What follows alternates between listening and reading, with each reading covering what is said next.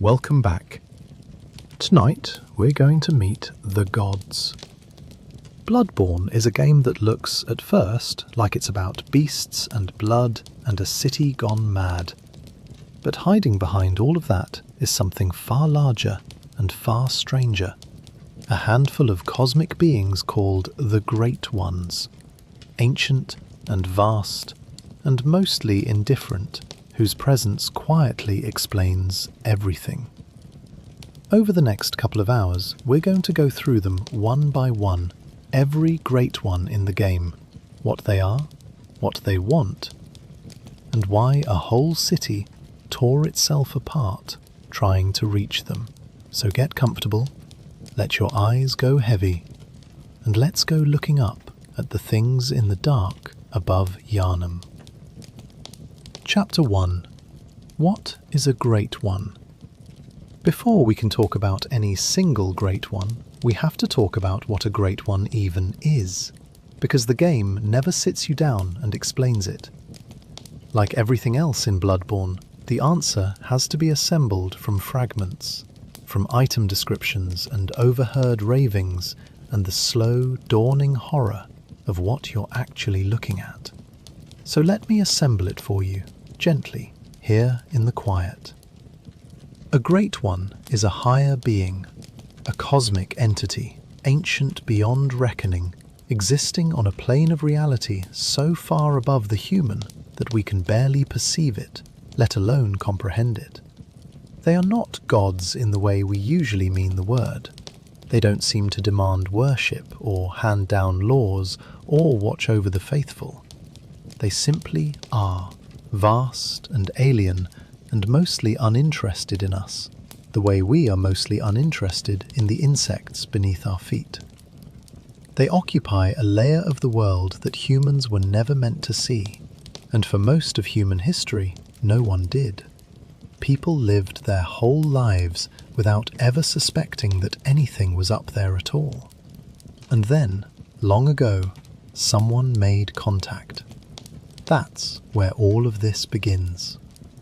An ancient civilization, the people who lived and built beneath what would one day become Yharnam, dug too deep and found something they were never meant to find.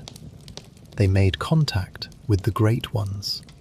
They found their remains, studied their blood, and in doing so, they began a relationship between humanity and the cosmos that would echo down through the centuries and eventually doom an entire city. Because once you know the Great Ones are there, once you've touched that higher plane even slightly, it becomes very difficult to leave it alone. The knowledge is a kind of infection. It spreads, and it grows, and it consumes everyone it touches. Here's the crucial thing to understand about the Great Ones, the thing that makes them so much more than simple monsters. They are not, for the most part, malicious. They are not demons hungry to devour us or devils scheming our downfall. The horror of Bloodborne isn't that the Great Ones hate us. It's that they mostly don't think about us at all.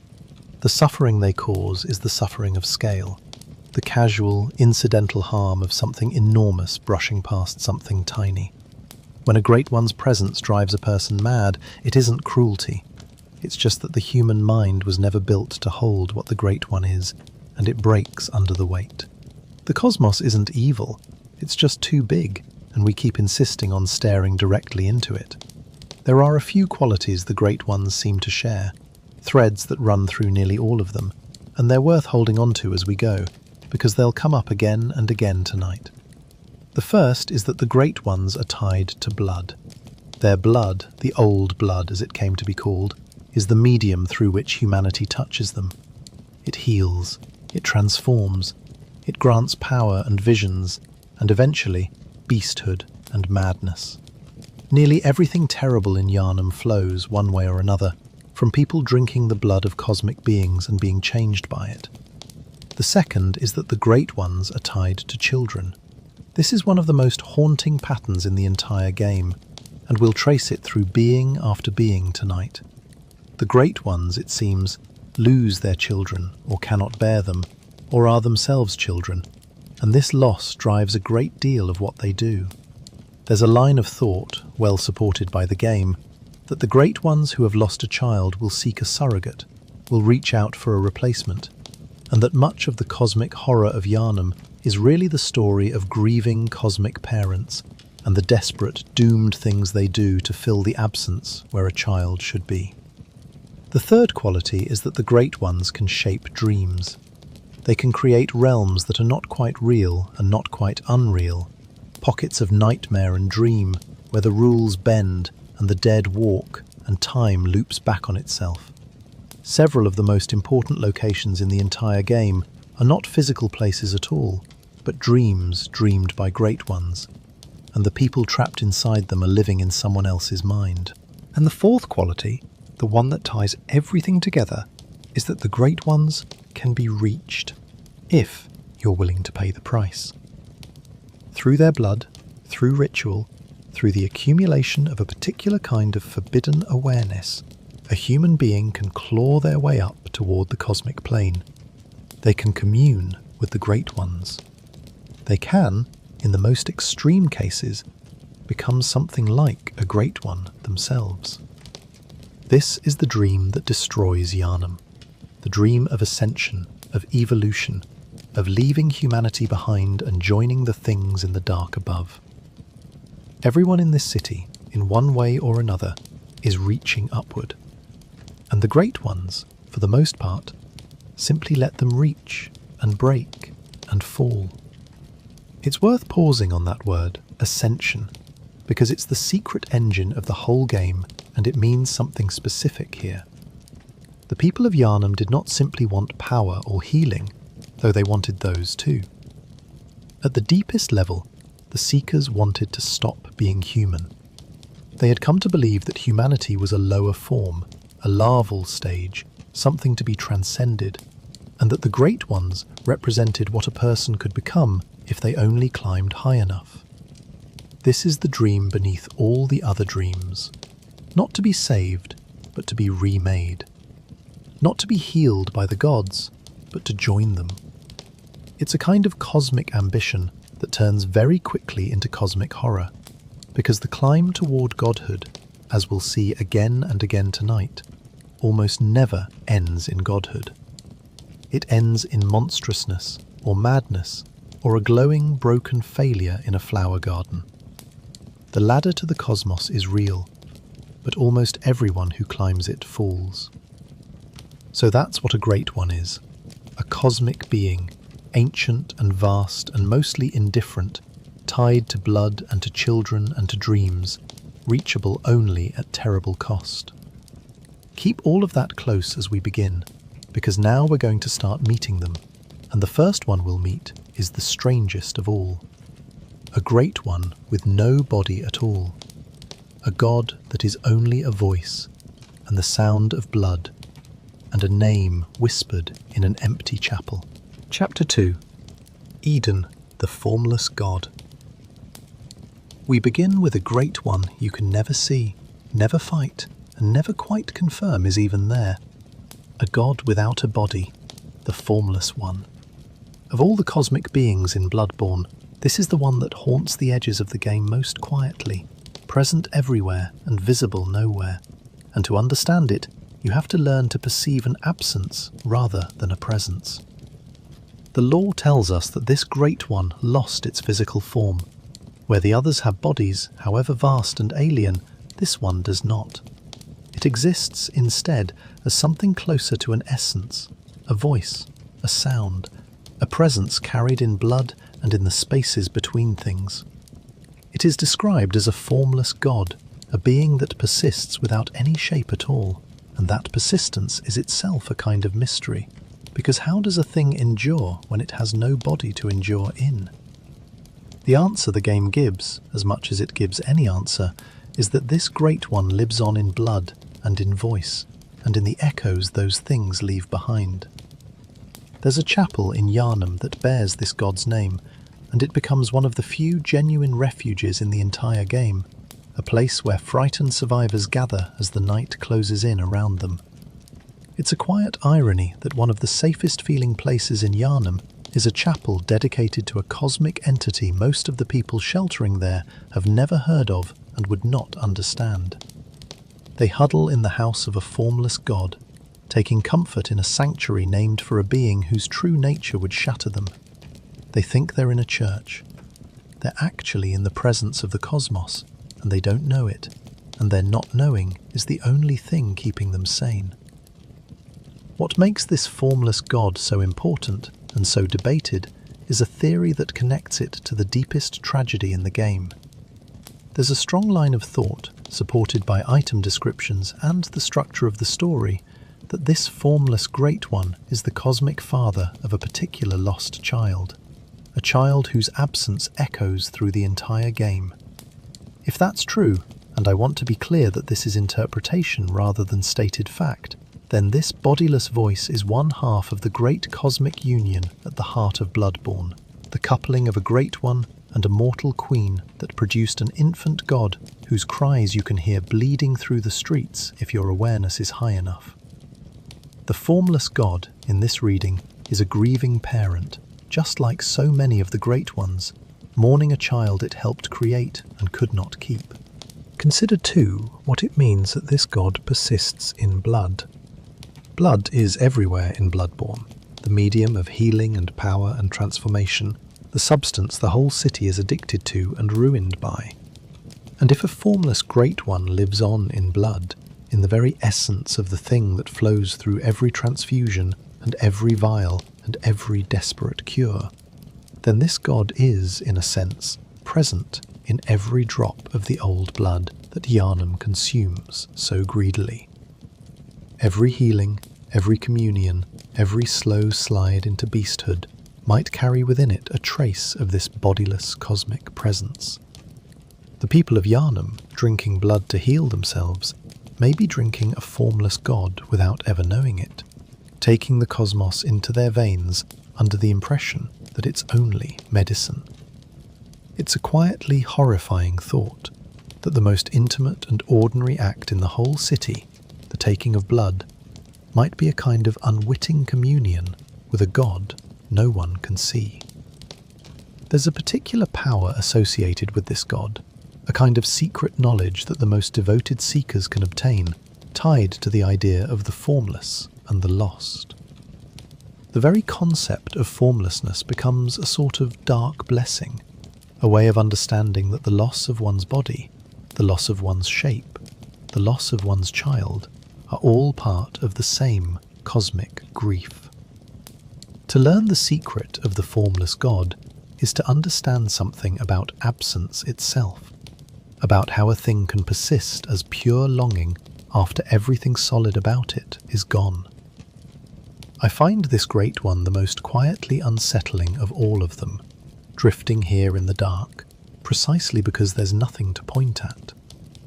The others, however horrifying, are at least there. You can see them, fight them, die to them. This one is only ever inferred. A name on a chapel, a presence in the blood, a theory about a missing child, a voice you're never quite sure you heard. It's the purest expression of the game's cosmic horror, the dread of a thing that's everywhere and nowhere, that you can never confront because there's nothing to confront. Only the growing certainty that something formless is listening in the spaces between the walls. And it sets the tone for everything to come, because it tells you that the Great Ones don't play by the rules you expect. They don't need bodies. They don't need to be seen. They can be a voice in an empty chapel, a god of blood with no flesh of its own, and they can shape the fate of an entire city without ever once showing their face. The formless god is the first lesson Bloodborne teaches about the cosmos, that the most powerful things are often the ones you can't see at all. From a god with no body, we turn now to a Great One you absolutely can see, though seeing it is the last thing that ever happens to most hunters who do. A pale, vast presence that hangs over the entire game from the very beginning, watching, waiting, and quietly running the whole terrible machine of the hunt from behind a veil of dreams. The master of the hunter's dream, the pale moon itself. Chapter 3. The Moon Presence, Master of the Dream. There is a great one that you serve for the entire game without ever knowing it. From the very first time you die and wake up in that quiet workshop on the hill, you are inside this being's domain, living by its rules, dancing to its design. It is the master of the hunter's dream, the pale presence that hangs in the sky above your sanctuary, and it is, in many ways, the secret architect of everything you experience. Let's start with the dream itself, because you can't understand this great one without understanding its creation. The hunter's dream is that peaceful little workshop where you return every time you fall, the place with the gentle doll and the kindly old man and the soft starlight. It feels like a refuge, the one safe place in a hostile world. But the dream is not a natural thing. It was made. It's a pocket of unreality, a constructed space dreamed into being by a great one, and that great one is the pale moon that watches over it. Everything about the dream, its comforts, its rules, the way death sends you back to it again and again, all of it exists because this cosmic being willed it into existence and sustains it.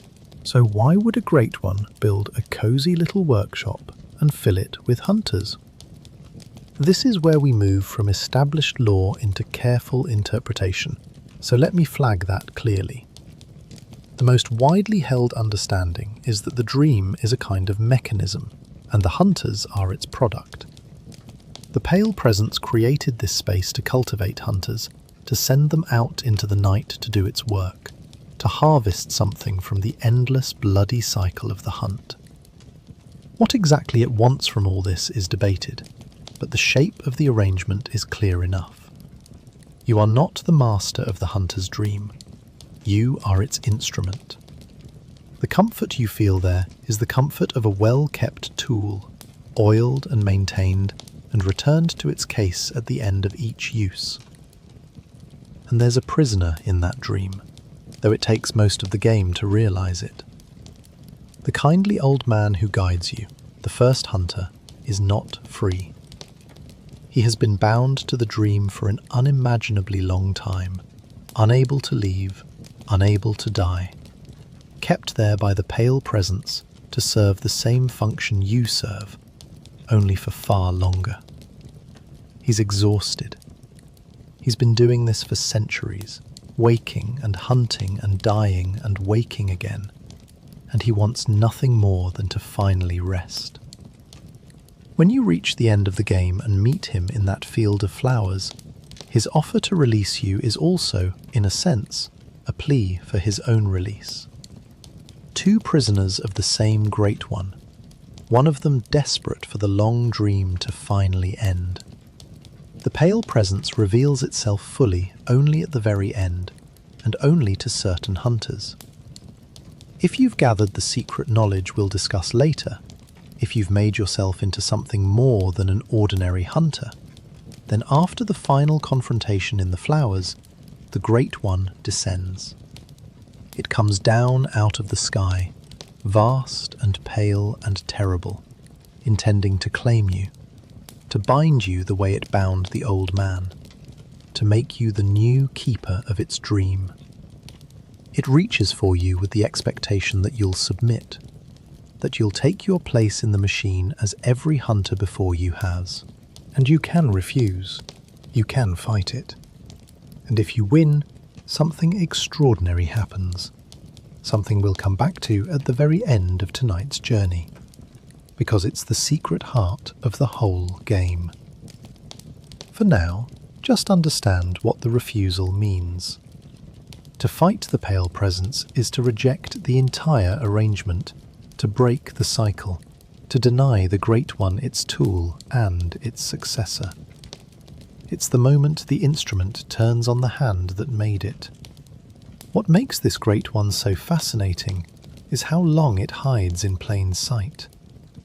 It's there from the very first hour, hanging in the sky above your safe haven, and for almost the entire game, you never think about it. It's just the moon, just scenery, just the pretty backdrop to your cozy little workshop. And all the while it's watching and waiting and running everything. The single most important cosmic being to your personal story, the one whose dream you live in and whose purpose you serve, spends nearly the whole game disguised as a decoration in the sky. You look at it constantly and never see it, right up until the moment it decides to come down and collect you. It's worth lingering on the old man for a moment, because his imprisonment tells you so much about the pale presence and the kind of great one it is. He was the very first hunter, the one who helped establish the hunt in the waking world long ago, and somehow, at the end of his mortal road, he was drawn into the dream and bound there, kept alive and awake, and working far past any natural span. He has trained generations of hunters who came and went while he remained. He has watched countless versions of the cycle play out, and he is tired in a way that no rest can touch. The bone-deep weariness of a man who has been denied death for longer than he can bear. When he offers, at the very end, to release you from the hunt with a single stroke, there is real mercy in it, and real envy too, because he is offering you the peace he himself has been refused. The pale presence keeps him the way a person might keep an old and faithful tool they cannot bring themselves to discard, useful and worn, and never allowed to rest. That is what it means to belong to this great one. Not to be hated, to be kept. There's a theory, and it's only a theory, that this great one is weakened or wounded or somehow lesser than it once was, and that the entire elaborate apparatus of the dream and the hunt exists because the pale presence needs hunters for some purpose it cannot accomplish alone. Some read it as another grieving entity, another great one reaching for a surrogate, wanting a hunter to bind to itself the way a parent might cling to a child. Whether or not that's true, the emotional shape of it fits the pattern we keep seeing. A lonely cosmic being, building a beautiful cage, filling it with company that must die and return forever, unwilling to let any of them truly leave.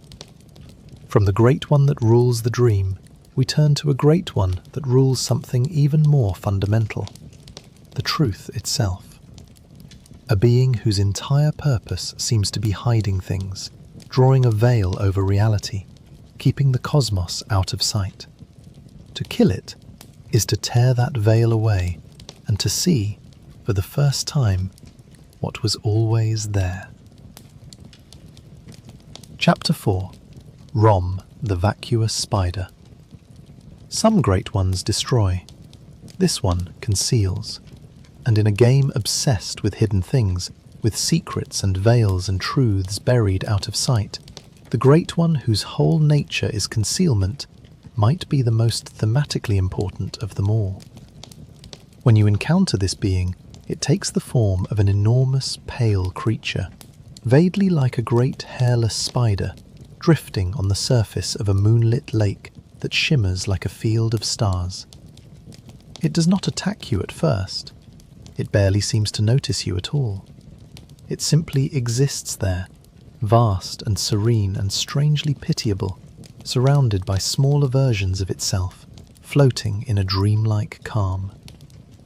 There's something almost peaceful about the encounter, at least until the violence begins, a sense that you've intruded on something that was minding its own business, something that never wanted anything to do with you.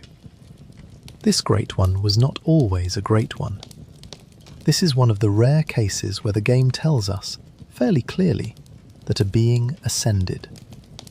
Long ago, this creature was something closer to human, a scholar, one of the seekers who studied the cosmos at the old college by the lake. And through that study, through contact with higher things, this scholar was elevated, lifted up out of humanity and into great onehood.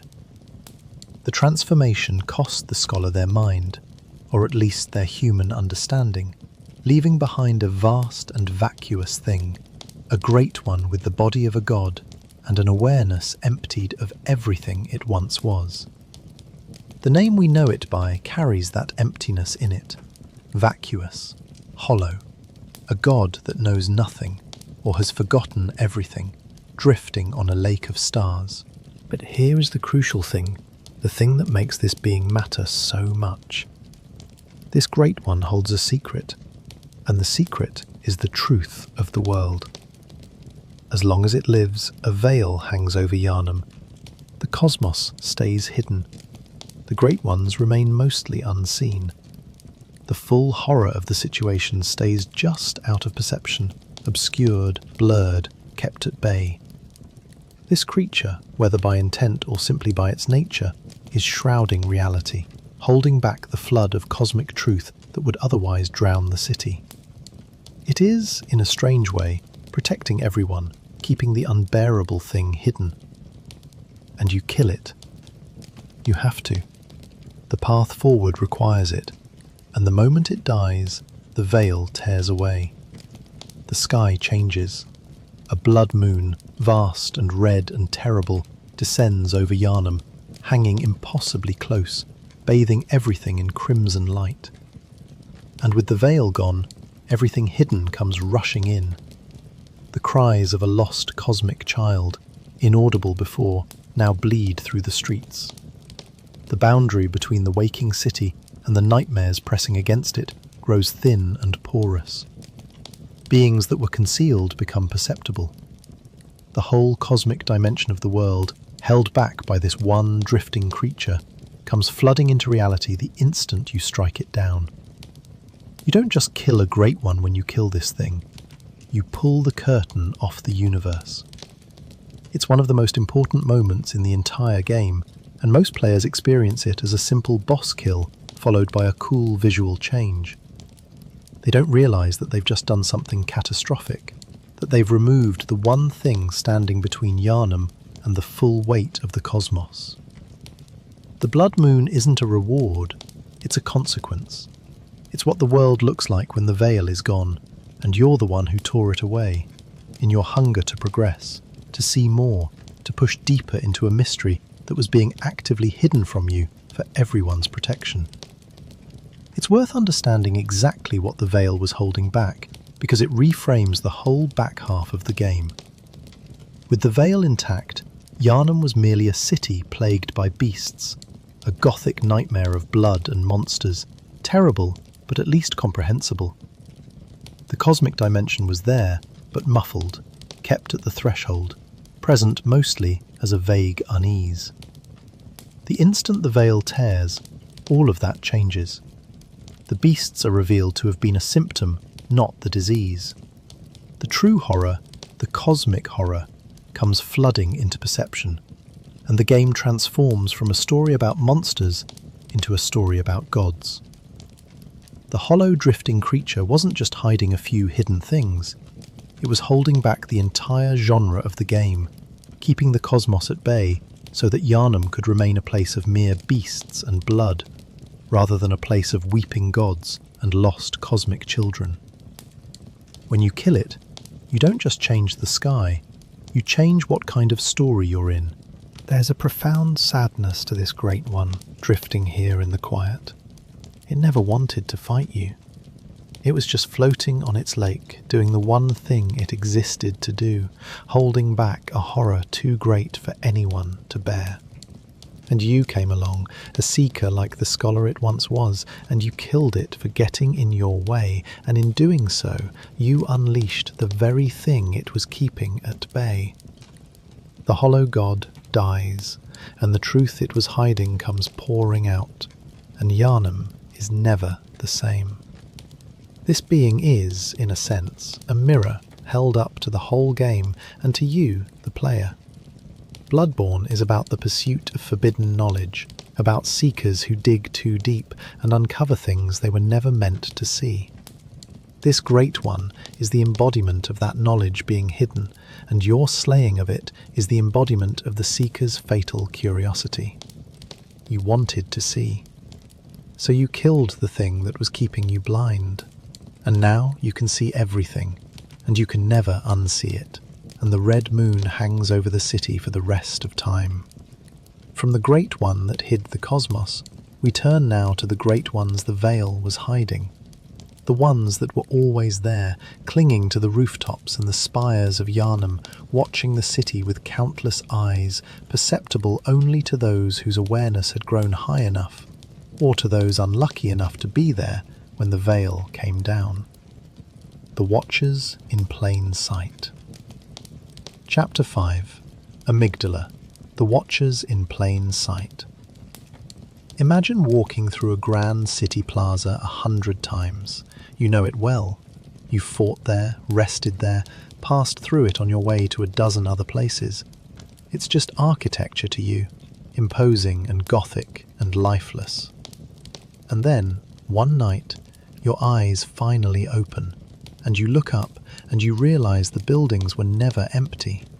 Enormous creatures have been clinging to them the entire time. Vast, gangling, many-limbed things draped across the rooftops and the spires, motionless, watching. They were always there. You simply couldn't see them. And now you can, and you can never look at the city the same way again. These are the Watchers, and they are among the most unsettling great ones in the entire game, precisely because of how ordinary their hiding places are. They don't lurk in distant dungeons or hidden nightmares. They cling to the everyday buildings of Yharnam, in the open, in places you've walked past again and again. Their invisibility isn't a matter of location, it's a matter of perception. You couldn't see them because your mind wasn't ready to. The more cosmic awareness you accumulate, the more your eyes open to the higher plane. And once you cross a certain threshold, the Watchers simply appear, having been there the whole time. Their bodies are a nightmare of limbs, long, thin, multi-jointed arms, far too many of them, sprouting from a gaunt central mass, with an elongated head that comes to a strange, pointed shape. They move, when they move, with a horrible, spidery deliberateness, but mostly they don't move at all. Mostly they just hang there, on the walls and the towers, perceiving the city with senses we can't imagine, present and patient and utterly indifferent to the tiny humans scurrying below. There's a particular dread in a thing that doesn't attack, doesn't react, doesn't even seem to register you, but simply watches, and has been watching, for longer than you've been alive. You can actually fight one of these beings, out in one of the stranger, more desolate corners of the nightmare. And the fight reveals just how powerful they are, how dangerous a single one of them can be when it finally decides to engage. But the truly haunting thing isn't the one you fight, it's all the others. The ones you can't fight, that you can only see, hanging silently on the buildings, dozens of them, an entire population of cosmic Watchers infesting the city in plain sight. You kill one and feel a moment of triumph, and then you walk back into Yharnam and look up and realize the city is absolutely crawling with them, and there's nothing you can do about it, and there never was. There's a connection, debated but compelling, between these Watchers and one of the game's eeriest phenomena. At a certain point, hunters in Yharnam begin to vanish, snatched away in the night and carried off to a grim prison district, where they're held captive for purposes that are never fully explained. Some readings tie this abduction to the Watchers, suggesting that these many-armed beings, or beings like them, are responsible for reaching down and plucking people off the streets, gathering them up for some incomprehensible cosmic purpose. Whether or not that specific connection holds, it captures something true about these great ones. They reach into human affairs in ways we can't track and can't understand, and people disappear, and the cause is something hanging on a building that most of them never even knew was there. It's worth dwelling on those disappearances because they're one of the eeriest things in the game, and they tie directly to these beings.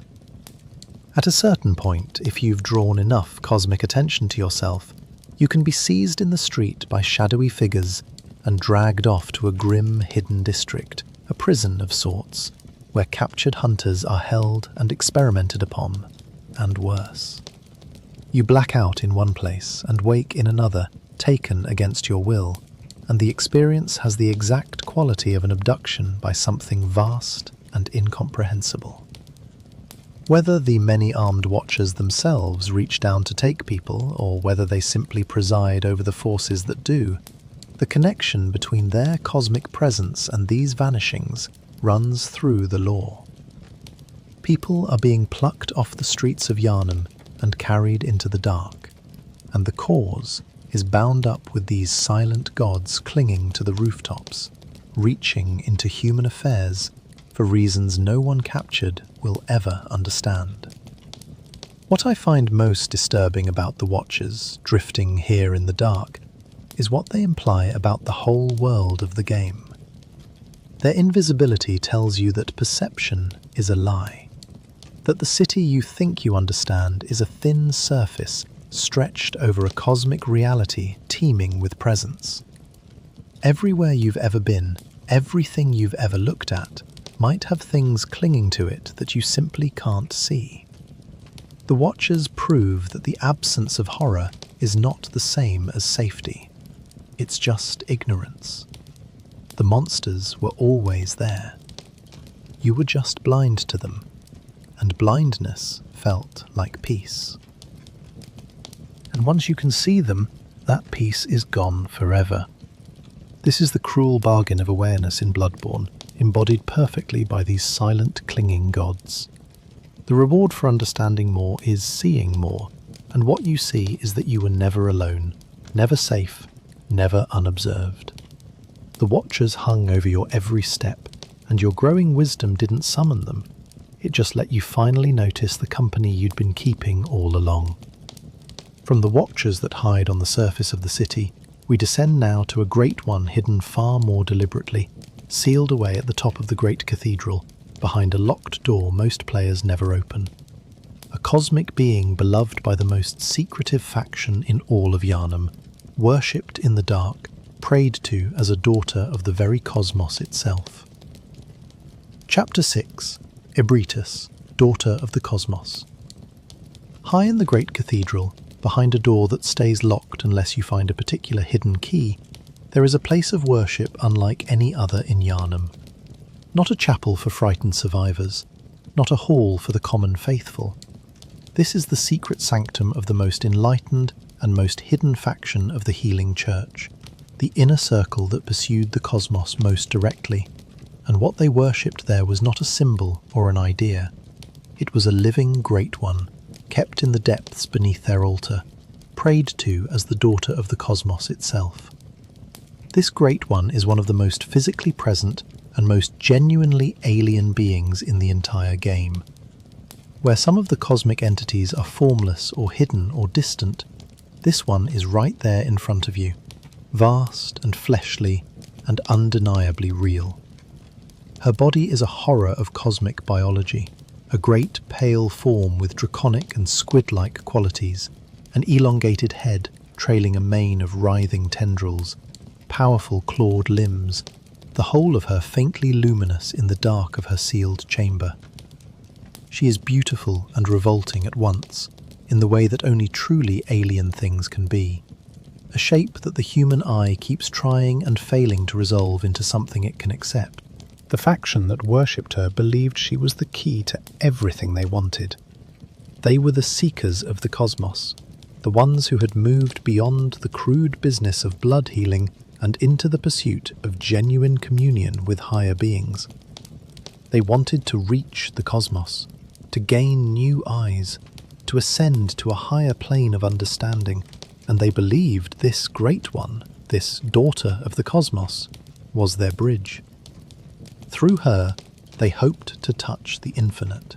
So they sealed her away in their most secret sanctum, and they worshipped her, and they conducted their experiments in her presence, trying to wring from her the secret of how a human might become something more. When you finally reach her, having found the hidden key and pushed through the locked and forgotten heights of the cathedral, you find her at an altar of her own, surrounded by the wreckage of cosmic worship, kneeling as if in prayer or grief before the remains of some other fallen thing.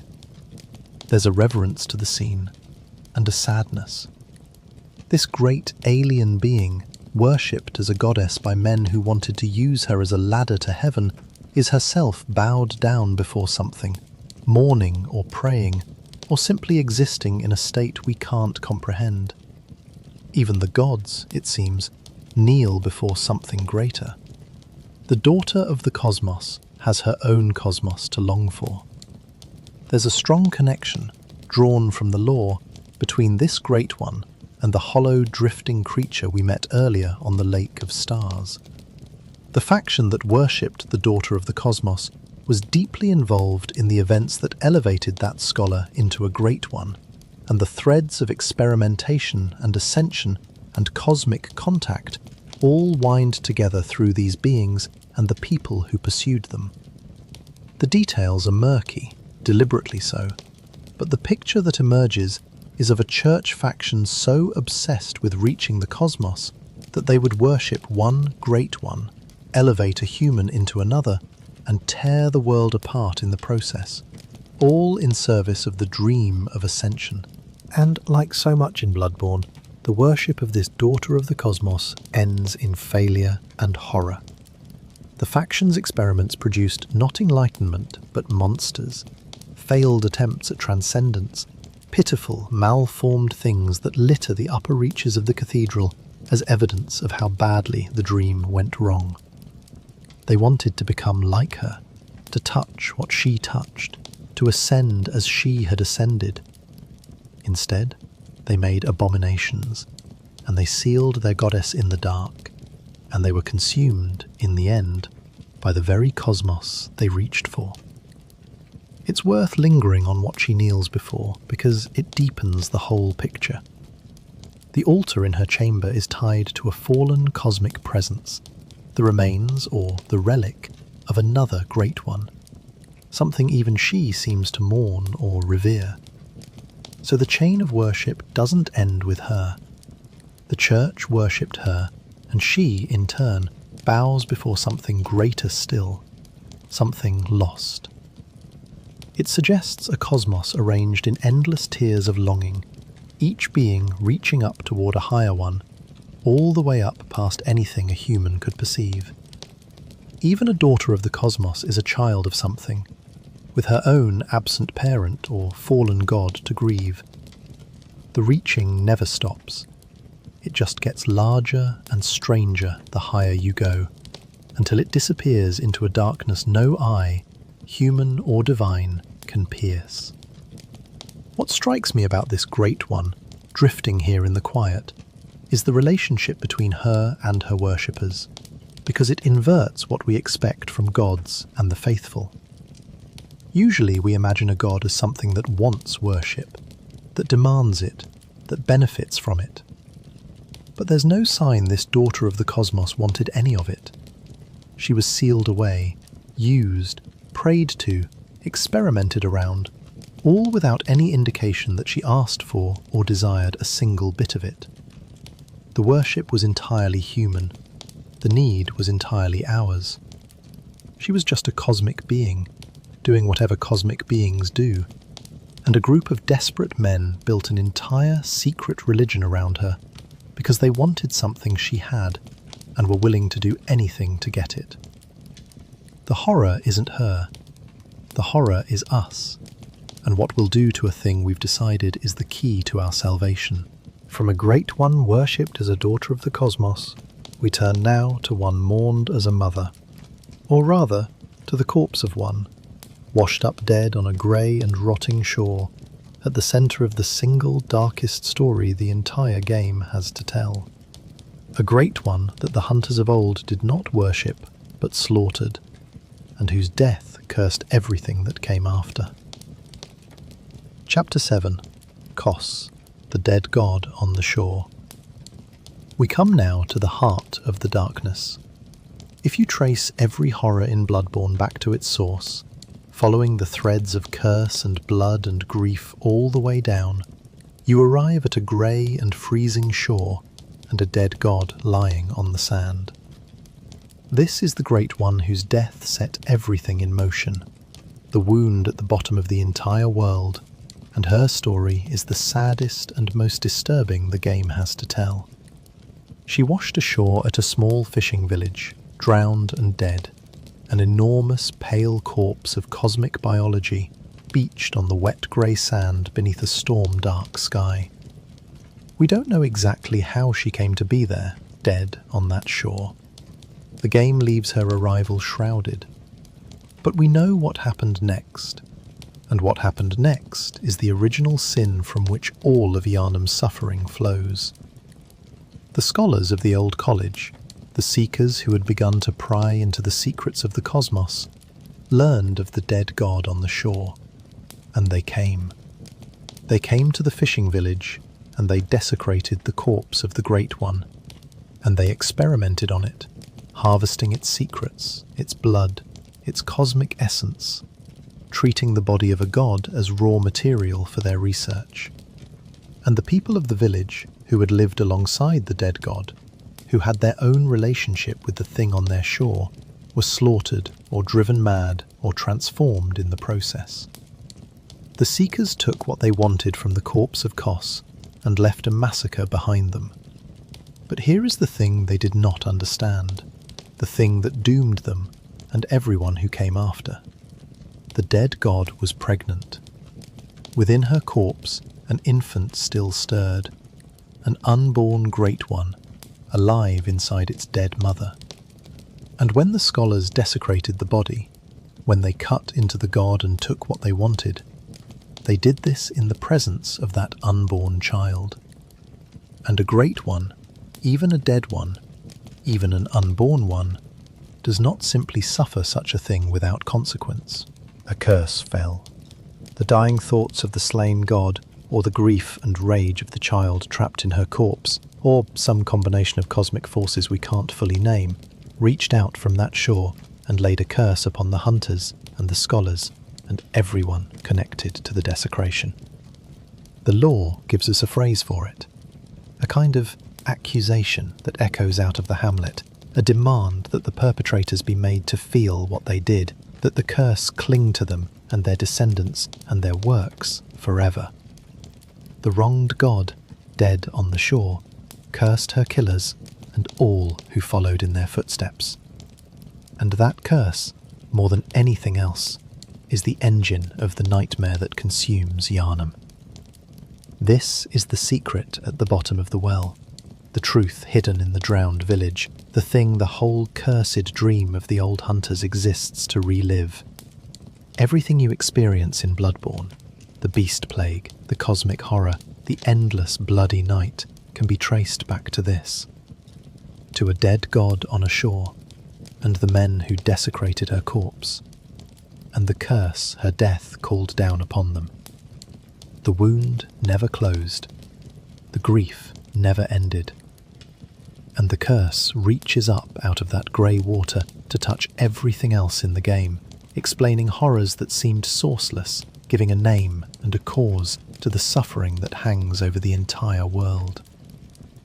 What makes this Great One so devastating, drifting here in the dark, is that she is purely a victim. The other cosmic beings are alien and incomprehensible, and many of them cause harm simply by existing. But this one did nothing. She washed up dead on a shore, carrying her child, and humanity found her, and violated her, and murdered the people who lived alongside her, all in the name of knowledge and power and ascension. She is the clearest possible statement of the game's central horror, which is not that the cosmos is cruel to us, but that we are monstrous in our hunger to reach it. The dead god didn't curse Yharnam out of evil. She cursed it out of a grief and a violation so total that the universe itself recoiled. And who could say she was wrong? As a kind of prayer associated with her and the cosmos she represents, a longing expressed by those who came to understand what she was, a plea for the gods to look upon us, to grant us eyes, to lift us up. It's a prayer for ascension, for evolution, for contact with the higher plane, and it sits in terrible irony beside what was actually done to this Great One. They prayed to the cosmos to elevate them, even as they desecrated a piece of that cosmos lying dead and pregnant on a beach. They wanted the gods to be merciful to them. They showed no mercy at all to the god they found. And there's a warning that echoes out of this whole tragedy, a phrase that becomes a kind of grim refrain for those who learn the truth, a caution to fear the old blood. Think about who that warning comes from. It comes, in part, from the very seekers who unleashed everything, a belated, horrified recognition that the path they walked leads only to ruin. They desecrated the dead god, they harvested her blood, they built a civilization on it, and only too late did some of them understand what they had done and try to warn those who came after. Fear the old blood. Fear the gift. Fear the thing we took from the corpse on the shore. It's the closest thing the game has to a moral, and it comes far too late to save anyone, scrawled like a confession by people who had already doomed the world and knew it. And the curse she laid was not the end of her influence on the world, because the child inside her did not die with her. From her corpse, in time, something emerged. A newborn Great One, born of a dead mother, carrying all the grief and rage and wrongness of the massacre that killed her. The orphan of the dead god. And that child is where we turn next. Chapter 8. The Orphan of Kos. From the corpse of the dead god on the shore, a child was born. Not gently, not naturally, but wrenched into existence out of a murdered mother, into a world that had already wronged it before it ever drew breath. This is the orphan, the newborn Great One of the fishing hamlet, and it is one of the most pitiful and most terrifying things in the entire game, a being that is simultaneously a monstrous god and a grieving, screaming infant. When you finally face this creature, at the very end of the cursed dream of the old hunters, you find it on the same grey shore where its mother died, standing over her corpse. And the first thing it does, the thing that stays with everyone who witnesses it, is scream. A long, terrible, wailing scream, raised up at the indifferent sky, a sound of pure grief and rage and newborn agony. This is not a roar of challenge or a battle cry. It's the scream of a child that has just been born onto the spot where its mother was murdered, into a world soaked in the curse of that murder. And it is a sound you do not forget. The orphan's body is a horror, but a horror with terrible meaning woven into every part of it. It's a gaunt, pale, humanoid thing, newly born and already wrong, and it carries with it a weapon grown from its own body, a kind of trailing, placenta-like mass that it wields like a whip, that it can shape into a blade of bone. It is, in a sense, fighting you with the very afterbirth of its monstrous nativity, with the physical evidence of its violent birth from a dead mother. Everything about it speaks to the circumstances of its origin. It is grief and birth and death, all tangled together into a single screaming shape. The fight against the orphan is widely considered the hardest and most harrowing in the entire game, and that difficulty is not just mechanical, it's emotional. You are fighting a newborn, a child, however monstrous, that has done nothing except be born wrong, into a cursed place over the corpse of the mother it never knew. It lashes out at you with the desperate fury of a creature that has known nothing but pain since the first instant of its existence. And you cut it down, because you must. And as it dies, the rain falls, and there is no triumph in it at all, only a terrible, hollow sadness. You have killed a grieving child, and the act feels like exactly that.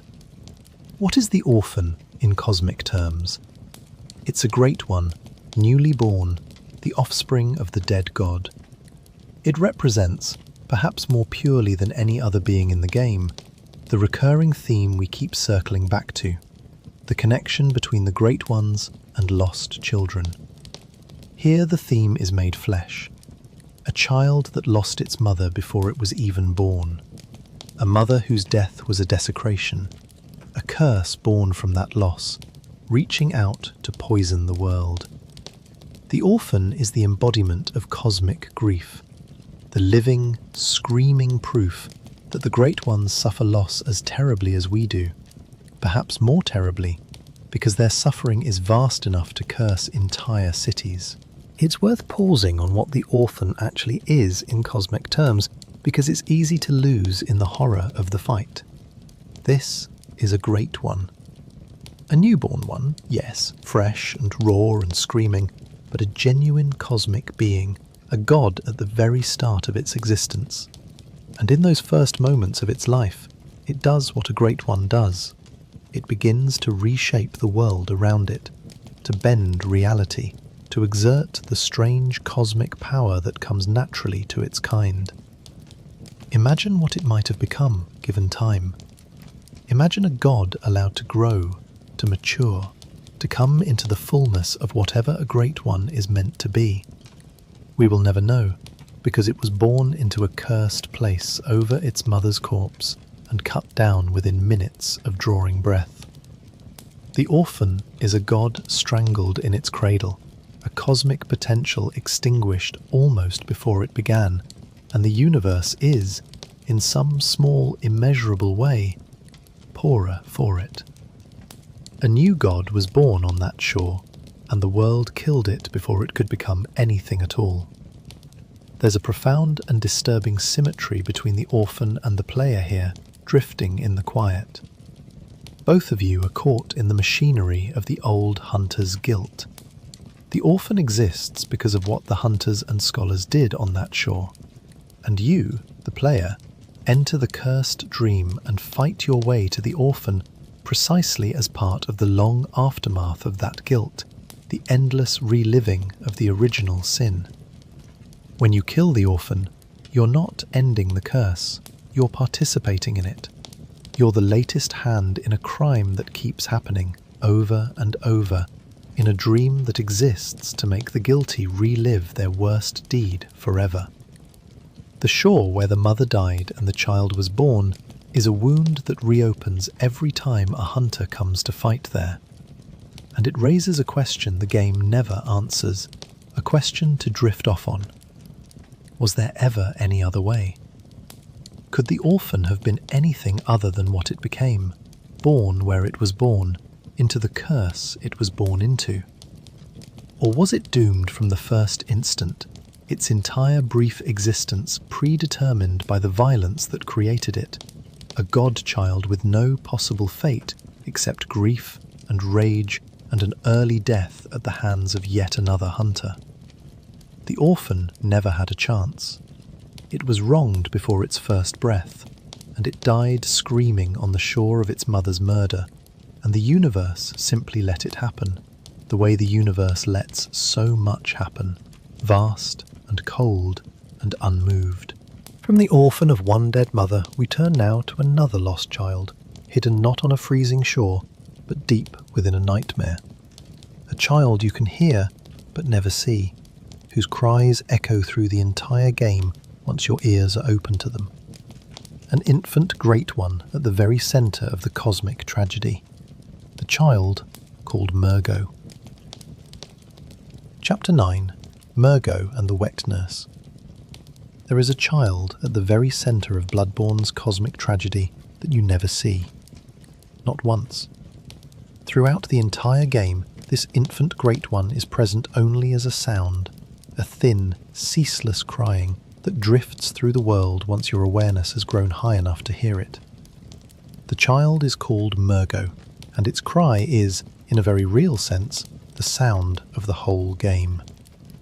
Once you understand what that crying is, you hear it everywhere, and Yharnam is never quiet again. Murgo is an infant Great One, the offspring of a union between a cosmic being and a mortal queen, and the lost child whose absence we've been circling all night. We'll come to the mother in the next chapter. For now, focus on the child itself and on the strange, sorrowful fact of its existence. Murgo is hidden deep within a nightmare, a realm of cosmic dread woven by those who sought to contact the Great Ones, and within that nightmare, the infant exists in a state that's never fully clear. Crying, suffering, lost, wanted desperately by some, used coldly by others, at the centre of a tug-of-war between forces that all want to possess or protect or exploit it. The crying is the key to everything. Before you tear away the veil that hides the cosmos, you can't hear it. The world seems, if not peaceful, at least free of that particular sorrow. But once the veil comes down and the blood moon rises, the crying begins, and you realize it was there all along, muffled, hidden, waiting. A child weeping somewhere you can't reach, endlessly, inconsolably. That crying is the grief of the lost cosmic child bleeding into reality, and it suffuses the back half of the game with an almost unbearable melancholy. Every horror you face after the veil falls happens to the sound of an infant crying in the dark. Murgo does not defend itself. It cannot. It's an infant. Instead, it is guarded, and here we meet another cosmic being, the entity that watches over the crying child. This guardian takes the form of a tall, elegant, cloaked figure, draped in dark cloth, with multiple arms wielding curved blades, moving with a terrible, flowing grace. It exists, as far as we can tell, to protect and tend the infant Great One, a nurse for a cosmic child, summoned or created or drawn to the role of caring for Murgo in its nightmare cradle. There's something almost tender in the arrangement. A lost infant god and the strange bladed guardian that watches over it, even as that guardian will cut down anyone who approaches. When you reach the heart of the nightmare and face this guardian, you are, in effect, trying to get to the child. And the guardian stands between you and Murgo with lethal devotion, defending the infant the way any nurse would defend a child in her care, except that this nurse has many arms and many blades, and the power of a cosmic being. The fight is a strange, beautiful, dreamlike thing, the cloaked figure flowing around you under a sky full of pale light, blades flashing, all of it to the sound of that ceaseless infant crying just out of reach. And when you defeat the guardian, the crying stops. The night ends. Dawn, finally, begins to break. The death of the nurse and the end of the threat to, or the existence of, the infant somehow releases the long night that has held Yharnam in its grip. This is, in the main path of the game, how the hunt finally ends. Not with a triumphant slaying of some final beast, but with the silencing of a crying child and the quiet arrival of a dawn that has been impossibly long in coming. The whole endless night, it turns out, was bound up with this infant's grief, and only by resolving that grief, however brutally, does morning come. There's a deeper layer to consider in how the night actually ends, and it speaks to the strange morality of the whole encounter. By silencing the guardian and resolving whatever holds the crying child, you bring the dawn, you free Yharnam from its endless night. But you do it through violence, through the death of a being whose only apparent purpose was to care for an infant. The dawn comes at the cost of a nurse cut down defending a child. There is no clean way to end the long night. The morning everyone has prayed for arrives only over the body of something that was, in its alien way, simply trying to protect a baby. That ambiguity sits at the centre of the main ending, the sense that even the resolution, even the dawn, is bought with a kind of cruelty, that there was no path through this nightmare that did not require harming something that had harmed no one. It's worth sitting with how much of the game's emotional weight rests on a child you never lay eyes on. Murgo is an absence, a sound, a sorrow, and yet it's arguably the most important being in the entire story. The lost child at the centre of everything, the grief that the whole world is built around. The game makes you feel the weight of a tragedy whose victim you never see, whose face you never know, who exists only as crying in the dark. And somehow, that makes it heavier, not lighter. The unseen child is the one you mourn most. There's a theory worth mentioning, hedged as theory, that ties Murgo back to the formless god we began with, the bodiless voice in the empty chapel. If that formless Great One is indeed the Cosmic Father, and the mortal Queen is the Mother, then Murgo is the product of their union, the bridge between the human and the cosmic that so many in Yharnam died trying to create. In this reading, the crying child is the successful version of the thing everyone wanted, an actual union of mortal and Great One, and its endless suffering is the game's grim verdict on that dream. They wanted to merge with the cosmos and bear its children, and the one time it worked, the result was a lost infant crying alone in a nightmare forever. Be careful what you reach for. From the lost child, we turn now to the mother who bore it, a mortal queen of an ancient people who achieved the union that everyone else only dreamed of and who paid for it with an eternity of grief. The weeping queen at the bottom of the world. Chapter 10. Queen Yharnam and the First Communion. The city is named after her, though almost no one who lives there knows it. Yharnam, a name spoken 1,000 times by people who have no idea they're invoking a dead queen of an ancient civilization. A woman whose tragedy is the foundation the entire city is built upon. She is not a Great One herself. She is a mortal, or was. But her story is so bound up with the Great Ones, so central to the cosmic tragedy of the game, that we cannot understand the higher beings without understanding her. She was a queen of the ancient people who lived beneath what would become Yharnam, the civilization that first made contact with the cosmos, that found the Great Ones and studied them, and built a whole society around the pursuit of communion with them. And she achieved the thing they all wanted. Where countless others failed, where the scholars and the churchmen of later ages would tear the world apart chasing this exact prize, she succeeded. She conceived a child by a Great One, a union of the mortal and the cosmic. The bridge between humanity and the higher plane, made real, made flesh, growing inside an ancient queen. This was the dream. This was the entire goal of the cosmic pursuit that runs through the whole game, the thing the old blood was really for, the thing the experiments and the rituals and the desecrations were all reaching toward. To unite with a Great One, to bear its child, to become the vessel through which the human and the cosmic merge into something new. And she did it. She, alone among all of them, actually did it. And it destroyed her. The child, that infant Great One whose crying haunts the entire game, was lost to her, taken or trapped or stillborn into a nightmare, and the queen was left to mourn it for what appears to be eternity.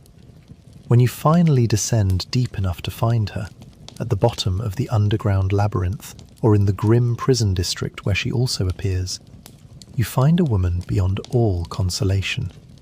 A pale figure weeping tears of blood, mourning a child she cannot reach and cannot save and cannot stop grieving. She doesn't rage, she doesn't fight to win. She is simply grief itself, given a human shape, sitting at the bottom of the world, weeping for a loss older than the city above her. Here is the terrible lesson the Queen embodies, the thing that makes her story the dark center of the whole game.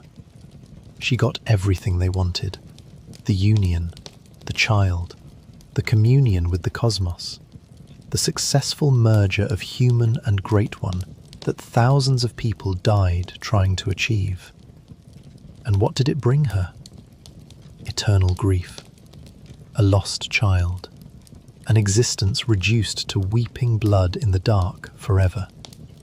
The dream that drives all of Yharnam, the dream of touching the cosmos and bearing its fruit, came true exactly once, for this queen, and the result was the most complete and unending sorrow imaginable. The game is telling you something through her, as clearly as it ever tells you anything.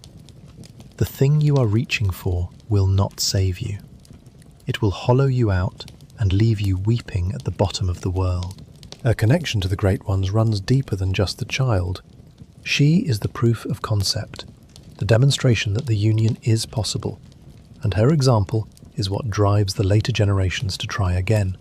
The scholars and the churchmen who came after, the ones who experimented and desecrated and reached so desperately for the cosmos, were in a sense all trying to recreate what this queen achieved. They knew, or believed, that a mortal had once borne a Great One's child, and they wanted to make it happen again, on their own terms, for their own ascension. Every horror committed in the name of cosmic communion is, in a way, an attempt to repeat the Queen's success while somehow avoiding her fate. None of them managed either, and the grief she carries is not contained.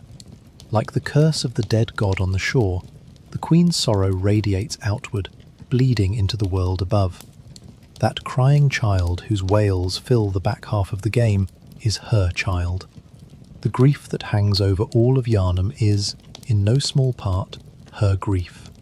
The whole city, named for her, is haunted by the consequences of her communion, living in the long shadow of a tragedy most of its inhabitants have never heard of. She weeps at the bottom of the world, and the whole world weeps with her, and doesn't know why. There's a quiet horror in where you find her too. She appears in more than one place, in the deepest reaches of the ancient labyrinth, and in the grim district where hunters are taken. And in each she is the same, kneeling or seated, weeping blood, utterly unreachable. She does not speak to you. She does not acknowledge you.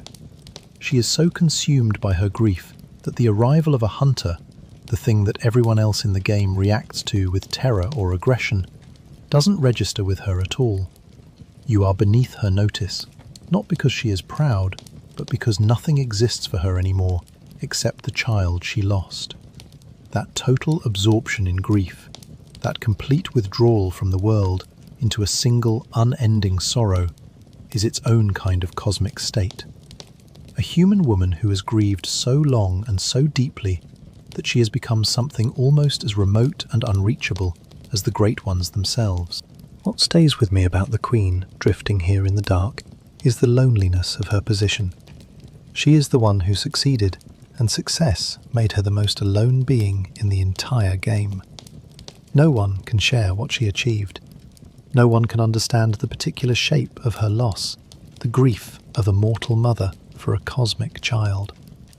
She sits apart from everything, at the bottom of everything, the singular proof that the dream comes true, and the dream is a nightmare. The most successful seeker in the history of the world, weeping blood, alone, forever. From the Queen who reached the cosmos and the men who came after her, we turn now to those later seekers themselves, and to the monstrous things their reaching produced. The faction that tried to manufacture communion through experiment and ritual, and the failures and horrors they made in the attempt. Chapter 11. The Choir and the Failures. Not every cosmic horror in Bloodborne is a great one. Some of them are something sadder and more pathetic. The failed attempts by humans to become great ones, or to manufacture them, or to force open the door to the cosmos by sheer experimental will. To understand the great ones fully, you have to understand the people who broke themselves trying to reach them, and the wretched things they produced in the attempt. So tonight, we turn to the most ambitious and most deluded of those seekers, the secretive inner faction of the Healing Church who set their sights directly on the cosmos. This faction had moved beyond the common business of the church. Down in the city, the ordinary clergy dealt in blood healing, administering the old blood to the sick and the desperate, building a religion around its miraculous and terrible power. But the inner faction wanted more than healing. They wanted ascension. They had come to believe that humanity's destiny was to evolve, to grow new organs of perception, to gain eyes on the inside that could perceive the cosmos directly, and ultimately to elevate themselves into higher beings. They didn't want to be healed by the Great Ones. They wanted to become them. And so they experimented, relentlessly, ruthlessly, in their hidden halls at the top of the great cathedral and in the research facilities scattered through the city. They took human subjects and they tried to force the transformation, to push people across the threshold from human to cosmic, to manufacture the ascension that the ancient queen had achieved through communion. They had their living Great One sealed below their altar, the daughter of the cosmos we met earlier, and they used her presence, her essence, her example, in their endless attempts to crack the secret of becoming. What they produced were the failures. And the failures are everywhere once you know to look for them. In the upper reaches of the cathedral, in a garden of pale, glowing flowers, you find a cluster of malformed, pitiful beings, the discarded results of the faction's experiments in ascension. These are humans who were pushed toward Great Onehood and stopped somewhere horribly short, left as twisted, glowing, half-formed things, neither human nor cosmic, trapped forever in a failed transformation.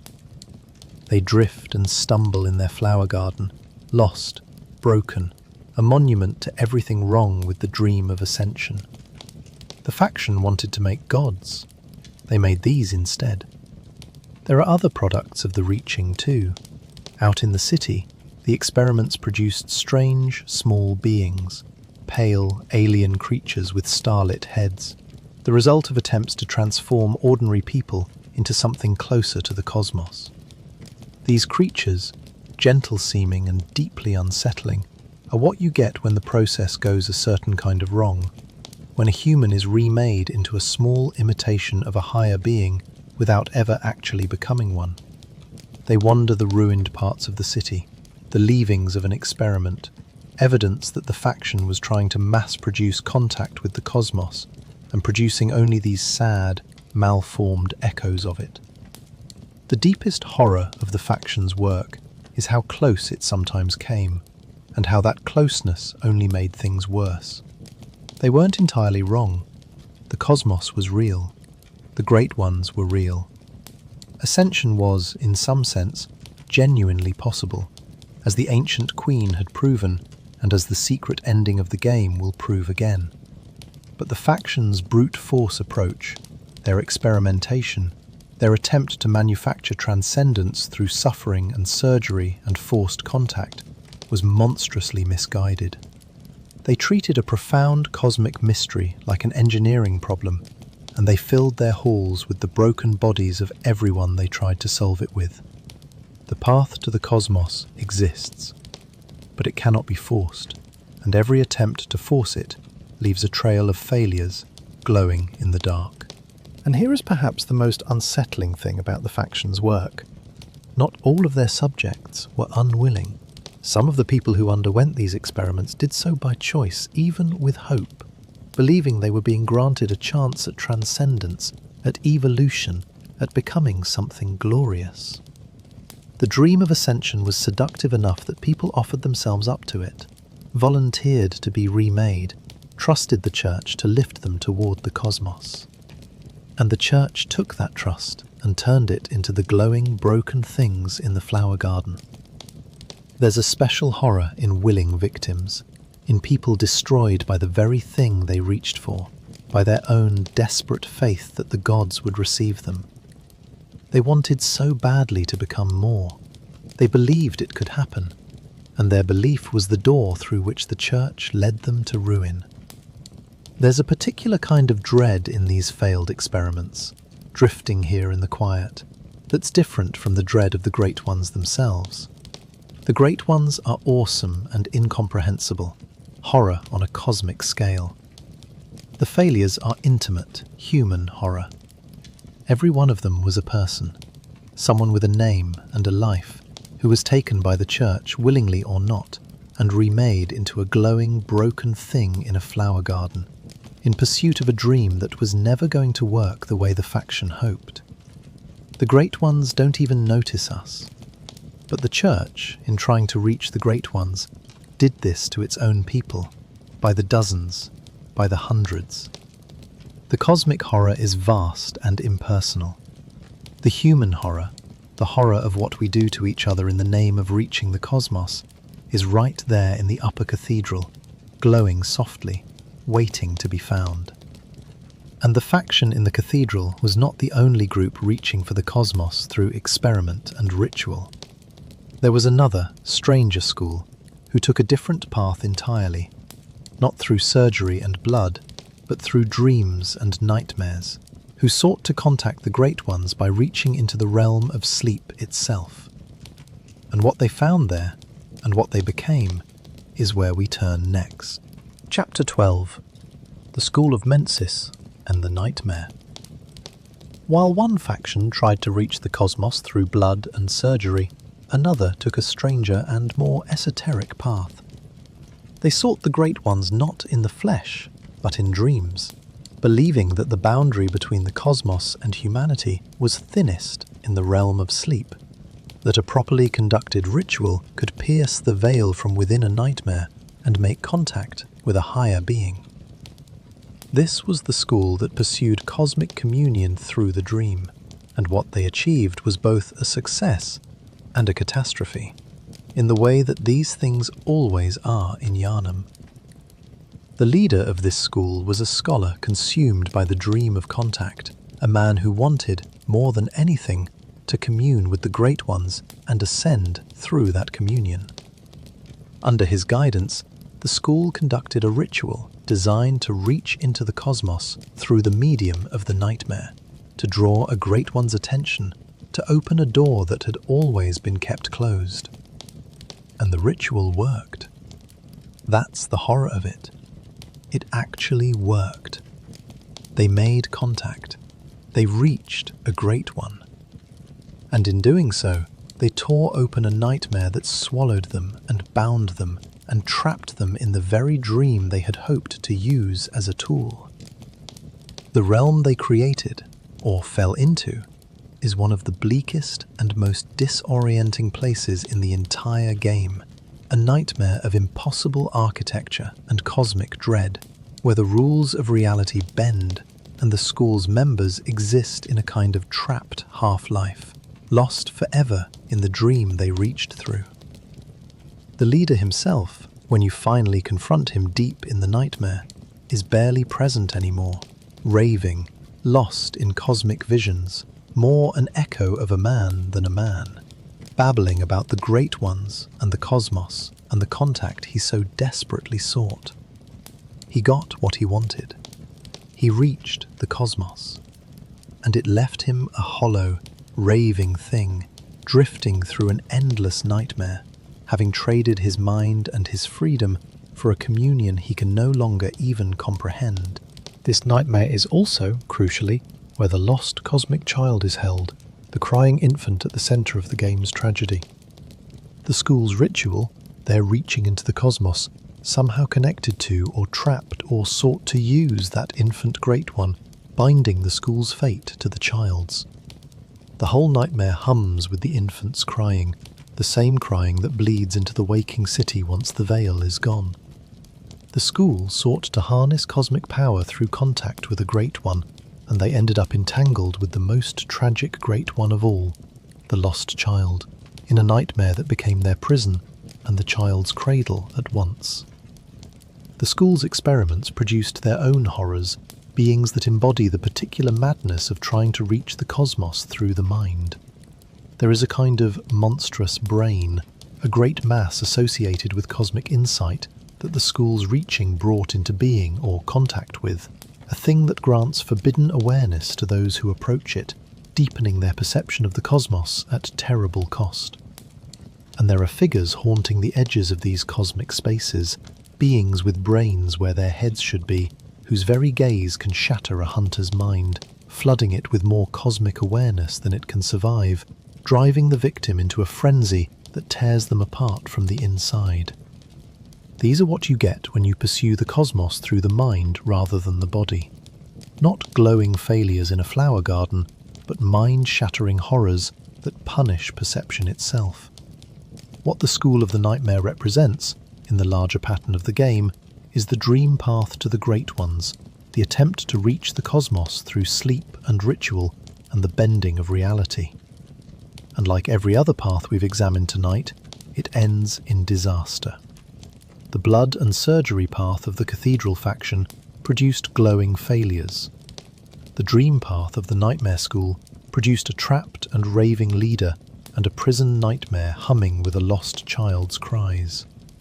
Every road to the Great Ones, no matter how it's travelled, seems to end in the same place: ruin, madness, and a trail of broken seekers who reached too far.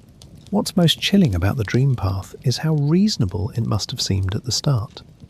Dreams are where the mind already loosens, where the impossible already feels natural, where the boundaries that hold in waking life grow thin. If you wanted to reach beings that exist beyond ordinary reality, the realm of sleep is exactly where you'd expect the wall to be weakest. The school wasn't foolish to try it. Their logic was sound. And that's the trap of it, the way the most catastrophic reaching in the game grew out of perfectly sensible reasoning, one careful step at a time, until the scholars found themselves on the far side of a door that should never have been opened, in a nightmare with no exit, having succeeded so completely that success became indistinguishable from damnation. They thought their way into a hole they could never think their way out of. There's a grim unity to all these efforts, drifting here in the dark. The Cathedral faction and the Nightmare School were rivals in some sense, pursuing different methods, but they wanted the same thing, the thing everyone in Yharnam wants: to touch the cosmos, to ascend, to become more than human. And they all failed in their different ways, and their failures all blended together into the single great catastrophe that is the night of the hunt. Yharnam's apocalypse isn't the work of any one group. It's the combined result of everyone reaching for the Great Ones at once, each in their own deluded way, until the whole city tore itself apart in the reaching. From the schools and factions that reached for the cosmos, let's turn now to the strange and crucial thing that made all of this perception possible in the first place. The awareness that lets a human being see the Great Ones at all. The currency of cosmic horror. The thing called insight. Chapter 13. Insight. The eyes that see the cosmos. You cannot understand the Great Ones without understanding the strange faculty that lets you perceive them at all. Throughout this whole journey, we've talked about beings that are hidden, invisible, perceptible only to those whose awareness has grown high enough. That awareness has a name in the world of the game, a kind of currency of cosmic perception, and it is one of the most elegant and unsettling ideas in all of Bloodborne. It's the measure of how much of the cosmos your mind has been exposed to, and the more of it you accumulate, the more of the truth you can see. The idea is simple and horrifying. The Great Ones are always there. The cosmos is always present. But the ordinary human mind is not equipped to perceive it, the way our eyes can't see certain kinds of light. Insight is the faculty that closes that gap. As you witness cosmic horrors, as you encounter Great Ones and survive their presence, as you push deeper into the forbidden truth of the world, your mind opens. You gain the eyes, the inner perception, that lets you see what was always hidden. And what you see, once those eyes open, can never be unseen. We've already traced what this perception reveals. The watchers clinging to the buildings, invisible at low awareness, undeniable once your eyes are open. The crying of the lost child, inaudible until you've seen enough, then ceaseless. Whole beings, whole sounds whole layers of reality that exist only for the sufficiently aware. The world quite literally changes shape depending on how much of this cosmic perception you carry. Two people can stand in the same spot and live in different universes, one seeing only Gothic stone, the other seeing the gods that cling to it. And this is exactly what the church faction and the nightmare school were chasing in their crude and brutal ways. The eyes on the inside, the organs of cosmic perception. They wanted to force open the same faculty that you, the hunter, develop naturally over the course of your journey. They wanted to see the great ones, to perceive the cosmos, to gain the awareness that would let them ascend. And they butchered their patience trying to manufacture it. The tragedy is that the thing they were reaching for is real, and it does open, gradually, in those who venture deep enough into the horror. You become, over the course of the game, exactly the kind of perceiving being they were trying to create, and you do it just by playing, by seeing, by surviving. But this perception comes at a price, and the price is steep. The more aware you become, the more vulnerable your mind is to being overwhelmed entirely. At high levels of cosmic awareness, certain forces can reach into you and shatter your consciousness, flooding it with more than it can hold. The same openness that lets you perceive the great ones is the openness through which the great ones, or their lesser horrors, can pour in and destroy you. Those mind-shattering figures we mentioned, the ones whose gaze induces a fatal frenzy, are far more dangerous to a highly aware hunter than to an oblivious one. Knowledge makes you a target. The eyes that let you see are also wombs through which the cosmos can enter. This is the deep cruelty of cosmic awareness in Bloodborne, and it's the same cruelty the Great Ones embody in every form. Understanding is not safety. Understanding is exposure. The wise are not protected by their wisdom, they're imperiled by it. Every increase in perception is an increase in vulnerability, and the most enlightened beings in the game are often the most broken, precisely because they saw the most. The raving scholar lost in his nightmare saw further than almost anyone. Look what it did to him. There's a subtle, eerie detail to how this awareness works that's worth sitting with. It isn't only earned by surviving cosmic encounters. It can be gained simply by witnessing, by being present for the eldritch, by laying eyes on a great one or coming near to the truth. Merely seeing certain things raises your awareness, whether you want it to or not. Knowledge in Yharnam is contagious in this way, transmitted through perception itself, so that the act of looking changes you, permanently, the instant you look. You cannot encounter the cosmos and remain unchanged. Every glimpse leaves a residue. Every horror seen sinks a little deeper into you, and the accumulation is one way. There is no forgetting, no lowering of your awareness back to the blissful ignorance you started with. Once you have seen, and the eyes that opened do not close again. The citizens of Yharnam who kept their sanity kept it by never looking directly at the truth, and the moment they did, even once, the door swung open and could not be shut.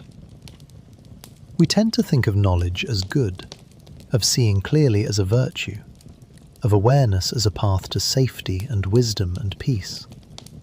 Bloodborne disagrees, completely and devastatingly. In Yharnam, to see clearly is to see horror. To understand is to suffer. The peace of the ordinary citizen, oblivious to the gods clinging to the rooftops, is a real peace, the only peace available, and it can only be maintained through not knowing.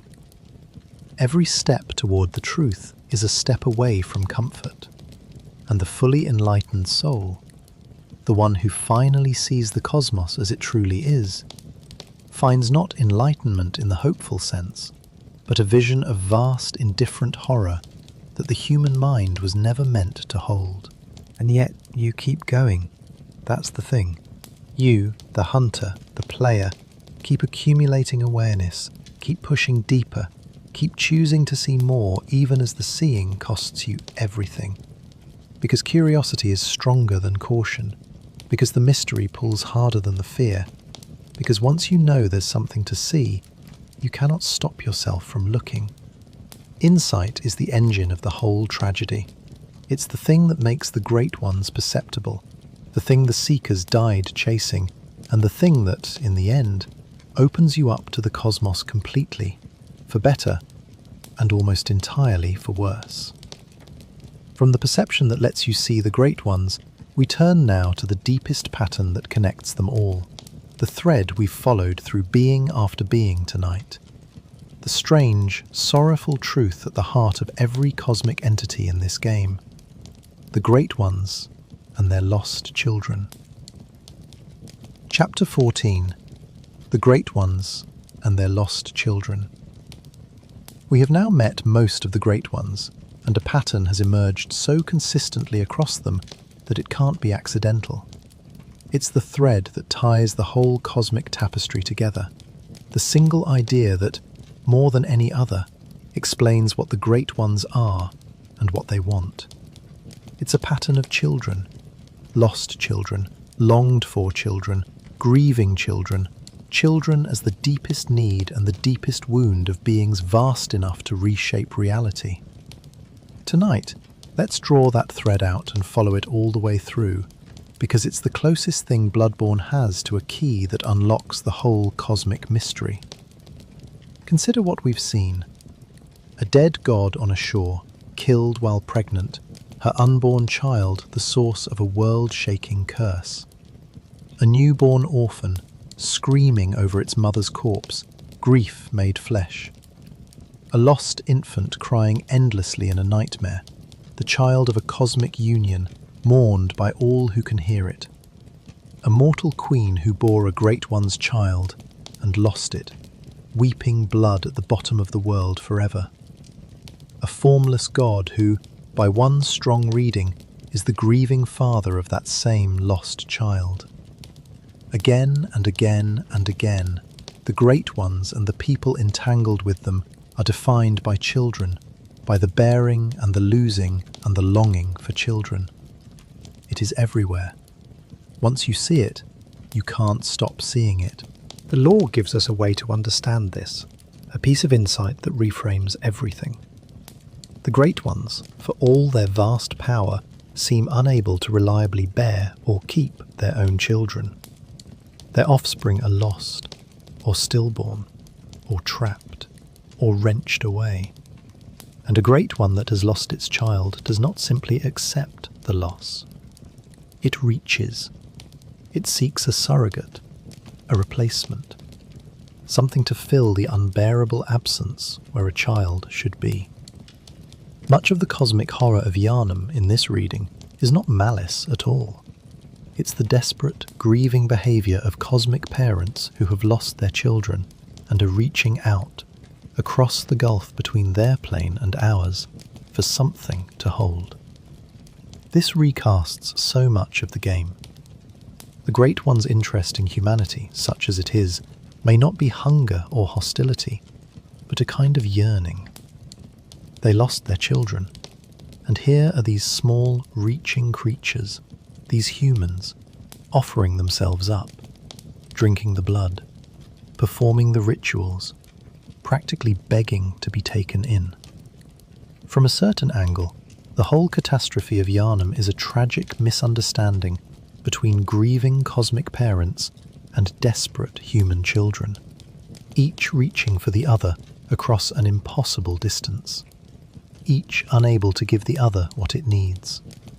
The contact between them producing only horror because the scale is all wrong, because a Great One's embrace shatters what it tries to hold. The mortal seekers understood a piece of this, and they tried to exploit it. They knew or sensed that the Great Ones longed for children, and they tried to position themselves as the answer to that longing. They tried to become the surrogate child, to be taken up by a great one and elevated through that adoption into something higher. The cords that let a hunter approach great onehood, the rituals of communion, the whole apparatus of ascension, can be read as an attempt to present oneself to the cosmos as the child it lost, to be embraced and raised up and made into something more. The seekers didn't just want to reach the great ones, they wanted to be adopted by them. And this brings us to the strangest and most intimate expression of the whole pattern, the one that involves you directly, the one we've been building toward all night. Because the great one that rules your dream, the pale presence that has watched over you from the beginning, may itself be a grieving cosmic parent, reaching for a child. And the hunter, the player, the one being raised and strengthened and sent out night after night, may be exactly the surrogate it's reaching for. The whole arrangement of the dream in this reading is the behaviour of a lonely great one that wants a child and has built an elaborate, beautiful cage to keep one in. And the secret ending of the game, where the hunter transcends humanity entirely, may be the moment that longing is finally, terribly fulfilled. What moves me most about this pattern, drifting here in the quiet, is how it transforms the great ones from monsters into something far more tragic. We expect cosmic horror to be cold, alien, beyond all human feeling. And in many ways the great ones are. But threaded through all of them is this profoundly human grief, the grief of a parent for a lost child, the most universal and devastating sorrow there is, blown up to cosmic scale. The gods of Bloodborne are not above us in every way. In this one way, the way that matters most, they are exactly like us. They lose what they love. They grieve. They reach, hopelessly, for what they can never get back. And the whole nightmare of Yharnam grows out of that reaching, out of grief too vast for any world to contain. From the grief of the great ones, we turn now to the one moment in the entire game where the reaching actually succeeds, where a human being crosses the threshold and becomes something more. The secret ending, the birth of a brand new great one, the transformation of the hunter into a god. Chapter 15. Becoming a Great One. For the entire game, humanity reaches for the cosmos and fails. The church faction makes glowing failures. The nightmare school makes raving prisoners. The ancient queen succeeds only into eternal grief. Everyone who tries to ascend is broken by the trying. And then, in the secret ending of the game, hidden behind conditions most players never meet, the reaching finally works. A human being crosses the threshold. A new great one is born. And that human being is you. Let's set the scene because it matters. To reach this ending, you have to have spent your journey quietly gathering certain rare items, fragments of cosmic cords tied to the great ones, hidden in the most obscure corners of the world. These cords are, in essence, pieces of the umbilical connection between the human and the cosmic, the physical link through which a child is joined to a higher being. By gathering them and consuming them, you prepare your body and your being for a transformation. You make yourself ready to be reborn as something more than human. Most players never find these cords, never even know they exist, and so they never see what becomes possible. If you have prepared yourself, then at the very end of the game, after the final confrontation, the pale presence that rules the dream descends to claim you. As we discussed, it intends to bind you, to make you the new prisoner of the dream, the next hunter to serve its purpose forever. And you refuse. You fight it. The instrument turns on its maker, and if you defeat the Great One that has ruled your entire journey, the thing that has watched you from the sky since the very first hour, then the transformation that all of Yharnam died reaching for finally, quietly, happens. To you. You do not ascend in glory. There are no trumpets, no radiant apotheosis, no triumphant becoming. Instead, you collapse, and you change. And when the doll gathers you up in her arms, you have become something small and strange and new. An infant. A tiny, larval, slug-like thing.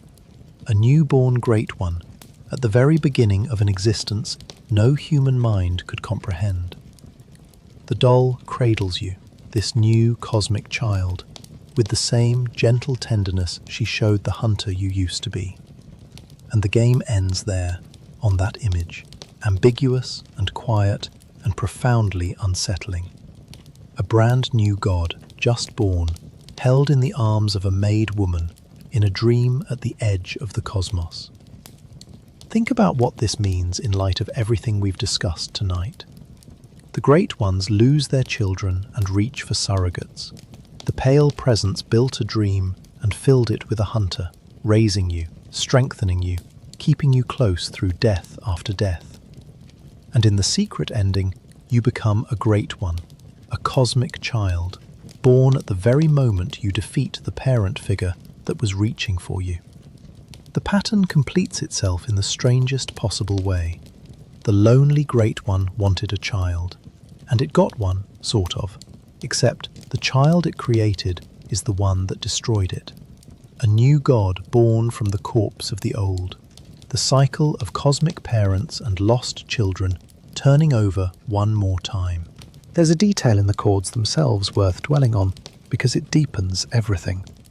Each fragment is described as a piece of the connection between a child and a Great One, and one of them, the most disturbing, comes from that doomed cosmic infant born to the kind woman under the red moon.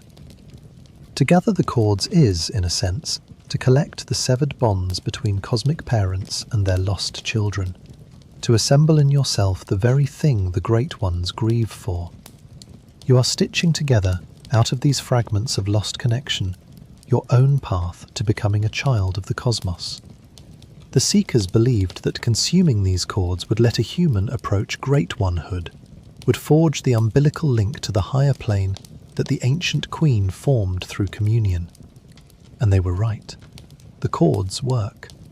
But the fact that the path to godhood runs through these fragments of severed parent-child bonds tells you everything about what kind of godhood it is.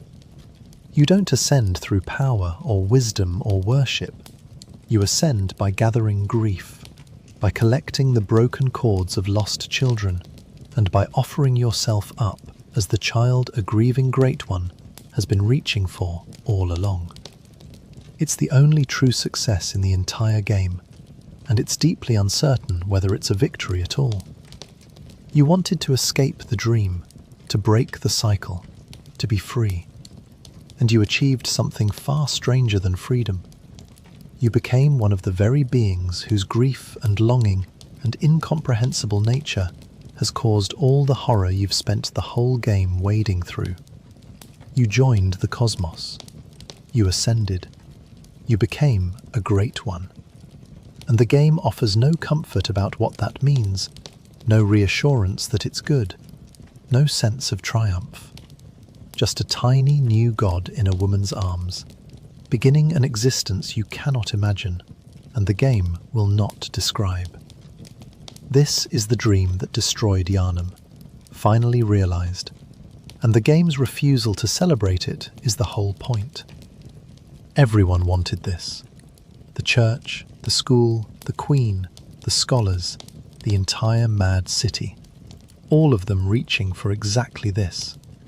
Transcendence, ascension, the becoming of a higher thing. And when it finally happens, achieved by you, the curious hunter who gathered the hidden chords and refused the final binding, it arrives without any of the glory they imagined. It's quiet. It's small. It's unsettling.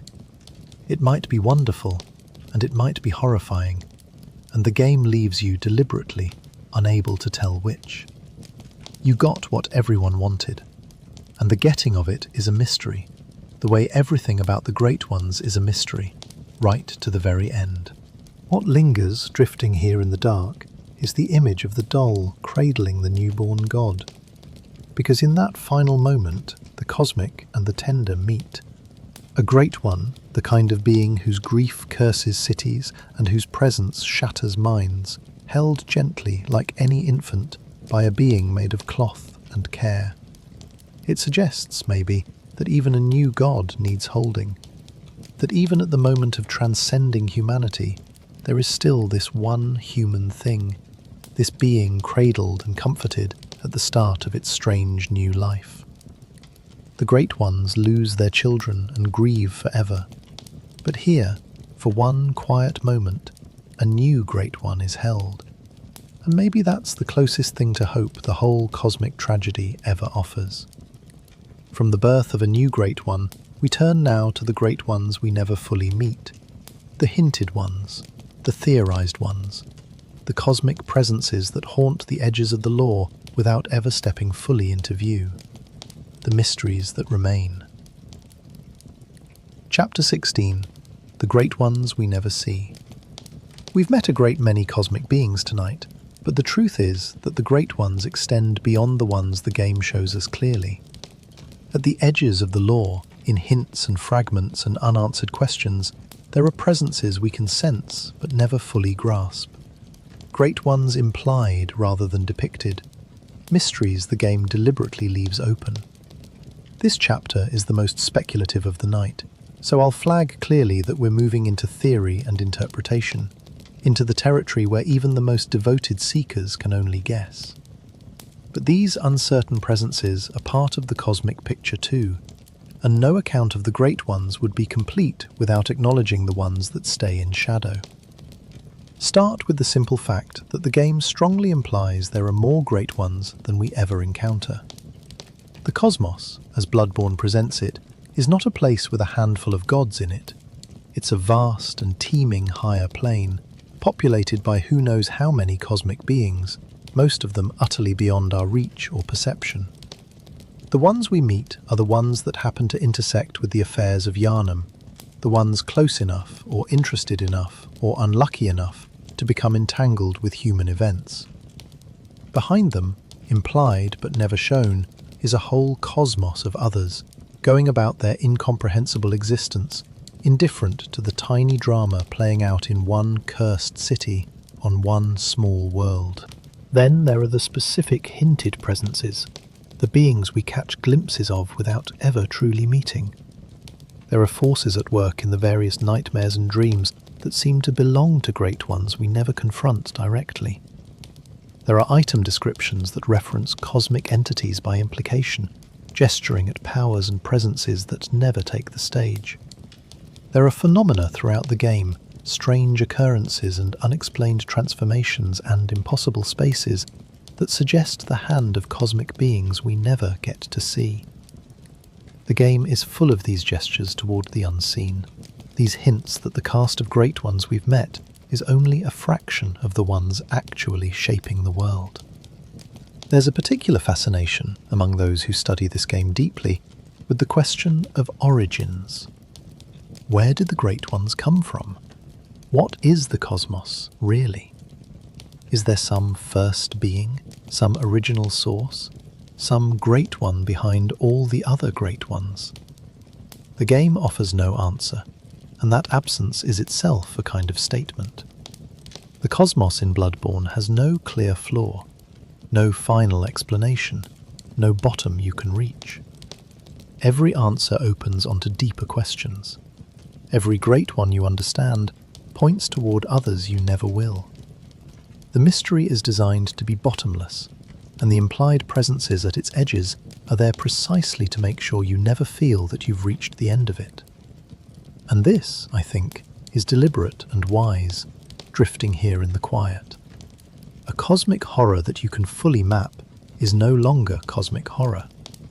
The dread depends on the incompleteness. on the sense that what you've seen is only the edge of something vast and unknowable. If the game showed you every great one, named them all, explained them all, the cosmos would shrink down into a catalogue, a bestiary, a finite list of monsters. By keeping some of them in shadow, by implying more than it shows, the game preserves the essential feeling, the feeling that the universe is deeper and stranger and more populated than you can ever know. That for every god you've seen, there are 100 you haven't, watching or not watching from a distance you can't measure. So when we ask how many great ones there are, the honest answer is that we don't know, and we're not meant to know. We've met the ones that matter to the story of Yharnam. We've traced the grief and the children and the reaching and the ruin, but the cosmos extends beyond all of it, vast and dark and full of presences we'll never name. The great ones we never see are, in a way, the most important ones of all, because they're the ones that keep the horror cosmic, the ones that ensure the universe of this game can never be fully closed, fully solved, fully held in a human mind. They are the dark beyond the edge of the map, and they are always there, and we will never reach them. From the mysteries at the edge of the cosmos, let's come back to the one thing that connects every great one we've met to the daily life and the daily horror of Yharnam. The substance that runs through the whole game, the medium of every communion and every catastrophe, the gift of the gods that became the ruin of the city. The Old Blood. Chapter 17. The Old Blood, the gift of the gods. Every great one we've met tonight connects, sooner or later, to a single substance. It's the thing that ties the cosmic plane to the gutters of Yharnam, the medium through which gods and humans touch. And it is the source of nearly every horror in the game. It's the blood. The Old Blood, as it came to be known, the gift of the great ones, and the curse that destroyed everyone who accepted it. Here is what the blood is, as best we can understand it. When the ancient seekers made first contact with the Great Ones, when they found their remains and studied their nature, they discovered that the blood of these cosmic beings had extraordinary properties. It could heal. It could transform. It could grant visions, strength, longevity, and, most temptingly of all, a kind of contact with the higher plane. To take the old blood into your body was to take a piece of the cosmos into yourself, to begin, in a small way, the process of becoming something more than human. The blood was the Great Ones made drinkable, the cosmos distilled into a substance you could administer with a needle. And so a whole civilization was built on it. The healing church rose to power by administering the old blood as medicine, healing the sick and the wounded with the miraculous substance, and in the process, binding the entire population of Yharnam to it. The blood became the foundation of the city's prosperity, its religion, its identity. People were healed by it, sustained by it, and slowly, without understanding what was happening to them, transformed by it. Because the blood does not heal cleanly, it heals at a cost. And the cost is the slow seepage of cosmic corruption into everyone who takes it. That cost has a name, and it's the Beast Plague, the curse that turns the people of Yharnam into snarling, furred monsters. This is the dark secret beneath the church's miracle. The old blood, the gift that heals, also corrupts. Take enough of it, become bound enough to it, and the transformation begins. The descent into beasthood, the loss of humanity to a feral, bloodthirsty animal nature. The whole beast plague that defines the surface of the game, the werewolves and the monsters and the bloody hunt, is the long-term consequence of a city drinking the blood of gods. The horror you fight in the streets is the price of the gift the church sold them. So there are two directions a human can go when they take the cosmos into themselves through the blood. And this is one of the most important ideas in the whole game. One direction is downward, into beasthood, into the animal, into the feral monster. This is what happens to most people, to the common citizens who took the blood as medicine and slowly turned. The other direction is upward, toward the cosmos, toward ascension, toward great onehood. This is what the seekers and the scholars were reaching for, the elevation rather than the degradation. The same blood, the same cosmic substance, can drag you down into the beast or lift you up toward the god. And which way you go seems to depend on factors the game never fully explains, on insight and will, and the particular nature of your contact with the cosmos. This duality is everywhere in Bloodborne once you see it. The beast and the god, the degradation and the ascension, the two possible destinations for a human who has taken the cosmos into their blood. The hunters fight the beasts, the ones who fell downward, while many of them secretly dream of rising upward, of becoming gods. And the terrible irony is that the hunt itself, the bloody slaughter of beasts, soaks the hunters in ever more blood, pushing them too toward one transformation or the other. Everyone in this game is on the blood. Everyone is changing. The only question is which direction. And almost no one gets to choose. The blood is, in the end, the perfect symbol of the Great One's relationship with humanity.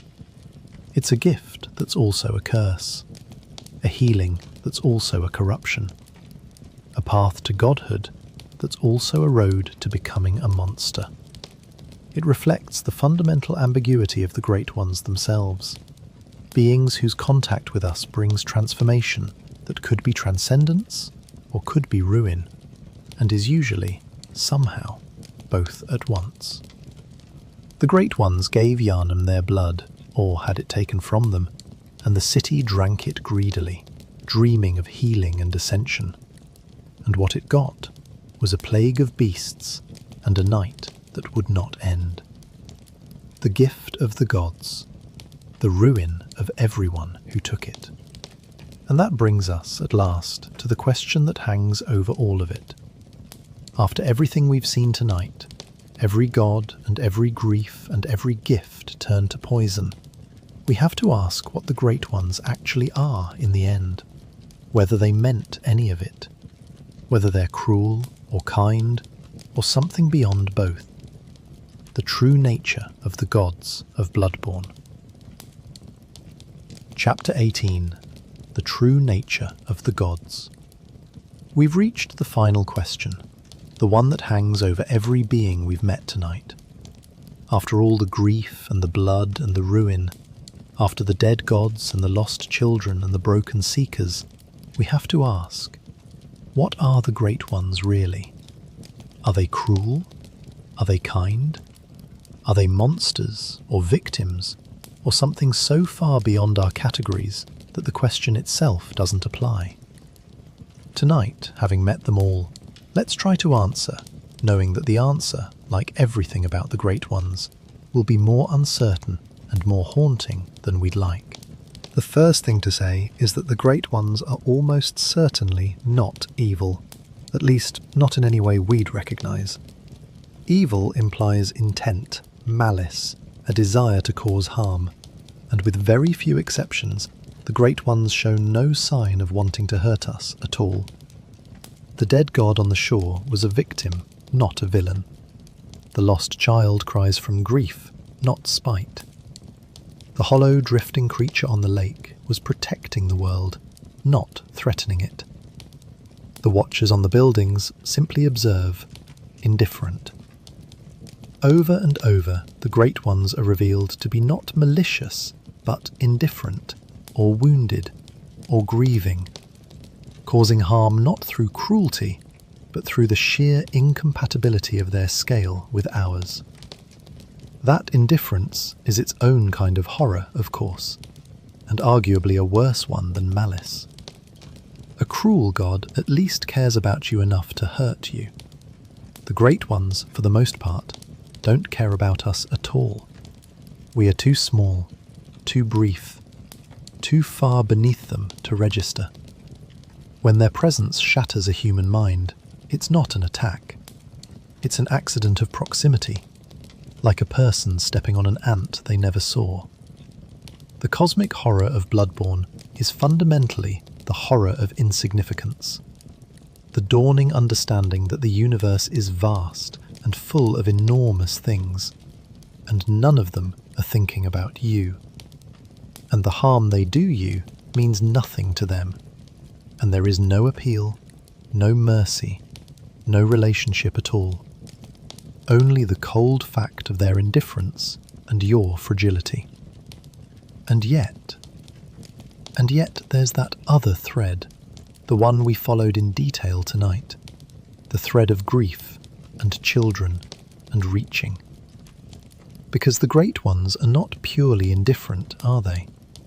They grieve, they lose their children and they mourn them.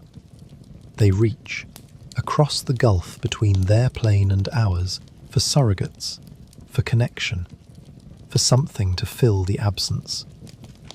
The pale presence built a whole dream out of what looks very much like loneliness. The grieving cosmic parents are not indifferent to their lost children, even if they're indifferent to the rest of us. There is feeling in them, deep and vast and recognizable, even if it's not feeling directed at humanity. So maybe the truest thing we can say is that the great ones are both at once, indifferent and grieving, vast and wounded, beyond us, and yet sharing our deepest sorrow. They don't care about us, but they care about something. They cause us terrible harm, but not from cruelty. They are alien beyond comprehension, but the one thing we can comprehend about them, the grief of a parent for a lost child, is the most human thing there is. They are a mirror in which we see both our utter insignificance and our deepest emotional truth reflected back at cosmic scale. And the combination is almost unbearable to hold.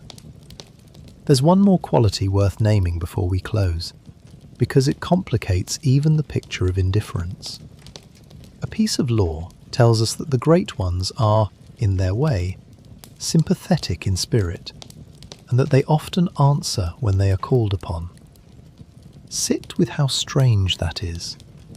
These vast, indifferent beings, these cosmic horrors that shatter minds and curse cities, will, if approached in the right way, respond.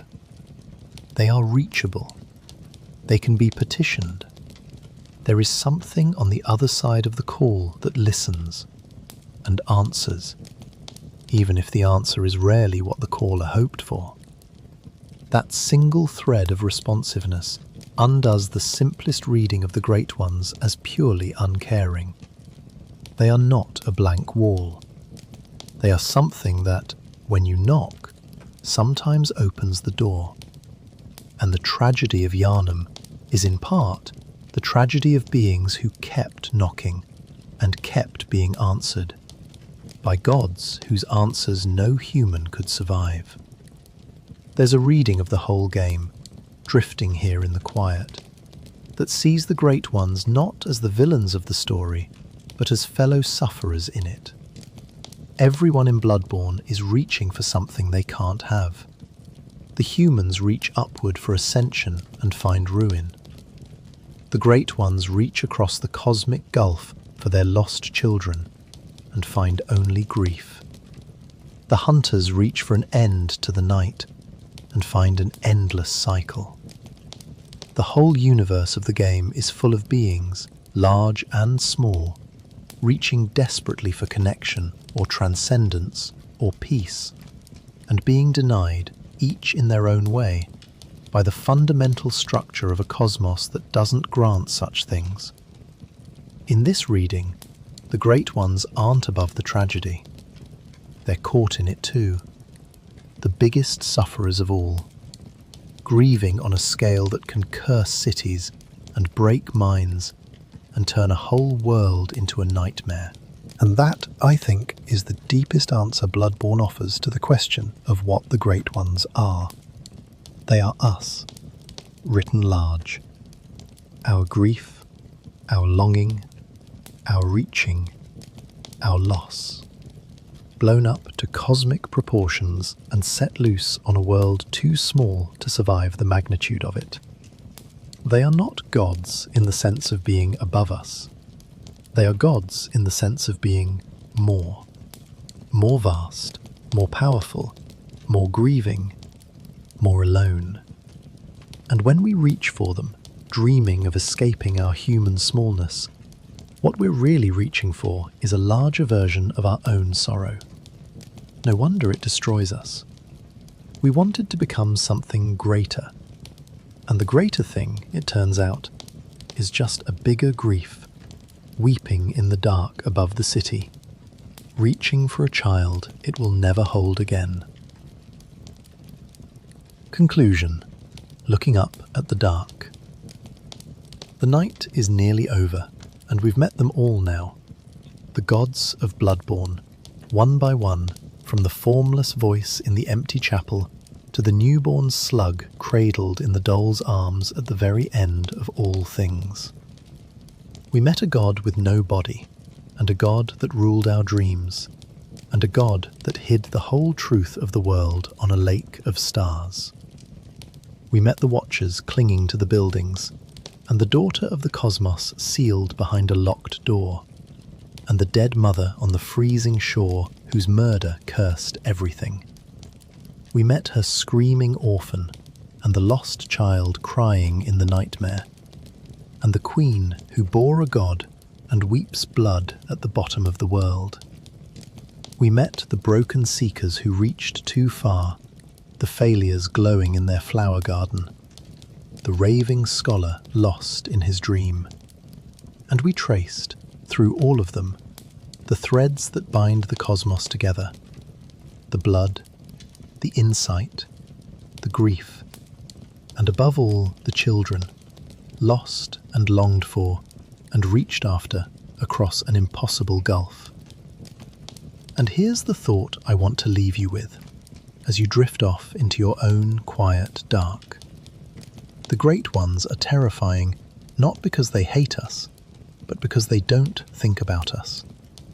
And because the one time they do feel something we can understand, it's the same grief we carry ourselves. Bloodborne takes the oldest human sorrow, the loss of a child, the reaching for something you can never get back, and it makes it cosmic, makes it vast, makes it the secret engine of an entire universe of horror. The gods of Yharnam are not monsters from beyond. They're our own grief, looking back at us from the stars. There's something strangely comforting in that, underneath all the dread. The cosmos of Bloodborne is horrifying, indifferent, vast beyond bearing. But it's not empty, and it's not heartless.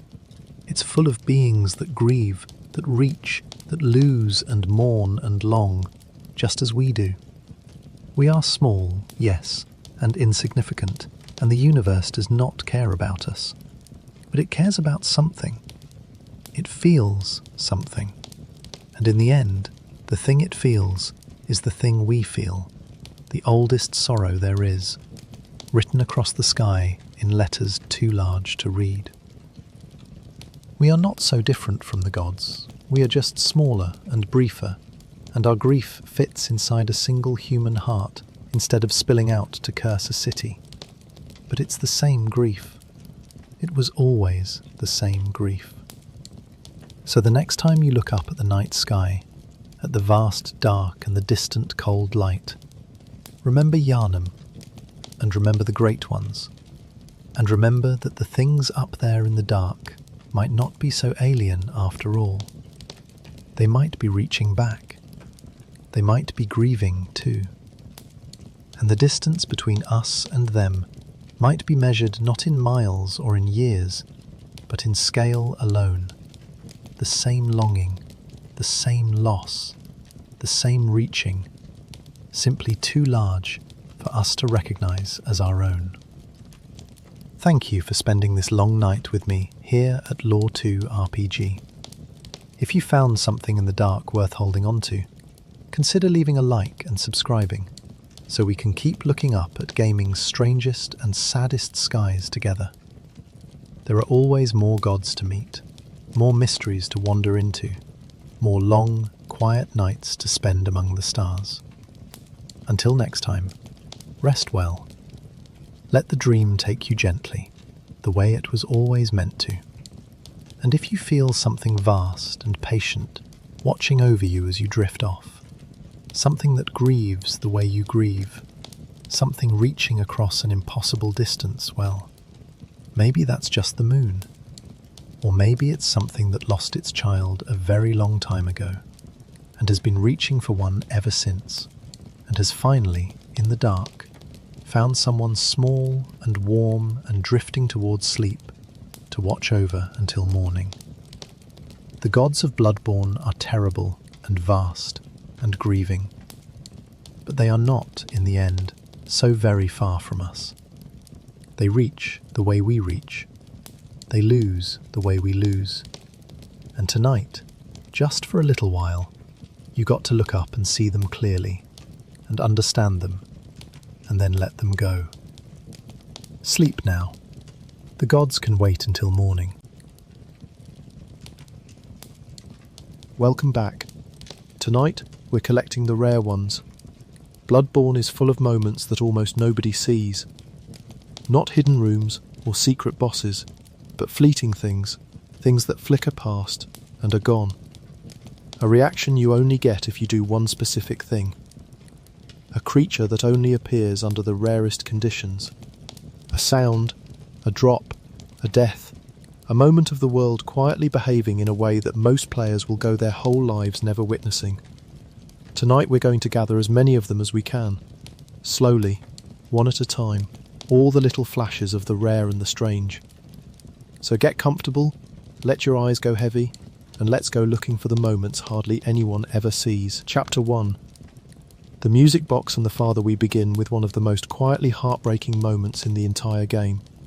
And it's one that the overwhelming majority of players never trigger, because triggering it requires you to do something the game never tells you to do, with an item the game never explains. Early in your journey, you face a hunter who has lost himself to the blood. A big, dangerous man, snarling and violent, one of your first real trials. On the surface, he's just a tough early boss, a beast of a man to be cut down so you can move on. Most players fight him exactly that way. They dodge, they strike, they win or they die and try again, and they think of him as nothing more than an obstacle, a difficulty spike, a wall to get past. And then they move on and never think about him again. But there's another way this fight can go, and almost no one finds it, because it depends on a small object hidden elsewhere in the city, and a choice to carry that object into a battle where it has no obvious use.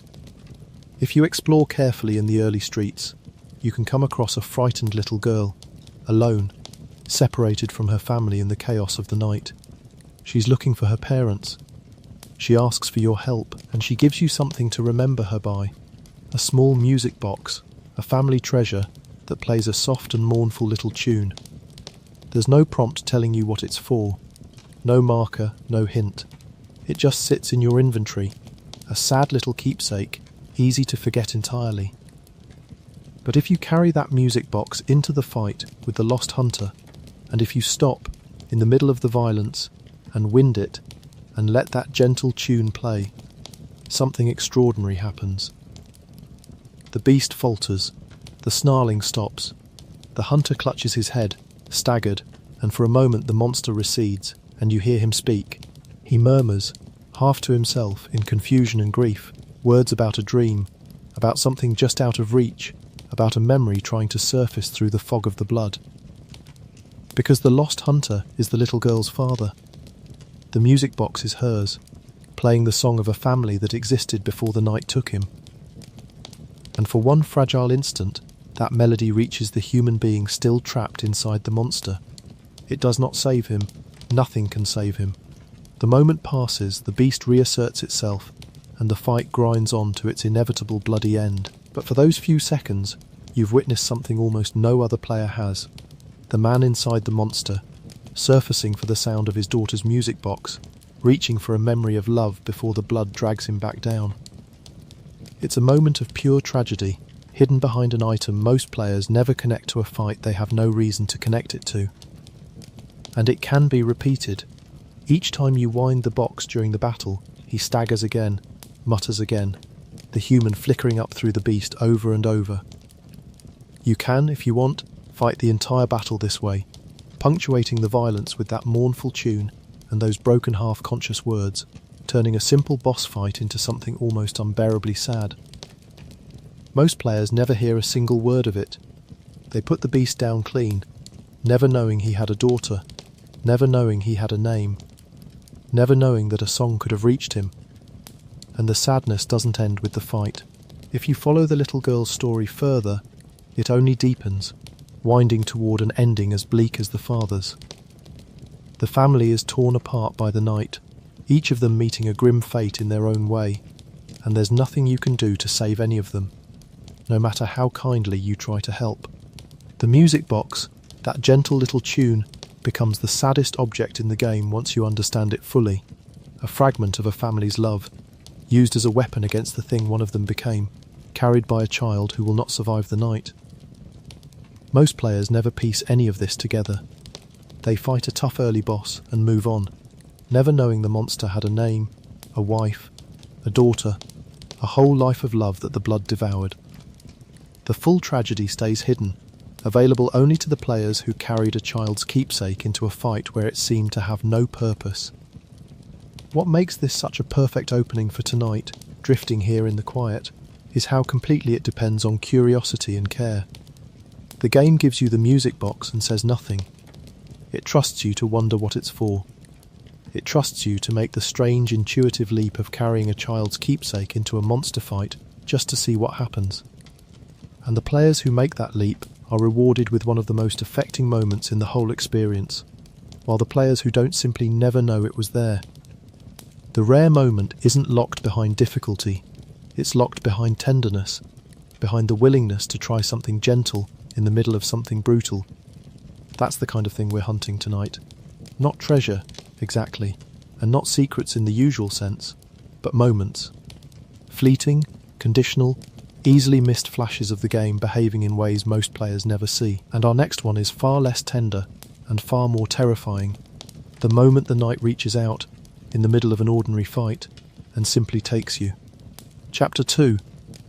The night that takes you. There's a moment in Bloodborne that genuinely frightens people the first time it happens, precisely because the game never warns them it's possible. You're playing along, fighting through the streets as you have been for hours, and then something goes wrong in a way you've never seen before. A strange figure appears, things go dark, and when you come to, you're somewhere else entirely, a prisoner, dragged off into the night by something you barely glimpsed. Most players never experience this at all. The ones who do never forget it. Let me set it up. At a certain point in the game, after you've crossed a particular threshold, new figures begin to appear in the streets of Yharnam. Hulking, hooded things carrying enormous sacks on their backs, lumbering through the fog. They look, at first, like just another enemy, another grotesque inhabitant of the cursed city. But they're not hunting to kill you, they're hunting to take you. And if one of them gets hold of you, if it brings you down, you don't simply die and respawn the way you have 100 times before. Instead, you're stuffed into the sack, hauled away, and you wake up in a grim and unfamiliar prison district, locked in a cell in a part of the city you've never seen, with no idea how you got there. It's one of the most disorienting and unsettling experiences the game offers, and it's entirely optional, entirely conditional. You have to be at the right point in the story, you have to encounter one of the sack-bearing figures, and you have to lose to it in a specific way, to be carried off rather than simply killed. Plenty of players never meet these figures at all. Plenty of others kill them before they can do their grabbing, never realising what would have happened if they'd lost. The abduction is a moment hovering at the edge of most playthroughs, possible but unrealised, a fate that almost happened and didn't. And the place they take you is no ordinary prison. It's a whole region, a grim warren of cells and courtyards, populated by its own enemies and holding its own secrets. The abduction isn't just a scary moment. It's a doorway. Being taken is, in fact, one of the intended ways to reach this district at a certain stage, the game using the horror of abduction as a strange kind of transport, carrying you somewhere you needed to go by force, in a sack, against your will. There's something deeply Bloodborne about that. Even the game's transportation can be a nightmare. What I find so effective about this moment, drifting here in the dark, is the way it weaponizes your own assumptions. By the time it can happen, you've died and respawned so many times that death has lost its terror. You know exactly what happens when you fall. The screen fades, you wake in the dream or at a lamp, you try again. The rhythm is familiar, almost comforting. And then the game breaks that rhythm. You go down, and instead of the familiar fade, you're seized, bagged, and carried off to a place you've never seen. Your comfortable understanding of death and consequence suddenly overturned. The thing you thought you understood, dying, turns out to have a hidden variation that most players never trigger, and discovering it is a small shock of pure dread. The prison district you wake in is a rare sight in its own right, a grim and oppressive place of cells and chains and suffering, populated by its own grotesque inhabitants, holding its own grim story about what happens to the hunters and the unfortunate souls who end up there. It has the particular atmosphere of a place where people are kept and broken, a dungeon in the oldest sense, and most players who reach it the ordinary way later in the game experience it as just another area to fight through. But to arrive there the rare way, hauled in a sack, waking confused in a cell, is to experience the place as it was meant to be experienced, as a prisoner, disoriented and trapped, having to fight your way out of a captivity you didn't choose. That framing, that sense of waking as a captive, rather than arriving as a conqueror, is a rare experience most players never have. The figures themselves are worth dwelling on. There's something nightmarish about an enemy that doesn't want to kill you, but to capture you, to carry you off for purposes you can only guess at. Death is one thing. Abduction is another, worse thing, because it implies a destination, a reason, a someone or something that wants you alive and elsewhere. When one of those hooded shapes looms up out of the fog with its great sack, and you realise, too late, what it intends, you feel a very particular fear. The fear of being taken, of waking somewhere you didn't choose, of your fate passing out of your own hands entirely. And most players never feel it. They never cross paths with the sack bearers, or they cut them down before the grab connects, and they go through the whole game with death meaning the same simple thing it always did. The abduction stays a rare moment, a flicker of deeper horror at the edge of the experience, witnessed only by the unlucky few who lost to the wrong enemy at the wrong time, and woke up in a cell, wondering how on earth they got there. From a moment where the world reaches out and takes you, we turn to a moment where the world reaches out and swallows you, through a door that should never open, hidden inside an item that does nothing at all until, suddenly and horribly, it does. Chapter 3. The mouth in the dark. Some items in Bloodborne sit in your inventory doing absolutely nothing, with descriptions that hint vaguely at strange properties, and most players carry them around for the entire game without ever discovering what they actually do. There's one in particular that does nothing at all, right up until the moment it does something genuinely horrifying, and the moment it triggers is one most players never experience.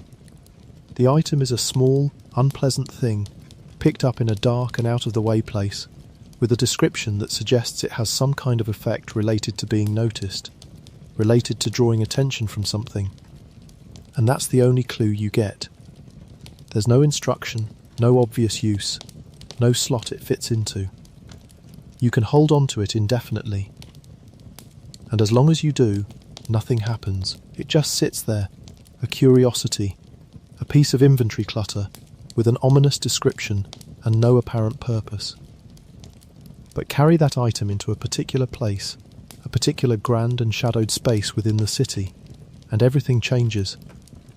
Because something in that space takes notice of the item, something vast and unseen, clinging to the architecture in the way we know these cosmic things do, perceives that you're carrying it, and reaches out. A massive hand, an enormous grasping limb, descends out of nowhere, seizes you, and pulls you up and away, swallowing you whole, and the screen goes dark. And then you wake somewhere else, not dead.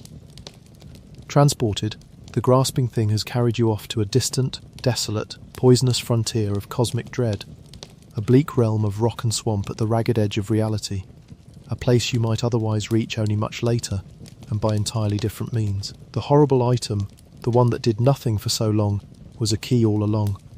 A key that works by getting you grabbed and eaten and deposited somewhere new. An invitation to a cosmic horror to reach down and take you to the place it wants you to be. Almost no one finds this on their own. The conditions are obscure, the item is easy to ignore, and the idea of deliberately carrying a thing that gets you grabbed by a monster is not something most players would ever think to try. The moment of being seized and swallowed and transported is one of the rarest experiences in the entire game. A piece of hidden plumbing connecting two distant parts of the world through the simple, terrible mechanism of being eaten. Most players reach that desolate frontier the ordinary way, if they reach it at all, never knowing there was a shortcut that ran straight through the mouth of a god.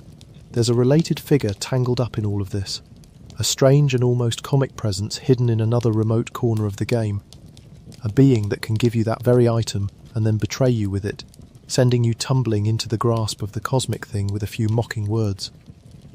This figure is one of the game's rare touches of dark humour, a trickster lurking where you'd least expect one, and encountering it at all is something most players never do.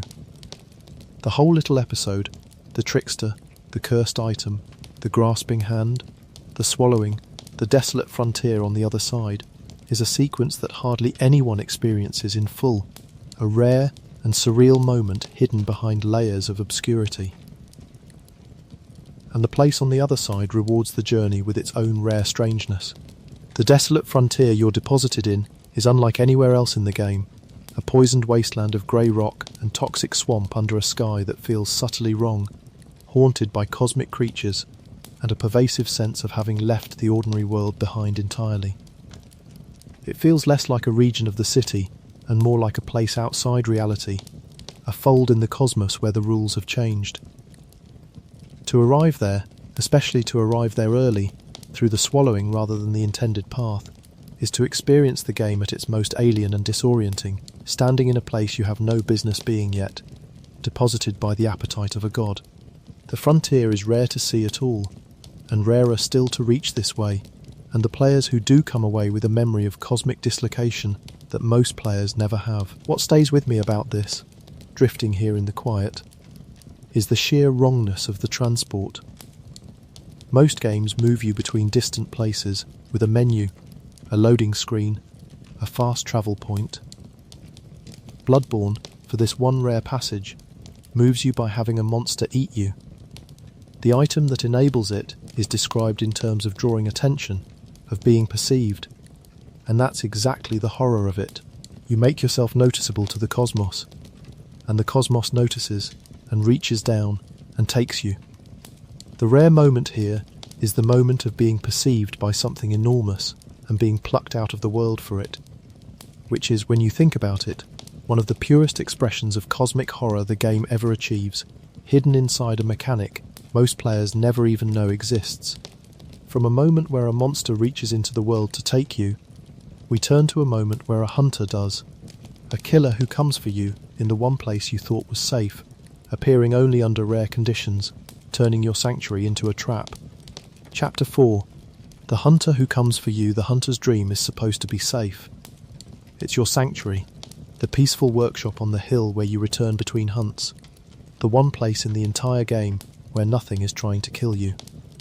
You strengthen yourself there, you buy your supplies, you catch your breath. And for almost every player, it remains safe from beginning to end, a reliable refuge from the horror outside. But under certain rare conditions, the safety of the dream can be broken, and a killer can come for you in the very place you thought no enemy could reach. There's a figure, a church assassin, bound up with one of the game's more obscure questlines and locations, who can invade the sanctuary of the dream and hunt you there.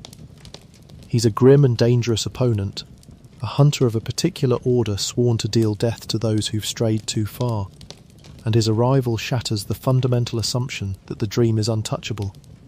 To trigger his invasion, you have to meet specific conditions, follow specific threads, reach a specific state of progress, and most players never do.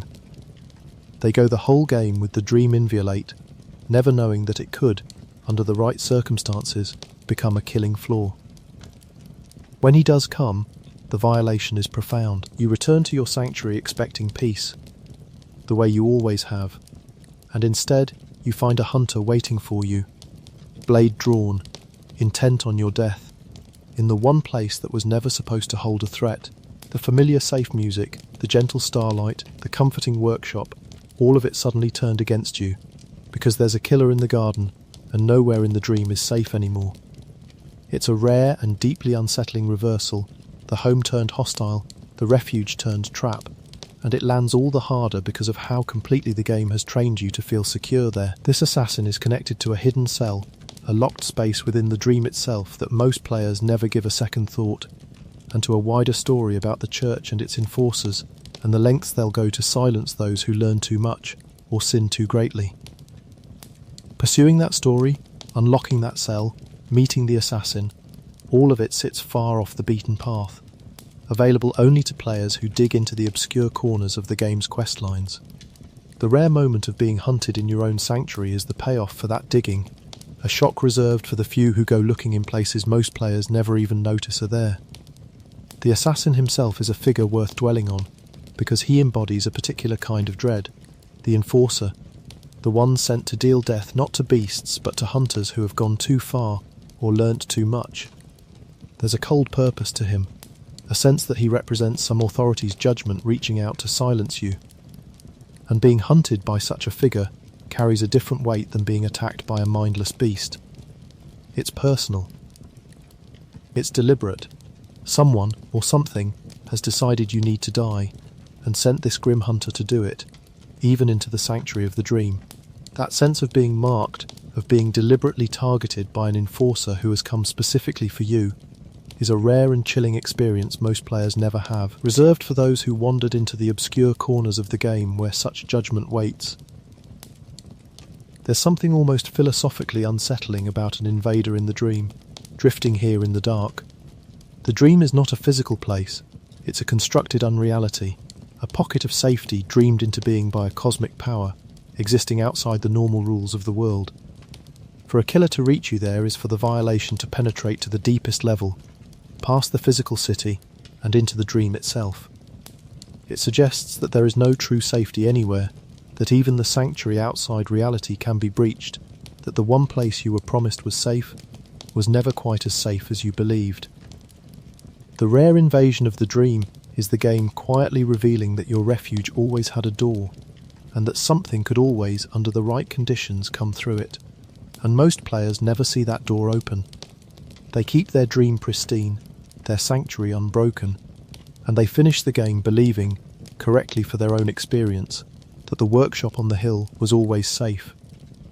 The killer in the garden remains a possibility they never realised, a rare and terrible moment hovering just outside their playthrough, witnessed only by those who followed the obscure threads far enough to invite death into the one place death was never supposed to reach. From a rare killer who breaks the safety of your sanctuary, we turn to a rare horror that breaks something even more precious, your mind. The women in the cosmic places whose very presence can flood a hunter with more awareness than any human can survive. Chapter 5. The women who drive you mad deep in the cosmic reaches of the game. In the strangest and most dreamlike spaces, there are figures so dangerous that encountering one for the first time can end a run in seconds, and most players never even reach the places where they dwell. They are, on the surface, almost pitiable. Hunched, draped female figures, swaying gently, humming a soft and eerie tune. But to come near one is to invite a particular kind of doom found nowhere else in the game, a death not of the body, but of the mind. These figures have something terribly wrong with their heads. Where a face should be, there is instead a writhing mass, a cluster of cosmic horror, and that mass perceives you in a way no ordinary enemy does. Simply being near one, being in its presence, in its line of perception, begins to flood your mind with raw cosmic awareness. far more than you can hold. A meter fills, a pressure builds, and if you linger too long, if you can't break away or break line of sight, your mind shatters all at once in a catastrophic surge, a frenzy that can strip away an enormous portion of your life in an instant, sometimes killing you outright. It's one of the few things in the game that punishes you not for being hit, but simply for being seen, for being perceived by a thing whose perception is itself a weapon. The horror of these figures is amplified by that gentle, swaying humming. They don't roar or charge. They sway and hum, almost serene, almost mournful, and that calm is what makes them so unnerving. You approach, drawn by curiosity or forced by the path, and the humming grows, and the pressure begins to build in your mind, and you realise with rising panic that the danger isn't in their claws, but in their attention, that the longer you remain in their gaze, the closer you come to having your consciousness blown apart. Veteran players learn to fear that humming more than almost any roar in the game, because they know what it means, that something is looking at you, and that the looking itself can kill.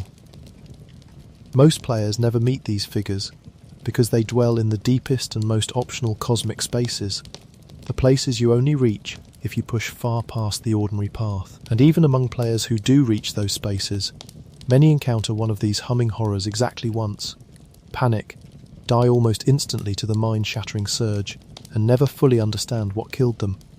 The rare moment here is the moment of comprehension, the moment you finally grasp that your own awareness has been turned against you, that the meter filling in the corner of your vision is the measure of your mind coming apart, and that the gently humming woman across the room is doing it to you just by existing. The way a fight against one of these figures actually unfolds is its own rare and harrowing experience. You can't simply trade blows with it the way you would any other enemy, because every second spent in its presence fills that terrible meter a little more. You have to dart in, strike and retreat, breaking away before the pressure builds too high, then circle back, all while the humming continues and the meter creeps upward, and the threat of total mind-shattering looms over every exchange.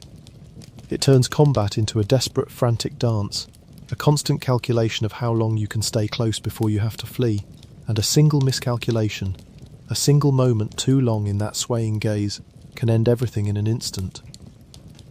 Most players who survive one of these encounters do so by the narrowest of margins, hearts pounding, and most who meet one for the first time don't survive it at all.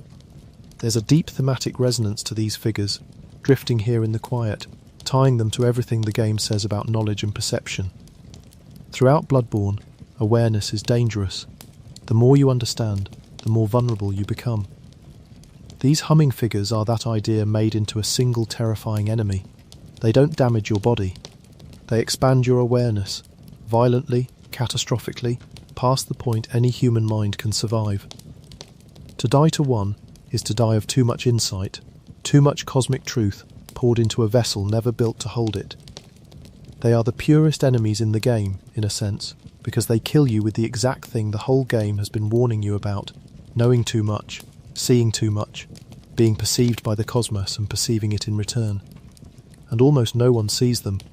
They wait in the deep places, humming their soft and dreadful tune, and the vast majority of players finish the game without ever once feeling their mind begin to come apart under that terrible swaying gaze.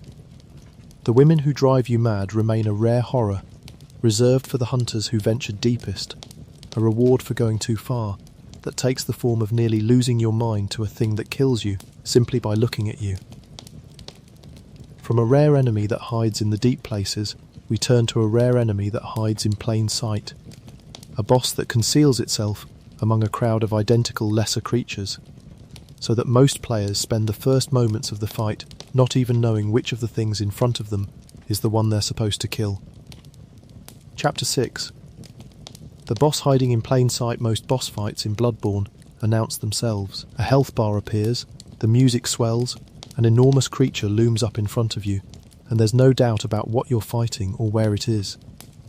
But there's one rare and clever encounter that does the opposite, that hides the boss among a swarm of identical smaller creatures, so that the fight begins with a strange moment of confusion most players experience exactly once, looking at a crowd of little beings and realising that one of them is the boss, and you have no idea which. The encounter takes place in a strange, otherworldly garden, a place touched by the cosmos, populated by small, pale alien creatures that mill about in clusters. When you arrive, there's no obvious target, no towering monster, no clear threat, just these little beings, scattered around, looking more or less the same. And somewhere among them, indistinguishable at first glance, is the one that matters, the boss, hiding in the crowd, waiting. You have to find it, or provoke it, and until you do, you're left in the disorienting position of fighting a boss whose location you can't even pin down, swinging at the crowd, trying to figure out which of these identical little things is about to transform into your real opponent. When it does reveal itself, it grows. The hidden one swells up out of the crowd, expanding into a larger, stranger form, finally announcing itself as the threat it always was. But that first moment, the moment before the reveal, is the rare and memorable one, the moment of looking at a garden full of identical creatures and understanding that one of them is lying to you, that the boss has been standing among its lessers the whole time, hidden by the simple trick of looking just like everything around it.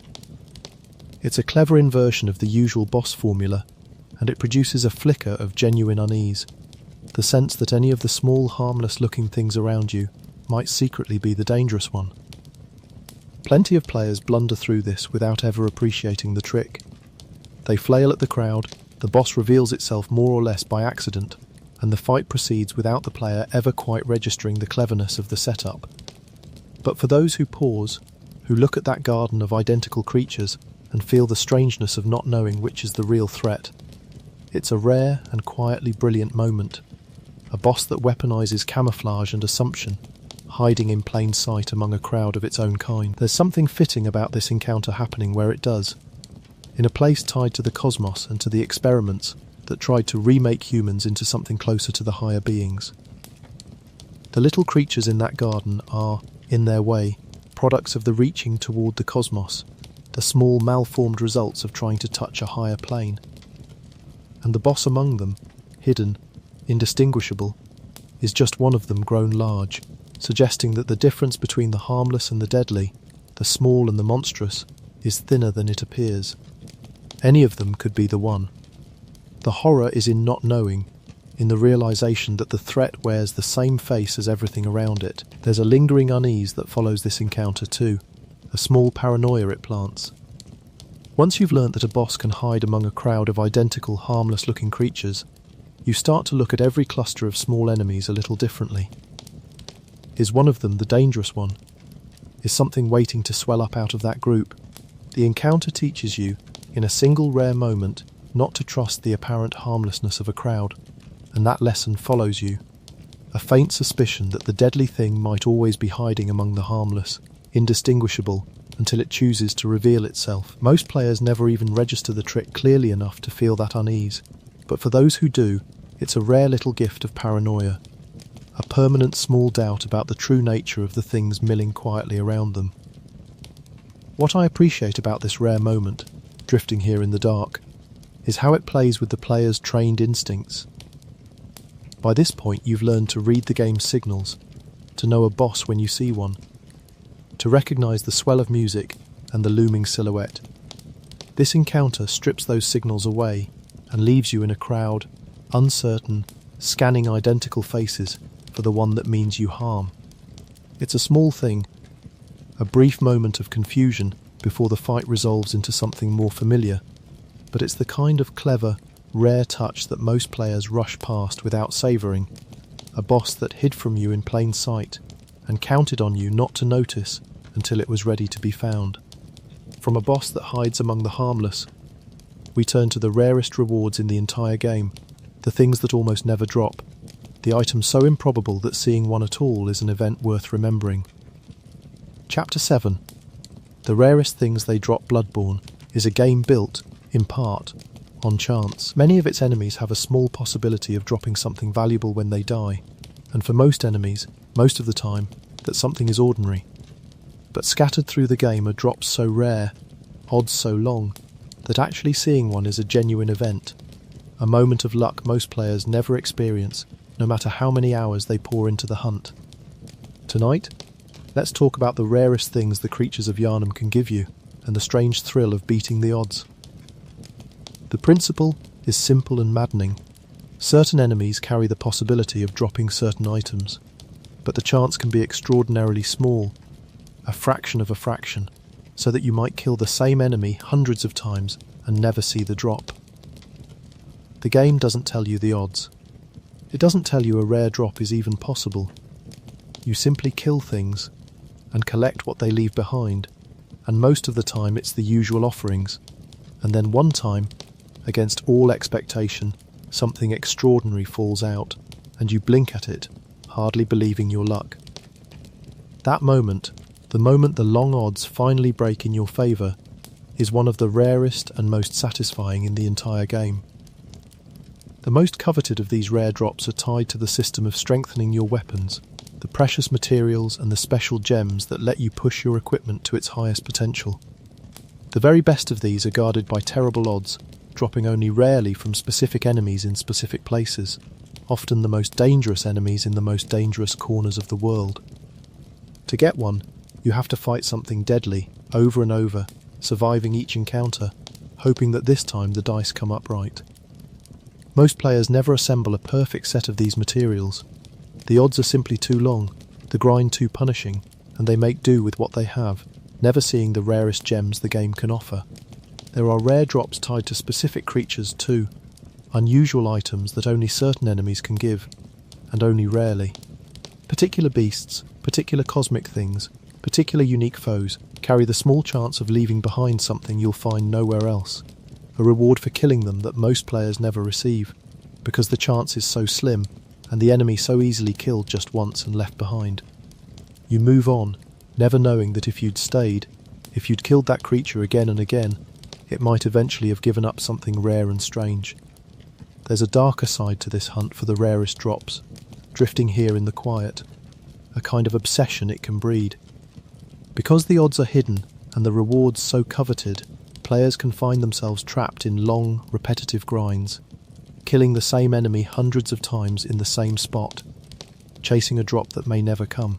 The labyrinth in particular can become a place of endless searching, players running dungeon after dungeon, hoping for the perfect gem, the ideal configuration, the rare reward that would complete their build. It's a strange and slightly melancholy form of dedication, this willingness to repeat the same brutal task endlessly on the chance of beating impossible odds.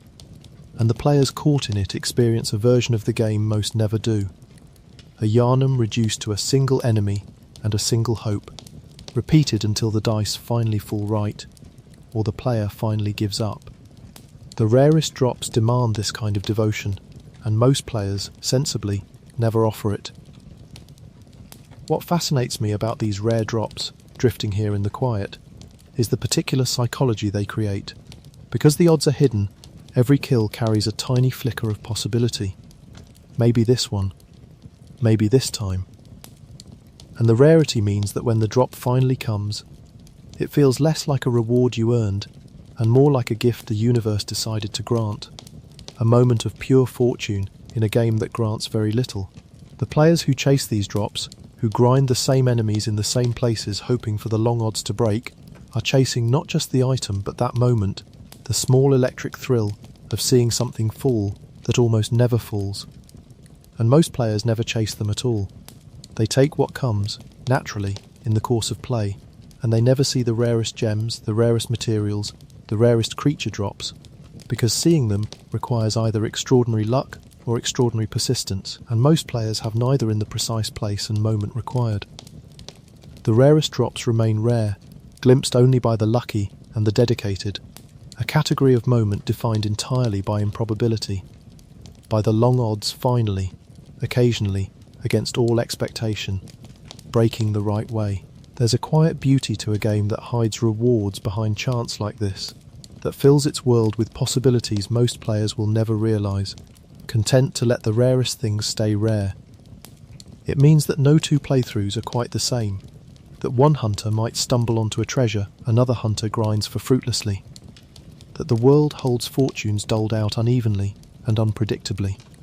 The rarest drops are a kind of lottery woven into the fabric of the hunt, and winning that lottery, on the rare occasions it happens, is a small private moment of triumph most players never get to feel. From the rare things that fall to chance, we turn to a rare transformation of the world itself. The moment the entire city changes, the sky turns to blood, and Yharnam becomes something it has never been before and will never be again. Chapter 8. The night the sky turns red there is a moment, well into the game, when the entire world of Yharnam transforms. The sky changes. A great blood moon descends, hanging impossibly low and impossibly red over the rooftops, bathing everything in crimson light. And with that transformation, the city itself changes, in ways large and small, many of which most players never fully notice because they happen quietly, in places the player may not think to revisit. The blood moon is tied to your progress, to the tearing away of a certain veil, and once it rises there's no going back. The Yharnam that existed before the red moon is gone, sealed away, replaced by a darker and stranger version of itself. And here is the rare part, the part most players miss. The changes are everywhere, woven through the whole city, and many of them can only be seen if you take the time to go back and look at places you've already cleared, to compare the world before the moon to the world after. Enemies change. In some areas, the foes you'd grown used to are gone, replaced by new and more terrible things, the rising moon having drawn out horrors that weren't there before. Familiar streets hold unfamiliar dangers. Places you thought you understood become newly threatening. A player who rushes forward after the moon rises, pressing toward the end, never sees most of these changes, because they never go back to the old areas to witness how the red light has transformed them. The altered city exists, fully realised, and most players experience only the slice of it that lies along their forward path. The people change too. The fates of the survivors you've met, the ones huddling in their supposed safe havens, can shift with the rising of the moon. Some are transformed. Some are driven to acts they'd never have committed before. Some simply vanish, or die, or become something monstrous. The red light reaching into their refuges and undoing whatever fragile safety they'd found. To witness these changes, you have to go back and check on the people you've helped, and most players don't, and so the quiet tragedies of the blood moon unfold unseen, in side rooms and safe houses the player never revisits. Even the atmosphere transforms. The quality of the light, the sounds of the city, the very feeling of moving through Yharnam, all of it shifts under the red moon into something heavier and more dreadful. The cries we've spoken of in other contexts grow audible. The boundary between the waking city and the nightmares pressing against it grows thin. The whole world takes on the character of a place where the rules have changed, where reality itself has thinned, and the attentive player who moves slowly through the transformed city feels all of it, while the player who rushes feels only a fraction. There are specific new horrors that only appear once the moon has risen, threats that simply did not exist in the city before. Great looming things that take up residence in places that were merely dangerous before and become deadly after. New enemies prowling streets you'd cleared and considered safe. The red moon doesn't just recolour the world, it repopulates it, seeding the familiar city with fresh terrors that a forward-rushing player will only encounter if their path happens to lead back through an altered area. To return to a once safe street and find something terrible now waiting there, drawn out by the blood moon, is a rare jolt of fear most players never feel, because most players never go back to find out what the red light brought. What makes the blood moon's transformation such a rich source of rare moments, drifting here in the quiet, is that it rewards exactly the behaviour most players don't engage in, going backward. The game's momentum, especially this late, pushes you forward, toward the climax, toward the end. To see the full extent of how the moon has changed the world, you have to fight that momentum, to turn around, to revisit the cleared and the familiar, and discover how thoroughly the red light has remade it. The players who do this find a whole transformed city waiting for them, full of new horrors and altered fates and quiet tragedies. The players who don't simply press on, and the transformed Yharnam, in all its terrible detail, passes them by almost entirely. And once it's gone, it's gone. The blood moon is not a state you can leave and return to at will. It marks a permanent shift, a point of no return, after which the old Yharnam is simply unavailable. This means that the window to compare the world before and after is narrow and easily missed, and most players miss it.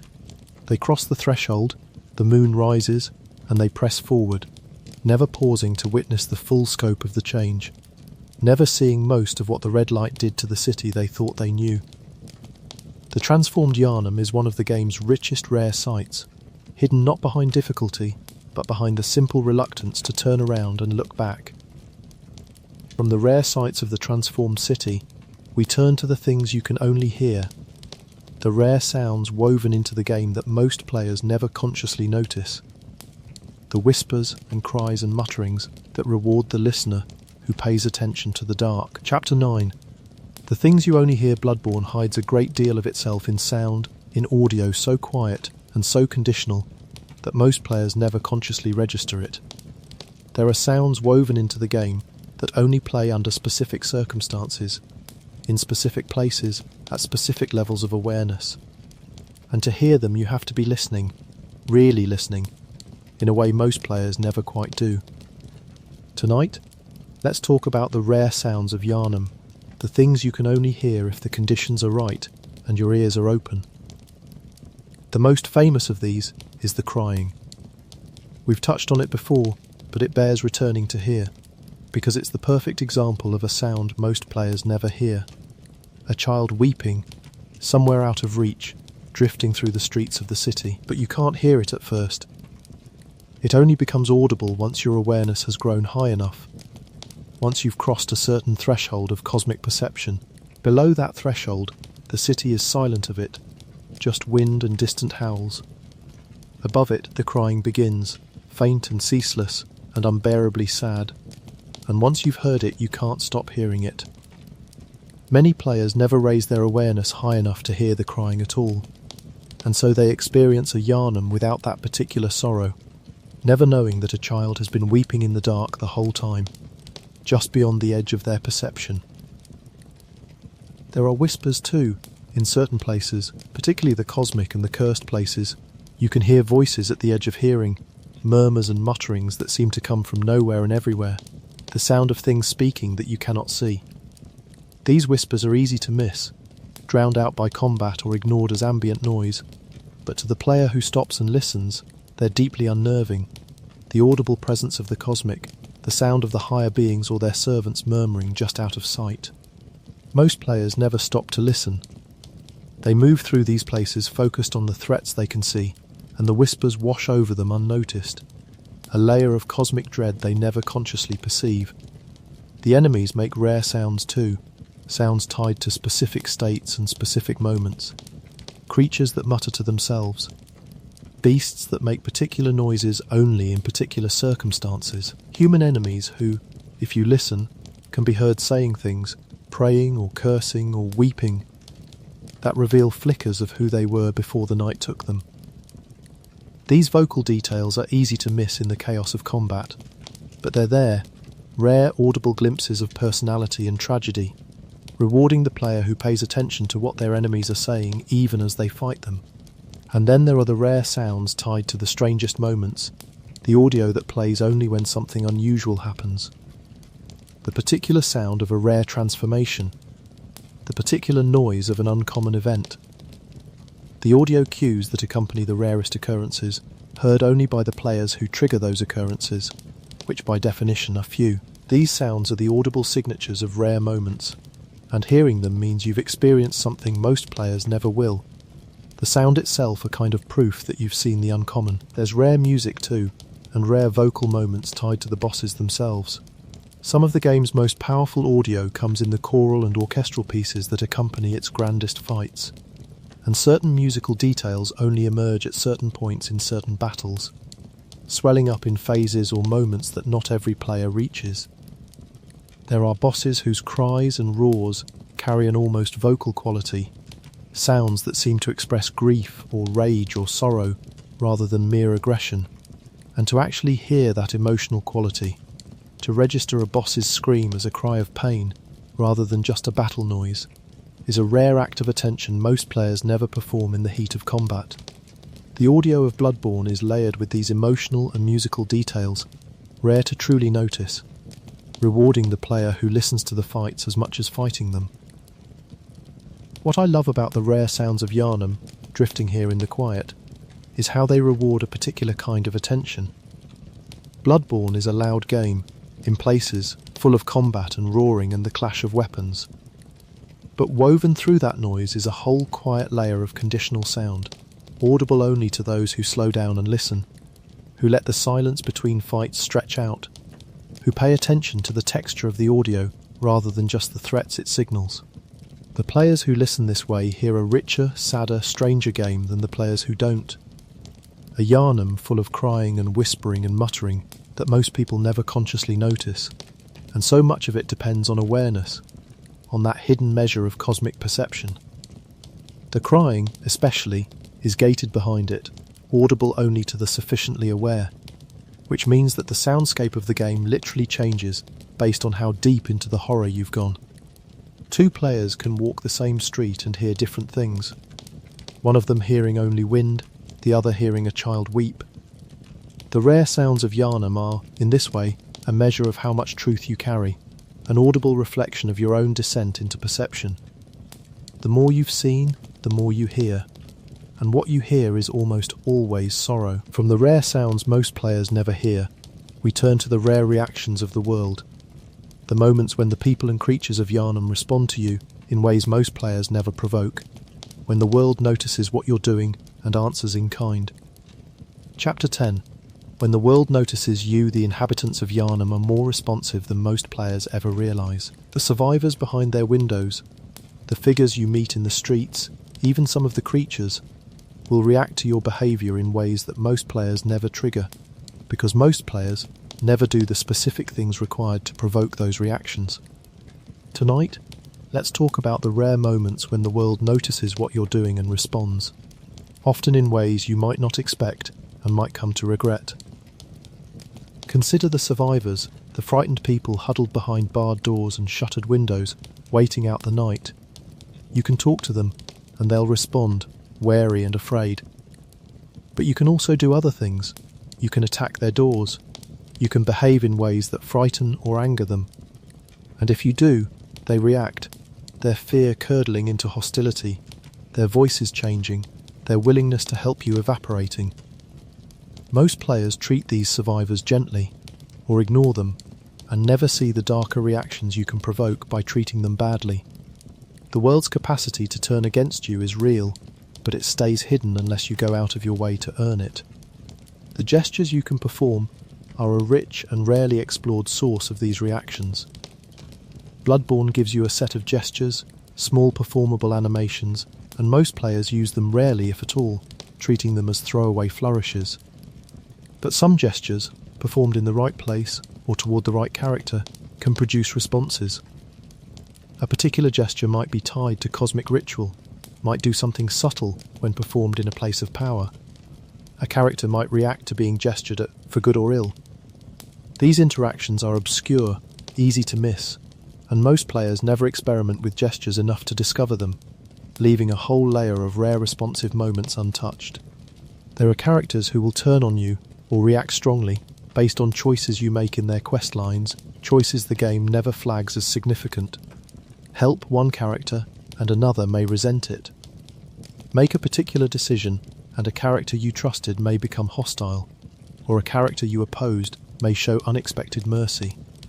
These branching reactions unfold based on actions most players don't realise are meaningful, and so most players see only one version of each character, never knowing that different choices would have provoked entirely different responses. The world is watching what you do, remembering it, and reacting to it, far more than the average playthrough ever reveals.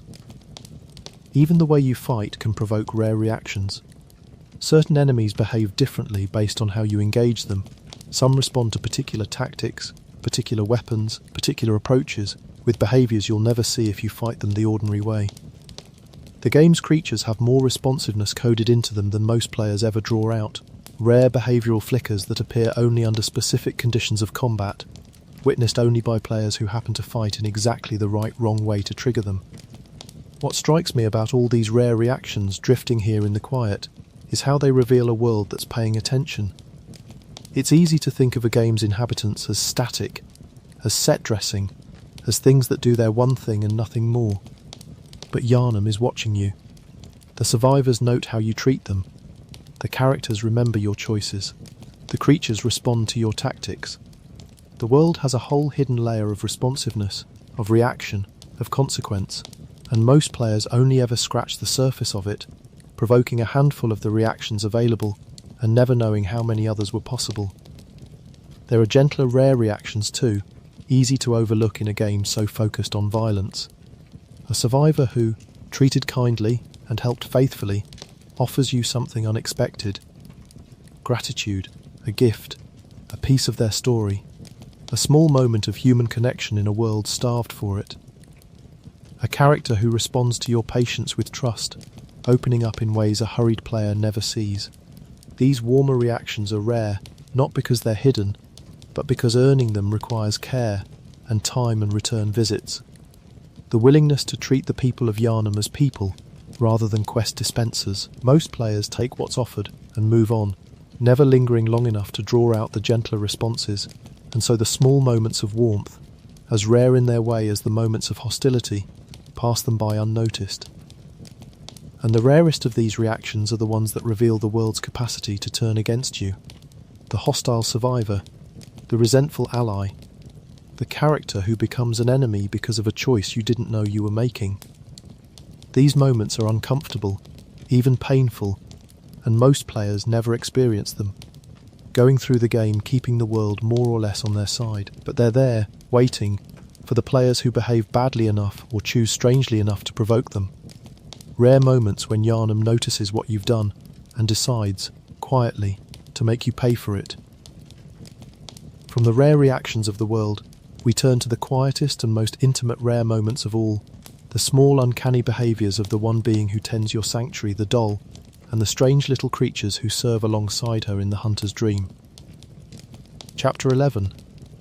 The quiet moments of the dream, the hunter's dream, is the place you return to most, and yet it's full of small, rare moments that most players never notice, because the dream is so familiar that people stop looking at it. They come, they level up, they buy supplies, they leave, treating the sanctuary as a menu with scenery. But for the player who lingers, who pays attention, the dream holds quiet, uncanny moments that reward the watching. Tonight, let's slow down in the sanctuary and notice the things hardly anyone notices. Start with the doll, the gentle figure who tends the dream and strengthens you between hunts. Most players interact with her purely functionally, selecting the option to grow stronger and moving on. But the doll speaks, and what she says changes, and some of her words are rare, heard only under particular conditions or after particular events. She muses on her own existence, on her feelings, on the strange half-life she leads in the dream. She wonders whether what she feels is real, whether she has a soul, whether her care for the hunters she tends means anything.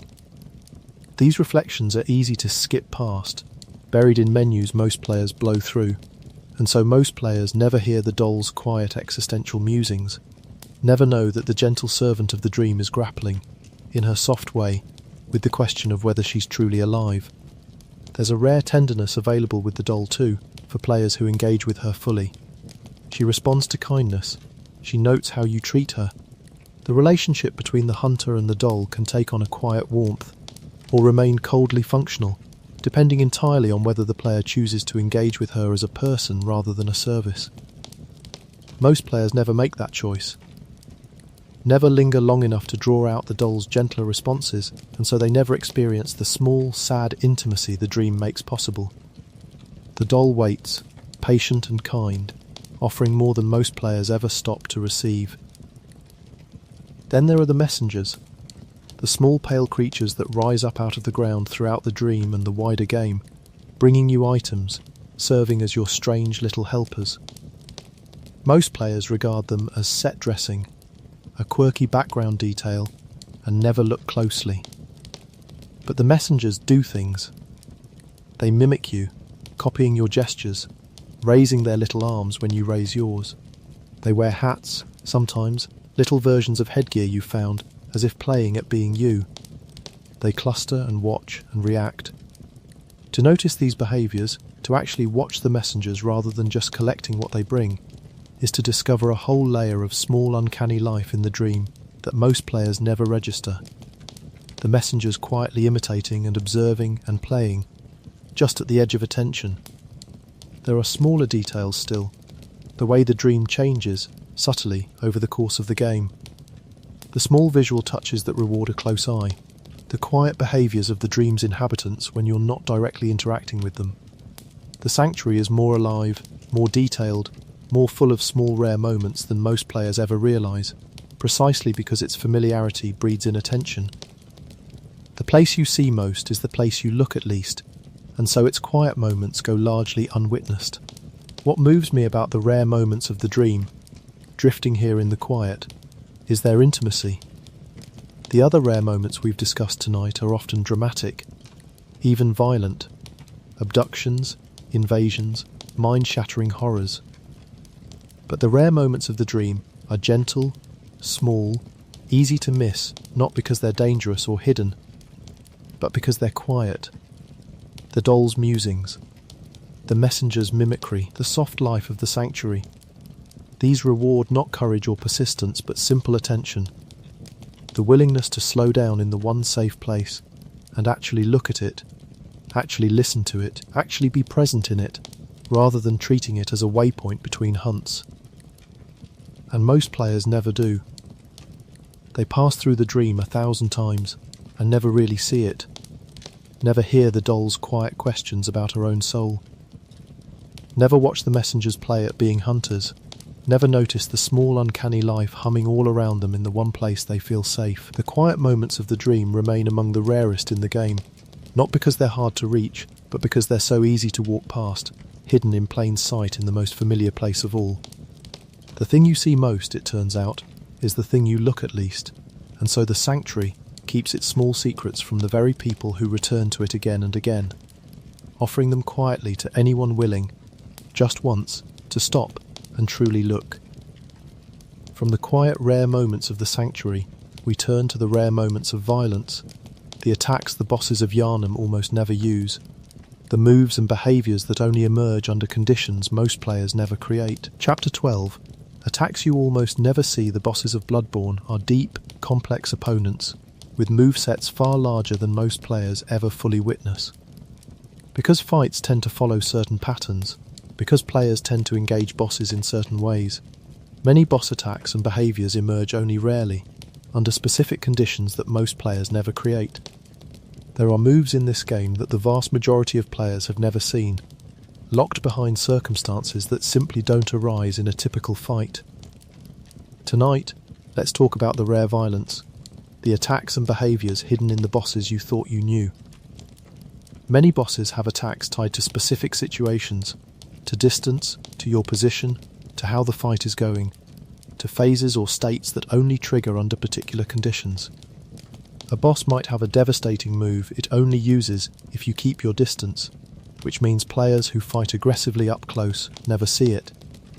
Another might have a behaviour that only emerges if the fight drags on past a certain point, which means players who win quickly never witness it.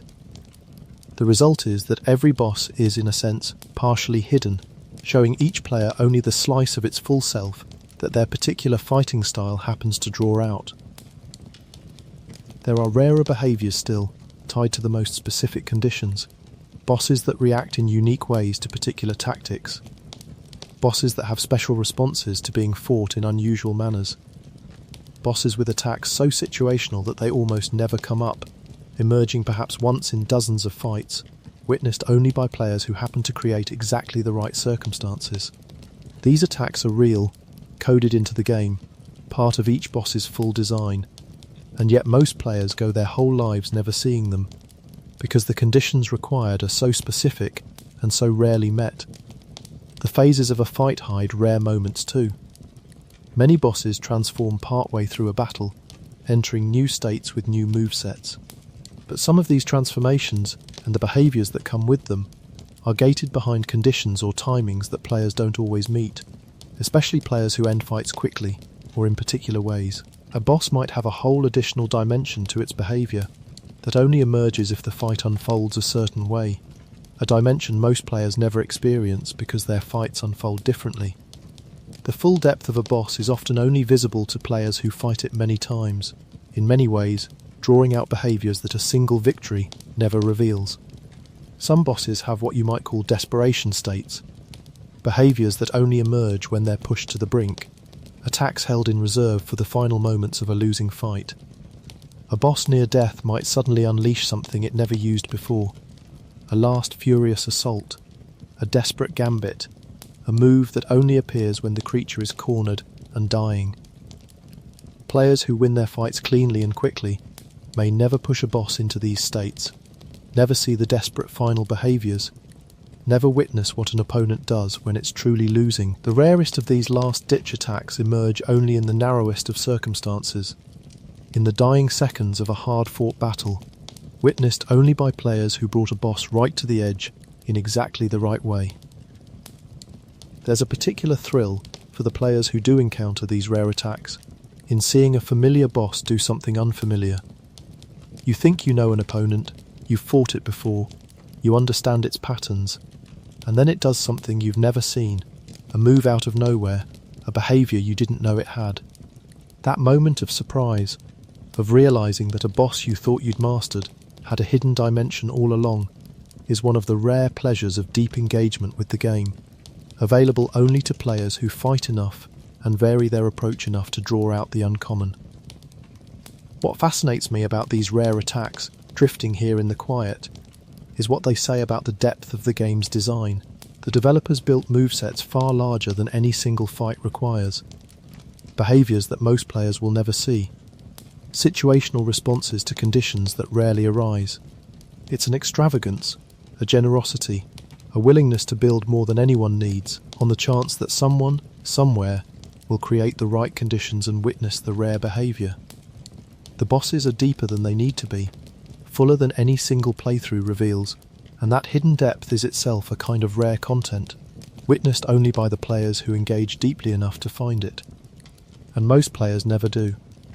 They fight each boss in their own particular way, see their own particular slice of its behaviour, win or lose, and move on, never knowing how much more the boss had to show them. The rare attacks remain rare, the hidden behaviours hidden, the full depth of each opponent visible only to the dedicated few who fight enough and experiment enough to draw out the uncommon. Every boss in the game is partly a stranger, even to the players who beat it, holding moves and behaviours they never saw. From the rare violence of the bosses, we descend now into the deepest and most punishing places in the game, the cursed labyrinth beneath the city, where the rarest configurations and the most brutal conditions produce moments that almost no player ever experiences. Chapter 13. The rare horrors of the cursed depths beneath Yharnam lies a vast underground labyrinth, a sprawling network of ancient tombs accessible through ritual, and most players barely touch it. But for those who descend, the labyrinth is a generator of rare moments, a place where the deepest and most punishing conditions produce experiences almost no player ever has. Tonight, let's go down into the cursed depths and talk about the rare horrors waiting at the bottom of the world. The labyrinth is built in layers, and the deeper you go, the rarer and more brutal the experiences become. The standard depths hold their own challenges, but the truly rare moments live in the cursed and defiled reaches, the dungeons tuned to be punishing beyond reason, guarded by conditions designed to break you. There's a particular kind of cursed depth where your very health is cut in half for the entire run, where every enemy hits like a catastrophe, and every mistake is nearly fatal. A gauntlet so brutal that most players never attempt it, let alone complete it. The moments experienced in those depths, the desperate fights at half health against guardians built to kill, are among the rarest in the game, witnessed only by the most dedicated and masochistic of hunters. The labyrinth is also capable of generating configurations that produce rare sights. Its dungeons can assemble themselves in unusual ways, combining enemies and layouts and conditions into arrangements that most players never roll. A particular combination of foes, a particular brutal layout, a particular cursed modifier stacked on top of an already deadly dungeon. These configurations are rare by their nature, the product of chance and depth, and experiencing them means seeing something most players never see. A version of the labyrinth assembled just for you, terrible and unrepeatable. And there are bosses down there found nowhere else, guardians of the deep tombs that surface-dwelling players never encounter. Enormous chained beasts, bloated horrors dragging themselves through the dark, ancient watchdogs wreathed in fire, the weeping figures at the very bottom. These bosses exist only in the labyrinth, and the rarest of them, the ones guarding the deepest and most cursed reaches, are fought by only a tiny fraction of players. To stand before one of these deep guardians, in a cursed dungeon at half health, having descended through layer after layer of increasing horror, is to experience one of the rarest moments the game offers, a confrontation almost no one ever has. The labyrinth holds rare rewards too, the rarest materials and gems we spoke of earlier, often hiding in its deepest reaches, guarded by its most terrible conditions. To claim them, you have to survive the cursed depths, to fight through the rare brutal configurations, to beat the deep guardians at whatever disadvantage the dungeon imposes. The rarest rewards and the rarest horrors live together at the bottom of the labyrinth, available only to those willing to descend into a part of the game most players never enter, through conditions most players never face. There's a particular kind of rare moment reserved for the players who reach the very bottom, the final chambers of the deepest, most cursed dungeons. After all that descent, all those layers, all those punishing conditions, you arrive at the lowest floor, and what waits there is often quiet, almost anticlimactic in its stillness, a final guardian, or a final figure in a chamber at the absolute bottom of the world. The contrast between the brutal journey down and the strange hush of the final chamber is its own rare experience, a moment of arrival that almost no player ever feels, because almost no player ever descends that far. To stand on the lowest floor of the deepest cursed dungeon, having survived everything the labyrinth could throw at you, is to occupy a place in the game that the overwhelming majority of players never even glimpse, a destination at the very bottom of everything, reached by only the most committed handful of hunters. What strikes me about the rare moments of the labyrinth, drifting here in the quiet, is how completely they're sealed away from the ordinary experience of the game. The labyrinth isn't just optional, it's a whole parallel game, with its own rules, its own bosses, its own rewards, its own rare configurations and brutal conditions. Most players experience Bloodborne entirely on the surface, never descending, never seeing any of it. The rare horrors of the cursed depths are, for them, not even a possibility they declined, but a possibility they never knew existed. An entire category of rare moment, sealed beneath the city, witnessed only by the hunters who chose to dig.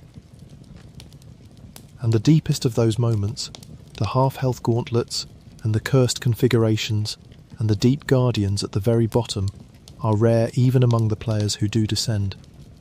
The labyrinth has its own gradations of rarity, its own depths within depths, and only the most committed ever reach the bottom of them. The rarest horrors of the cursed depths are doubly hidden, sealed first beneath the city, and then beneath layers of escalating difficulty, experienced only by the tiny fraction of the tiny fraction who pushed all the way down into the dark. From the rare horrors of the depths, we turn to a different kind of rarity entirely, the rare moments that come not from the game itself but from other players, the fleeting encounters in the strange social layer that threads quietly beneath the solitary hunt. Chapter 14. The rare encounters between players. There's a social layer to Bloodborne that threads quietly beneath the solitary nightmare, a way for the worlds of different players to touch, and within that layer live some of the rarest and most fleeting moments in the entire game.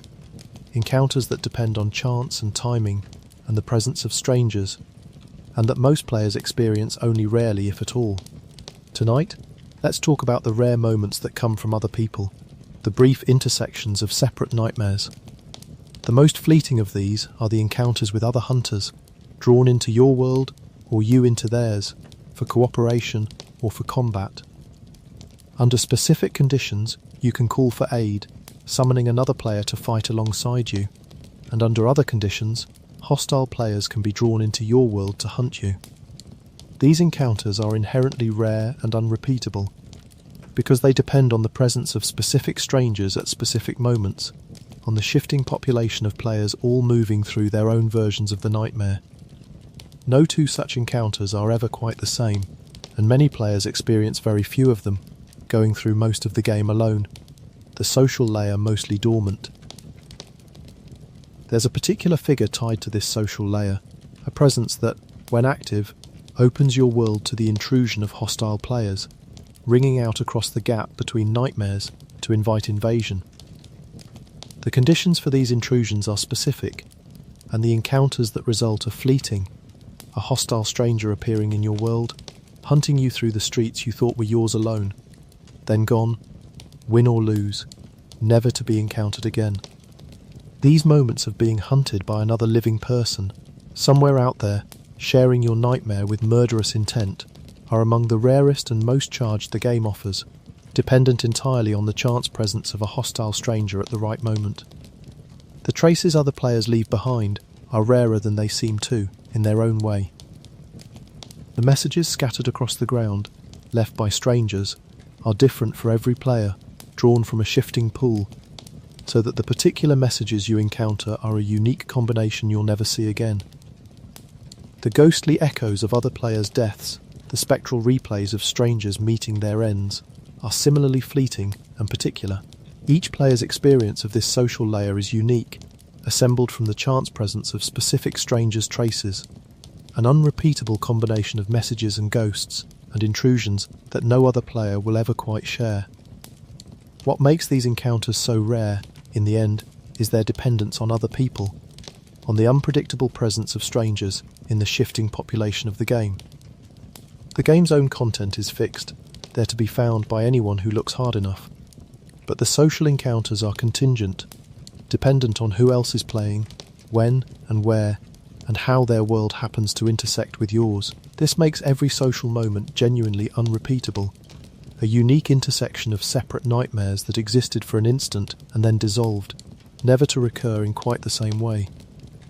There's a warmer side to this fleeting social layer, too, easy to forget amid the talk of invasion. Sometimes the stranger drawn into your world comes not to kill but to help, a cooperative hunter answering your call, fighting beside you through a difficult stretch, the two of you wordlessly coordinating against a shared threat. These cooperative encounters are their own kind of rare and fleeting moment, a bond formed for a few minutes with someone you'll never know and never meet again, dissolved the instant the fight is won, or the connection breaks. There's a strange tenderness in it, this momentary alliance between strangers in a lonely nightmare, two hunters from two separate worlds, standing back to back for a little while before parting forever. Most players experience few of these, and each one is unrepeatable, a brief flicker of companionship in a game largely defined by solitude. There's something quietly profound about this layer of rarity, drifting here in the dark. The solitary experience of Bloodborne is fixed and findable. With enough effort, you can see all of it. But the social experience is fleeting and contingent, made of moments that happen once and never again, that depend on the presence of strangers you'll never know and never meet again. These are the truly unrepeatable moments, the ones that can't be sought out or guaranteed, that simply happen, or don't, depending on the chance presence of other hunters moving through their own versions of the same cursed night. And most players experience only a sliver of this layer. They play mostly alone, the social dimension mostly dormant, encountering only a handful of intrusions or summons or traces, never knowing how many other intersections were possible, how many other strangers' nightmares might have touched their own.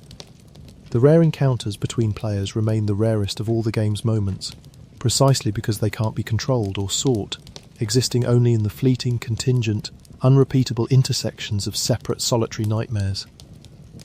From the rare moments that depend on other players, we turn to the rare moments that depend on timing alone, the things that can only happen once, in a narrow window, that close forever the instant they pass. Chapter 15. The things that only happen once. Some of the rarest moments in Bloodborne are rare not because of long odds or hidden conditions, but because of timing. They exist in a narrow window, a brief overlap of circumstances, and once that window closes, it closes forever, at least for that playthrough. Miss the moment, and you never even learn it was possible. These one-time windows are scattered throughout the game, and most players walk straight past most of them, never realizing what they missed. Tonight, let's talk about the things that only happen once. The clearest examples are tied to characters and their movements through the story.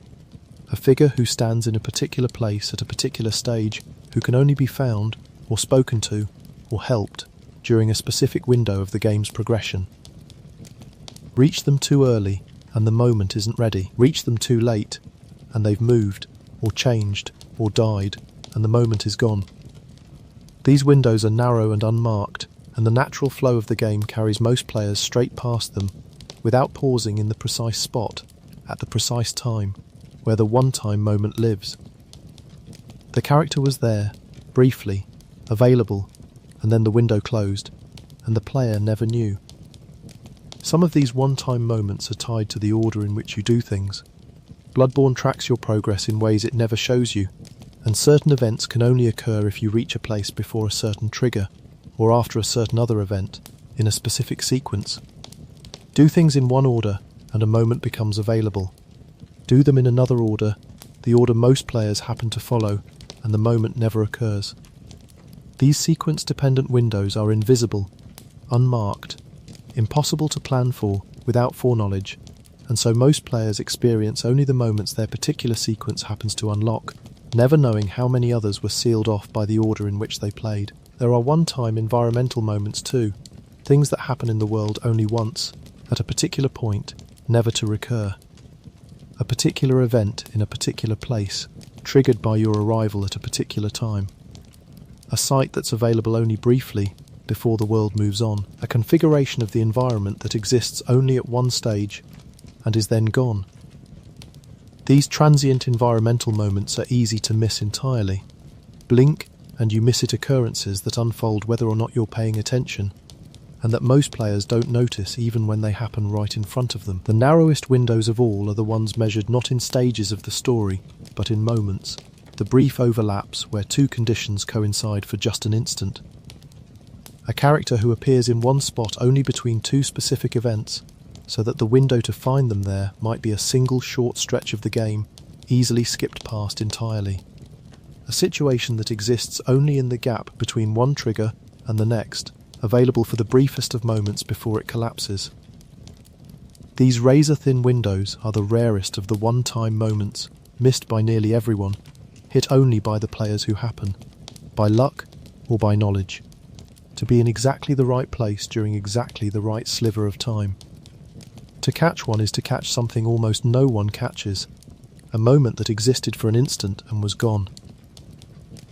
The cruelty and the beauty of these one-time windows, drifting here in the quiet, is that they make the game genuinely unrepeatable in its details.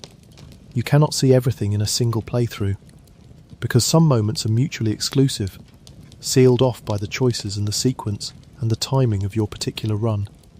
Every playthrough closes some windows by virtue of opening others, leaves some moments unwitnessed by virtue of witnessing others, follows one path through the branching tree of possibility, and thereby forecloses all the others. The one-time moments ensure that no single playthrough can ever be complete, that there is always something you missed, some window that closed before you reached it. This is, I think, part of what gives Bloodborne its particular depth and its particular replayability. Because the one-time windows differ based on timing and sequence and choice, a second playthrough can reveal moments the first one missed, windows that closed last time but opened this time because you did things differently. The game rewards return not just with greater skill, but with new moments. Things you couldn't have seen before because your previous path foreclosed them. The one-time windows turn each playthrough into a unique journey through the branching possibilities, and they ensure that even after many runs, there may still be moments you've never seen, windows you've never managed to open. And most players play only once. They follow their single path through the game, opening the windows that path happens to open, closing all the others, and they finish believing they've seen the game, when in truth they've seen only one possible version of it, one particular sequence through the branching tree of one-time moments. The things that only happen once remain. For most players, things that never happened at all, sealed away behind a timing or a sequence or a choice they didn't know was a choice. witnessed only by the players who happened to walk the precise path required, or who returned, again and again, opening new windows each time. From the moments that happen only once, we turn to the moments of ending, the rare and unusual ways the game can kill you, the deaths and transformations most players never witness because they never quite die in the wrong way. Chapter 16, The Rare Ways the Game Ends You Death, is the most common experience in Bloodborne. You will die, over and over, more times than you can count, but not all deaths are the same, and woven among the ordinary ones are rare deaths, unusual ends, ways the game can kill you that most players never experience, because they never quite die in the specific way required. Tonight, let's talk about the rare deaths, the uncommon ends, the strange and specific ways Yharnam can finish you off. We've already touched on one, the death that isn't a death, the abduction that carries you off to a prison instead of killing you outright. That's one of the rarest ways for an encounter to end, and most players never trigger it. But there are others, deaths tied to specific enemies and specific circumstances, ends that play out differently from the ordinary fade to black. There are the mind deaths, the ends that come not from physical damage but from the shattering of your consciousness, the catastrophic surge of cosmic awareness that the humming figures in the deep places can inflict. To die this way is to die of knowledge, of perception, of too much truth poured into a mind that couldn't hold it, and it's a rare end, because the figures that cause it dwell in the deepest optional places, encountered by only a fraction of players. The mind death is a distinct and terrible way to go, witnessed only by those who venture far enough to be perceived by the things whose perception is fatal. There are deaths tied to specific enemy attacks, grabs and special moves that kill in distinctive ways, that most players never see, because they never quite get caught by them. Certain enemies have particular killing animations, particular ways of finishing a hunter, that emerge only when their specific attack connects in a specific way. These death animations are rare sights, the unusual ends most players avoid simply by not being caught by the precise attack required, witnessed only by the unlucky few who fell to exactly the wrong thing. There are environmental deaths too, ends that come not from enemies, but from the world itself, from hazards and falls and traps that most players learn to avoid. The rare death by a hazard most players never trigger, the unusual end in a place most players navigate safely, the specific environmental doom that catches only the careless or the unlucky. These are rare by their nature, the ends most players are careful enough or fortunate enough to avoid, witnessed only when something goes specifically and unusually wrong. What interests me about the rare deaths, drifting here in the quiet, is how they reveal the texture of the game's danger. Most deaths are generic, the simple result of running out of health, the familiar fade and respawn. But the rare deaths are specific, characterful, tied to particular threats and particular circumstances, and each one is a small revelation about the ways Yharnam can end you. To die a rare death is to learn something about the world, about a specific danger you hadn't fully understood, about a particular way the game was always capable of killing you that you simply hadn't encountered yet. The rare deaths are lessons, each one teaching you about a threat you'd avoided, knowingly or not, until the moment it finally caught you. And there are the transformations, the ends that aren't quite deaths, the rare states a hunter can enter under specific conditions, the descent into a frenzied or altered state, the rare conditions that change what you are, however briefly. These transformative moments are uncommon, tied to specific circumstances most players never create, and experiencing one is a strange and rare thing, a glimpse of a state of being most hunters never enter. They blur the line between death and change, between ending and becoming, in ways that feel distinctly cosmic, distinctly Bloodborne. There's a particular eeriness to dying in the cosmic and dreamlike spaces too, where death itself takes on a stranger quality. To fall in a nightmare, in a place that isn't quite real, raises quiet questions the game never answers. What does it mean to die in a dream? To be killed in a place that exists only in the mind of a higher being? These deaths in unreal places carry a dislocation that ordinary deaths in the waking city don't. A sense that the rules of ending are different here, that what happens when you fall in a dream might not be quite the same as what happens when you fall in the world. Most players never think about it, never register the strangeness. But for the player who pauses to consider it, dying in the deep cosmic places is its own rare and unsettling experience. A death in a dream within a dream, the meaning of which the game leaves hauntingly unclear. Most players die 1,000 ordinary deaths and never a single rare one. They run out of health, they fade, they respawn, the familiar cycle repeating without variation. The rare deaths, the mind deaths, and the grab deaths, and the environmental ends, and the strange transformations, remain unwitnessed. Possibilities they never quite triggered, ways the game could have ended them that it never quite did. The rare ways the game ends you are, like so much else tonight, hovering at the edge of the ordinary experience, witnessed only by the unlucky, the unusual, and the bold.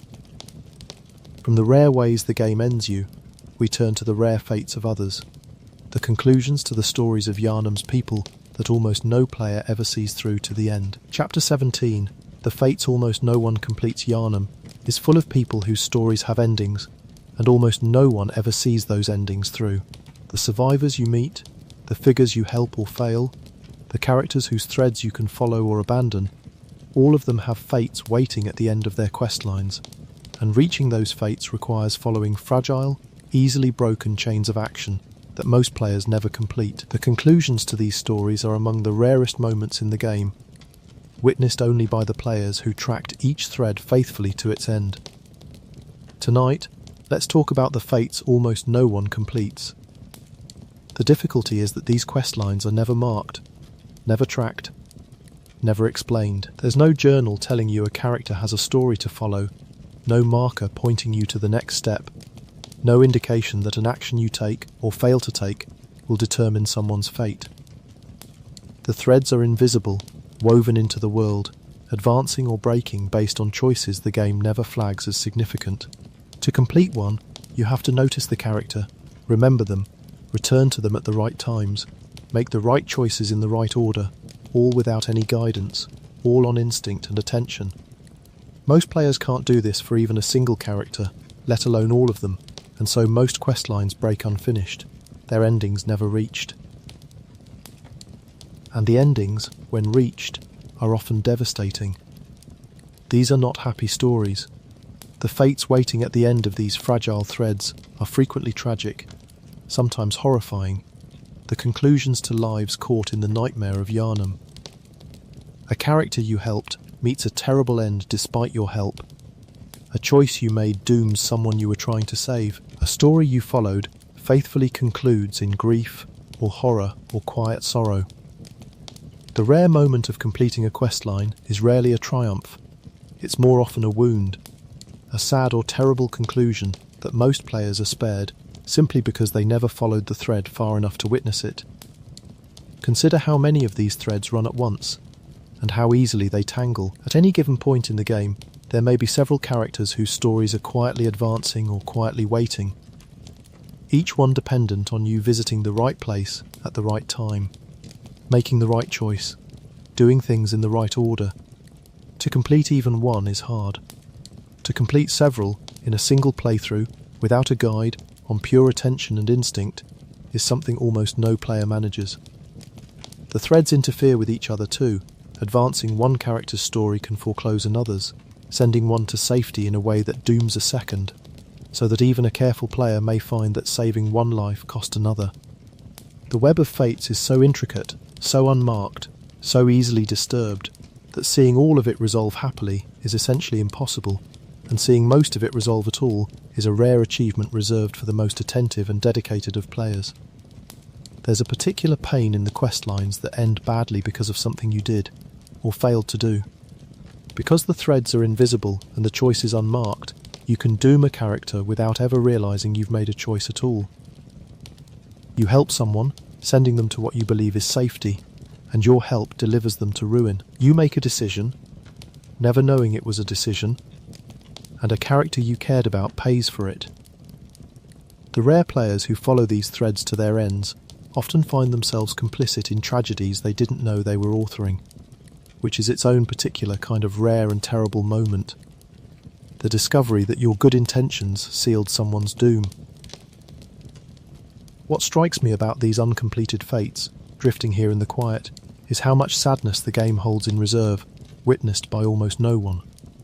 Bloodborne is already a dark and tragic game on its surface, but beneath that surface is a whole additional layer of tragedy, locked in the questlines most players never complete, the fates most players never witness. The game is quietly far sadder than it appears, and the extra sadness is all hidden in these fragile threads, these unmarked stories, these conclusions reached only by the rare players patient and attentive enough to follow each one to its bitter end. And most players are spared all of it.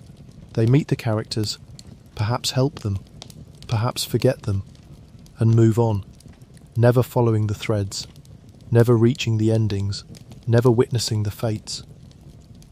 They experience a version of Yharnam that's tragic but bearable, the deepest sorrows sealed away in questlines they never completed. The rare players who do complete these threads experience a darker, sadder, heavier game, carrying the weight of fates that most players never even know exist. The fates almost no one completes remain among the rarest and most affecting moments in the game. The conclusions to stories told in whispers, witnessed only by those who listened closely enough to hear them through to the end. From the rare fates of Yharnam's people, we turn to the rare sights woven into the world itself, the small visual details and hidden touches that most players walk past without ever noticing. Chapter 18. The Details You Walk Past Bloodborne is a game of extraordinary visual density, and woven through its environments are countless small details that most players never notice, rare sights hiding in plain sight, rewarding only the players who slow down and look closely. These aren't hidden areas or secret rooms, they're details, small touches in the environment, easy to walk past, easy to miss entirely, that reward the attentive eye with quiet revelations. Tonight, let's talk about the details you walk past, the small rare sights woven into the world. The environments of Yharnam tell stories, if you look, a particular arrangement of bodies that hints at what happened in a place, a specific detail of decoration that reveals something about the people who lived there, a small visual touch that, noticed, recontextualizes a whole space. These environmental details are everywhere, embedded in the architecture and the dressing of the world, and they reward the player who pauses to actually look at their surroundings, rather than rushing through them toward the next threat. Most players rush. The world streams past, registered only as a series of spaces to traverse and enemies to fight, its quiet stories untold because no one stopped to read them. There are details that change too, that appear or shift based on your progress or your awareness. Small visual touches that most players never notice because they never look at the same place twice with fresh eyes. A space that holds one detail early and another later. A visual element that emerges only under certain conditions. A small touch that rewards the player who returns to a familiar place and looks again, noticing what's changed. These changing details are doubly rare, missed both because they're small and because seeing them requires the unusual behaviour of revisiting and re-examining the familiar. There are Easter eggs, in the loosest sense, small deliberate touches placed for the attentive to find, a detail that rewards close inspection, a visual joke or reference or secret hidden in the environment, a small touch that feels placed specifically for the player who looks where most players don't. These are rare sights by design, tucked into corners and details most players never examine, waiting for the rare attentive eye to find them and feel the small pleasure of having noticed something almost everyone misses. Some of the most rewarding details are the ones that only make sense in hindsight, that you walk past meaning nothing on a first encounter, and that suddenly become significant once you understand more of the story. A detail in an early area that only reveals its meaning after you've learnt a truth from a much later one. An arrangement that seems like random set dressing until a piece of lore recontextualizes it entirely. These retroactive details reward not just attention but memory, the ability to connect something you saw hours ago to something you've only just learned, and the rare flash of recognition when a meaningless detail suddenly clicks into terrible significance, is one of the quiet pleasures of deep engagement with the game. Most players never make these connections, never return to the early detail with the late knowledge, and so the retroactive meaning stays sealed, the detail remaining as meaningless to them as it was the first time they walked past it. What I love about these walked past details drifting here in the quiet, is how they reward a particular way of being in the game. Bloodborne can be played as a series of challenges, a gauntlet of combat to be overcome, and played that way, its visual details stream past unnoticed, irrelevant to the business of survival. But it can also be played as a place to inhabit, to explore, to look at, and played that way, it reveals an astonishing density of detail, a world full of small rare sights and quiet stories and hidden touches, rewarding the slow and attentive eye at every turn. The details you walk past are a measure of how you play, visible only to those who treat Yharnam as a place worth looking at, rather than just a place to get through. And most players walk past nearly all of them. They play to survive, to progress, to overcome, and the visual details stream past, unnoticed and unread, a whole layer of the world's storytelling lost to the momentum of play. The rare players who slow down, who look closely, who treat every space as something to examine rather than just traverse, experience a far richer and more detailed Yharnam, full of small rare sights that most players never notice were there. The details you walk past remain among the most abundant and most overlooked rare moments in the game, hidden not by difficulty or obscurity, but by the simple speed at which most players move.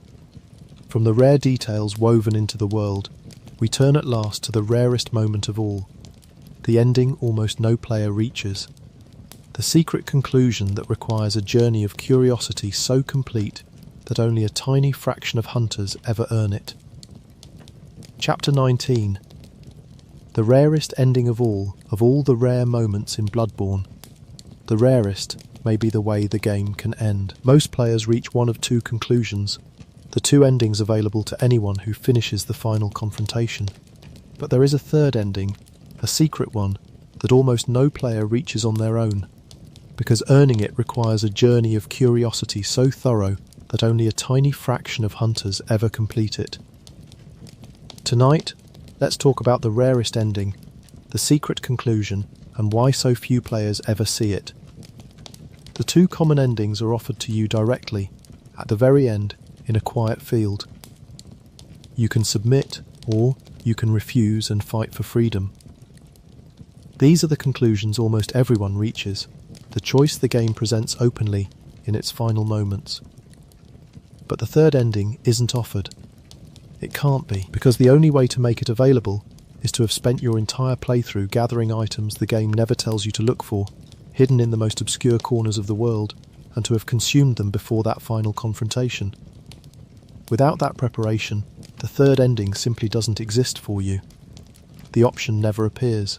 The items required are fragments of a cosmic chord, scattered across Yharnam, each hidden behind the game's most obscure conditions, in the kinds of places most players never explore. To find them all, you have to be the kind of player who rides the coffins, and opens the hidden doors, and explores the optional depths, and follows the obscure threads. The kind of player who treats the whole game as a thing to be thoroughly explored, rather than a path to be followed. Only that kind of player gathers the chords. Only that kind of player unlocks the rarest ending. And that kind of player is rare. If you've gathered the chords, then at the very end, when you refuse the final offer, something different happens. Instead of merely escaping, you face the cosmic power that has ruled the whole game from behind the veil. And if you defeat it, you don't simply end the hunt. You transcend it. You undergo the transformation the entire city died reaching for. You become a new cosmic being, a tiny newborn god, cradled at the very end by the gentle doll. It's the rarest sight the game offers, the secret conclusion, witnessed by only the small fraction of players who explored thoroughly enough to gather the hidden chords, and brave enough to refuse the final offer, and strong enough to defeat what comes next. What makes this ending so rare, drifting here in the quiet, is that it can't be reached by accident or by luck. The other rare moments we've discussed tonight often come down to chance, to timing, to the long odds breaking the right way. But the rarest ending comes down to character, to the kind of player you've been across the entire game. It's the reward for curiosity, for thoroughness, for treating Yharnam as a place full of hidden things worth finding. By the time you reach that final field, the secret ending has already been decided, by whether you were the kind of player who gathered the chords, who explored the depths, who opened the doors most players leave closed. The rarest ending isn't earned in the final moment. It's earned across the whole journey by being a particular kind of seeker. And most players aren't that kind of seeker, not on their first time through, and most players only go through once. They follow the path, reach the final field, choose one of the two offered endings, and roll the credits, never knowing that a third conclusion existed, sealed behind chords they never found, in places they never explored. The rarest ending remains unseen, a possibility they never knew they were declining, available only to the thorough, the curious, the few who treated the whole game as a thing to be fully explored and were rewarded, at the very end, with a transformation almost no one else ever witnesses. There's something fitting about the rarest moment in the game being its rarest ending. Drifting here in the dark, the whole game is about seeking, about curiosity, about the pursuit of hidden things, and the ultimate reward for that pursuit is a conclusion that only the most thorough seekers ever reach.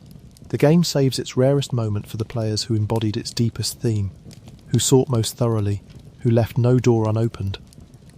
The rarest ending is the game's final gift to the curious, witnessed only by those who earned it across an entire playthrough of looking for what most players never find. From the rarest ending, we turn to a different kind of rare moment. The rare moments you create yourself, the feats of skill and mastery that most players never achieve. Chapter 20. The moments you make yourself. Not all rare moments are given by the game. Some you have to make. Woven into Bloodborne's combat is a whole category of rare moments born from skill, from mastery, from the player doing something difficult and beautiful that most players never manage. These are the rare moments you create yourself, the flashes of brilliance that emerge when a hunter truly masters the hunt, and they're as rare, in their way, as anything the game hides in its corners. Tonight, let's talk about the rare moments of mastery. Consider the parry, the precise, perfectly timed counter that staggers an enemy and opens them up for a devastating blow. It's a fundamental technique, available from the start, but doing it well, doing it consistently, doing it against the game's hardest opponents, is a rare skill that most players never fully develop. The moment of a perfectly timed parry against a difficult foe, the enemy staggering at exactly the right instant, the opening seized, is a small rare triumph. A flash of mastery most players achieve only occasionally, if at all. To chain such moments together, to fight an entire encounter with that kind of precision, is rarer still, a level of skill few players ever reach. There are the flawless fights, the encounters survived without taking a single hit, the bosses defeated cleanly through perfect play. These are rare moments by their nature, achieved only by players skilled enough to execute a whole fight without error, and they represent a kind of mastery most players never attain. The flawless victory is its own rare reward, a moment of pure competence, the hunt performed perfectly, available only to those who've honed their skill to a fine edge through countless hours of practice and death. There's the artistry of the weapons themselves, the transforming arsenal that lets a skilled hunter flow between forms mid-combat, weaving together different modes of attack into a seamless dance. Most players use their weapons simply, settling into comfortable patterns, never exploring the full expressive range available. But a master draws beautiful, rare moments out of the weapons, transitions and combinations and flourishes that most players never discover, turning combat into something almost like performance. These moments of weapon artistry are rare, not because the game hides them, but because achieving them requires a mastery most players never pursue. What strikes me about these self-made rare moments, drifting here in the quiet, is that they shift the locus of rarity from the game to the player. The other rare moments we've discussed are properties of the game, things it hides, or gates, or doles out by chance. But the moments of mastery are properties of you, of your skill, of what you're capable of executing. They're rare not because the game made them rare, but because the skill required is rare, because most players never reach the level of mastery that makes them possible.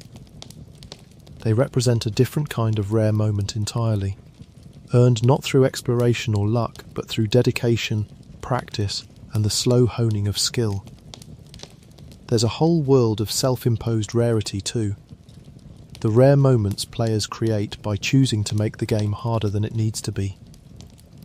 Beating a boss with the weakest weapon, finishing the game at the lowest possible level, refusing to upgrade, refusing to heal, refusing every advantage the game offers. These self-imposed challenges produce rare moments that exist nowhere in the game's design, victories that almost no one achieves, because almost no one attempts them. Feats of skill and discipline that turn an ordinary fight into something extraordinary. The player who defeats a great boss under crushing self-imposed limits experiences a rare triumph entirely of their own making. A moment of mastery the game never asked for, and never rewards except with the private knowledge of having done something almost no one else ever has. And there's a beauty to that, drifting here at the edge of sleep. The game gives you the tools, the parry, the transforming weapons, the systems of combat, and it leaves it to you to master them, to draw rare and beautiful moments out of them through your own developing skill. The players who pursue that mastery experience a category of rare moment unavailable to anyone else, moments they created themselves, flashes of brilliance born from their own dedication. The moments you make yourself are the rarest of all in one sense, because they depend entirely on you, on what you've trained yourself to do, on the mastery you've earned through countless hours in the hunt. Most players never reach that mastery, and that's perfectly fine. The game is beautiful and worthwhile played at any level of skill. But the rare moments of mastery remain, waiting, for the players who pursue them, who practice and die and practice again, until they can parry the unparryable and flow through their weapons' forms like water and survive the hardest fights without a scratch. The moments you make yourself are Bloodborne's reward for dedication, rare flashes of brilliance, available only to those who put in the hours to make themselves capable of brilliance. From the rare moments of mastery, we turn at last to the rarest and quietest moments of all. The moments of beauty hidden in a game so often defined by horror. Chapter 21, The Rare Moments of Beauty Bloodborne, is a game of horror, of blood and beasts and cosmic dread. And that's how most players experience it, as a dark and frightening descent.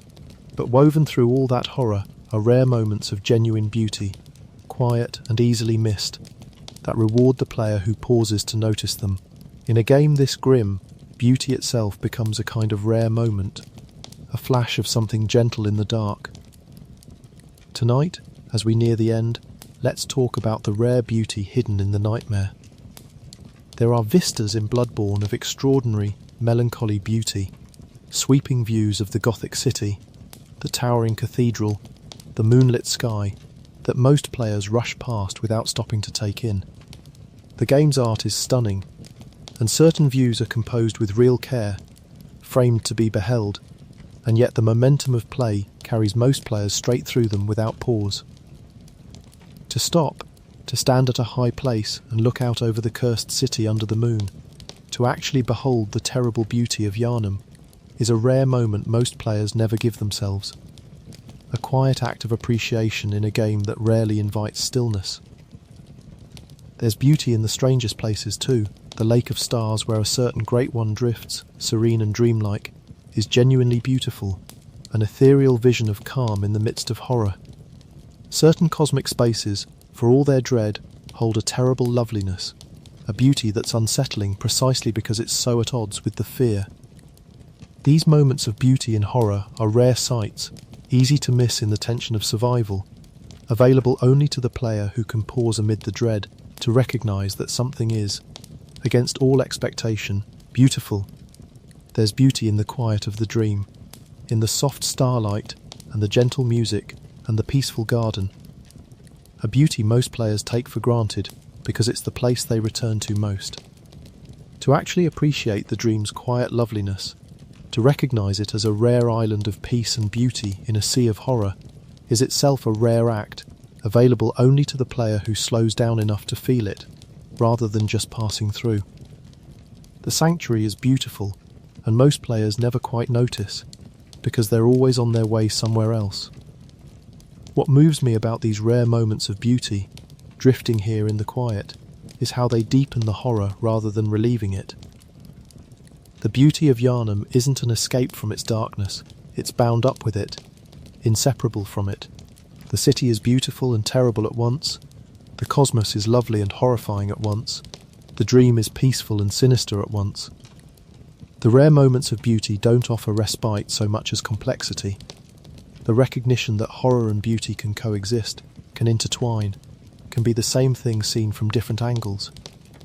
To notice the beauty is to feel the full weight of the tragedy, the loveliness of a world consumed by nightmare, the terrible grace of a city dying under a beautiful moon. There's a rare moment available in simply stopping, in a game that never asks you to stop. Bloodborne is relentless, a near-constant pressure of threat and combat, and the act of deliberately pausing, of standing still in a safe spot and simply existing in the world without fighting or progressing, is itself rare, something most players never do. To stand on a quiet rooftop and watch the moon, to linger in the dream's garden without selecting a menu, to stop, in a game built on momentum, and just be present.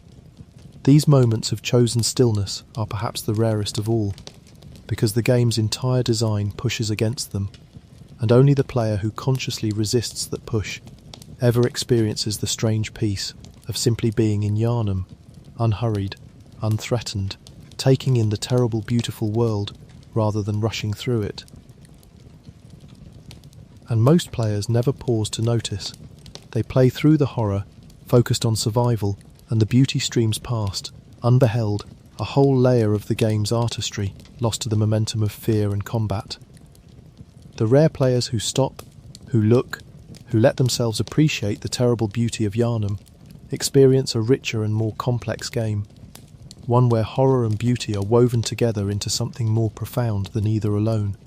The rare moments of beauty remain among the most overlooked in the game, hidden not by difficulty or chance, but by the simple fact that horror demands attention and beauty merely offers itself, quietly, to those willing to pause and receive it.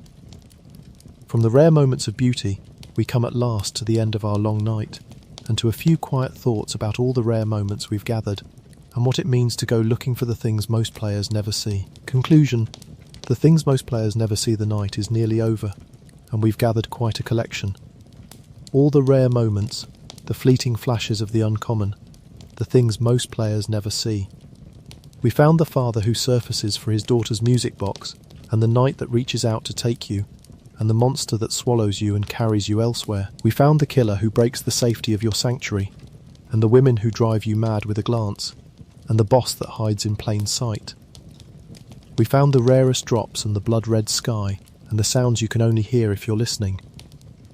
We found the world noticing what you do, and the quiet life of the dream, and the attacks the bosses almost never use, and the horrors of the cursed depths, and the fleeting encounters between players. We found the things that only happen once, and the rare ways the game ends you, and the fates almost no one completes, and the details you walk past, and the rarest ending of all, and the moments you make yourself. And even, in all that darkness, the rare moments of beauty. And here's the thought I want to leave you with, as you drift off. What ties all these rare moments together, every one of them, is that they reward attention. Not skill, exactly, though some require it. Not luck, exactly, though some depend on it. But attention, the simple willingness to look closer, to listen harder, to slow down, to wonder, to try the strange thing and explore the optional place, and follow the fragile thread, and pause to behold the terrible beauty.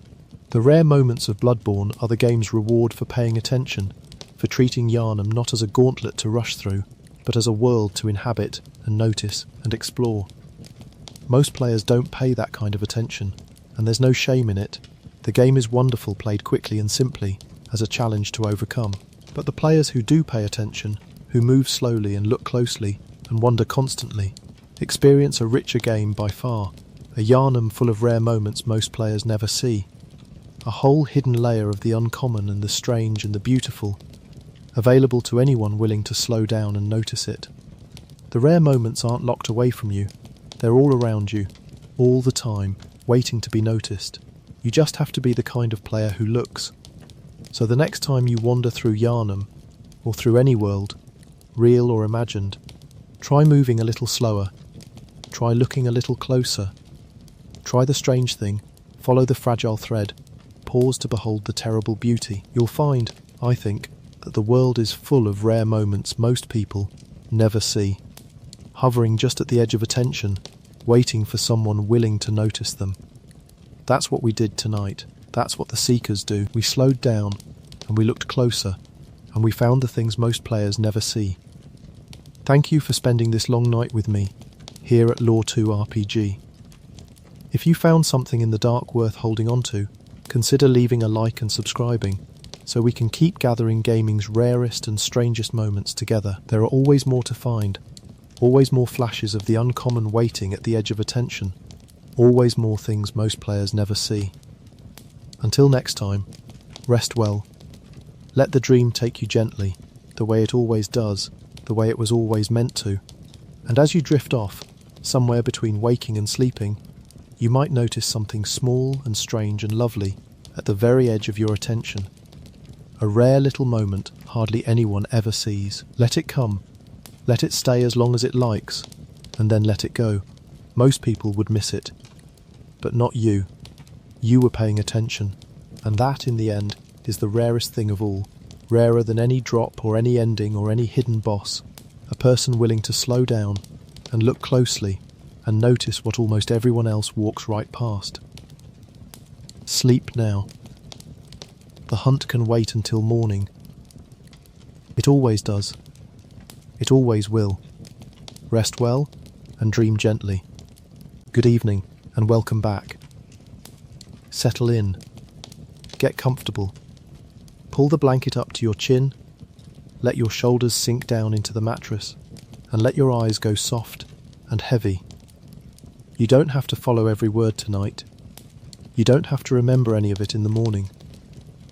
All you have to do is let my voice carry you somewhere far away, somewhere old and cold and quiet, and somewhere that is, if I'm being honest with you, a little bit haunted. Because tonight we are going to a place that should not exist. A place that is half a memory and half a curse. A place stitched together out of guilt and old blood and the screaming of things that were never meant to be touched by human hands. But before we go anywhere, let's take a moment for you. There's no hurry here. There never is, on these long nights. So let the day you just had begin to drift away from you now, the things that went wrong, the things left unfinished, the small worries that have been circling your mind like moths around a lamp. You can set all of that down. None of it can follow you where we're going. For the next couple of hours, your only job is to lie still and breathe slow and let an old, sad, strange story wash over you like the tide coming in over cold sand. If you drift off before the end, that's perfectly all right. That's rather the point. And if you wake in the small hours and find my voice still here in the dark, you can simply close your eyes again and let it carry you back, under.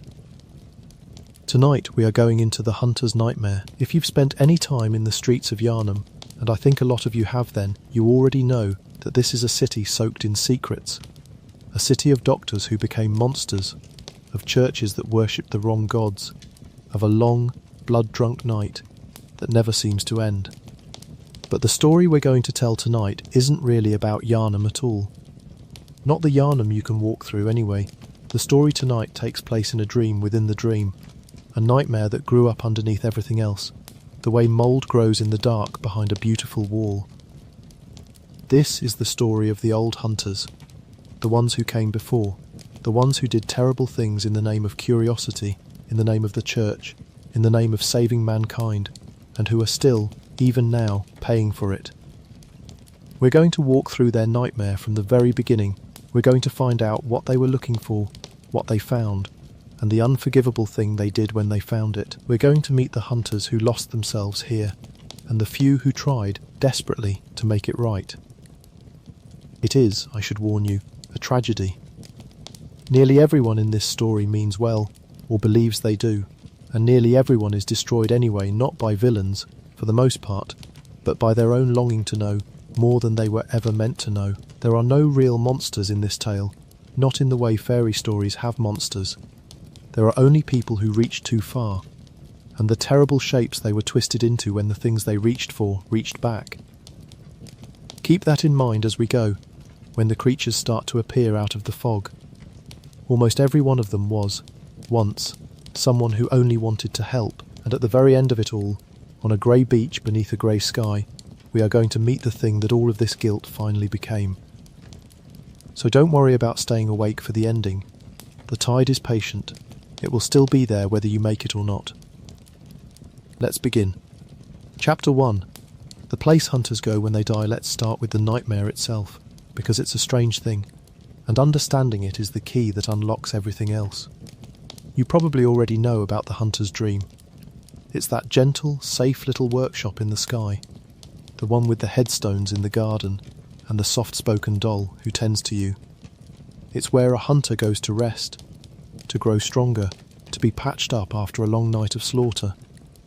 The dream is a kindness. It was made out of love, in a way a quiet harbour stitched into the fabric of the world, so that the hunters of Yharnam would always have somewhere to come home to.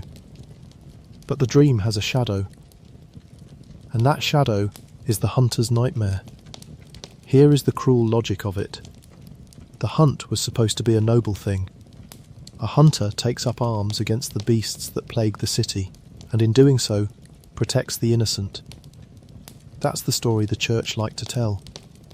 But the truth of the hunt is uglier than that. Blood is intoxicating. Killing, once you start, has a way of pulling you deeper and deeper, until you can't quite remember why you started, or whether the thing in front of you was ever really a beast at all. A hunter who hunts too long, who kills too freely, who lets the bloodlust swallow him whole, that hunter doesn't simply die when his body fails. Something worse happens to him. He wakes up in the nightmare.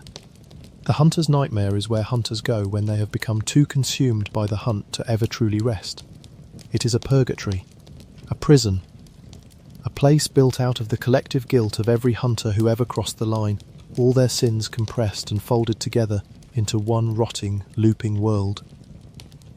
The cobblestones here are the cobblestones of Yharnam, but warped, bleeding, wrong. The buildings lean at angles that hurt to look at. And everywhere there are other hunters. Hunters who have lost their minds. Hunters who have forgotten their own names. Hunters who attack anything that moves because attacking is the only thing left inside them. They are trapped here, doing the same terrible night over and over again, forever. And the worst part, the part that should make your skin go cold even as you're drifting off to sleep, is that most of them don't even know they're trapped. To them, this is just the hunt. It never ended. It never will. When you, the player, arrive in the hunter's nightmare, you are essentially walking into the afterlife of the damned. You step out of the waking world and into the punishment chamber of an entire profession. And the deeper you go, the more you start to realise that this nightmare wasn't an accident. It wasn't just a natural consequence of too much killing. Something made it.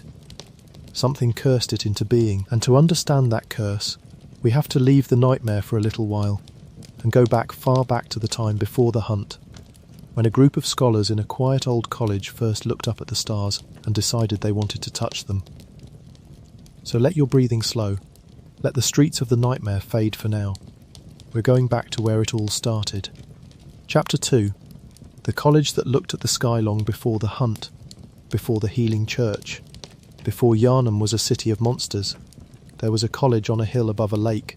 It was called Bergenworth, that's Bergenworth, and it was a place of learning, of scholarship, of men in academic robes poring over old texts by candlelight. But Bergenworth was not interested in ordinary knowledge. The scholars there had become obsessed with something much larger and much more dangerous. They had come to believe that there were beings beyond this world, vast, ancient alien intelligences that existed somewhere out past the edge of human understanding. They called these beings the Great Ones, and the scholars of Bergenworth wanted, more than anything, to make contact with them. You have to understand what they were really after. They didn't simply want to study the Great Ones the way you might study a distant star. They wanted to evolve. They believed that humanity was small, blind, crawling, and that if they could only gain enough insight, enough understanding of the cosmos, they could lift themselves up out of the mud and become something higher, something closer to the gods they worshipped. Their leader, an old scholar named Master Willem, had a phrase that he repeated, a kind of mournful little mantra. He said that we are born of the blood, made men by the blood, undone by the blood, and that our eyes are yet to open. We are blind, he meant. We cannot see the truth of the universe. Not yet. Willem believed the answer was to grow more eyes.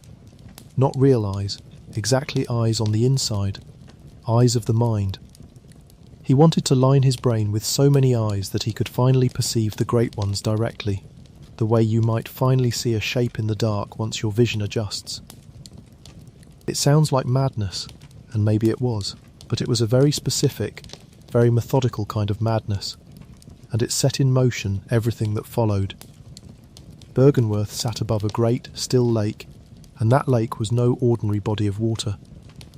Something dwelt within it, or near it, something tied to the secrets the scholars had unearthed, a guardian of sorts, a being that helped to keep the deeper truths of the cosmos hidden from minds too fragile to bear them. The scholars had not stumbled onto their knowledge by pure cleverness. They had found relics, ancient things left behind by an older world that hinted at the existence of the Great Ones and offered fragments of the rites needed to reach them. Chief among these was a small, strange eye, an eye that did not belong to any human, an eye meant to be held rather than seen with, a token of the inner sight that Willem so desperately craved. With each relic uncovered and each fragment of insight gained, the scholars saw a little more of the truth, and the truth, as always, began to unmake them. For that is the cruelty written into the very first page of this story. Insight is poison disguised as enlightenment. The more the scholars learned, the less human they became, their minds filled with visions they could not unsee. Their bodies, in some cases, began to change. Willem himself, the great seeker, the man who wanted more than anything to open mankind's eyes, ended his long life as a withered, muttering shadow of a scholar, rocking in a chair by his lake, surrounded by the ruin of everything he had hoped to achieve. He had reached for the heavens, and the reaching had hollowed him out. And he had learned, too late, the lesson he would spend his final years trying to warn others about, that some doors, once opened, can never be closed again. Now, here is where the trouble truly began. Some of Willem's students didn't have the patience for his slow, careful path of eyes and insight and quiet contemplation. One of them, a man named Lawrence, that's Lawrence, found a faster way. Lawrence discovered that you could gain a kind of power, a kind of transformation, directly through the blood. There was a special blood, an old blood, with miraculous properties. It could heal any wound, it could cure any sickness, and it could, if you let it, change you. Willem was horrified. He understood, in a way Lawrence refused to, that the old blood was a trap, that it would not lift mankind up toward the heavens, but drag it down into bestial ruin. He pleaded with his student. He warned him that the blood was a shortcut to damnation, that whatever power it offered would come due with terrible But Lawrence was young and ambitious, and certain uncertainty has destroyed more people in this world than doubt ever did. The two men split. Lawrence walked down the hill, away from the college, and founded something new, an institution that would offer the miracle of the old blood to the suffering people of the surrounding land. He called it the Healing Church. And for a while, the sick were cured, the dying were saved. People came from everywhere to receive the blessing of blood, and the church grew rich and powerful and beloved. But the old blood always asks for payment. Eventually, the healing came with a sickness of its own, a slow curse that turned the blessed into beasts.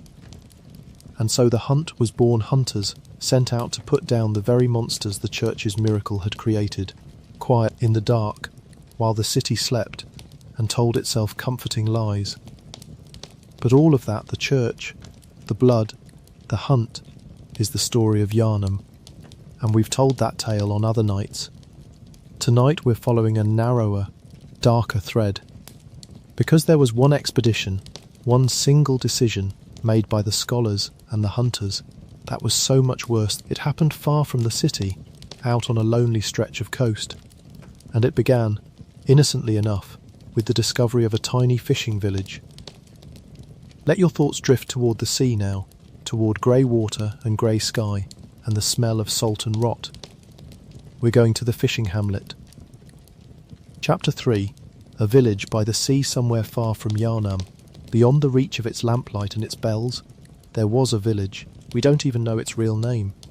History remembers it only as the fishing hamlet, a small, poor, isolated cluster of houses huddled against a cold shoreline, where a community of fisherfolk had lived for generations, pulling their living out of the... But these were not ordinary people. Not anymore. The villagers of the fishing hamlet had changed. Their bodies had begun to twist towards something aquatic and strange. Their skin had grown slick and scaled. Their eyes had gone milky and wide and fish-like. Some of them had sprouted fins or gills or grown so bloated and grey that they barely looked human at all. They shuffled through the streets of their drowned little town, muttering and weeping, half fish and half man, caught somewhere in between, in a way that was deeply, deeply wrong. What had done this to them? The answer is the same as it always is in this story. Something from beyond. Something they were never meant to encounter. Because the fishing hamlet had a secret, and the secret had washed up on their shore. But before we get to that, sit for a moment in the atmosphere of this place, because the world the old hunters built here is one of the most haunting in all of Bloodborne. Picture a village permanently soaked. The cobblestones are slick with seawater and slime. Fish enormous, rotting fish lie strewn across the ground and hang from hooks and lean against doorways, their dead eyes catching the dim light. The buildings are crooked and waterlogged, their timbers swollen and black. And the air is thick with a low, constant sound, the moaning of the villagers, the lapping of cold waves, and somewhere underneath it all, almost too quiet to hear, a kind of weeping. The hamlet folk are afraid, they are in pain, and by the time our story reaches them, they are also full of a grief and a rage so profound that it will echo across worlds. Because here is what happened. The scholars of Byrgenwerth, those same men who wanted so badly to touch the cosmos, heard rumours of the strange village by the sea. They heard that something had happened there, that the people had been transformed, touched by something divine, something from beyond the veil, and to scholars who had spent their whole lives trying and failing to make contact with the Great Ones, this was the most exciting news imaginable. A real, physical encounter. Evidence, a door to the heavens that had opened right there on a beach. So they organised an expedition. They gathered hunters armed, trained, ruthless hunters, and they marched out to the coast to see for themselves. They told themselves they were pursuing knowledge. They told themselves it was for the good of mankind. They told themselves whatever they needed to tell themselves. And when they arrived at the fishing hamlet, they found something on the shore that no human being had ever seen before. They found a god. A dead god. And what they did to it is the original sin from which the entire hunter's nightmare would eventually grow. Stay with me. Or don't let yourself drift if you need to. But this next part is the heart of it all. Chapter 4. The god on the shore, her name was Kos. That's Kos, though some who whisper of her call her Cosm. And the difference, small as it seems, may matter more than anyone knows. Kos was a great one. One of those vast, ancient, cosmic beings the scholars of Byrgenwerth had spent their lives chasing. But unlike the others, who dwelt somewhere unreachable, out past the edge of perception, Kos had come here. To the shore, to the cold grey beach below the fishing hamlet. And she was dead. We don't know how she died. We don't know if a great one can even truly die in the way we understand it, or whether death means something entirely different for a thing like her. But her enormous body had washed up on the sand, vast and pale and rotting, like a whale beached on the shore, except that no whale ever looked like this. Her form was strange and terrible, and somehow sorrowful, sprawled across the beach with the tide washing in and out around her. For the people of the fishing hamlet, Kos had become something to revere, and something to fear. Her presence, her death, her very body lying there in the surf, had soaked into them. It had changed them, warped them, transformed them into the half-fish things they had become. To them, she was a kind of mother, a drowned goddess. They lived in her shadow, and they were remade in her image, and whatever pain they suffered it as her children.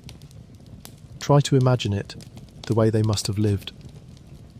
A small, poor village at the edge of the world, far from any city, where the days were measured by the tide and the catch and the grey weather rolling in off the water. And then, one day, a god washes up on their shore. Not a god in any temple or any storybook, but a real one, vast and dead and impossible, lying in the surf at the bottom of their cliffs. What would you do if you were one of them? You would do what they did. You would gather at the water's edge and stare. You would feel the strange power coming off her in waves, settling into your bones, into your blood, into your children's children. You would build your small lives around her presence, half in worship and half in terror, and over the slow years you would become something other than human, until you no longer remembered the difference. They did not choose to be cursed. They simply lived too long and too close to something that was never meant to touch the human world, and it remade them without ever once meaning to. But the scholars and hunters from Yharnam did not see a goddess to be mourned or worshipped. They saw a specimen. They saw the single greatest research opportunity in the history of their order. Here, at last, was a great one they could actually reach out and touch. They could cut into it. They could study its flesh, harvest its secrets, learn the truth of the cosmos by taking the body of a god apart piece by piece. And so that is exactly what they did. I want you to really feel the weight of this, even as you're drifting off, because it is the moral centre of everything. The hunters of the church did not come to the fishing hamlet to protect anyone. They were not putting down rabid beasts. They came to a place where grieving, suffering people lived in the presence of their dead god, and they decided to take that god apart for parts. And the villagers fought back. Of course, they tried to protect their mother's body, the way anyone would try to protect the thing they held most sacred. So the hunters cut them down. They slaughtered the hamlet. They put the whole village to the blade so that they could get to the corpse on the beach unobstructed. And then they set to work. They cut into Kos. They dissected her on the beach, and it is widely believed that in doing so, they discovered something that horrified even them, because Kos was not merely a corpse. Kos was pregnant. Inside the body of the dead god, there was a child, an orphan, waiting to be born, or perhaps already dead alongside its mother, or perhaps something stranger than either. The hunters cut into the goddess and found her unborn offspring within, and depending on which whispers you believe, they took it, or they killed it, or they simply left it there in the ruin of its mother's body. This is the act. This is the sin. The slaughter of the villagers, the dissection of the dead goddess, the violation of Kos, and the fate of her orphan, all of it bundled together into a single unforgivable atrocity committed by men who believed, right up until the end, that they were doing the right thing. And gods, it turns out, do not forgive. Let the image settle.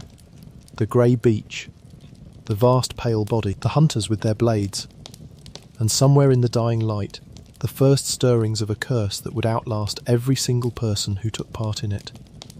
We'll talk about that curse next. Chapter 5. The curse of the hamlet nothing in Bloodborne is ever truly gone. That's one of the great, quiet horrors of this world. Death is the dead linger. They dream, they reach back into the world of the living through nightmares and rituals and old blood. And when something as monstrous as the slaughter of the fishing hamlet happens, it does not simply fade into history. It festers, it waits, and eventually, as the hunters carried out their work as they cut down the fish villagers and dismembered their goddess on the shore, the people of the hamlet were not silent. In their final moments, in their agony and their grief, and their incandescent rage, they did the only thing they had left to do. They cursed the hunters.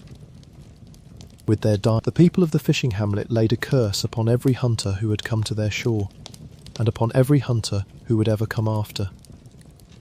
There is a phrase, scrawled and whispered and half-remembered, that captures it perfectly. A corpse should be left well alone. That's the lesson, isn't it? That's the whole tragedy in 6 words. The hunters could not leave the corpse of a god alone, and so the corpse and the grief surrounding it would never leave the hunters alone in return. It's worth pausing on what kind of curse this really is, because it is not the curse of a storybook witch, cackling and casting spells. It is something stranger and sadder and far more frightening. It is the sheer weight of grief and wrong, so heavy and so concentrated that it tears a hole in the fabric of reality itself. When a god dies and her body is violated and a whole village is slaughtered defending her, and her unborn child is torn from her corpse, all in one place, on one beach, in one terrible span of hours, the sorrow of it does not simply disperse into the air the way ordinary sorrow does. It pools. It festers. It gathers into something with weight and will and permanence. The curse of the fishing hamlet is not a punishment handed down by a vengeful deity.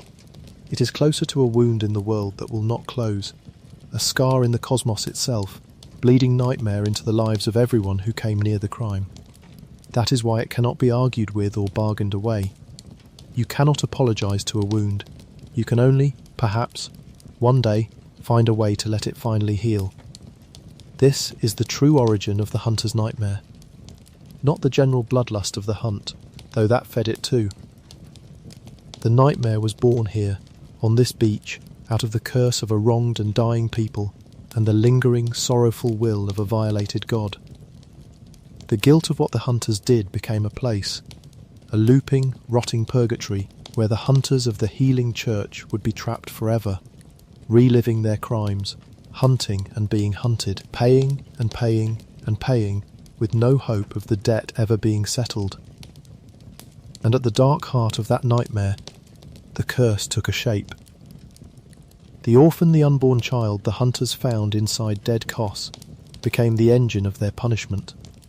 The orphan of Kos, it would come to be called, born from a corpse, born into a nightmare, born already grieving for a mother it never knew, and screaming with a rage that was not even its own. The orphan is the curse made flesh. As long as it exists, wailing on that grey beach at the bottom of the nightmare, the hunters can never be free. So now you understand the architecture of this whole haunted world. At the top, the streets of the nightmare, full of mad and broken hunters. In the middle, the institutions of the church that committed and then tried to bury the crime. And at the very bottom, beneath everything, the beach, the corpse and the wailing child. The nightmare is a kind of monument to a single act of hubris, and everyone trapped inside it is serving a sentence for a sin that some of them didn't even personally commit. But the people who did commit it, the hunters, who led the charge, who built the church's hunting workshop, who carried out the experiments, their stories are the most tragic of all. Because some of them were not simple villains.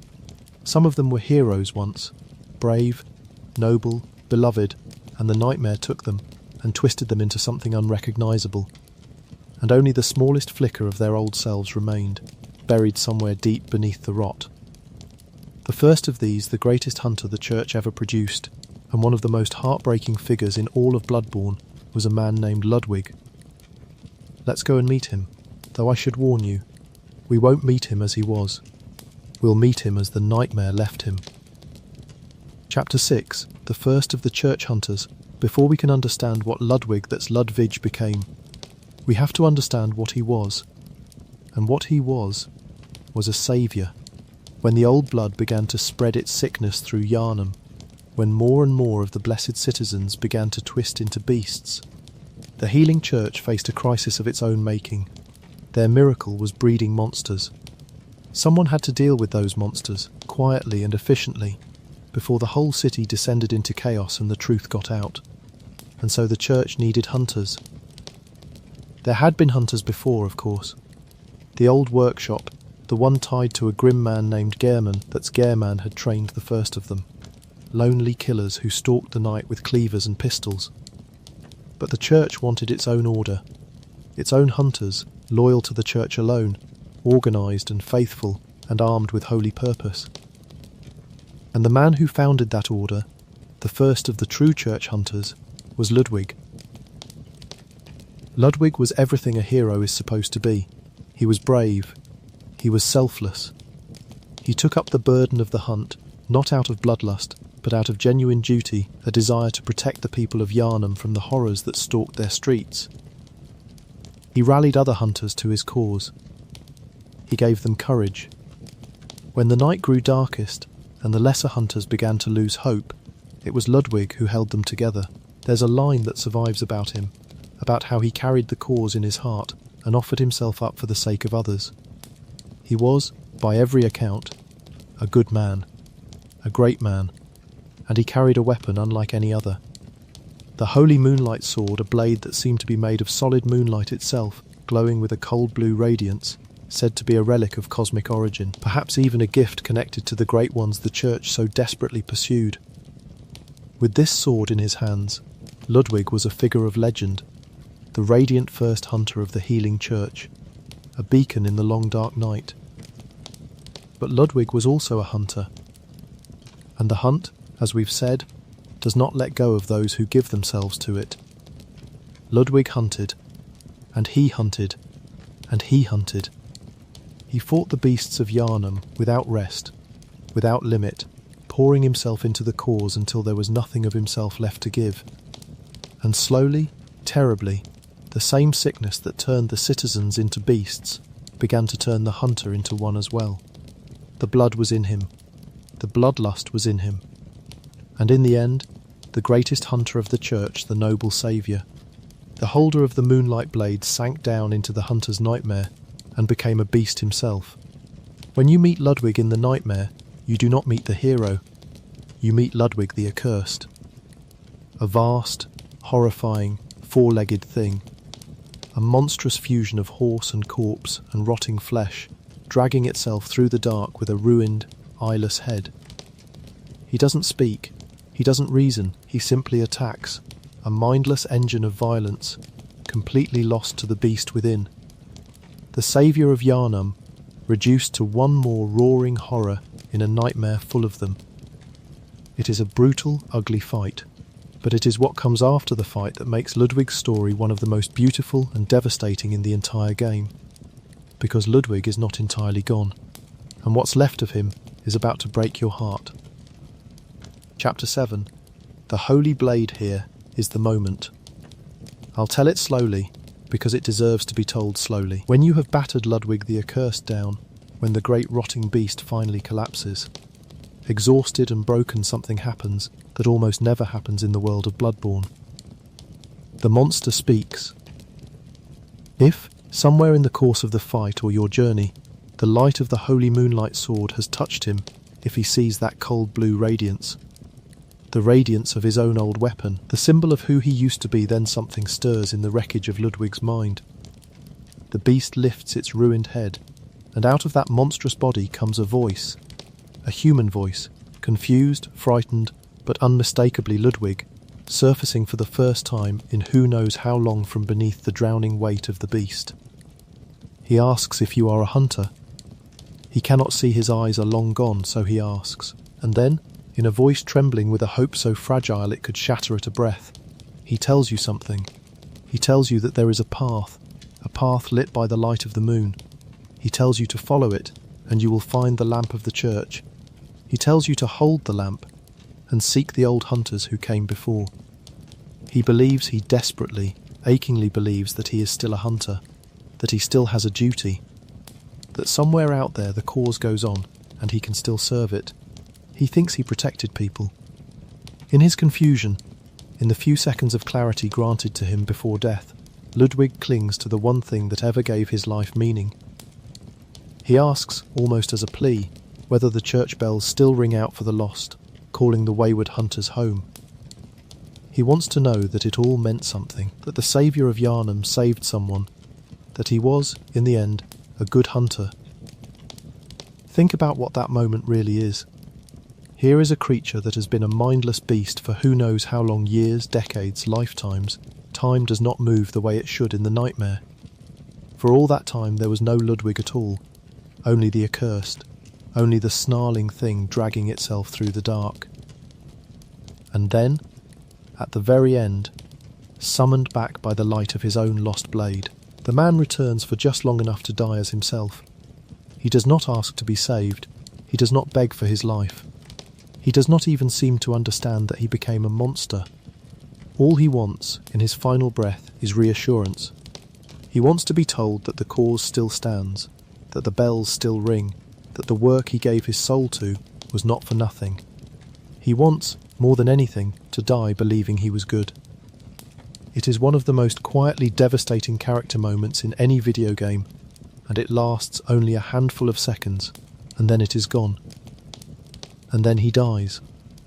That's the tragedy of Ludwig, laid bare. Here is a man who gave everything, his strength, his courage, his very humanity for the sake of others, and his reward was to be transformed into a mindless monster and trapped in a nightmare for eternity. The only mercy he ever receives is a few seconds, right at the very end, in which he gets to be himself again. To die not as Ludwig the Accursed, but as Ludwig the Holy Blade. To go out believing, even if it isn't quite true, that he was a good man who did a good thing. Maybe he was. That's the thing about Ludwig, he's not really one of the villains of this story. He didn't cut into Kos on the beach, he didn't curse anyone. He was a tool of the church, yes, and the church's hands were filthy, but Ludwig himself seems to have genuinely believed in protecting people. His sin was not cruelty, his sin was that he loved the hunt, and the hunt loves no one back. It only takes, and takes, until there is nothing left. And there is a lesson in that which reaches well beyond Yharnam, and its beasts a lesson about giving yourself so completely to a cause, however noble, that you lose the self that made the cause worth serving in the first place. Ludwig poured himself out for others until there was no Ludwig left. The hunt drank him dry. By the time the blood took him, the man had already, in a sense, been gone for a long time, dissolved into the role he had chosen. The beast was only the final form of a disappearance that had begun years before, the night he first decided that the cause mattered more than the man. When you defeat him, you can claim his sword. The holy moonlight sword passes from the fallen hero into your hands, the light of the moon now yours to carry through the dark. It's a fitting inheritance. The last gift of a man who only ever wanted to be a light in the darkness, even after the darkness had swallowed him whole. But Ludwig was not the only great hunter the nightmare claimed. There was another, a figure colder and more controlled than Ludwig, a hunter of extraordinary skill who was present for the original sin itself, who saw what was done to Kos on the beach, and was so horrified by it that she tried to bury the truth forever. Her name was Maria, Lady Maria of the Astral Clock Tower, and her story is, in its own quiet way, even sadder than Ludwig's. But that is a tale for when you wake, or for when I return to you, a little later tonight, to carry you down the next dark corridor. For now, let the moonlight rest on the water. Let Ludwig finally sleep. And you should sleep too. Chapter 8. The lady in the clock tower high, above the hunter's nightmare, past the corpses and the cobblestones, past the place where Ludwig fell, there is a clock tower. It is old and grand and full of dust, and its great gears turn slowly in the dark, marking out hours that have no meaning in a place where time has stopped. They call it the Astral Clock Tower. And at the top of it, seated in a high-backed chair with her hands folded in her lap, there is a woman. She does not move. When you first come upon her, you might mistake her for a statue, or for one of the countless dead things that litter this nightmare. She sits perfectly still, her head bowed, her tricorn hat low over her face, an elegant figure in a hunter's garb gone grey with age. She is dead, you understand quickly. She has been dead for a long time. But death, in this place, has never once meant rest. Her name was Lady Maria, and of all the figures in the old hunters, she is perhaps the one who understood best exactly what crime had been committed, and exactly how much it had cost, because she was there. Maria was a hunter of extraordinary skill, one of the finest the workshop ever produced, and she was bound up closely with the secret of the fishing hamlet. Some say she took part in the expedition itself. Some say she only saw the aftermath. But whatever the precise truth, Maria looked upon what the hunters did to Kos, and to the people of that village, and it broke something inside her that never healed. She was disgusted, not in the abstract, philosophical way that a scholar might frown at an ethical problem, but in her gut, in her soul, with a revulsion so total that she could not bear to go on as she had. The hunters had crossed a line that should never be crossed. They had cut into a dead god and torn out her child, and slaughtered a village of suffering innocents, all in the name of insight, all in the name of progress, all in the name of nothing that could possibly justify it. And so Maria turned away from it. She took her weapon, a paired blade called the rakuyo. That's rakuyo. Twin curved swords she had wielded as a master hunter, and she cast it down a well, deep into the dark, to be rid of it. She wanted no more part of the hunt, no more part of the blood, no more part of the terrible curiosity that had led the hunters to that beach. She tried, in her own way, to bury the whole thing, to seal the hamlet's secrets away where no one could ever dig them up again. But you cannot bury a curse, you can only delay it, and Maria, in the end, could not live with what she had seen. She chose, it is said, an honest death, taking her own life rather than carrying the weight of that knowledge any further, and yet even that did not free her. She woke, like all the others, in the nightmare, and there she sits, in the clock tower, dead, but not at rest, set as a final guardian over the path that leads down to the truth. Because that is the cruel irony of Mariah's fate. The woman who tried hardest to keep anyone from ever reaching the hamlet again is now forced, for eternity, to guard the door to it. Chapter 9. An honest death when you climb to the top of the astral clock tower, intent on descending into the depths below to find the source of the nightmare. Maria rises from her chair to stop you. She does not want to fight you. That is the first thing to understand. There is no malice in her, no rage, none of the mindless bloodlust that drives the other hunters of the nightmare. Maria is calm. She is sorrowful. She is, even in undeath, the most composed and dignified figure you will meet in this whole haunted world. And when she speaks to you, her words are not a threat, but a warning born of bitter, hard-won experience. She tells you that a corpse should be left well alone. She knows, she says, exactly how sweetly the secrets beckon. She understands the pull of curiosity better than anyone, because that same curiosity is what damned her and everyone she ever knew. And she tells you, gently, almost kindly, that only an honest death can cure you now, that she means to liberate you from your wild curiosity before it leads you down the same road it led the rest of them. She is trying to save you. That's the heartbreak of it. By killing you, she believes she is sparing you the fate of becoming one more cursed soul trapped in this loop forever. She wants to stop you at the threshold, before you learn what she learned, before you see what she saw. She failed to protect the world from the hunter's sin once before. Now, in death, she will try one last time to protect at least one person, you, from being consumed by it. The fight that follows is beautiful and terrible. Maria is a duelist, fast and precise and graceful, fighting with the elegant economy of a true master. And as the battle wears on, she does something extraordinary. She draws her own blood, igniting her blade with it, turning her weapon into a thing of fire and crimson. She fights harder and harder, more and more desperately, until at last she falls, and even then she rises again, refusing to yield the path while a single ember of her will remains. There is a terrible poetry in the way she fights. Maria spent her life trying to put the violence behind her. She threw away her weapon. She turned from the hunt. She tried to become someone who did not solve problems with a blade. And yet here, at the end, guarding the one secret she cared about above all others, she is forced to take up the sword again and fight with everything she has to become. One last time, the master hunter she tried so hard to stop being. The nightmare does not even let her keep her renunciation. It drags her back into the role she fled, makes her bleed and burn and kill in defence of a truth she wishes had never existed. Every graceful, deadly motion she makes is a small betrayal of the peace she was reaching for. That is the nightmare's cruelest trick of all, It takes the very thing you ran from and makes it the only thing you are allowed to be.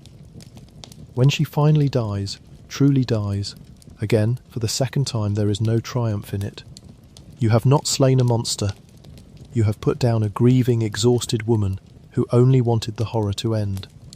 And you have done exactly what she begged you not to do. You have refused the honest death, refused to turn back, and committed yourself to descending into the worst of it.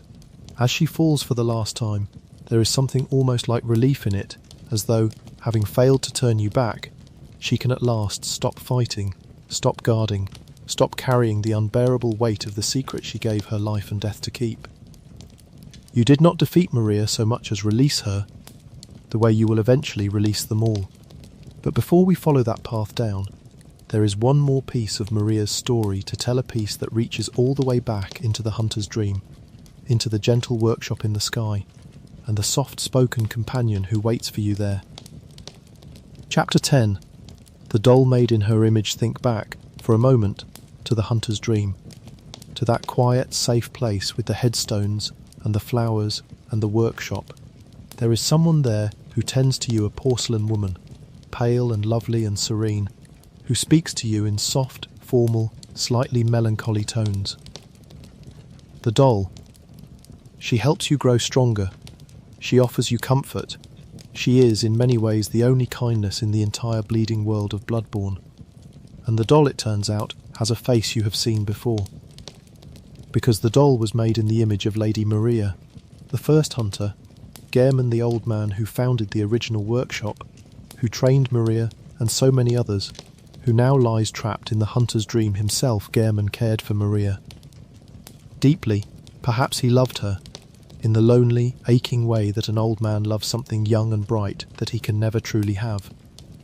And after Maria was gone, Yharnam could not let her go. He crafted the doll, a porcelain replica of the woman he had lost, and brought it into the dream to keep him company in his eternal imprisonment.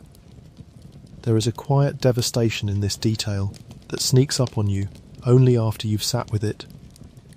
The doll, that gentle figure who has tended your wounds and wished you well 100 times over, is a monument to grief. She is an old man's attempt to hold on to a dead woman by recreating her in clay and cloth. And Maria herself, the real Maria, the one whose face the doll wears, died in despair, far away, sealed in a nightmare she could never escape, while her likeness smiled softly in a dream she would never see. Two versions of the same woman, in two different worlds, one a hollow comfort, one a grieving ghost, neither of them at peace. And there is a further sorrow folded into it if you go looking. The doll, by most accounts, did not begin as a living thing. She was an object, a beautiful crafted shell, until something, the strange dreaming power of the place, or perhaps the sheer weight of Yharnam's longing, stirred a kind of soul to life inside her.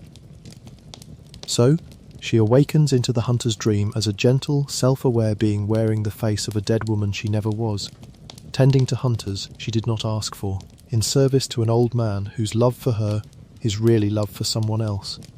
She knows, in her quiet way, that she is a substitute, that the tenderness directed at her was meant for another, and she bears it with the same soft grace that defines everything about her, asking for nothing, offering only kindness, a porcelain echo of a grief that was never hers to carry.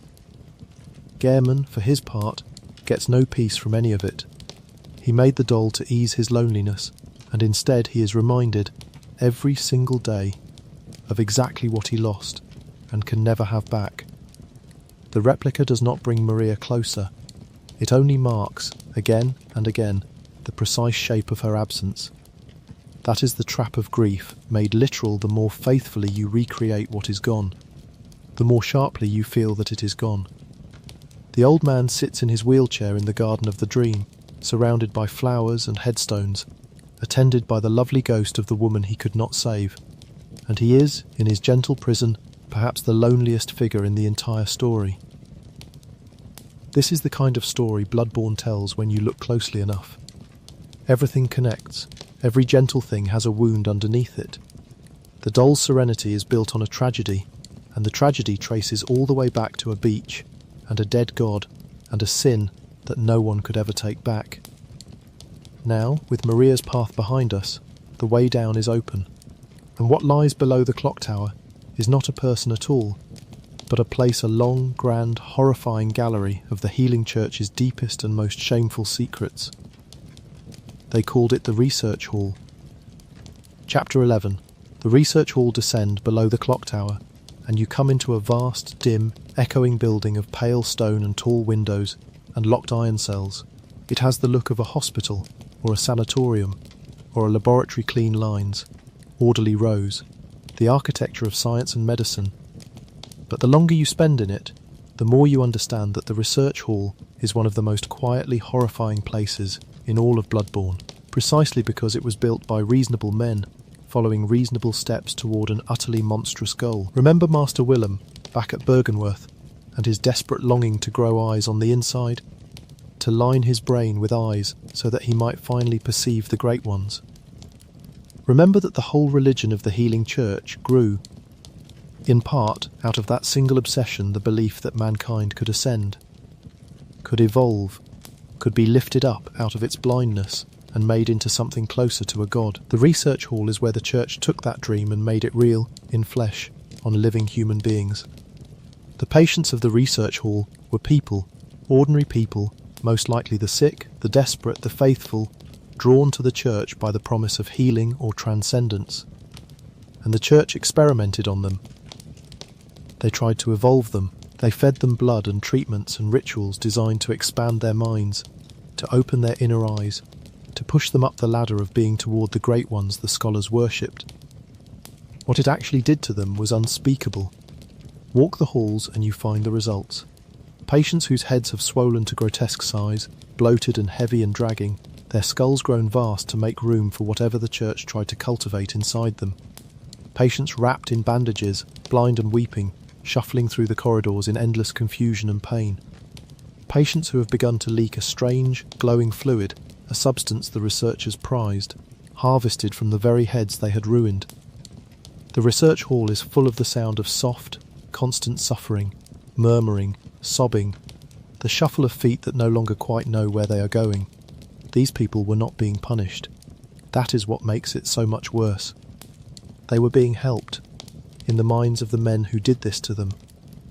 They were the chosen, the volunteers, the lucky few selected to be elevated toward divinity. The researchers believed they were doing holy work. They believed they were midwives to a higher form of humanity. And the kindest thing you can say about the result is that some of the patients survived to suffer it. Wander the upper floors, and you begin to grasp the sheer scale of the obsession. The Research Hall is not a back room where a few unethical doctors did their dirty work in secret. It is a grand institution, purpose-built, with cells and operating chambers and observation rooms, an entire architecture dedicated to the systematic transformation of human beings into something other than human.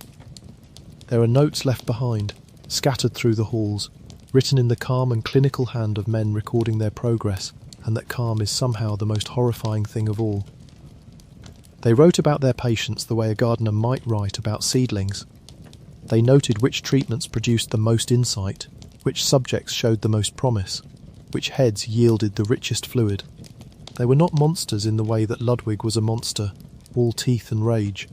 They were worse, in a sense, gentle, reasonable, devout men who could torture a person to the edge of madness in the morning and pray sincerely for that same person's ascension in the evening and see no contradiction in it at all. And the patients trusted them. That is the detail that lingers. These were the faithful people who had come to the church for healing, for hope, for salvation, and who had been told that they were being given the greatest gift imaginable, a chance to rise above their feeble human limits and draw closer to the gods. Many of them surely went willingly. Many of them surely believed, right up until their minds came apart, that the suffering was holy and the suffering was worth it. The Research Hall is not just a chamber of horrors. It is a monument to misplaced faith, to what happens when people surrender themselves completely to an institution that has convinced them their pain is sacred. If you are still awake to hear this, let it settle softly, rather than sharply. There is no need to dwell on the cruelty for its own sake. The point of the research hall, in the end, is not the horror, but the sorrow, the vast, quiet sorrow of so many trusting people led so gently toward ruin. And nowhere is that sorrow more concentrated than in a single cell, where one patient transformed her unbearable suffering into something that almost resembles grace. Among all of them, there is one whose story rises above the rest, a woman who, in the depths of her agony, became something almost saintly. Her name was Adeline. Chapter 12, St. Adeline in one of the cells of the research hall, strapped to a kind of operating table, there is a woman named Adeline. That's Adeline, and if you stop and listen to her, her story will stay with you long after you've left this place. Adeline is a patient one of the experiments. The church has worked on her, expanded her, opened her inner eyes, and as a result, her head produces that strange glowing brain fluid the researchers prize so highly. She is in constant pain. She is bound, helpless, alone in the dark. And yet what she wants, more than relief, more than freedom, more than mercy, is when you speak to her, Adeline does not beg you to set her free. She asks you to help her produce more of the fluid. She believes in the work. She believes that her suffering serves a higher purpose, that the secretions of her ruined mind are a gift to the church and to mankind's ascension. She has so thoroughly absorbed the gospel of the researchers who tortured her that she has come to see her own torment as a sacred duty. She wants to give. She wants to matter. She wants the pain to mean something. There is a small, terrible interaction you can have with her, where you help her along this path, and the more you help, the further she goes, the more she gives of herself, the deeper she sinks into her role as the holy wellspring of the church's forbidden science. She thanks you for it. She is grateful, and by the end, what remains of Adeline has been so utterly consumed by the experiment that there is barely a person left at all, only the function, only the offering, only the saint she made herself into to survive the unbearable. This is the genius and the cruelty of how Bloodborne tells its stories. It would be easy to make the patients of the research hall into simple victims, faceless and pitiable. Instead, it gives you Adeline, who is a victim, yes, but who is also a believer who participates in her own destruction with a kind of devout, heartbreaking willingness. She makes you complicit. She thanks you for hurting her.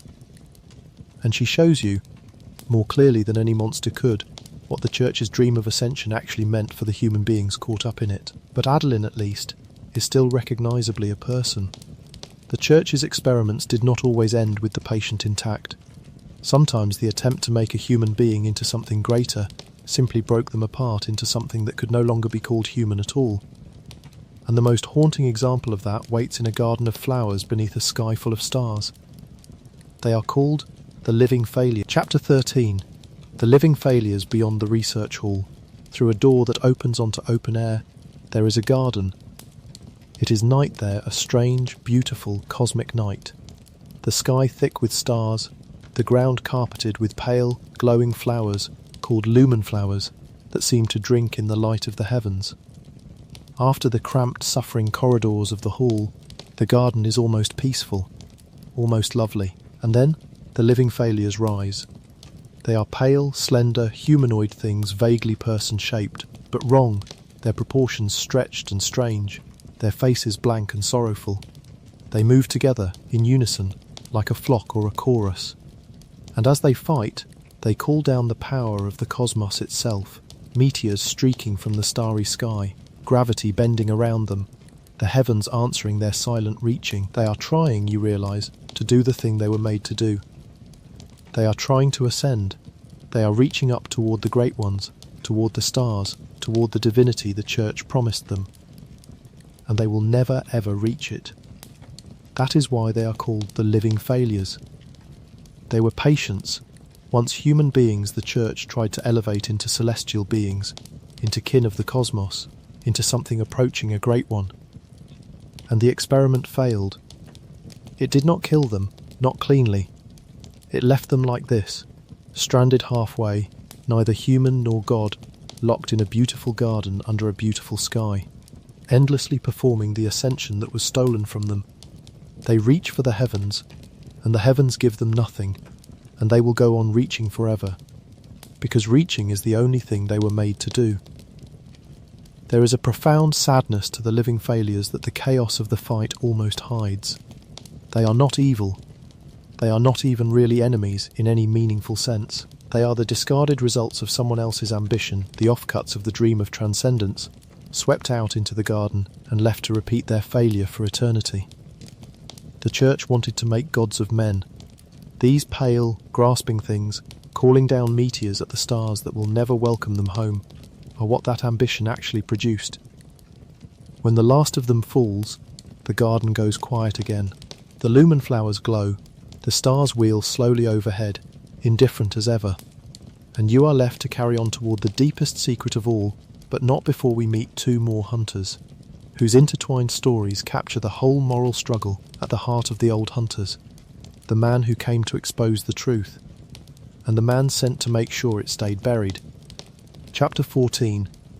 The Keeper of Secrets, the Healing Church, did a great many terrible things, and the one thing it feared above all else was that anyone might find out. A church that healed the sick and was beloved by the people could not afford to have it known that its miracle bred monsters, that its priests dissected gods, that its researchers tortured the faithful in pursuit of forbidden ascension. The church survived on its secrets, and to keep those secrets, the church needed someone willing to do the quiet, ugly work of silencing anyone who came too close. That someone was Brador. That's Brador.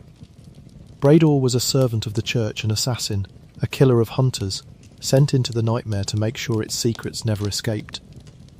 You never quite see him at first, you only hear him. Somewhere in the nightmare, a bell begins to toll a low, ominous, summoning sound. And when that bell rings, Brador comes for you. He invades, a hooded figure with brutal intent, hunting the hunter, sent to put down anyone who has learnt too much or pried too deep into the things the church wished to keep hidden. He is locked away, in a sense confined to a cell deep in the nightmare, doing his grim work from his prison. But his reach extends through that tolling bell, and his purpose is singular and chilling. He is the enforcer of silence, the guardian of the cover-up. As long as Brador rings his bell and stalks the corridors, the truth of the fishing hamlet and the dead god and the cursed orphan stays exactly where the church wants it, sealed in the dark, denied, forgotten. Brador represents something very specific and very real in this story.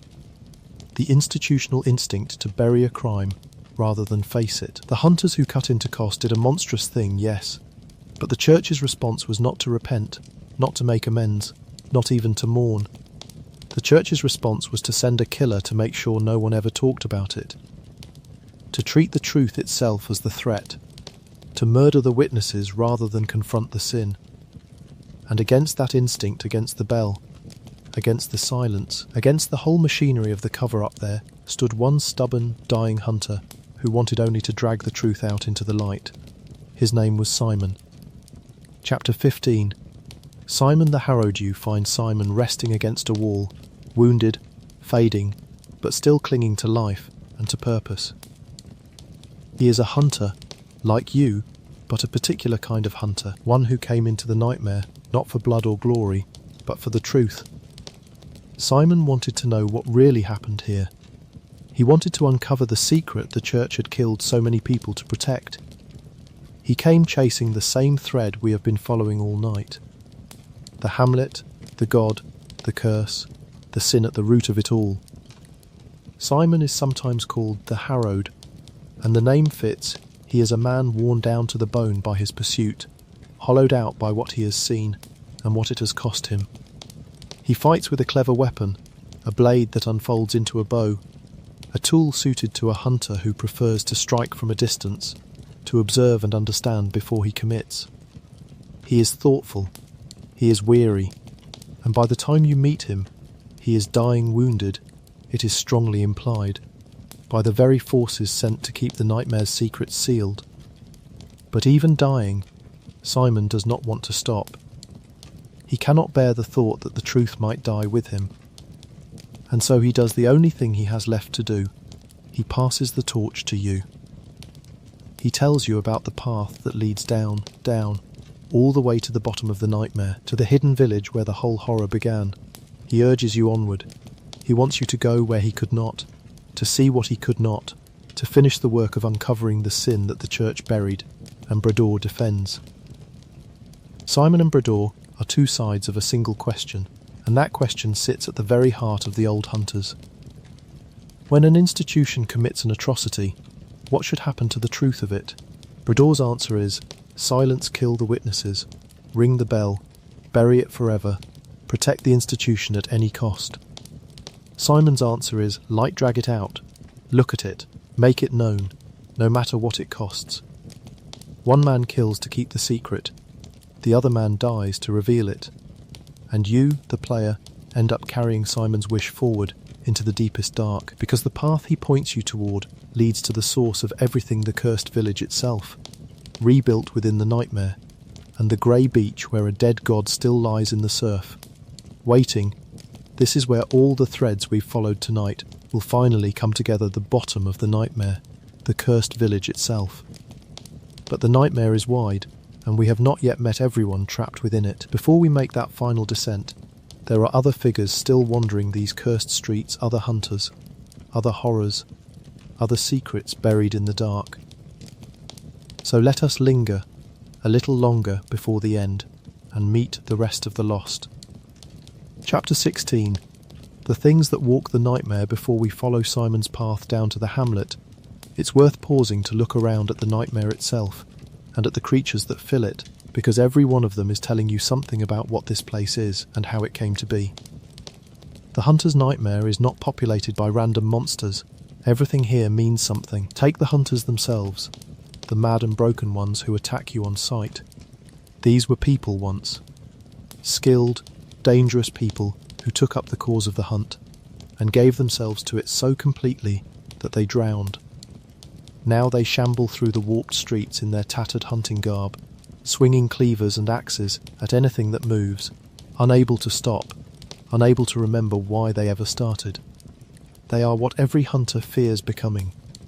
They are the cautionary tale made flesh, repeated 100 times over down every alley and across every rooftop. Then there are the stranger things. The bell-ringing women, bloated, weeping figures who toll their bells to summon other hunters down upon you, dragging more killers into the loop.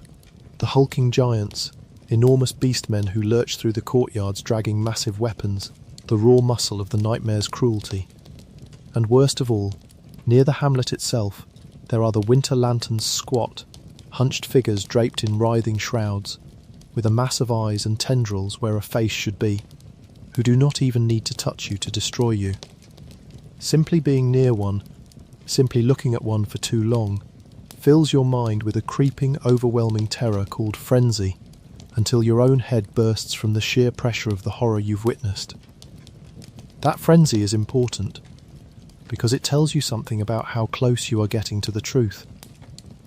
The deeper you go into the nightmare, the closer you come to the hamlet and the dead god, the more the boundary between your mind and the cosmos beyond starts to break down. Knowledge here is not safe. Proximity to the great ones, even to a dead one, even to the lingering grief of one, is enough to shatter a human mind.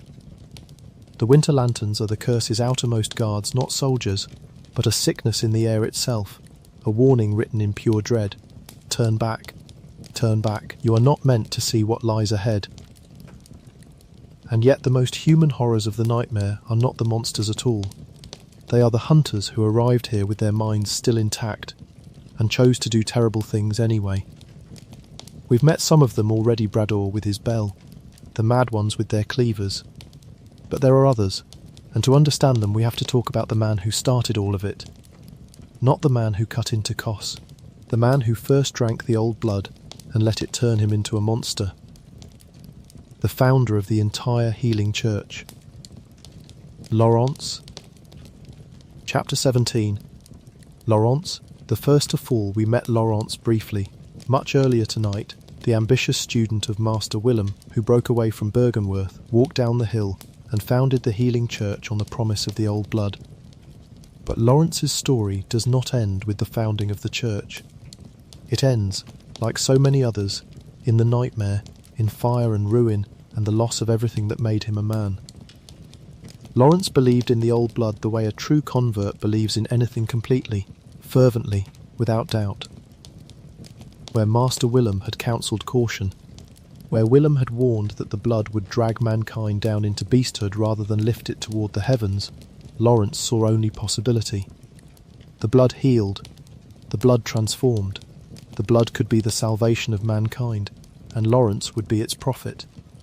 He became the first vicar of the healing church, its founding father, the man whose vision built an entire religion out of a single intoxicating substance, and he was the first to pay for it. Because Willem had been right. The old blood does not elevate, it corrupts, and Lawrence, who drank more deeply of it than anyone, who staked his whole life and faith upon it, became the very first victim of the curse he had unleashed upon the world.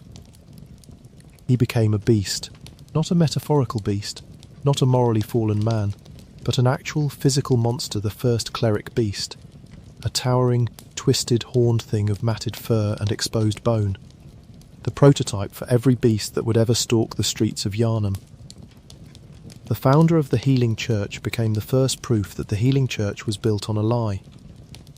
In the hunter's nightmare, you can find what remains of him. Lawrence, the first vicar, reduced to a burning skull and a ruined, flaming corpse, still writhing, still suffering, ages after his death. He is on fire perpetually, agonizingly on fire, a beast wreathed in flame, dragging itself through the nightmare in endless torment.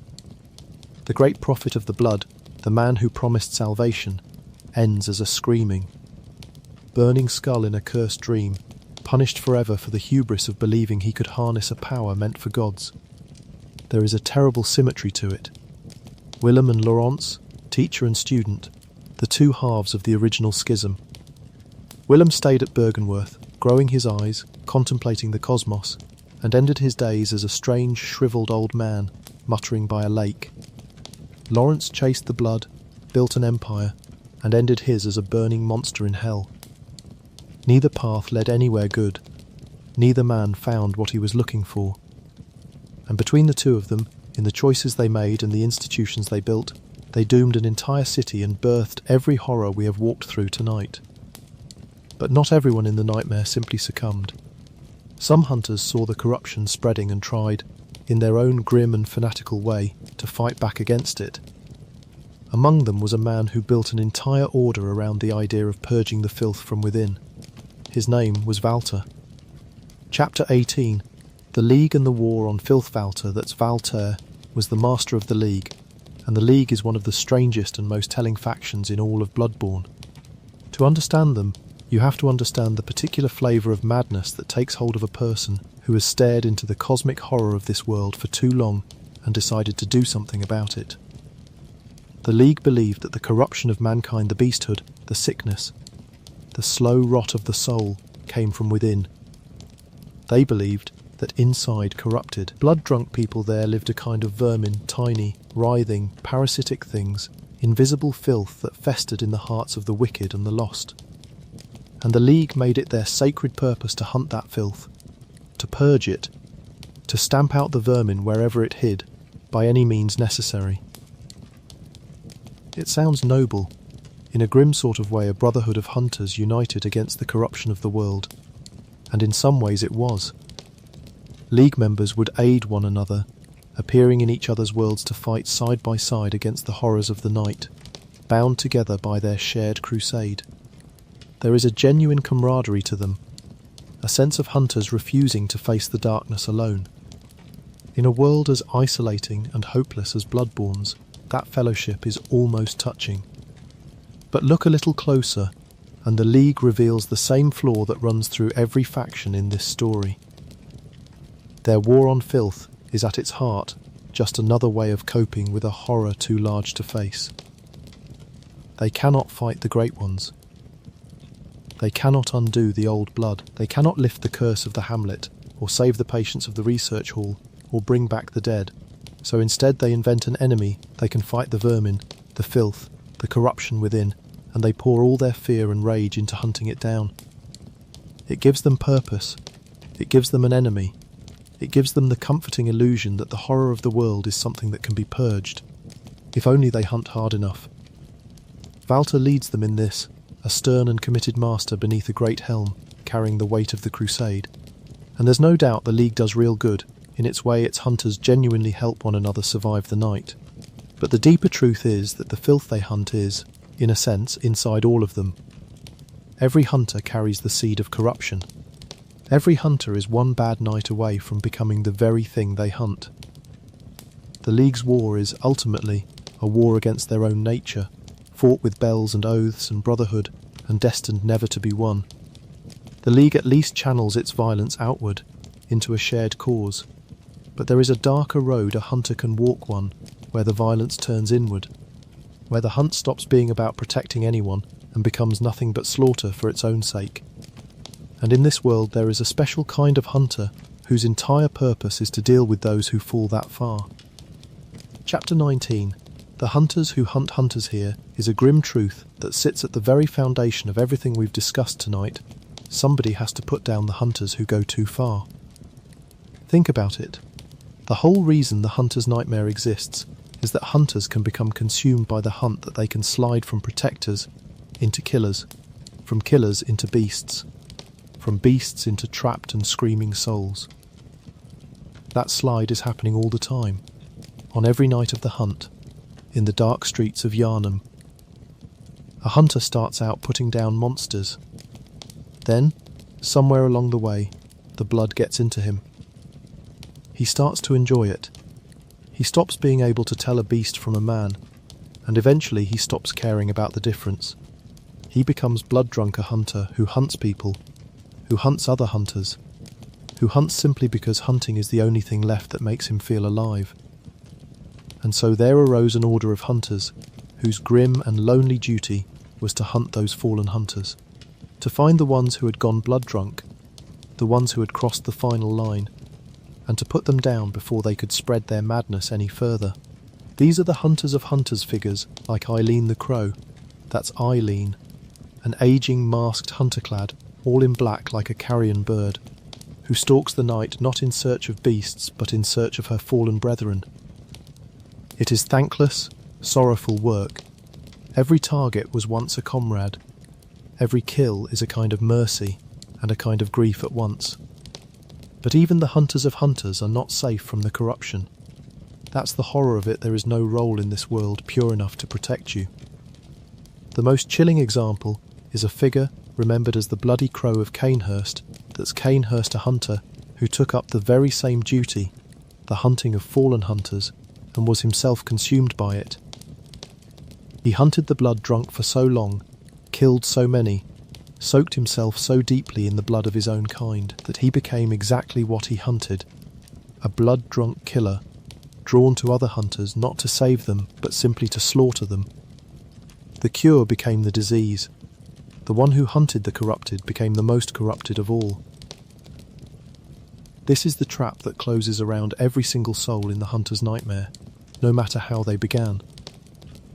Ludwig began as a saviour and became a beast. Lawrence began as a prophet and became a burning skull. Maria began as a master and ended in despair. The League began as a brotherhood and built its faith on an enemy of its own invention. The Hunters of Hunters began as the world's last line of defence and produced, in the Bloody Crow, one more blood-drunk monster. There is no escape velocity from the hunt. Everyone who enters its orbit is pulled down, sooner or later, into the same dark.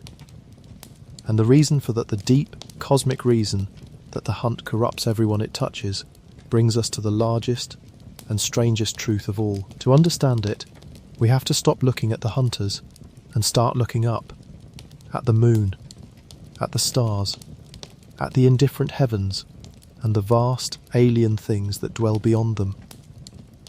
Chapter 20.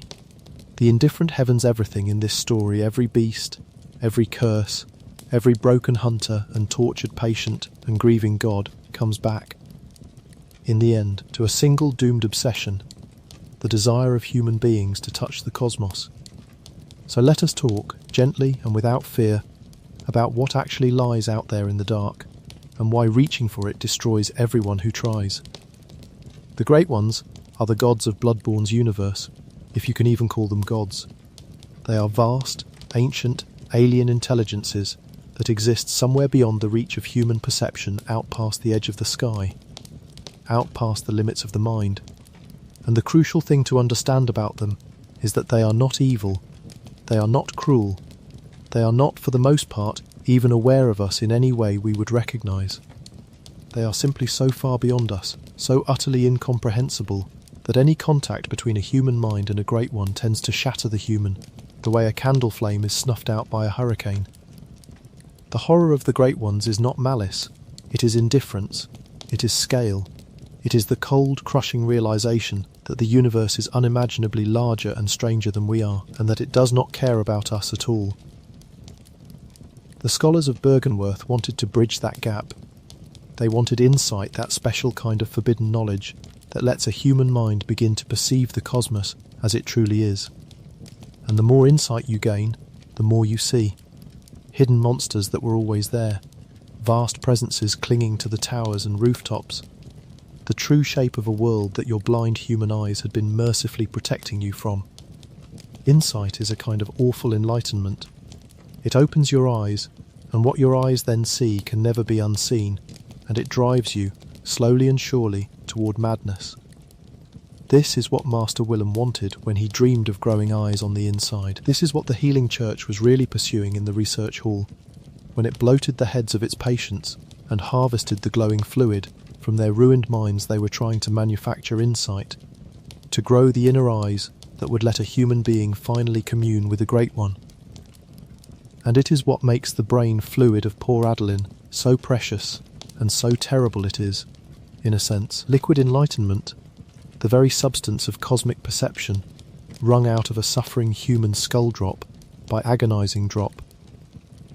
The Church did, in the end, make contact. There are beings in this world that represent the fruit of that contact, kin. They are called humans and creatures that have been touched by the cosmos and changed by it, lifted partway toward the divine. Some of them, like the great daughter of the cosmos, Ebrietas, that's Ebriar, Taz, dwell in the highest and most secret chambers of the Church, worshipped in silence, the closest thing to a living God the Healing Church ever managed to embrace. But Byrgenwerth and the Healing Church were not the first to reach for the heavens. They were only the most recent. Long, long before any of them, before Yharnam was a city, before the old blood was ever drunk, before Lawrence and Willem ever quarrelled on their hill, there was an ancient civilization that had already found the Great Ones and learned to commune with them. They were the Pumerians, that's Temerians, a people who built a vast labyrinth of tombs and chambers deep beneath the earth, far below the surface world. And down in that underground kingdom, the Thumerians did what every seeker after them would also attempt. They reached out to the cosmos, and the cosmos reached back. The Thumerians learned the secret rites of communion with the Great Ones. They received gifts and offspring from those alien gods. And, like everyone who touches the cosmos, they paid a terrible price for it. Their civilization fell. Their queen was wronged, their offspring were lost, and their once great kingdom became a sprawling necropolis full of horrors, sealed away beneath the world. When the scholars of Byrgenwerth came along, much later, they did not discover the Great Ones from scratch. They rediscovered what the Thumerians had known all along. They unearthed the old knowledge, the old relics, the old rites of communion, and they built their whole obsession upon the bones of a dead civilization that had already tried this, and already been destroyed by it. The pattern, you see, is older than anyone living. Reach for the heavens, receive a gift, pay with everything you have.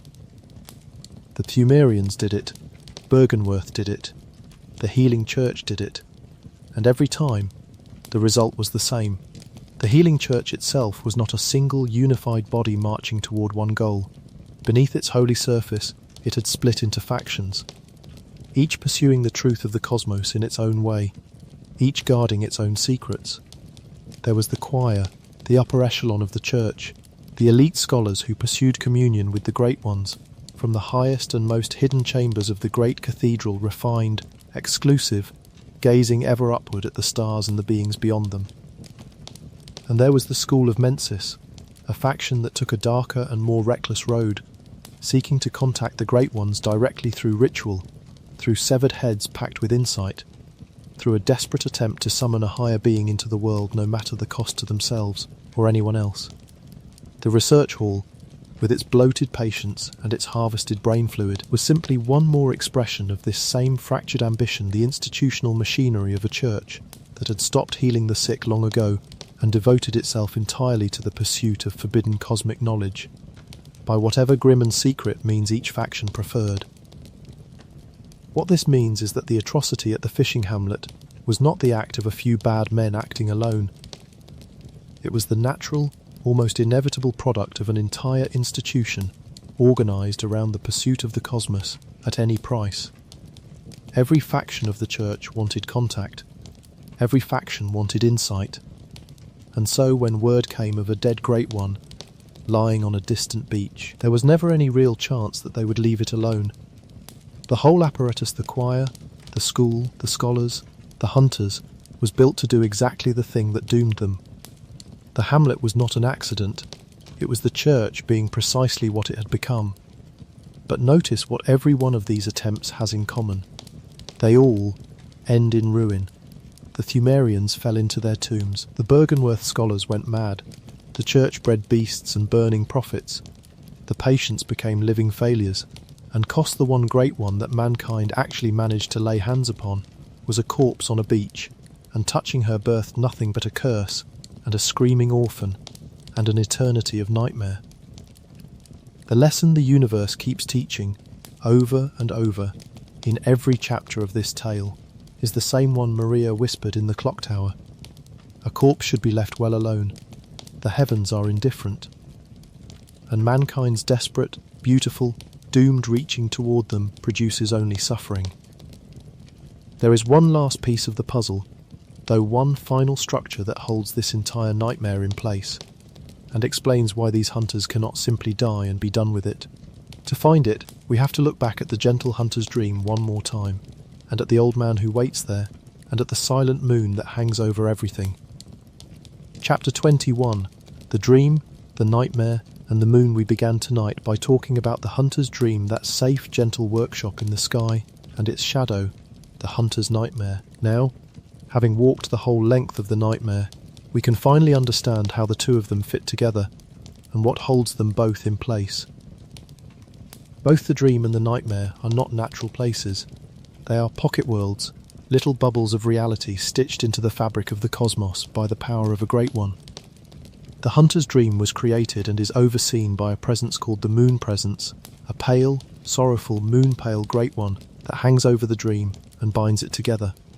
And the man who serves that presence, the man who has tended the dream since the very beginning, is Yharnam, the first hunter.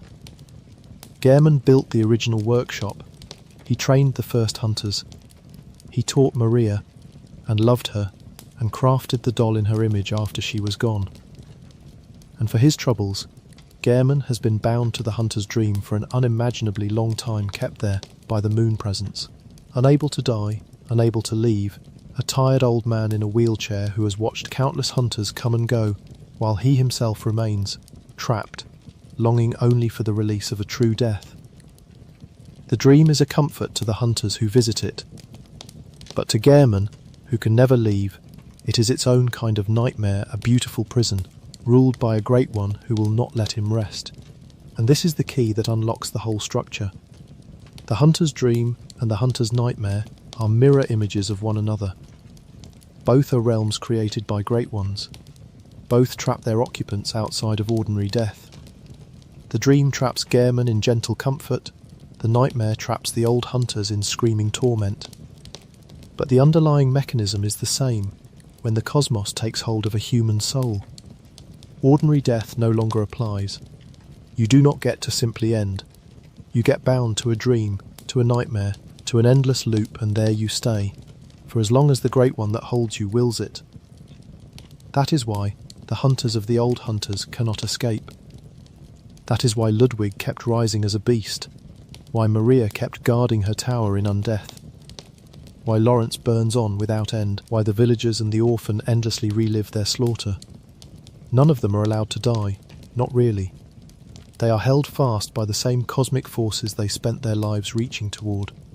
The hunt promised them transcendence, a way to rise above ordinary human limits, ordinary human death. And in the cruelest possible joke, it delivered exactly that. They did rise above ordinary death. They simply rose into eternal suffering instead of eternal peace. When you defeat the Orphan of Kos at the bottom of the nightmare, you strike at the very thing holding this particular prison together. You confront the curse at its source. And in doing so, you offer all these trapped and tormented souls the one thing the cosmos denied them: an ending. A release, the honest death that Maria spoke of, finally granted not through surrender, but through someone willing to walk all the way to the bottom and face the screaming child on the beach. So now, at last, the shape of the whole nightmare is clear to us. We have met the mad hunters and the burning prophet, the brotherhood of the League and the hunters who hunt hunters, the indifferent gods and the dreaming moon.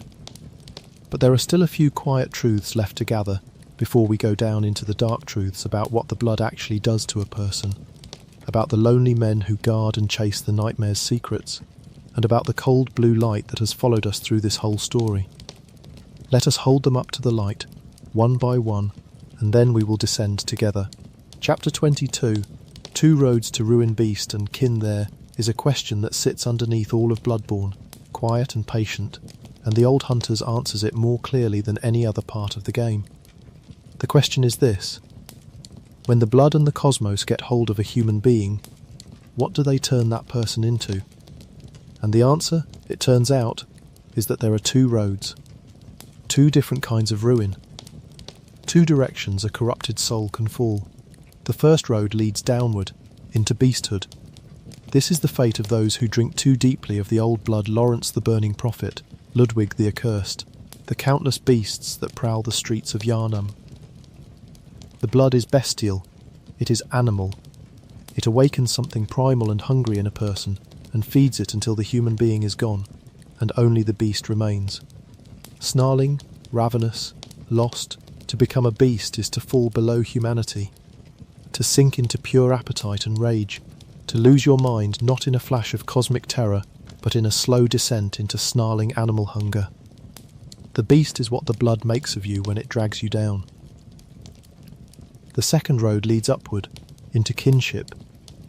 This is the fate of those who pursue insight, who reach toward the great ones, who fill their skulls with eyes and brain fluid and forbidden knowledge, the Bergenworth scholars, the patients of the research hall, the living failures reaching forever at the stars. The cosmos does not make you an animal. It makes you something stranger and higher, and just as inhuman kin are being touched by the alien intelligence of the great ones, lifted partway out of humanity into something that no longer belongs to this world at all.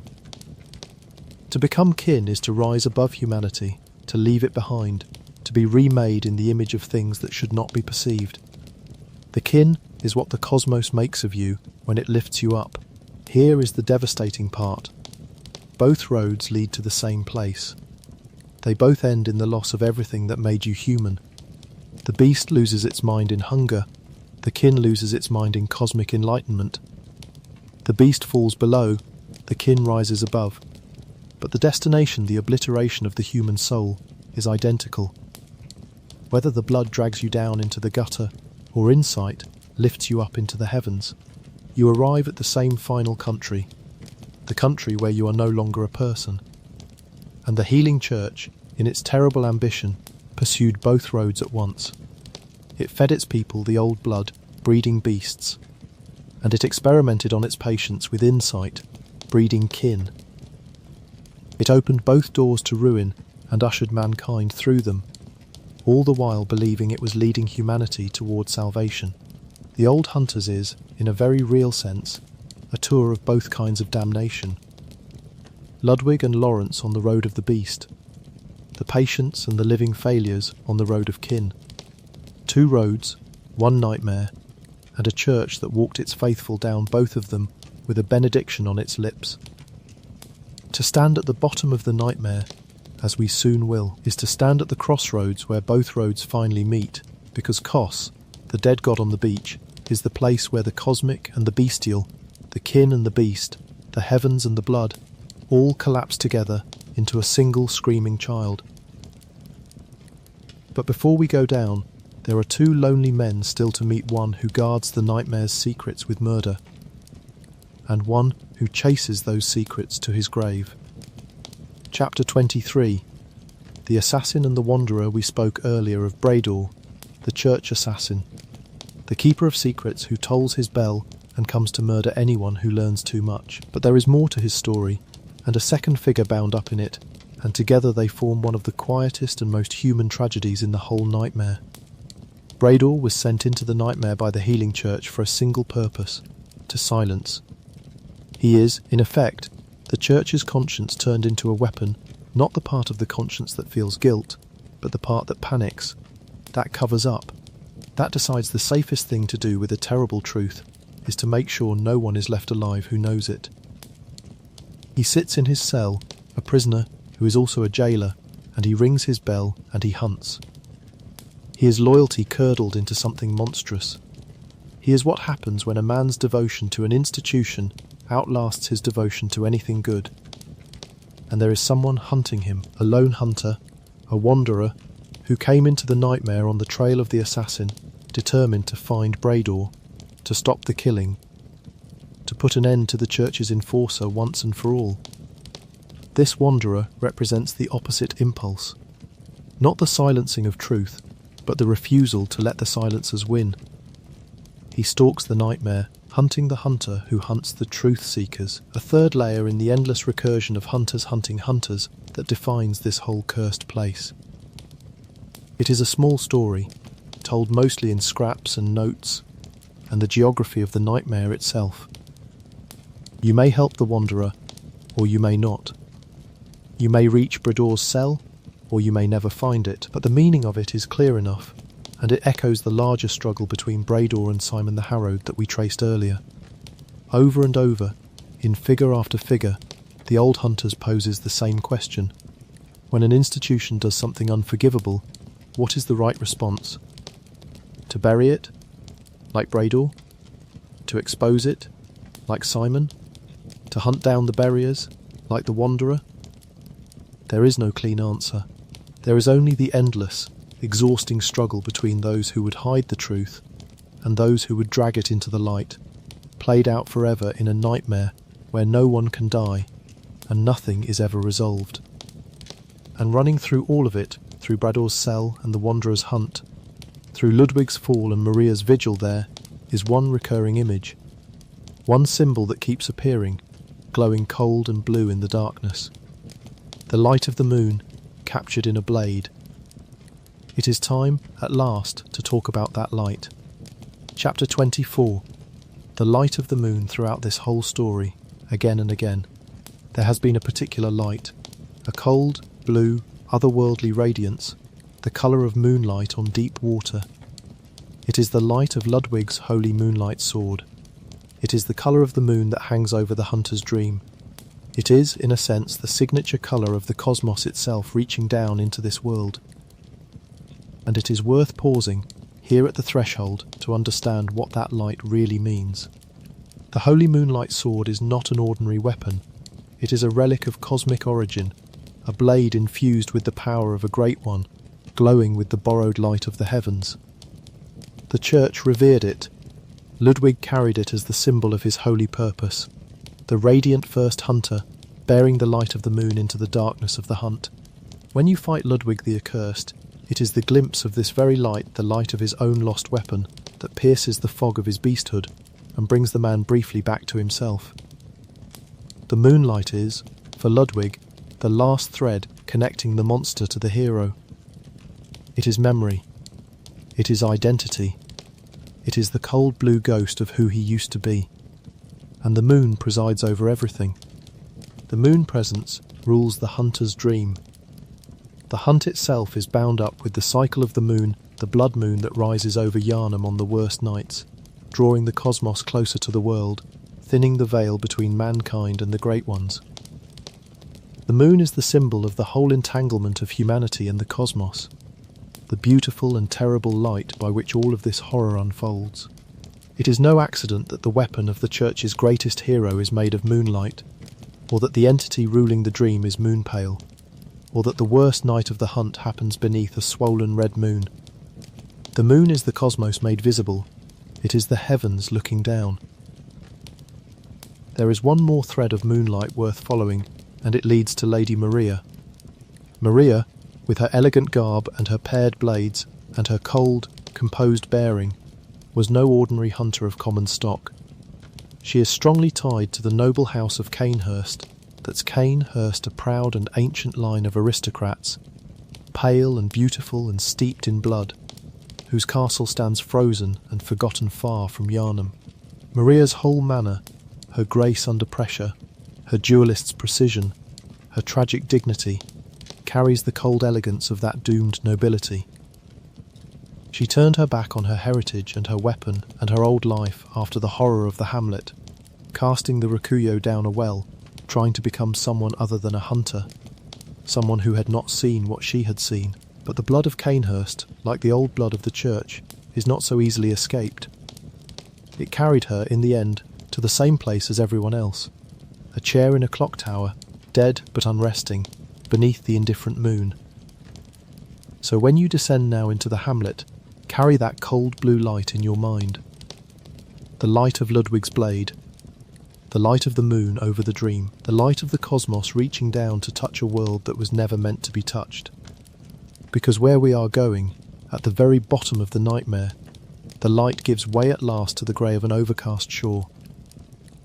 And on that shore, all the moonlight and all the blood and all the reaching toward the heavens finally comes to rest in the body of a dead and grieving god. Let your breathing slow, let the cold light fade to grey. We are going down now, for the last time.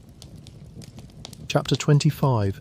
The village at the bottom of the nightmare. You descend in a coffin, lowered down through the dark, and you step out into the fishing hamlet, not the memory of it, not the history of it, but the cursed thing itself, preserved and recreated at the very bottom of the hunter's nightmare. Everything we have talked about all night is here, made real, made present, waiting for you to walk through it. It is a place of utter desolation. The streets run with cold seawater. Enormous dead fish lie rotting in the gutters and hang from the eaves. The crooked waterlogged houses lean against one another in the gloom. And everywhere there are the villagers, the fish folk, the children of dead Kos, still shuffling and moaning and weeping through the drowned ruins of their home, exactly as they were on the day the hunters came. Some of them are pitiful, broken things. Some of them are enormous and terrible. All of them are full of a grief and a hatred that has had centuries to curdle. Because they remember. That is the unbearable thing about the hamlet. The villagers remember what was done to them. They remember the hunters who came to their shore, who slaughtered them, who cut into their goddess and tore out her child. And now, in the nightmare, every hunter who descends into the hamlet wears the face of the enemy. To them, you are not a stranger. You are one of them, one of the murderers, come again, as you have come 1,000 times before in this endless loop. Their rage is not random, it is justice, of a kind. It is the wronged turning on the wrongdoer, over and over, forever. The deeper you go, the worse it becomes. The hamlet is not a small place. It descends, level after level, down toward the sea, and each level is more sorrowful and more horrifying than the last. There are flooded cellars where the water comes up to your knees and things move beneath the surface. There are great halls strung with the bodies of the dead, hunters and villagers alike, hung up and forgotten in the dark. There is an enormous, bloated creature, a vast pale thing that may once have been a fisherman, swollen now to monstrous size, that hauls itself through the lower village dragging a colossal weapon, a guardian of the depths that must be passed before you can reach the shore. And down at the very bottom, where the village meets the water, there are the remnants of the worst of it, the place where the hunters did their work, where the dissection happened, where a god was taken apart on the sand. You can feel the curse thickening around you as you descend. The frenzy grows, the dread grows, The boundary between your own mind and the vast, grieving presence of the dead god grows thinner with every step, until simply being here, simply breathing the salt-heavy air of this drowned and cursed place, becomes its own slow torture. This is hallowed ground and damned ground at once. It is a grave, a crime scene, and a cathedral all together, and it has been waiting a very long time for a hunter to walk all the way down to the bottom of it. You pass through the village and out toward the water, and the path opens onto a long, grey, desolate beach beneath a vast and sunless sky. The tide rolls in and out. The light is dim and cold and sourceless. And there, on the sand, you find her at last. Kos, the dead god, lies beached on the shore, exactly as she has lain since the day she washed up here, her vast pale body sprawled across the sand, sorrowful and still. This is the corpse the hunters could not leave well alone. This is the body they cut into. This is the mother of the orphan, the source of the curse, the wound at the centre of the entire nightmare. To stand before her is to stand at the origin of everything, every horror we have walked through tonight. Every twisted hunter, every tortured patient, every grieving villager, all of it flowing out from this one dead goddess on this one grey beach. And as you approach her body, something stirs, something that has been waiting. Kos's corpse shifts, and from it emerges the thing that all of this has been building toward the child, the curse, the wail given form. The Orphan of Kos. Chapter 26. The Orphan of Kos. It is born before your eyes, there on the beach, dragged from the body of its dead mother, and it is screaming. The Orphan of Kos is one of the most disturbing things FromSoftware has ever put on us, and it earns that distinction not through gore alone, but through the sheer, raw, primal wrongness of it. It is shaped something like a person, and something like an infant, and something like a monster, pale and emaciated and convulsing, trailing the ragged remains of its own afterbirth, which it wields as a weapon, a glistening, whip-like length of placenta that it swings and slams with terrible force, and the whole time it screams, it wails, it shrieks the cry of a newborn that has never known a single moment of comfort, a child born straight into rage and grief and pain, mourning a mother it never met, cursing a world that cut it out of her corpse. The fight is brutal. The orphan is fast and relentless and utterly merciless. In its second phase it calls down lightning from the grey sky, screaming all the while, throwing itself at you with the fury of every wronged soul in the nightmare, channeled into one small, terrible body. It is, by reputation, one of the hardest bosses in all of Bloodborne. But the difficulty is almost beside the point. What stays with people is the sound of it, that endless, agonised wailing, the cry of a thing that should never have been born, fighting for the only thing it has ever had, its grief. And watch what it does, part-way through the battle, in one of the most haunting moments the game ever shows you. The orphan pauses. It crouches. It seems, for a moment, to nurse at the empty air, reaching for a mother who is not there, reaching for comfort, for milk, for warmth, for any of the things a newborn is supposed to receive, and that this one never will. And finding nothing, finding only the cold beach, and the grey sky, and the corpse of the mother it was torn from it, throws back its head and screams again, and the grief becomes rage, and the rage becomes lightning, and it comes for you with everything it has. It is not a monster having a tantrum, it is a child experiencing, in fast forward, the entire span of a life that consists of nothing but loss. Born, abandoned, grieving, raging, dying, that is the whole existence of the Orphan of Kos, lived out in front of you on a beach at the bottom of a nightmare. Because that is what the Orphan of Kos truly is. It is the curse of the fishing hamlet made flesh. It is the dying wish of a slaughtered people and the lingering sorrow of a violated god, condensed into a single screaming child. Every hunter trapped in the nightmare is trapped because of this, because of what was done to Kos and her orphan on this beach. The orphan is the engine of the punishment, the beating heart of the loop, the reason the nightmare exists at all. And it does not fight you out of evil, it fights you because you are a hunter, and hunters are the ones who did this, and it has nothing in its entire brief and brutal existence except the need to make them pay. And here is the thing you must sit with. Even as you raise your weapon against it, the orphan is not wrong. It is not a villain to be vanquished so that good may triumph. It is a victim, perhaps the purest victim in the entire story. It did nothing.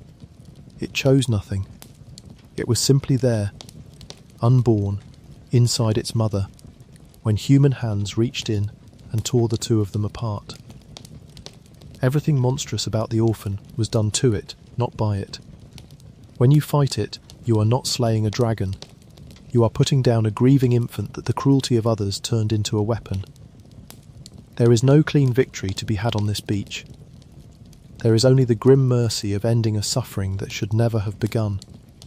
When at last it falls, when the wailing finally mercifully stops, there is a strange and quiet moment on the beach. Behind the orphan's body, the spirit of Kos seems to stir, turning slowly in the surf, as though acknowledging at last that the long debt has been settled, or perhaps simply mourning her child one final time. It is ambiguous, as so much of Bloodborne is. But the implication hangs heavy in the cold air. The curse has been confronted, the source of the nightmare has been faced, and something, at last, may have shifted. For with the orphan defeated, the nightmare's hold begins, perhaps to loosen. Conclusion: may you find your worth in the waking world when it is over. When the beach falls silent and the tide rolls on, there is a sense faint, uncertain, but real that you have done something the old hunters never could. They came to this shore to take, to cut, to study, to harvest, to bury. You came to it to face it, to walk the whole length of the sin from its beginning to its end, to meet every soul it ruined, and finally to stand on the beach and confront the curse itself, rather than look away. And so, as the nightmare releases its grip, words seem to drift to you across the cold grey air, the parting blessing of Lady Maria, the hunter who tried so hard to keep anyone from ever reaching this place. She had wanted you to turn back.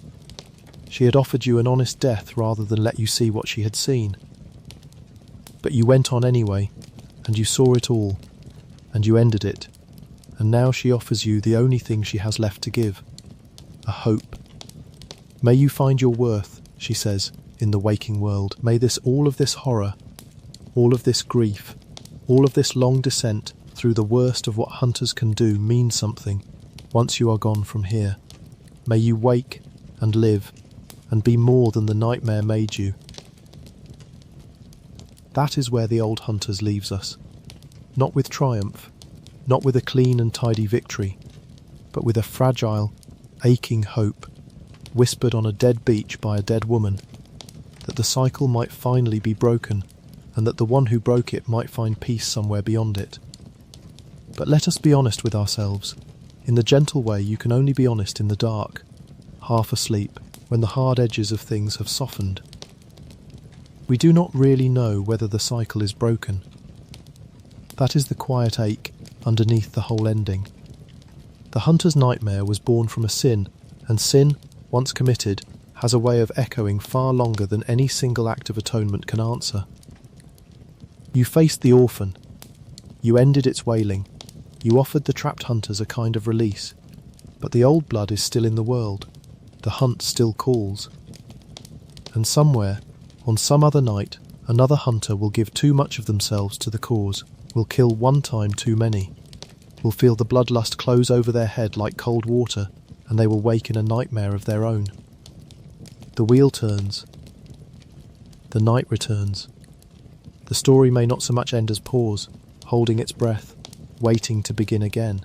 There is a particular kind of sorrow in that, and it is worth sitting with for a moment. The hunters who actually committed the crime, the ones who marched to the fishing hamlet, who cut into Kos, who tore out her child, most of them, were long dead before the worst of the punishment ever fell. The nightmare does not only trap the guilty, it traps the ones who came after. Ludwig, founding his order of church hunters generations later, never stood on that beach with a blade in his hand. The mad hunters shambling through the warped streets never raised a finger against the village. And yet they suffer for it, all of them, bound into a punishment for a sin most of them never personally committed. This is what inherited guilt looks like, made literal and eternal. The crime belongs to the few. The nightmare belongs to everyone who ever took up the hunt afterward. The dead reach forward through time and lay their grief on the shoulders of people who were not even born when the wrong was done. And you, the hunter who walked all the way to the bottom, you inherit something too. You came away from Ludwig's body carrying the holy moonlight sword, the cold blue light of the fallen hero now resting in your hands. That inheritance is beautiful, and it is heavy. You carry the light of the man who only ever wanted to protect people, the light that briefly called him back to himself at the end. But you also carry, whether you wanted it or not, the knowledge of everything that light was built upon: the blood, the beasts, the burning prophet, the dead god on the beach. To hold the moonlight sword is to hold the whole tragic history of the hunt in a single blade. The triumph and the sin, together, inseparable, glowing softly in the dark. That is what it means to be the one who finished the story. You do not get to keep only the good parts. You carry all of it now. Because that is what this whole story has been about, underneath the gods and the blood and the screaming. It has been about the things people do when their curiosity outruns their conscience. It has been about a god who should have been mourned and was butchered instead. It has been about a village that should have been left in peace and was slaughtered. A child that should never have been born and was torn from a corpse. A noble hunter who only wanted to protect people and was turned into a monster. A woman who saw the truth and could not bear to live with it. Patients who were promised the heavens and given only ruin. It has been about an institution that committed an atrocity and then sent a killer to bury the truth. And one stubborn dying man who wanted only to drag that truth into the light. A corpse should be left well alone. That was the lesson, whispered from the very beginning, written in the curse itself. The hunters could not leave the corpse alone, and so the corpse would not leave them alone, and a whole nightmare grew up out of that single refusal to let the dead rest. There is something almost unbearably human in that. The need to know, the need to dig, to open, to understand, even when understanding will destroy you. The old hunters were not so different from the scholars of Bergenworth, or the researchers of the Hall, or even from us sitting here in the dark, drawn to the secret, wanting to hear the whole terrible story before we let ourselves sleep. And maybe that is the gentlest thing this story can offer us, in the end. A reminder that some things really are better left to rest, that not every wound needs to be reopened, not every secret needs to be dug up, not every grief needs to be turned over and over in the small hours of the night until it grows teeth. The old hunters could not leave the corpse alone, and it cost them everything. But you can let the story end here, on this quiet beach. You can let the dead sleep, and you can let yourself sleep too, without carrying any of it forward into the morning. So let the beach grow distant now. Let the grey sky fade. Let the sound of the tide soften until it is just the sound of your own slow breathing in a dark and peaceful room. The nightmare is behind us. The wailing has stopped. Cos and her orphan are at rest. The hunters are released, and there is nothing left out there in the dark that needs anything from you tonight. Whatever you were carrying when you lay down, whatever small nightmares of your own were turning in your mind, you can set them down here, on the sand, with all the rest, and walk away clean. But you can sleep now. The beach is quiet. The tide has covered the worst of it. The wailing has stopped. And the long night is, for now, behind us. The old hunters can rest, perhaps, at last, and so can you. Wherever you are tonight, whatever brought you here to listen to an old sad story about gods and grief, and the things that should have been left alone, I hope you find your worth in the waking world. I hope tomorrow is gentle with you. And I hope, when you close your eyes tonight, the only dream that finds you is a kind one. Sleep well, rest easy, and I'll see you again, next time, somewhere in the dark. Good night, sleep deep, and let the old hunters rest at last. Welcome back. Get comfortable. Dim the lights, Find the soft place where your head likes to rest and let your shoulders fall away from your ears. There is nothing you need to do for the next little while. Nothing to solve, nothing to chase. You only have to breathe and listen and let the words carry you somewhere old and far away. Tonight we are going to a city. It is a tall, crowded, gas-lit city of black iron and grey stone, and its name is Yharnam. It sits in a valley somewhere outside of time, beneath a moon that hangs too low and too large in the sky, and it has a secret buried deep beneath its streets. Tonight, slowly and gently, we are going to uncover that secret from the very beginning. We are going to follow the whole long history of this place, from the first time anything human went down into the dark, all the way to the night the moon turned the colour of blood and the hunt began. You may know this world already. You may have walked its cobblestones, lantern in hand, listening to the church bells and the howling that answered them. Or you may be hearing of it for the first time, drifting in with no idea what waits in the cathedral, or the woods, or the dream. It does not matter. This story is built to hold you either way. The veterans among you will find old details polished and set in their proper order. The newcomers will be taken by the hand and shown each thing as it comes, with no need to have seen any of it before. Here is the only thing you truly need to know before we start. Bloodborne is a story about discovery. It is about people who looked into the dark and found something looking back, and who could not stop themselves from reaching toward it. It is about a city that tried to cure its sickness with the wrong medicine, and about gods who were not cruel, only lonely and grieving, and far too large for the small minds that found them. It is sad, and it is strange, and underneath all the horror there is something almost tender. That tenderness is what we will follow tonight, like a thread through a labyrinth.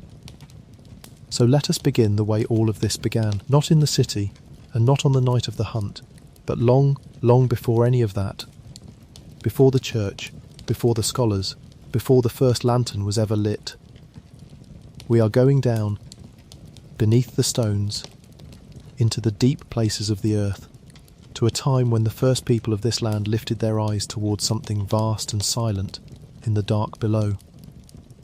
Let your breathing slow, let the city above fade. We are going down to where it all began. Chapter 1. The Great Ones and the Deep Below. In the beginning of this history, there were no hunters and no city. There was only the land, and beneath the land there was the deep. It helps to start with the gods, because in Yharnam everything begins and ends with them. They are called the Great Ones, and they are the closest thing this world has to true divinity. But you must let go of every picture you have of what a god should be. The Great Ones are not kindly old men on thrones, and they are not wrathful kings demanding worship. They are something else entirely. They are vast beings of a higher order of life. Creatures that exist on a plane the human mind was never built to perceive.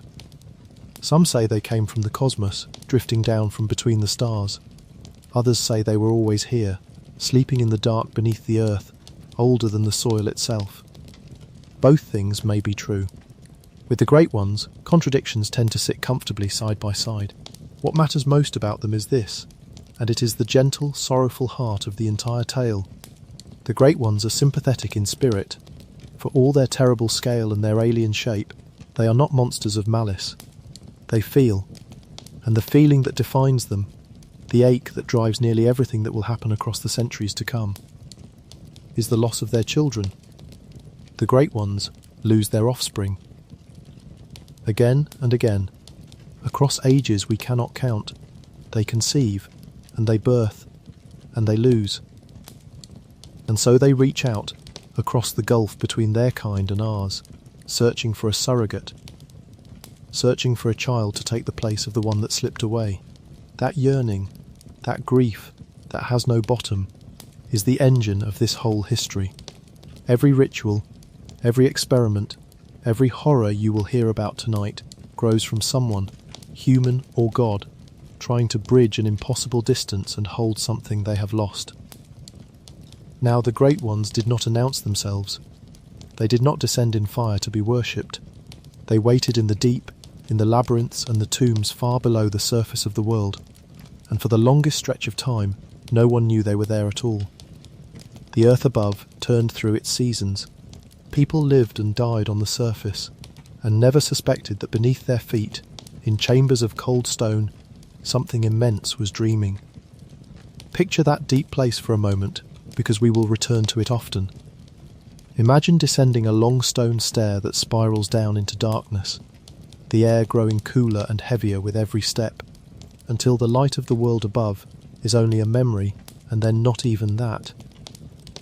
Imagine vast underground halls held up by pillars the size of trees, their surfaces carved with symbols no living tongue can read. Imagine still pools of black water, and bridges over nothing, and far off in the dark, the slow, patient presence of something that has been waiting longer than there have been words for waiting. This is the realm of the Great Ones. It is the oldest place in the story, and one day, a very long time ago, the first people went down into it. Chapter 2. The Pumerians and Queen Yharnam. The first people to find the Great Ones were the Pumerians. The name is spelled with a silent beginning, and you may simply say it as the mere Eons. They were an ancient civilization, a lost race, who lived in the deep places of the earth, far below where Yharnam would one day stand. By the time the city above was even a thought in anyone's mind, the Pumerians had already risen, flourished, and begun their slow decline. They are the foundation beneath the foundation. Everything that comes after rests on top of what they did first. The Pumerians built their kingdom underground, an immense network of labyrinths and tombs and ceremonial chambers carved into the living rock. They were not simple cave dwellers. They raised arches and staircases and great vaulted rooms. They buried their dead in elaborate sepulchres, and above all, they communed with the Great Ones. The Pumerians were the first to look upon those vast beings and not go entirely to pieces. They studied them, they served them, they learned, in their way, to speak with them. And for this devotion, they were granted gifts, and they were marked by tragedy in equal measure. At the centre of the Pumerian story is their queen. Her name was Yharnam, the same name that would much later be given to the city above, in her memory. Queen Yharnam was the most revered figure of that ancient people, and her story is the first great sorrow of this whole history. For Queen Yharnam communed with a Great One, and she became pregnant. She carried within her the child of a god, a union between the human and the cosmic that should never have been possible, and for a moment it must have seemed like the most wondrous thing in the world. The deep kingdom would have a child born of both flesh and divinity. The bridge between the two kinds of life would finally be built. But the child was lost. We do not know every detail of how, and perhaps it is kinder that we do not. What we know is the grief. Queen Yharnam, who had carried a god's child, was left with empty arms and a sorrow so deep it seemed to soak into the very stones of the kingdom. There are images of her still, far down in the oldest tombs, a silent weeping figure, and the blood that runs from her seems to never stop. She became a symbol of the great theme we spoke of, the loss that gods and mortals share. A queen who reached for the highest possible union and was left holding only absence. If you remember nothing else of the Pumerians, remember her. The first attempt to join human and Great One ended in mourning, and that mourning never truly ended. It only went quiet and waited, like everything else in the deep. The Pumerian kingdom did not last forever. Like all civilizations, it began to fracture. It split, in time, into different branches and different realms within the deep. There was Pthumeru itself, the central and oldest. There was Lauren, a desert kingdom that fell to a sickness all its own, a beastly curse that we will meet again in another form. And there was Is, a realm that drew especially close to the cosmos and the Great Ones who dwelled nearest to the stars. Each of these places sank into its own kind of ruin. The Pumerians, for all their wisdom, could not hold what they had built. Their cities became tombs, their living became dead, and the labyrinths fell silent again, full of treasures and terrors and sleeping gods. waiting for the next foolish, brilliant, grieving people to come down and find them. That silence held for a very long time. The surface world forgot the deep entirely. New peoples rose above the old buried kingdoms and never knew what lay beneath their fields and their roads. And then, one day, far closer to our own part of the story, a group of scholars went looking. They went down into the tombs of the Pthumerians, and they found the relics and the chalices and the carved symbols and the lingering presence of the Great Ones. And from the moment those scholars climbed back up into the light, nothing in this world would ever be the same. That is where we go next. To the surface, to a quiet college on the edge of a misty lake, and to the man whose curiosity would set the whole tragedy in motion. Chapter 3. Byrgenwerth and Master Willem. Leave the deep behind for a while now, and rise back up toward the surface, toward grey daylight and the smell of cold lake water. We have come forward in time, past the fall of the Pthumerians, past the long forgetting, to an age much closer to the city we began with. Here, on the shore of a misty lake surrounded by ancient woods, stands a place of learning. It is a college, old and ivy-grown, its tall windows looking out over the water.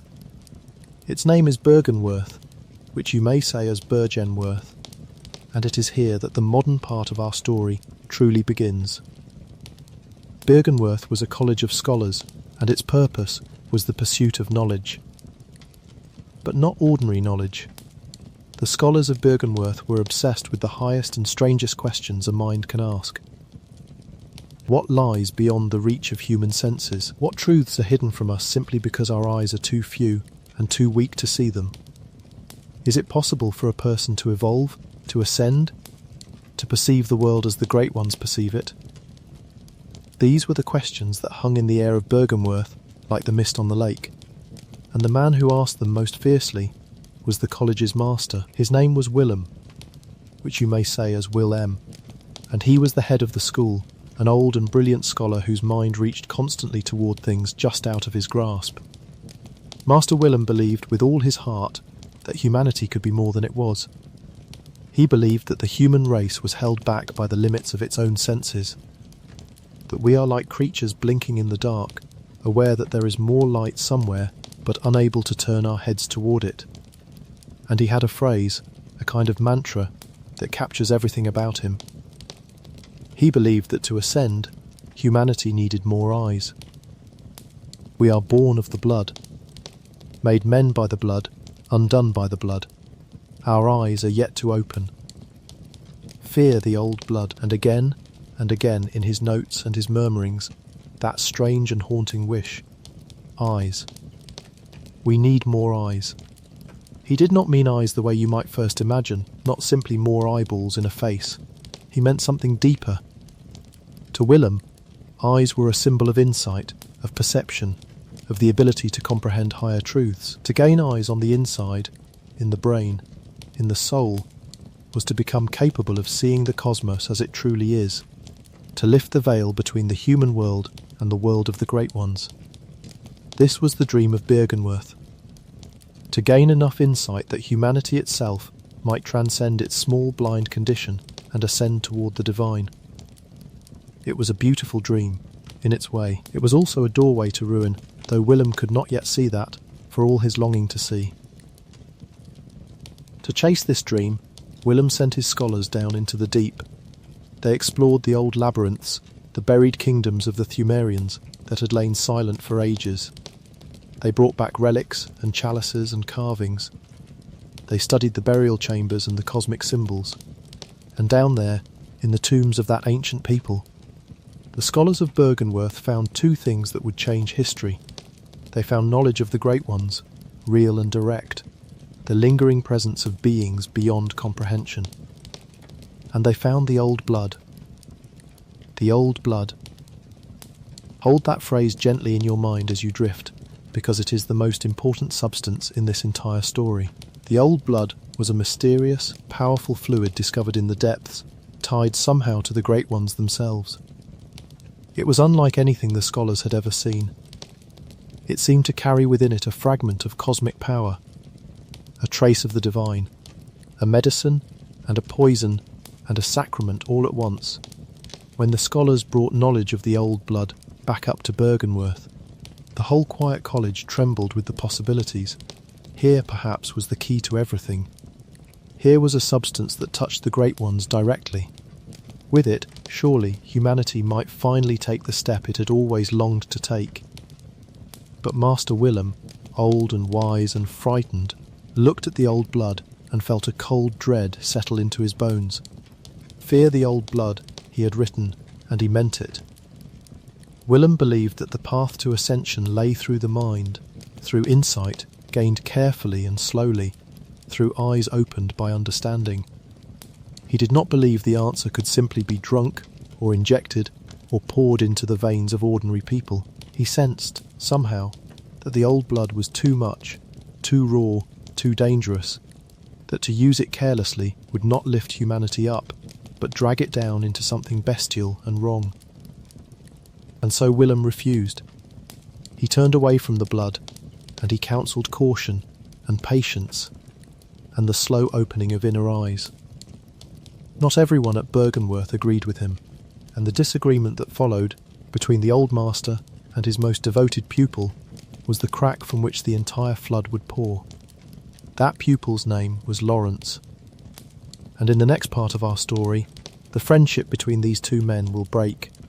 A new and terrible institution will be born, and the city of Yharnam will begin its long, beautiful, doomed love affair with blood. Breathe slowly now. The mist is lifting off the lake, and a young man is about to make a choice that will damn a city. Let us follow him. Chapter 4. Lawrence and the birth of the healing church. The young man's name was Lawrence, which you may say as Lawrence, and he was Master Willem's most brilliant and most devoted student. Where Willem was old and cautious, Lawrence was young and burning with conviction. He had stood at his master's side through all the long study of the deep. He had seen the relics brought up from the tombs. And when the old blood was discovered, Lawrence looked at it and saw something entirely different from what his master saw. Where Willem saw danger, Lawrence saw salvation. You must understand what kind of man Lawrence was, because he was not a villain. He is one of the most sympathetic figures in this whole history, and the tragedy of Yharnam is in large part the tragedy of his good intentions. Lawrence believed that the old blood could heal. He believed it could cure sickness, mend the broken, drive out plague and disease and suffering, and in this he was not wrong, at least not at first. The old blood truly could heal. It worked miracles. A person on the edge of death could be brought back. Wounds could close, fevers could break, the dying could rise from their beds and walk again. To a young scholar with a kind heart who looked out at a world full of suffering, the choice must have seemed obvious. How could anyone hold back a medicine that could save so many lives? How could caution and patience justify letting people die when the cure was right there, glowing in a vial?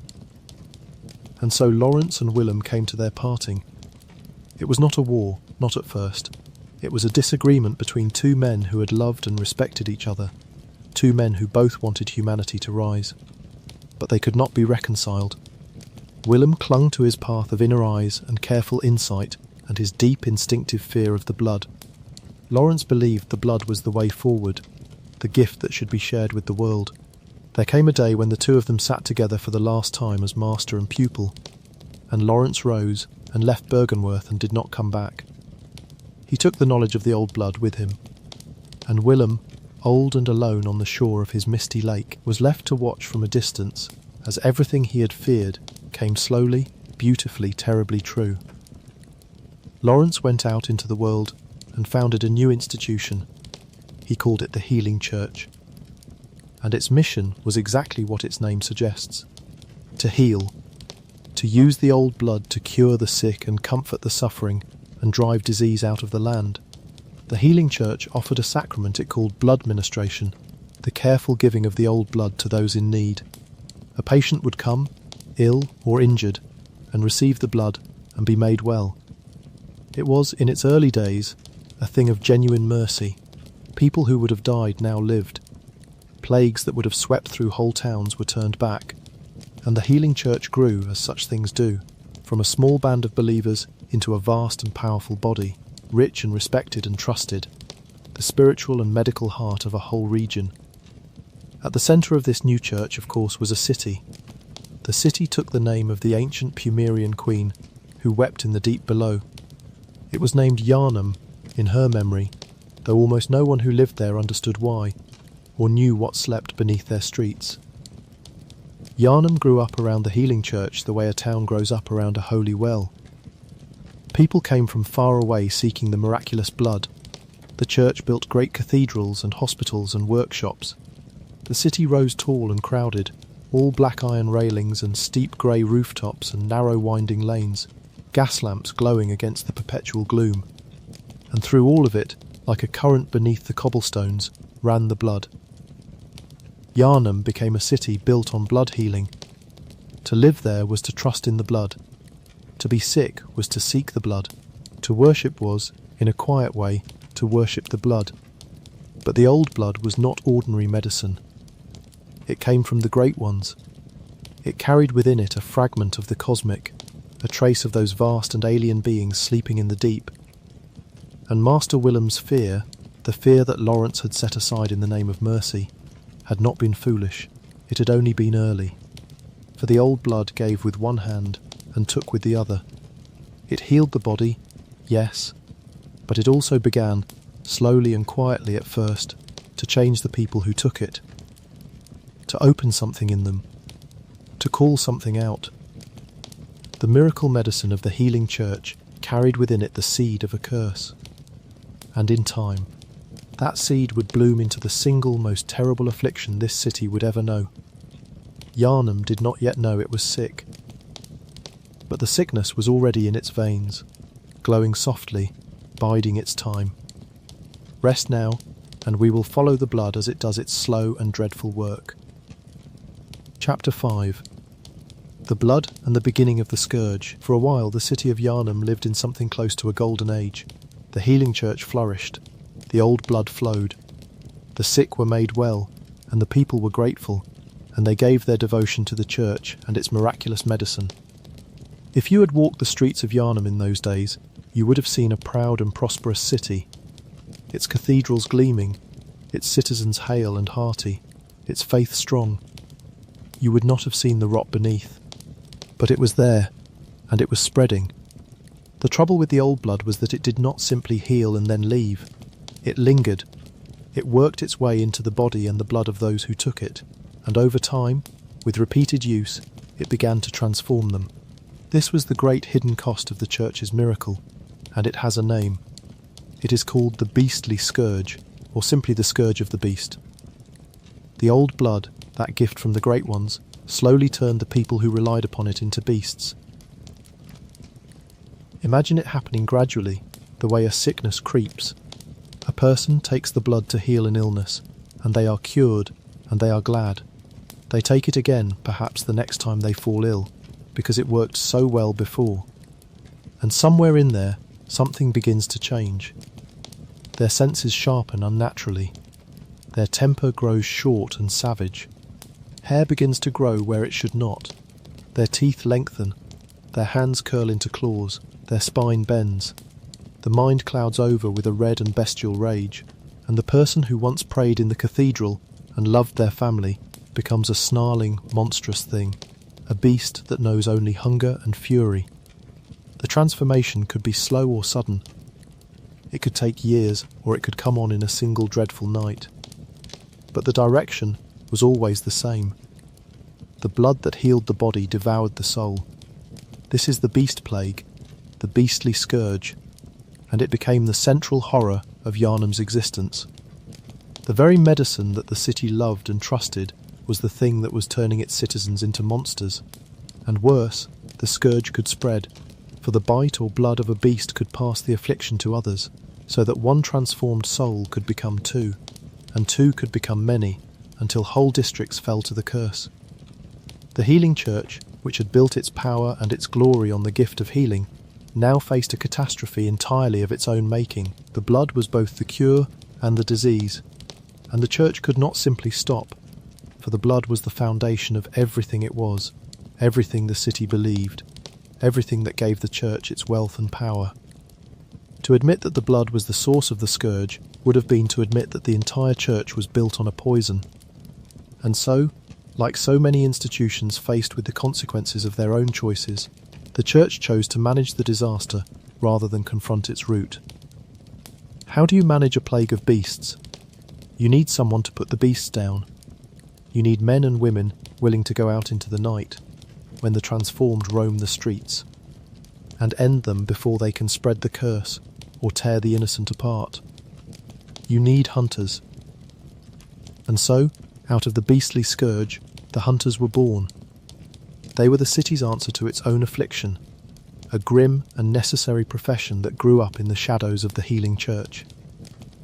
When night fell and the beasts emerged, the hunters went out with their cleavers and their torches and their guns, and they did the dark work that kept the city alive. It was brutal work, and it was lonely work, and it changed those who did it. For to hunt beasts, night after night, soaked in blood, surrounded by death, was itself a kind of slow corruption. Hunters could lose themselves to the bloodlust of the hunt, could come to crave the killing, could begin to blur the line between the beasts they slew and the thing they were becoming. The hunt was meant to save the city from the curse, but the hunt carried its own curse within it. Everything in Yharnam, it seems, came at a hidden price. We have met the city, and the blood, and the scourge, and now the hunters. But we have not yet met the man who made the hunt what it was, the man who built the place where hunters were forged and trained and sent out into the night. He is one of the most important and most tragic figures in the whole story, an old man with a wounded leg and a deep weariness in his eyes. Bound to a dream he can never leave, his name is Yharnam. And to understand him, and the strange dreaming workshop he tends, we have to walk a little further into the heart of the hunt itself. Chapter 6. Yharnam, the first hunter and the hunter's dream. His name was Yharnam, which you may say as Gehrman, and he is remembered as the first hunter. He was the man who, more than any other, created the craft of the hunt. In the early days of the scourge, when the healing church needed people to put down the beasts, it was Yharnam who understood how it must be done. He was a master of weapons and of strategy, a hard and brilliant man, and he built the foundation of everything the hunters would become. He established a workshop, a place where the tools of the hunt were forged and where new hunters could be made. The trick weapons that the hunters carried, those clever blades that could transform from one shape to another in the middle of a fight, came from this tradition. The whole grim art of facing beasts and surviving the night traces back to Yharnam and the workshop he founded. But Yharnam's story did not stay in the waking world, for Yharnam, somewhere along the way, became bound to a place that exists outside of ordinary reality. It is called the Hunter's Dream, and it is one of the gentlest and saddest places in all of Yharnam's history. The Hunter's Dream is a refuge, a small pocket of safe and quiet space that hunters can reach. Picture it, a peaceful little workshop on a hill, surrounded by a garden of pale white flowers, with a great gnarled tree and gravestones standing in the grass, and beyond it all, a sky full of soft and distant stars. The light there is golden and tired, the light of a long afternoon that never quite becomes evening. After the blood and terror of the hunt, a hunter could come to the dream and find rest, and tend their weapons, and gather themselves before going out again. It is a kind of heaven, or a kind of waiting room between this world and the next, and it was Yharnam's prison. For Yharnam did not simply visit the hunter's dream, he was bound to it, trapped within it, unable to leave. An old man now, his leg lost, confined to a wheelchair, he sat in that golden garden through cycle after cycle of hunts, watching new hunters come and go, never able to wake, never able to die. How did this happen to him? It happened because of a great one. There is a being called the Moon Presence, a pale and silent cosmic entity tied to the moon that hangs over Yharnam. And it was the Moon Presence that created the hunter's dream and bound Yharnam to it. The old hunter became the dream's keeper, its host, its prisoner, serving the will of a god he never asked to serve, longing only to be free, to sleep a sleep without dreams, to finally let go. There is a terrible weariness in Yharnam, the weariness of a man who has lived far too long and seen far too much, and wants nothing now but an ending he is not permitted to have. But Gehrman was not entirely alone in the dream, and here we meet one of the quietest, most haunting presences in the whole story. In the workshop garden there is a doll. She is life-sized, beautiful, made in the likeness of a woman, and for most of her existence she is simply that, a doll, still and silent. But within the dream she comes to life. She moves, she speaks, she tends to the hunters who come there, helping them grow stronger, offering them gentle words of comfort in a soft and sorrowful voice. The doll is a caretaker, a stabilizing presence in the dream, providing kindness and continuity while individual hunters live and die and are replaced. Where did she come from? Gehrman made her, long ago, in the image of someone he loved and lost, a woman who was dear to him in the waking world. The doll is his memory given form, a tender and melancholy thing, an attempt to keep close something that was taken away. Even here, in this small story within the larger one, we find the same ache that runs through everything, the longing for what is gone, the refusal to let it go entirely, the making of a surrogate to fill the empty place. So now we have the shape of the hunt. We have Gehrman, the first hunter, who built the craft and was bound to the dream. We have the hunter's dream itself, that golden refuge and prison. We have the doll, tending the garden with her sad and gentle kindness. And we have the moon presence behind it all, the pale god pulling the strings, with purposes of its own that no human in the dream could fully understand. These pieces will all return when we reach the final part of our story, the night of the hunt itself. But there is much more history to lay down first. For while Gehrman built the hunt, the healing church above was splintering into factions, each one reaching toward the great ones in its own way, each one willing to pay a higher and higher price for the chance to touch the divine. Rest now. We are going back up into the church, into its highest and most secret chambers, where ambition turned to obsession, and obsession turned to nightmare. Chapter 7. The healing church divides, vicars, choir, and the workshop. As the healing church grew into a vast and powerful body, it did not remain a single, unified thing. Great institutions rarely do. Beneath the surface of its public face, the church split into factions, each one pursuing the secrets of the blood and the great ones in its own way, often in secret, often in competition, and sometimes in open contempt for one another. To understand the city's slow descent, you have to understand these factions, the different chambers of a single diseased heart. At the public face of the church stood the vicars. A vicar was the church's highest spiritual leader, the figure the ordinary people of Yharnam looked to for guidance and comfort. The first vicar of the healing church was Lawrence himself, the founder, the man who had carried the old blood out of Bergenworth and built a faith around it. After Lawrence, the office of vicar passed down to others. The vicars led the prayers, tended the flock, and presented to the world the gentle, healing face of the church. The common people of Yharnam knew the vicars and trusted them. They did not know what lay behind them, in the church's deeper halls. For behind the gentle public faith, there were the inner circles, and the most rarefied of these was the choir.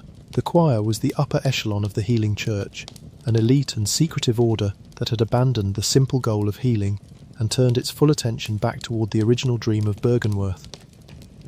The choir wanted communion with the Great Ones. They wanted to reach the cosmos, to make contact with those vast beings, to gain insight and ascend. In a sense, the choir carried Master Willem's old ambition forward, but stripped of his caution and married to the church's blood and power. They conducted experiments, they studied the heavens. They sought, by every means available, to lift the veil between the human world and the divine, and they did not much care what it cost the city below them to do it. And then there was the workshop tradition, the hunters of the healing church, descended from Gehrman's original craft. The church maintained its own order of hunters, sometimes called the church hunters, charged with the brutal practical work of keeping the beast plague in check. Where the choir gazed at the stars, the church hunters waded through blood in the streets. They were the church's hands, doing the killing that the gentle public face could not acknowledge. And at the head of this hunting tradition within the church stood a man whose story is one of the most moving in all of Yharnam, a man who began as a noble protector and ended as a tragic monster. His name was Ludwig. Ludwig, which you may say as Ludwig, was the church's first true hunter, the leader of the church hunters, and a figure of genuine heroism in the city's darkest days. When the beast plague raged, and the people of Yharnam cowered in their homes, terrified of the night and the monsters it brought, it was Ludwig who gave them hope. He gathered hunters around him and led them out into the streets to face the beasts, and the people loved him for it. He was, for a time, the closest thing the city had to a true and shining hero, a man who held a torch against the darkness so that others could survive. Hold on to that image of Ludwig, the brave and noble leader, because his fate is one of the saddest turns in this entire history, and we will return to him in due course. For now, simply know that the church's hunters had a hero at their head, and that the people of Yharnam slept a little easier because of him. So picture the healing church now, in the fullness of its power, as a thing of many layers. At the top, the vicars, gentle and public, leading the prayers. In the hidden chambers, the choir, gazing at the cosmos, hungry for communion with the great ones. In the streets and the night, the church hunters under Ludwig, holding back the tide of beasts. And beneath all of it, always, the old blood flowing through every vein of the institution, healing and corrupting in equal measure. It was a structure built over an abyss, and the deeper its members reached toward the divine, the closer they came to the edge. But the healing church was not the only group in Yharnam reaching for the great ones. There was another, smaller, even more extreme order, one that would commit perhaps the most infamous act in the whole history of the city. They called themselves the School of Mensis, and their ambition was not merely to commune with a great one, but to give birth to one, in the flesh, in the waking world. Their story is a descent into nightmare, quite literally. Let your breathing slow, and let us follow them down into the dark. Chapter 8. The School of Mensis and the Nightmare of Murgo. The School of Mensis was a scholarly faction, an offshoot tied to the church and to Byrgenwerth's old ambitions, and its name carries a clue to its obsession. Mensis, which you may say as Mensis, relates to the idea of the month, of the moon's cycle, of months and motherhood and birth. For the School of Mensis was obsessed, above all else, with the dream of birth. They wanted to do what Queen Yharnam had done in the deep ages of the Thumerians. They wanted to make contact with a great one and bring forth a child of that union, a newborn god, in the waking world. Where the choir wished to commune with the cosmos, Mensis wished to give it a body. It was the oldest dream of the Thumerians, reborn in a darker and more desperate age. At the head of the School of Mensis was a scholar named Mikolash, which you may say as Mikolash, and he was a man utterly consumed by his obsession. Mikolash dreamed of the cosmos. He longed to become a great one himself, to ascend beyond his small human form into something vast and divine. He styled himself the host of the nightmare, and he gave himself over completely to the pursuit of cosmic insight, even as it hollowed out his mind and twisted him into something barely human. Mikolash was brilliant, and he was mad, and the line between those two things in Yharnam was always perilously thin. The School of Mensis conducted a ritual, a great and terrible working meant to summon and bind a great one, to achieve the birth they so desperately sought. And the ritual succeeded, in a way, though not in the way they had hoped. For the rituals of Mensis tore a hole between the waking world and another place, a realm of dream and horror that came to be called the Nightmare of Mensis.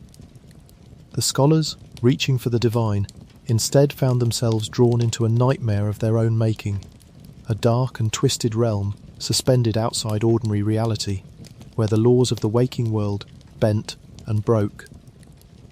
The School of Mensis became trapped, in a sense, in the very nightmare they had opened, lost in their own ambition.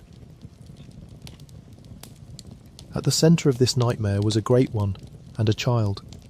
The infant Great One that Mensis sought to bring into the world is called Murgo, which you may say as Murgo.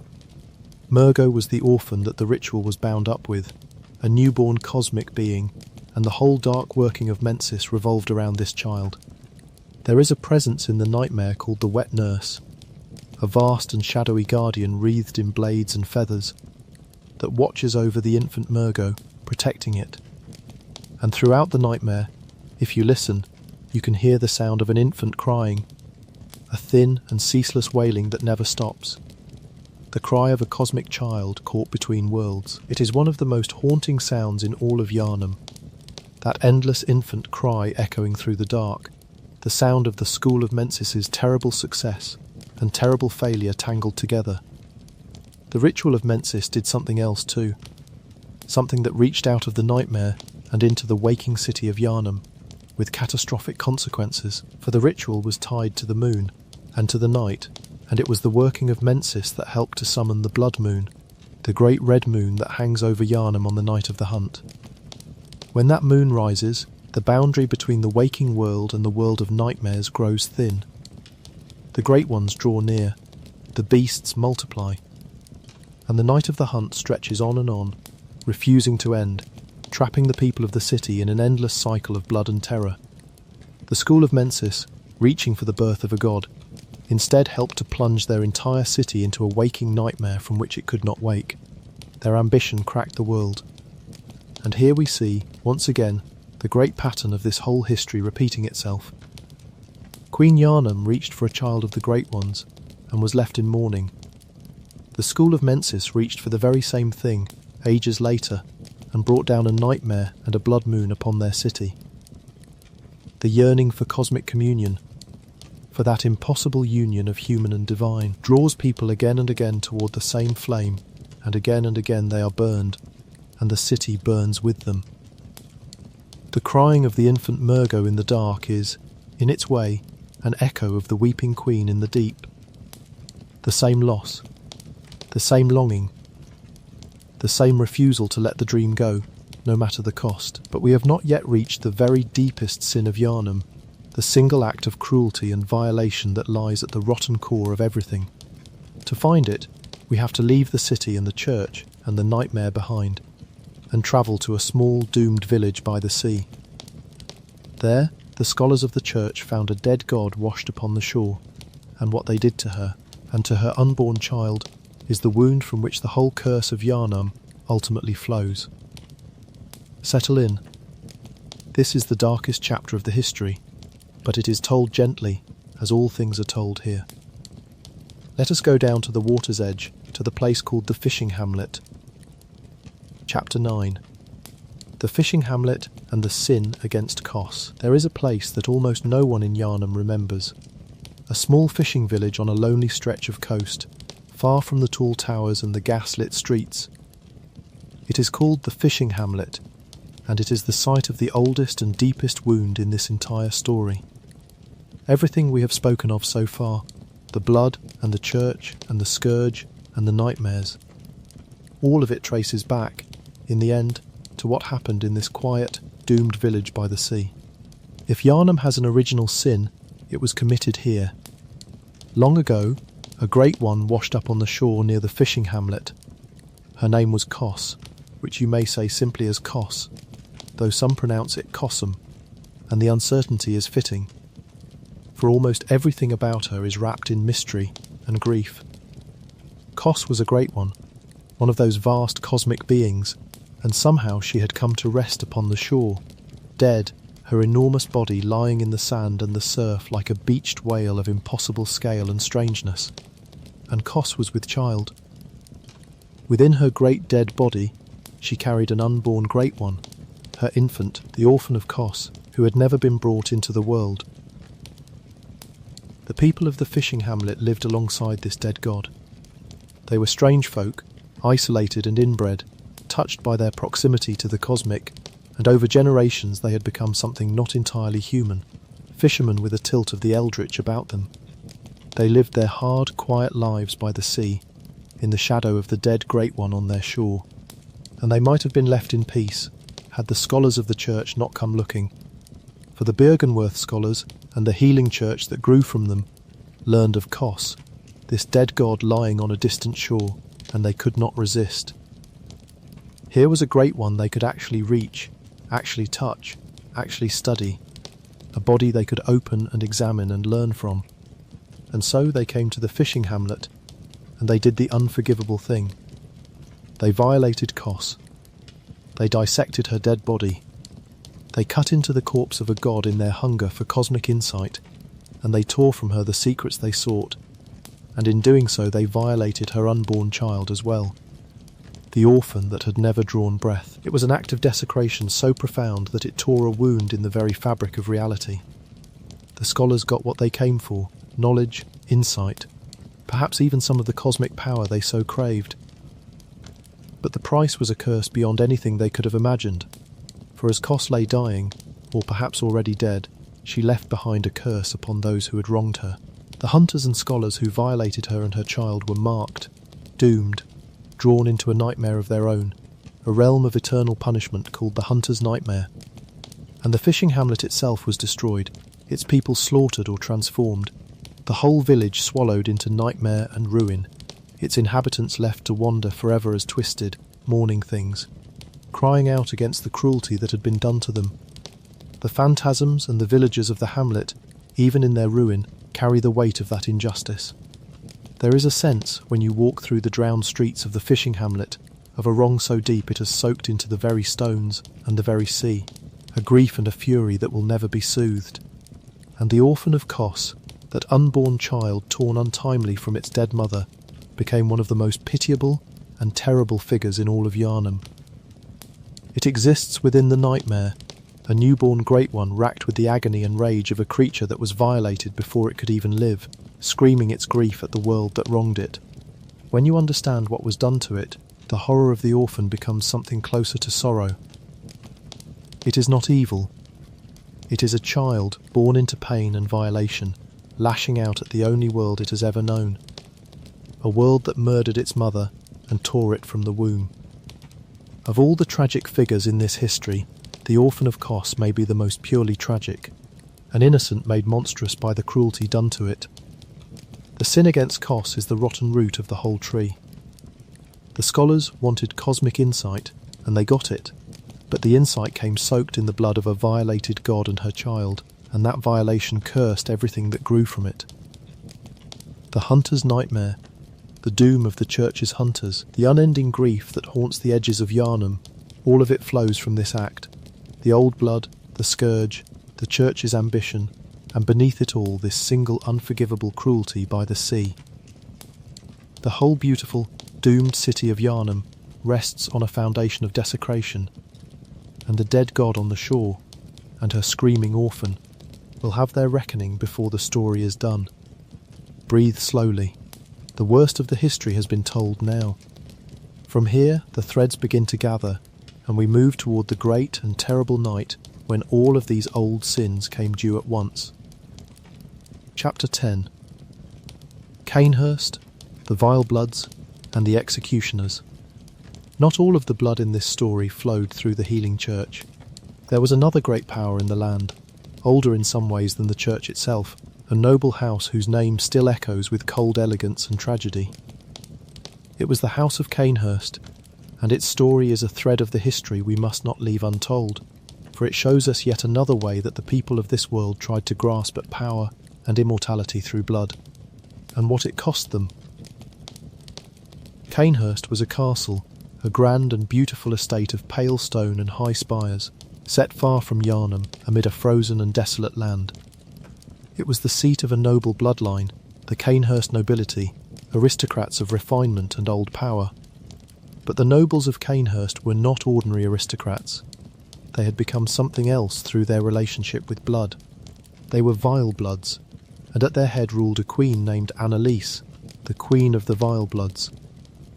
The Vile Bloods sought immortality and power through the consumption of blood, gathering and drinking what they called blood dregs, the corrupted essence drawn from particular hunters and victims.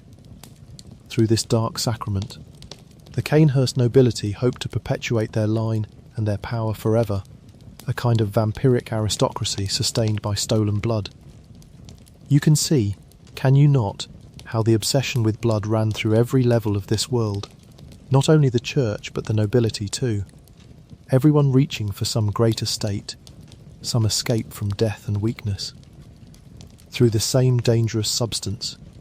Cainhurst's pursuit was different in flavour from the church's, more aristocratic, more vampiric, but the root was the same. Blood was the path to power, and power was worth any price. The healing church did not look kindly upon the vile bloods of Cainhurst. The two powers came into conflict, and the church, in its righteousness, declared the vile bloods to be heretics, abominations, a corruption to be wiped out, and so the church created a force to deal with them, an order of grim and zealous warriors called the executioners. The executioners were holy knights of a sort, dedicated to hunting down and destroying the vile bloods, to ending the heresy of Cainhurst once and for all. They were led by a figure of terrible conviction named Logarius, which you may say as Logarius, a martyr and a fanatic who gave himself entirely to the holy war against the vile bloods. Logarius and his executioners marched upon Cainhurst Castle. They fell upon the nobility in a great and bloody assault, and they slaughtered the vile bloods, putting the aristocrats to the sword in the name of the church and its righteousness. Cainhurst, that beautiful pale castle in the frozen wastes, became a tomb, its halls silent, its nobles dead, its glory ended in massacre. And Logarius, having done his terrible work, remained behind.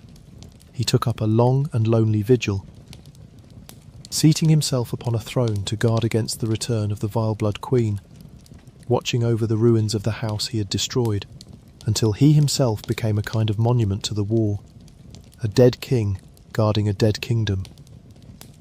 But the queen of the vile bloods, Annalise, was not entirely destroyed. She endured, bound and imprisoned, undying but broken, a queen without a court, clinging to the faintest hope that her bloodline might one day be reborn.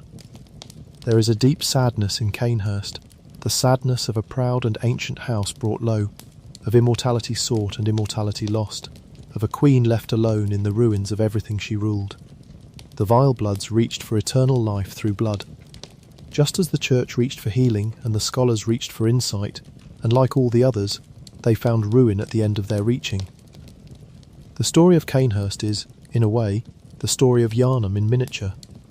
A people seek transcendence through blood. The blood gives them power for a time, and then it brings them to destruction, whether through their own corruption or through the violence of those who fear them. Over and over, in every corner of this world, the same tragedy plays out. The pale and frozen ruins of Cainhurst stand as one more monument to it, a beautiful and lonely grave in the snow. And somewhere in those ruins, the last queen of a dead people waits, dreaming of a rebirth that may never come.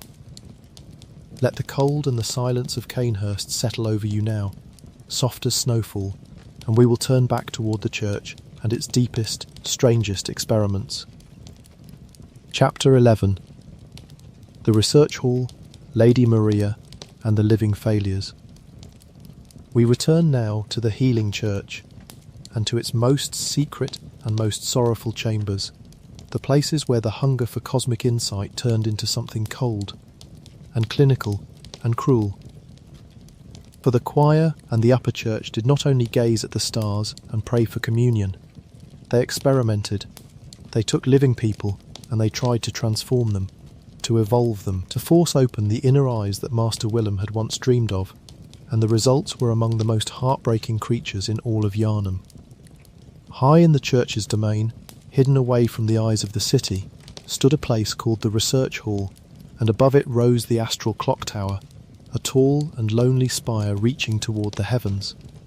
Here, the church's scholars conducted their experiments upon human subjects, patients drawn from the city in pursuit of cosmic ascension. They believed that through these experiments they might create a being capable of communing with the Great Ones, a person evolved beyond ordinary human limits. And so they took patients into the research hall, and they worked upon their bodies and their minds, filling their heads with fluid, opening their senses to the cosmos, trying to force the leap from human to something higher. The results were the living failures, and the name alone tells you the tragedy of them. They did not ascend, they did not become great ones, or anything close. Instead, they were broken, twisted, ruined, left as failed experiments, neither fully human nor anything else, drifting in their pain and confusion. The research hall became a place of quiet horror, full of these failed patients, these living failures, wandering its halls in eternal suffering, victims of the church's relentless ambition. The scholars reached for the stars and left a hall full of broken people in the reaching. Among the patients of the research hall, there is one whose small story stays with you.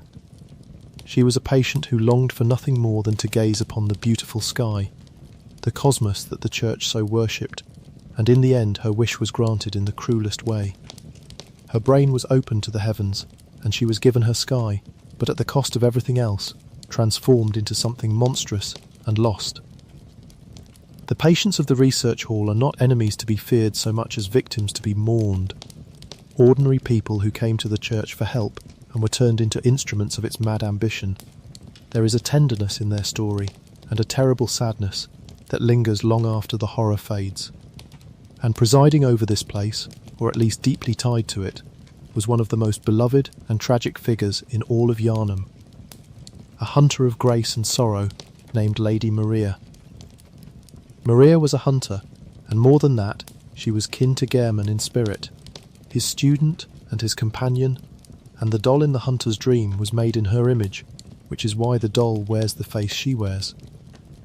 Maria was beautiful and skilled and noble, a hunter of the astral clock tower, and she was bound up with the darkest secret of the church, the secret of the fishing hamlet, and the sin against Kos. For Lady Maria knew what had been done at the fishing hamlet. She was connected to that atrocity, perhaps descended from its people, perhaps present at the violation, and the knowledge of it weighed upon her like a stone. She could not bear what the church had done, the desecration of Kos and her child, the curse that flowed from it. And so Maria turned away from it. She cast aside her weapon, a particular blade tied to the hamlet, and she tried to bury the secret, to guard it, to keep the world from learning the truth of the wrong that had been committed. She stationed herself as a kind of keeper of the secret, watching over the path to the nightmare and the hamlet, trying to prevent anyone from following the bloody thread back to its source. Maria's whole existence became an act of guilt and concealment, a noble soul trying to hold back a truth too terrible to face. There is something deeply human in Maria's struggle. She represents the part of the church, perhaps the part of every person caught up in this history, that knew the wrong that had been done and could not undo it, and could only try to keep it hidden, to guard the secret, to stand watch over the wound and hope it would never reopen. But secrets like this do not stay buried. The blood always finds a way to the surface, and on the night of the hunt, when a new hunter comes seeking the truth, Maria's long vigil will be tested, and the secret she has guarded for so long will finally come to light. For now, let her rest in your mind as she rests at the top of her lonely clock tower, a guardian of sorrows, beautiful and sad, holding back the dark as long as she can. Breathe gently. We are nearly to the night itself, but first we must see how the city finally began to fall. Chapter 12. Old Yharnam, the fall of Ludwig, and the decay of the hunt. Before we reach the great night of the hunt, we must witness the slow collapse that came before it, the way the city and the church and the hunt itself began to rot from within, until everything was ready to come crashing down at once. For the beast plague did not stay contained. It grew, it spread, and the measures the church took against it grew more and more desperate and more cruel. There was a district of the city called Old Yharnam, the oldest part of the city, where the beast plague took hold most fiercely. As the scourge spread through Old Yharnam, transforming more and more of its people into beasts, the healing church faced a terrible decision. They could not cure the afflicted, for the blood that caused the scourge was the only medicine they had. They could not contain it through the hunt alone, for the beasts were too many. And so the church chose the most ruthless solution available to them. They sealed off Old Yharnam, quarantined it entirely, and then they purged it. They set the district to the flame and the blade, killing everyone within, beast and human alike, in a desperate effort to stop the plague from spreading to the rest of the city. Old Yharnam became a graveyard, a burned and abandoned ruin, its streets silent and its houses empty, a monument to the church's willingness to slaughter its own people rather than confront the true source of the disease. But not everyone agreed with the purge of Old Yharnam, and out of that disagreement came one of the most quietly noble figures in the whole story. There was a hunter named Jura, which you may say as Jura, who had taken part in the events of Old Yharnam and been horrified by what he saw. Jura came to a realization that set him apart from nearly every other hunter in the city. He understood that the beasts had once been people, ordinary citizens of Yharnam transformed by the blood, and that they were not truly evil. Only sick, only victims of the church's poison. And so Jura turned against the hunt. He took up a position in the ruins of Old Yharnam, manning a great Gatling gun, and he became a protector of the beasts, guarding the transformed creatures of the burned district against any hunter who would come to kill them. De Jura is a strange and moving figure, a hunter who chose mercy for monsters, who saw the humanity beneath the beast and could not bring himself to keep killing. In a world drowning in blood, he chose, in his own grim way, to stop. And what of Ludwig, the church's first hunter, the shining hero who had given the people of Yharnam hope in their darkest hour? His fate is perhaps the most bitter of all. For Ludwig, the brave and noble protector, the man who held a torch against the darkness, did not escape the curse that he fought against. Somewhere in the long years of the hunt, soaked in blood, surrounded by beasts, Ludwig himself succumbed. He fell to the scourge. The great hero of Yharnam was transformed into a beast, a monstrous, pitiable creature, his nobility drowned beneath bestial hunger, lost in the hunter's nightmare that punished the church's hunters for their sins. The hero became the monster. The protector became the thing he had sworn to destroy. And yet, even in his fall, a fragment of the old Ludwig survived.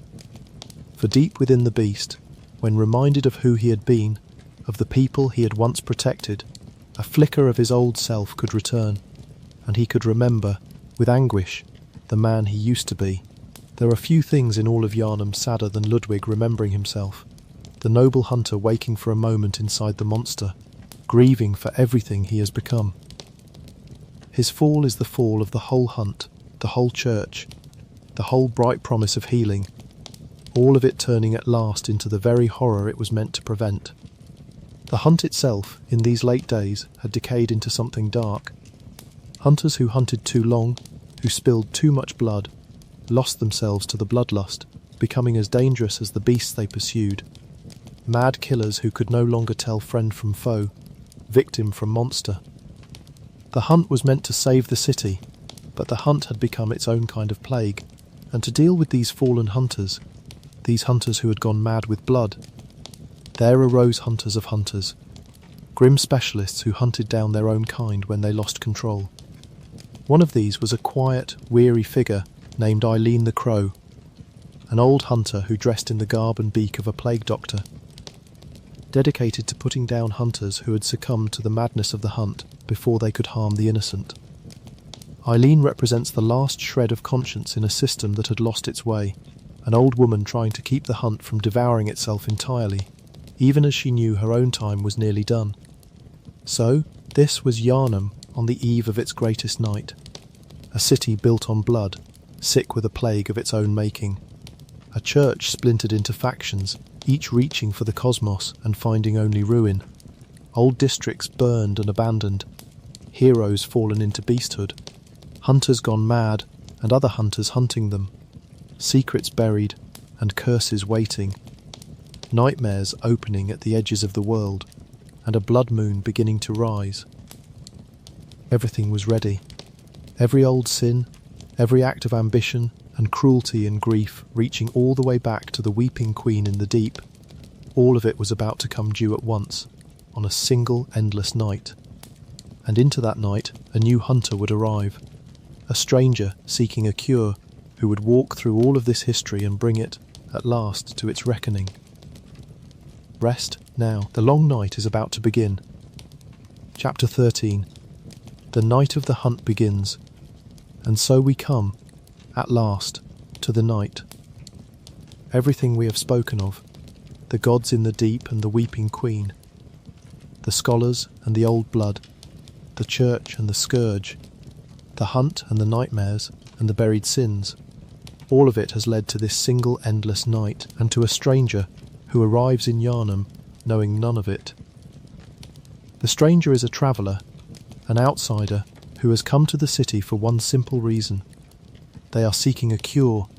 Perhaps they are ill, or they carry some affliction that no ordinary medicine can touch, and they have heard, as so many have, of the miraculous blood of Yharnam, the blood that can heal anything. And so they have come to this strange tall city to receive the famous blood ministration, the sacrament of the healing church, hoping to be made well. This stranger is the hunter whose footsteps we will follow through the rest of the night. They have no idea what they are walking into. They only know that they are sick, and that the blood can heal, and that is enough to bring them through the gates of the doomed city. The hunter receives the blood. In a dim and grimy clinic, the old blood is administered, entering their veins, and with it, everything changes. For to take the blood of Yharnam is to be bound to the hunt, to the dream, to the whole cosmic machinery that this city has become. As the blood takes hold, the hunter slips into unconsciousness. And when they wake, the world is not as it was. The streets are empty of ordinary life and full of beasts. The night has come, and it is the night of the hunt, and somehow the hunter knows, without being told, that they are now a hunter too, that they must take up the blade and the gun and go out into the dark, early in that first stretch of the night. The hunter finds their way to the hunter's dream, that golden refuge we visited long ago. They wake in the workshop garden, among the pale flowers, beneath the soft and distant stars. They meet the doll, who comes to life and speaks to them with gentle, sorrowful kindness, offering to help them grow stronger. They meet old Yharnam, the first hunter, weary in his wheelchair, who greets them as a fellow hunter and offers guidance, speaking of the hunt with the heavy knowledge of someone who has watched it all before, many times over. The hunter's dream becomes the hunter's home base, the safe place to which they can always return, to rest and to ready themselves before plunging back into the waking nightmare of the city. After every brush with death, they wake again in the dream, and tend their weapons, and steel themselves, and go out once more. Out in the waking city, the hunter begins their long descent through the history we have laid out tonight, encountering its remnants at every turn. In the winding streets of central Yharnam, they meet the beasts, the transformed citizens, ordinary people made monstrous by the very blood the hunter has just taken. They meet, too, the maddened townsfolk, the human survivors who have barricaded themselves in their homes, terrified of the night, suspicious of every stranger, calling out warnings and curses from behind locked doors.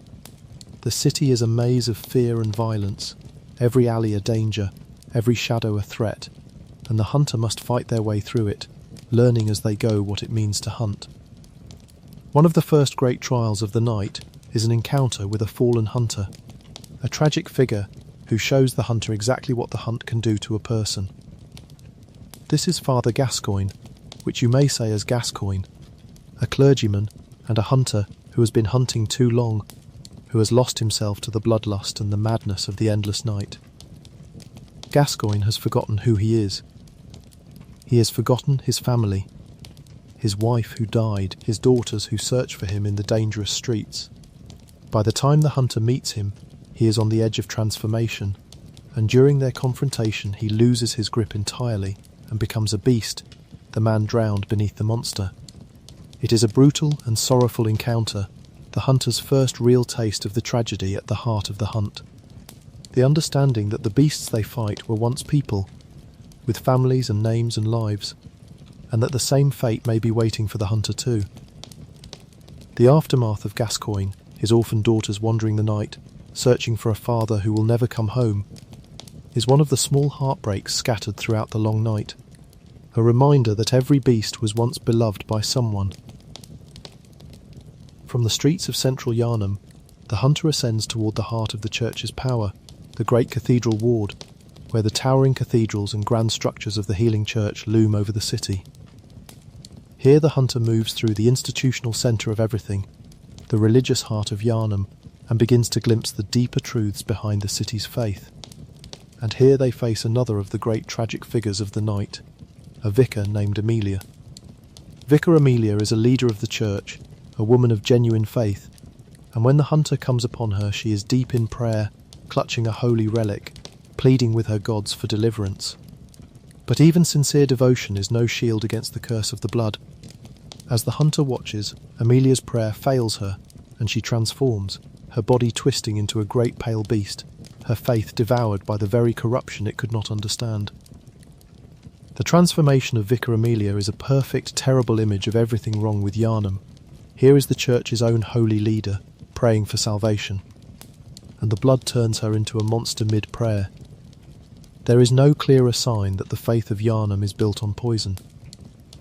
With the fall of Vicar Amelia, the hunter finds a way forward, a thread leading them out of the city and toward the older mysteries beneath it. For the church and the city are only the surface of this history, and the hunter is beginning, without quite knowing it, to follow the bloody thread all the way back toward its source, toward Byrgenwerth and the lake and the secrets that started everything.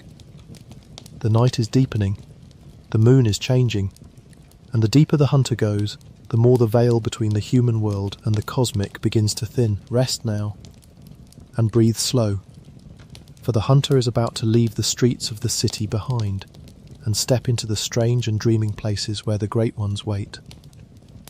Chapter 14. Byrgenwerth, Rom, and the lifting of the veil. The hunter's path leads them at last out of the city entirely, through ancient and forbidden woods, toward the place where all of this began. They come to the shore of a misty lake, and across the still black water stands an old and ivy-grown college, its tall windows dark, its halls long abandoned. They have come to Byrgenwerth, the birthplace of the whole tragedy, the college where Master Willem first dreamed of more eyes, and where Lawrence first looked upon the old blood, with hope in his heart.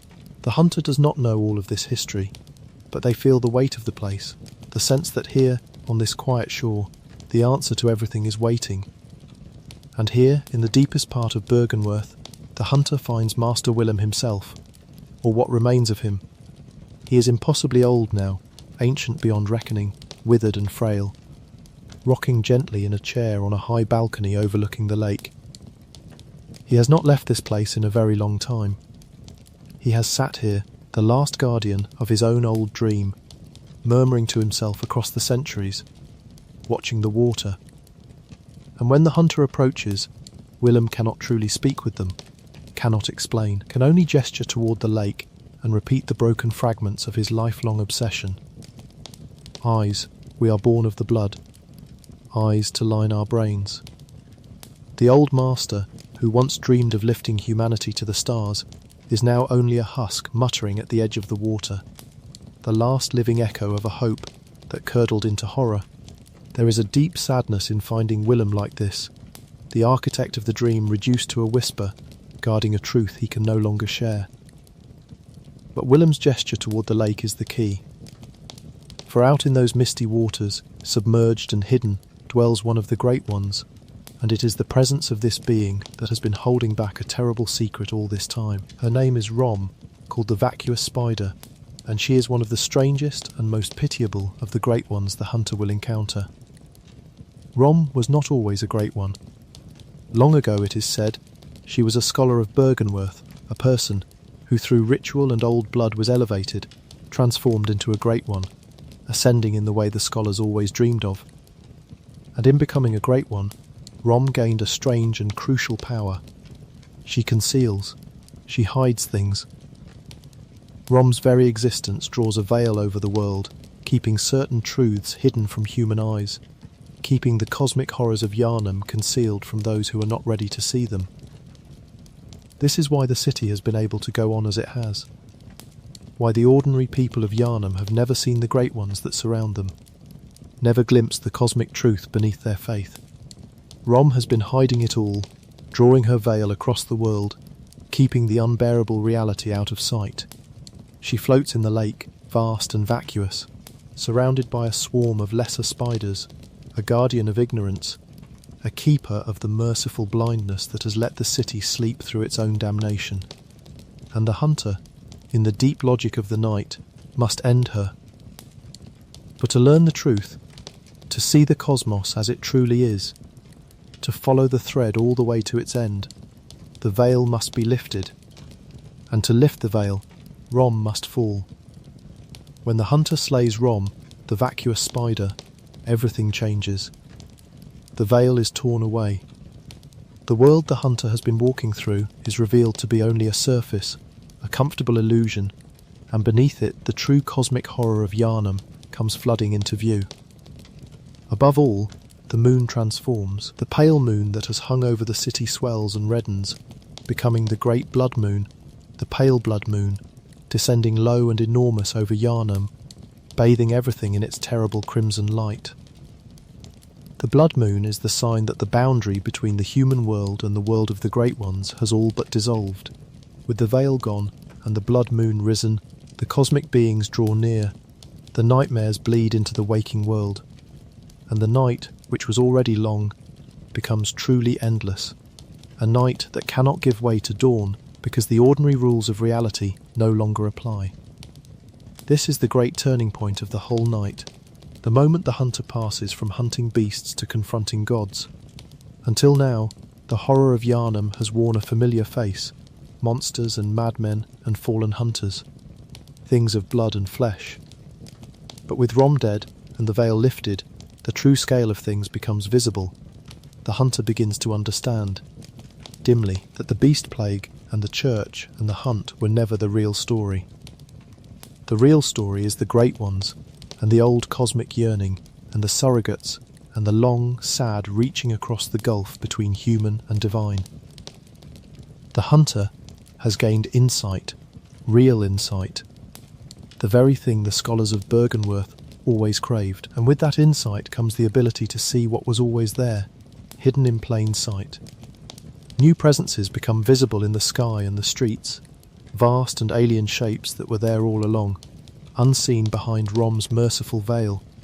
And now, with the blood moon high and the veil torn, the hunter is drawn toward the deepest and most terrible places of all, the nightmare realms where the oldest sins of the city have been festering. For the lifting of the veil does not only reveal the truth, it opens the way into the nightmares themselves, into the nightmare of Mensis where the infant Murgo cries in the dark, and into the hunter's nightmare where the church's hunters pay forever for the sin against Kos. The hunter must descend into these realms, into the very heart of the city's cosmic guilt, to face the things that have been waiting there since the beginning. Breathe slowly now. The hunter stands beneath the blood moon, the veil gone, the truth laid bare, and ahead lie the nightmares. We follow them down into the last and deepest dark. Chapter 15, The Cosmos Revealed, Insight and the Great Ones of Yharnam. Before we follow the hunter down into the nightmares, let us linger for a while in that strange moment after the veil was lifted, when the world of Yharnam was suddenly revealed to be something far vaster and stranger than anyone had ever known.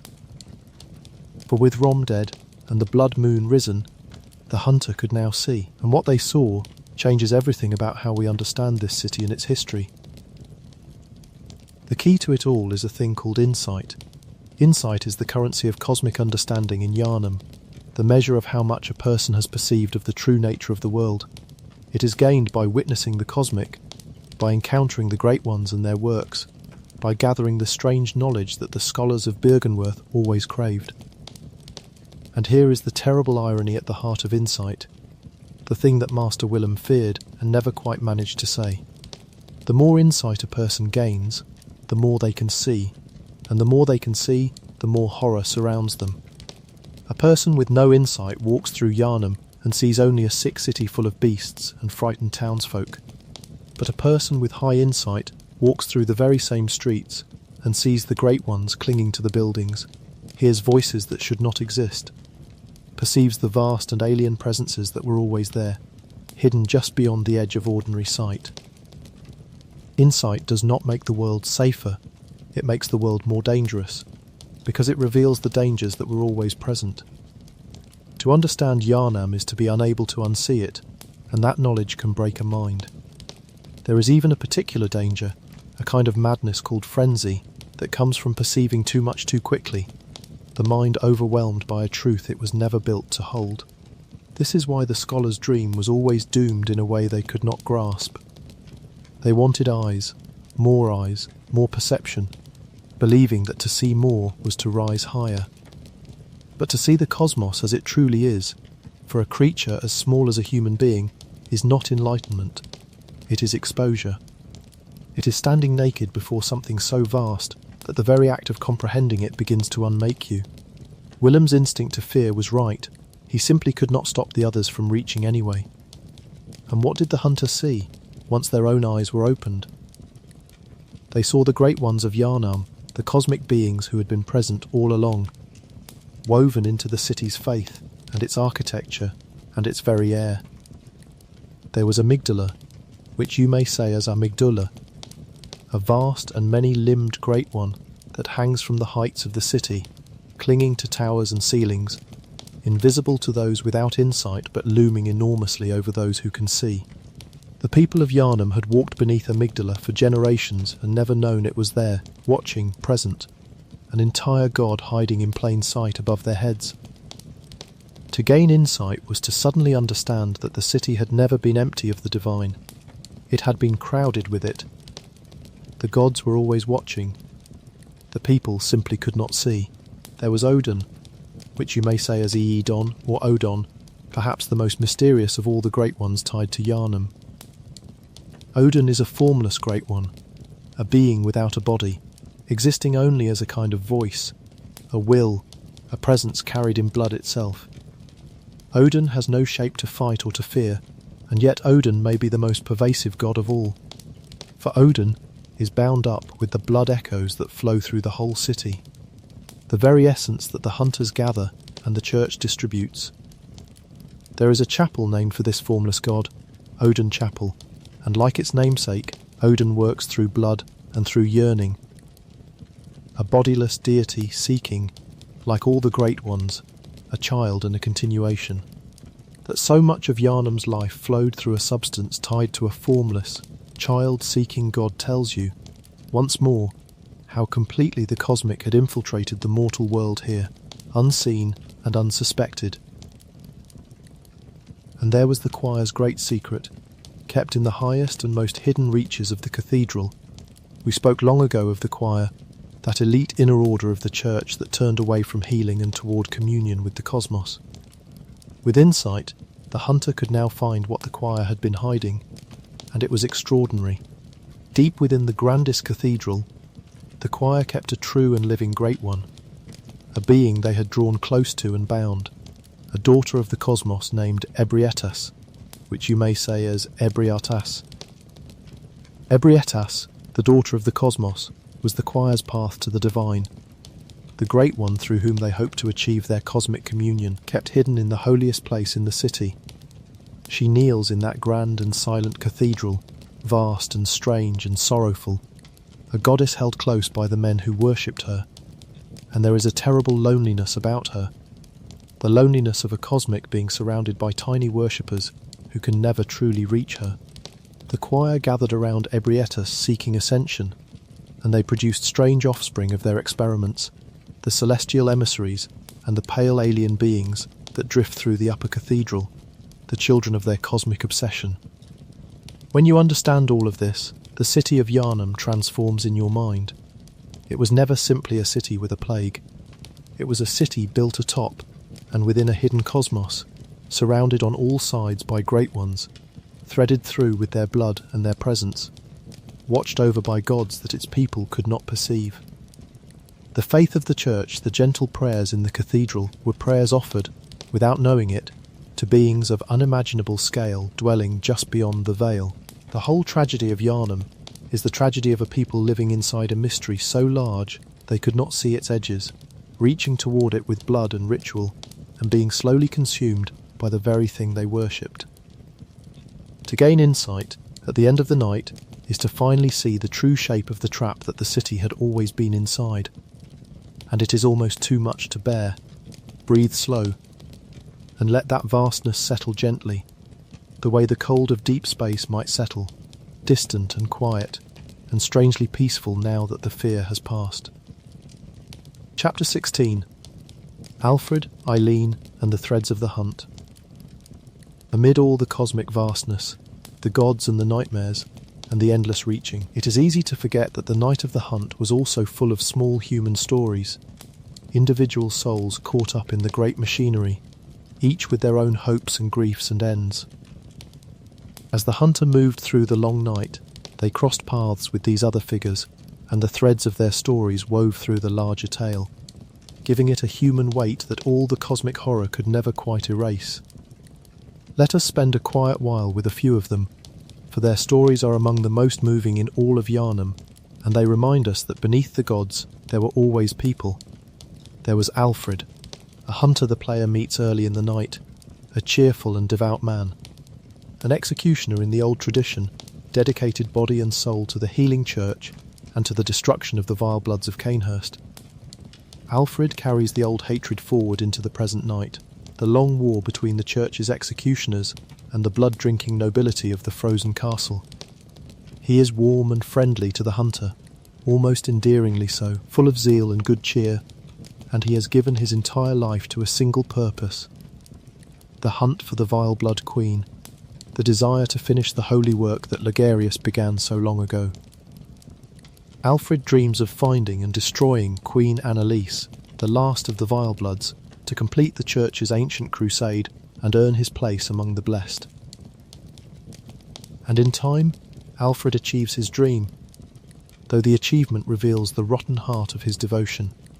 He finds his way to Cainhurst, to the imprisoned Queen Annalise, and he destroys her, crushing the last of the vile bloodline in a frenzy of righteous violence. But there is no glory in it, only horror. Alfred, having committed his great act of faith, is left sitting amid the gore of what he has done, having reduced the proud and ancient queen to a ruin, and the cheerful devout man we met at the start of the night is revealed as a fanatic whose faith led him only to slaughter. Alfred's story is the story of the executioners in miniature, the story of how righteous zeal, pursued to its end, becomes indistinguishable from the evil it claims to fight. He wanted so badly to be good, to serve, to complete the holy work, and the holy work was always, in the end, a massacre. There is a deep sadness in Alfred, the sadness of a sincere heart given over to a cause that could only ever produce more blood. There was Eileen the Crow, whom we met before, the old hunter in the plague doctor's garb, the hunter of hunters, dedicated to putting down those of her own kind who had lost themselves to the madness of the hunt. Through the long night, the hunter crosses Eileen's path more than once, and her story is one of duty carried past the point of exhaustion. Eileen is old and tired, and she knows that her time is nearly done, that she has hunted too long, and that the night may finally claim her.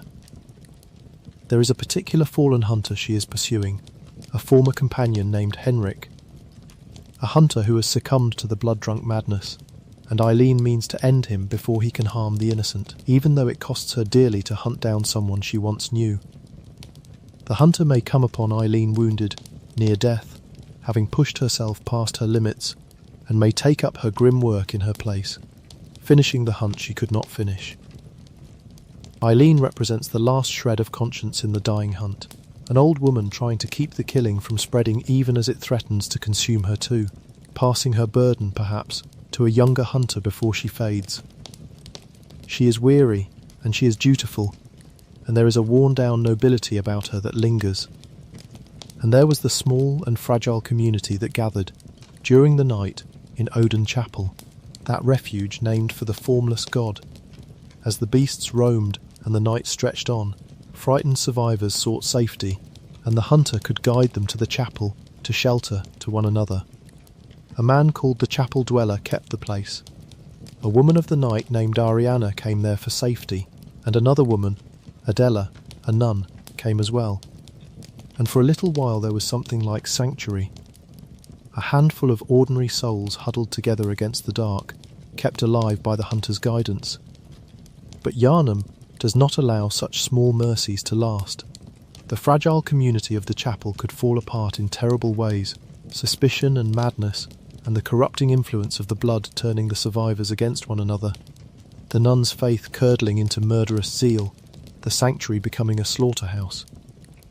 The story of Odin Chapel is the story of how even the small human refuge, the simple act of gathering the frightened together for safety, could not hold against the horror that saturated the city, where the hunter sent each survivor, who lived and who died, who turned and who endured, became a quiet thread of choices running beneath the cosmic spectacle, a reminder that in the end, every great catastrophe is made of individual people, each one trying simply to survive the night. These threads, Alfred and his fanatic's faith, Eileen and her weary duty, the doomed sanctuary of the chapel, are the human heartbeat of the long night. They do not change the cosmic story, the gods and the nightmares, and the great reckoning. But they ground it. They remind us that Yharnam was not only a stage for divine tragedy, but a city full of living people. Each one caught in the same trap, each one reaching in their own small way for safety, or purpose, or grace, and each one swept up in the same tide of blood.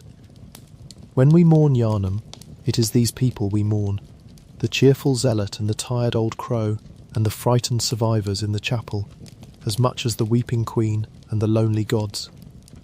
Hold them gently in your mind as the night deepens.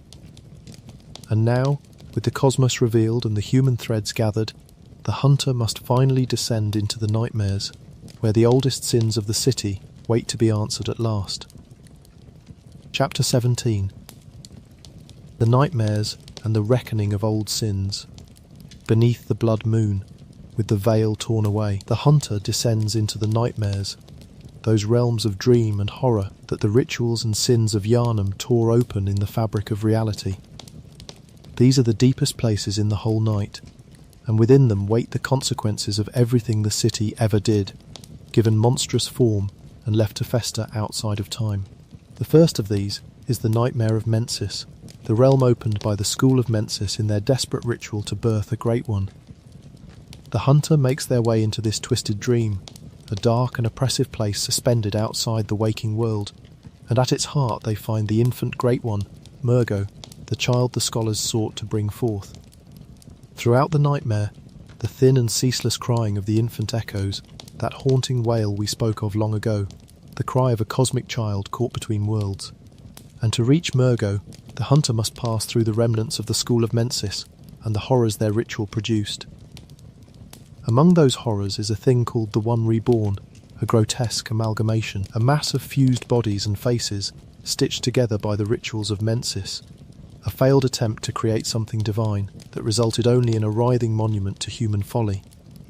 The One Reborn is the school of Mensis's ambition made flesh, the dream of birthing a god collapsed into a heap of corpses and suffering. And presiding over the nightmare, scattered and elusive, is Mikolash himself, the host of the nightmare, the scholar who wanted so badly to become a great one.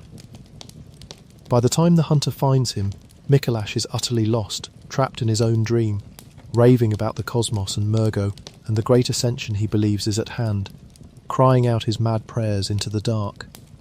He longs to be a great one, to ascend, and he never will, and somewhere in his ranting there is the desperate, pitiable hope of a man who gave up everything for a dream that was never going to come true. When the hunter ends Mikolash, his obsession ends with him, but the nightmare grinds on. At the very heart of the nightmare of Mensis waits the guardian of the infant Murgo, the great shadowy presence called the Wet Nurse, wreathed in blades and feathers, an entity of darkness and stars that watches over the cosmic child. To reach Murgo, to bring the nightmare of Mensis to its end, the hunter must face this guardian beneath the blood moon, in a confrontation that feels less like a battle and more like a strange and solemn ritual. Two figures moving through a field of darkness and falling light, and when the guardian falls, the infant's cry is silenced at last. The death of Murgo and the silencing of that endless cry brings the long night closer to its end, for it was tied to the very forces holding the night in place. With Murgo gone, the machinery that kept the night endless begins, finally, to wind down. But there is still one more nightmare to face, and it is the oldest and the saddest of them all. For the hunter, following the bloody thread to its very source, finds their way into the hunter's nightmare, the realm of eternal punishment born from the sin against Kos at the fishing hamlet. This is the nightmare where the church's hunters, those who violated the dead god and her child, are doomed to relive the hunt forever, trapped in their guilt, paying eternally for the desecration they committed. And here, in this realm of punishment, the hunter encounters the tragic figures we met long ago, brought to their final reckoning. Here is Ludwig, the church's first hunter, the shining hero fallen into beasthood, lost in the nightmare as a great and monstrous creature. When the hunter faces him, there comes that terrible and beautiful moment we spoke of, when something reminds Ludwig of who he once was, of the people he protected, of the man behind the beast, and for an instant the noble hunter wakes inside the monster, grieving and lucid, asking whether the good he did still meant something, whether he was still, in the end, a force for good. It is one of the most moving moments in all of Yharnam, the hero remembering himself at the very end, in the depths of the nightmare, holding on to the hope that his suffering was not entirely in vain. And here too, the hunter comes at last to Lady Maria, the guardian of the secret, who has stood watch over the path to the hamlet for so long. Maria does not wish the hunter to go further. She has given her existence to keeping the truth buried, to preventing anyone from reaching the source of the curse. But the hunter has come too far, and the veil is too thin. And in the end, Maria cannot hold them back. When she falls, the last guardian of the secret falls with her, and the way to the fishing hamlet. And the truth at the bottom of everything lies open. The hunter walks at last into the fishing hamlet itself, the drowned and cursed village by the sea, and feels the weight of the oldest sin settle over them. They move through the ruined streets, past the mourning, twisted villagers, toward the shore where the dead god once lay, where the church committed its unforgivable act. And on that cursed beach, beneath a sky of impossible stars, the hunter comes face to face with the final and most tragic of all the creatures of Yharnam, the orphan of Kos. The unborn child, torn from its dead mother, born into agony and violation, screaming its grief and rage at the world that wronged it. It is a newborn great one racked with pain, and to face it is to face the very heart of the city's guilt, the consequence of the violation that started everything. The hunter must end the orphan's suffering, must put down this child of cosmic sorrow, and in doing so, the long chain of vengeance that began with the desecration of Kos reaches its conclusion. The dead god's curse, in a sense, is finally answered, the wound finally, terribly, closed. There is no triumph in it. There is only the quiet of a beach after a storm, and the sense that an ancient grief has at last been laid to rest at a cost beyond reckoning. With the nightmares cleared, the old sins reckoned, Murgo silenced and the orphan stilled, the hunter has done what no one before them managed to do. They have followed the bloody thread of Yharnam's history all the way back to its source and severed it. The machinery of the endless night has been dismantled, piece by piece, sin by sin. And now, with the long work nearly done, the hunter must return to where they began, to the hunter's dream, to old Gehrman waiting in his golden garden, for the night is reaching its end at last, and a choice awaits, a choice that will determine not only the fate of the hunter, but the very nature of what they will become. Rest now, and breathe deep. We have walked the whole long history together, from the deep below to the blood moon above. Only the ending remains. Chapter 18, The Descent into the Labyrinth and the Return to the Queen. There is one more journey the hunter may take on this endless night, and it is perhaps the most fitting of all, for it carries them all the way back to the very beginning of this whole history, down beneath the city, into the deep where everything started. We began our tale in the labyrinths of the Thumerians, with the weeping queen and the lost child of a god. And on the night of the hunt, a hunter who seeks the deepest truths may descend, once more, into those ancient tombs. closing the great circle of the story by returning to its source. Beneath Yharnam, far below the streets and the cathedrals, and even below the burned ruins of old Yharnam, lie the Chalice dungeons, the labyrinths of the Pthumerians. Accessible to those who possess the holy chalices the scholars long ago brought up from the dark. To descend into them, the hunter performs a ritual with one of these chalices, opening a path down into the buried kingdom, and step by step they leave the world of the city behind and enter the oldest place in the story. The deeper they go, the older and stranger the labyrinth becomes. The upper levels are merely ancient tombs, full of the dust and treasures of the Pthumerian dead. But further down lie the deeper kingdoms, Loran with its desert sands and its beast-cursed dead, and Is, drawn close to the cosmos and the great ones who dwell nearest the stars. Each layer is older than the last, each one closer to the foundation of everything, and the hunter descends through them like a diver sinking into black and bottomless water. The labyrinth is not empty. The Pthumerians did not all simply die away into dust. In the deepest places their descendants endure, the deformed and ancient remnants of that lost people, still keeping their vigils, still guarding their dead and their gods after all the long ages. There are silent watchers and shadowy keepers, and there are great guardians set to protect the deepest secrets, monstrous things bred or cursed by the long centuries underground. There is a great and terrible beast bound in chains in the lower depths, a creature of the old blood and the old curse, and there are bell-ringing women who summon spirits to torment intruders, and there are the labyrinth's own gods, lesser great ones who dwell in the dark, never having seen the surface, ancient beyond the reckoning of the city above. To descend the labyrinth is to travel backward through time itself, peeling away age after age, until the hunter stands in the oldest chambers of the oldest kingdom, the place where humanity first looked upon a great one and was changed forever. And at the very bottom, in the deepest tomb of all, the hunter may come at last to her. Queen Yharnam, the Pthumerian queen, the weeping woman from whom the city above took its name, who carried the child of a god and lost it, who has sat in mourning in the deep since before the surface world had a history. To reach her is to reach the literal and spiritual foundation of everything we have spoken of tonight, every drop of old blood, every transformed beast, every reaching scholar and grieving god and doomed hunter, all of it grew from what happened here, in this chamber, with this queen and her lost cosmic child. The whole towering edifice of Yharnam's tragedy rests on this single ancient sorrow, buried so deep that almost no one ever knew it was there.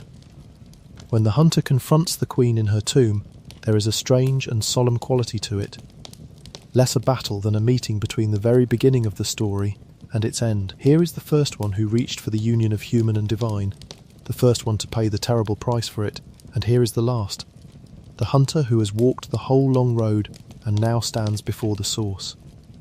The blood that runs endlessly from the queen, that grief made visible, is the same grief that has driven every event of the history. And in facing her, in laying her at last to rest, the hunter completes something, brings the oldest sorrow of all to a kind of ending, closes the circle that opened in the deep so very long ago. There is something profoundly fitting about this descent, this return to the origin, on the very night that the whole history comes to its reckoning. For all of Bloodborne is, in a sense, about the impossibility of escaping the past. The sins of the Pthumerians echoed down into the sins of Byrgenwerth, which echoed into the sins of the Church, which echoed into the endless night. The blood remembered, the grief remembered. Nothing was ever truly buried, it only sank deeper and waited, and so it is right that the hunter, to truly understand the night they are living through, must go all the way down to the bottom of it, must stand in the Queen's tomb and see with their own eyes the first sorrow from which all the others flowed. To know Yharnam is to know that its present was always its past, that the night of the hunt was always the night the Labyrinth Queen's grief finally rose all the way to the surface and swallowed the city whole. The hunter climbs back up from the labyrinth then, carrying that knowledge with them, the deepest knowledge of all. They have seen the gods in the streets, and the nightmares in the dark, and the queen in the deep. They have followed the thread of blood from the very bottom of the world all the way to the blood moon overhead. There is nothing left to learn, no deeper place to go, no older sorrow to uncover. The history is complete, in their mind and in ours. And now, with all of it known, the hunter returns one final time to the golden garden of the dream, where old Gehrman waits, and the long night, at last, demands its ending. Breathe slow now. We have been all the way to the bottom and back. Only the final choice remains. Chapter 19. The three endings and the coming of dawn. The hunter returns to the hunter's dream one final time as the long night nears its close. The golden garden waits as it always has, the pale flowers, the gnarled tree, the soft and distant stars, but everything feels different now, weighted with the knowledge of everything the hunter has seen and done. And there in the garden sits old Gehrman, the first hunter, the keeper and the prisoner of the dream, waiting for the hunter to come back to him one last time. The whole long history has come down to this quiet conversation in a garden and to the choice the hunter must now make. There are three paths before them, three possible ends to the night, and each one carries its own meaning, its own bittersweet truth. The first path is the one Gehrman offers freely, and it is, in its way, the gentlest. Gehrman, weary beyond measure, looks at the hunter with something like fatherly compassion, and he offers them release. He offers to free the hunter from the hunt, from the dream, from the whole terrible cycle of blood and beasts and nightmares.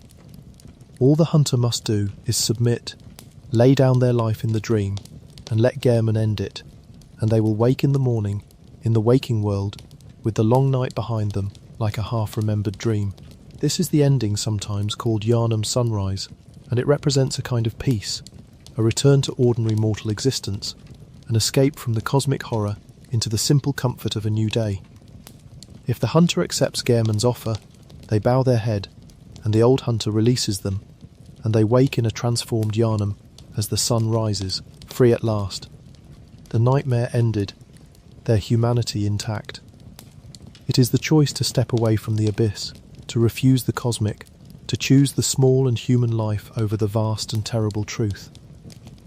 There is wisdom in it, and there is loss in it, for the hunter who chooses this path will never know what they might have become. But they will live, and they will see the dawn, and perhaps that is enough. The second path opens only if the hunter refuses Gehrman's offer, if they cannot bring themselves to simply submit and forget, if they have seen too much to walk away.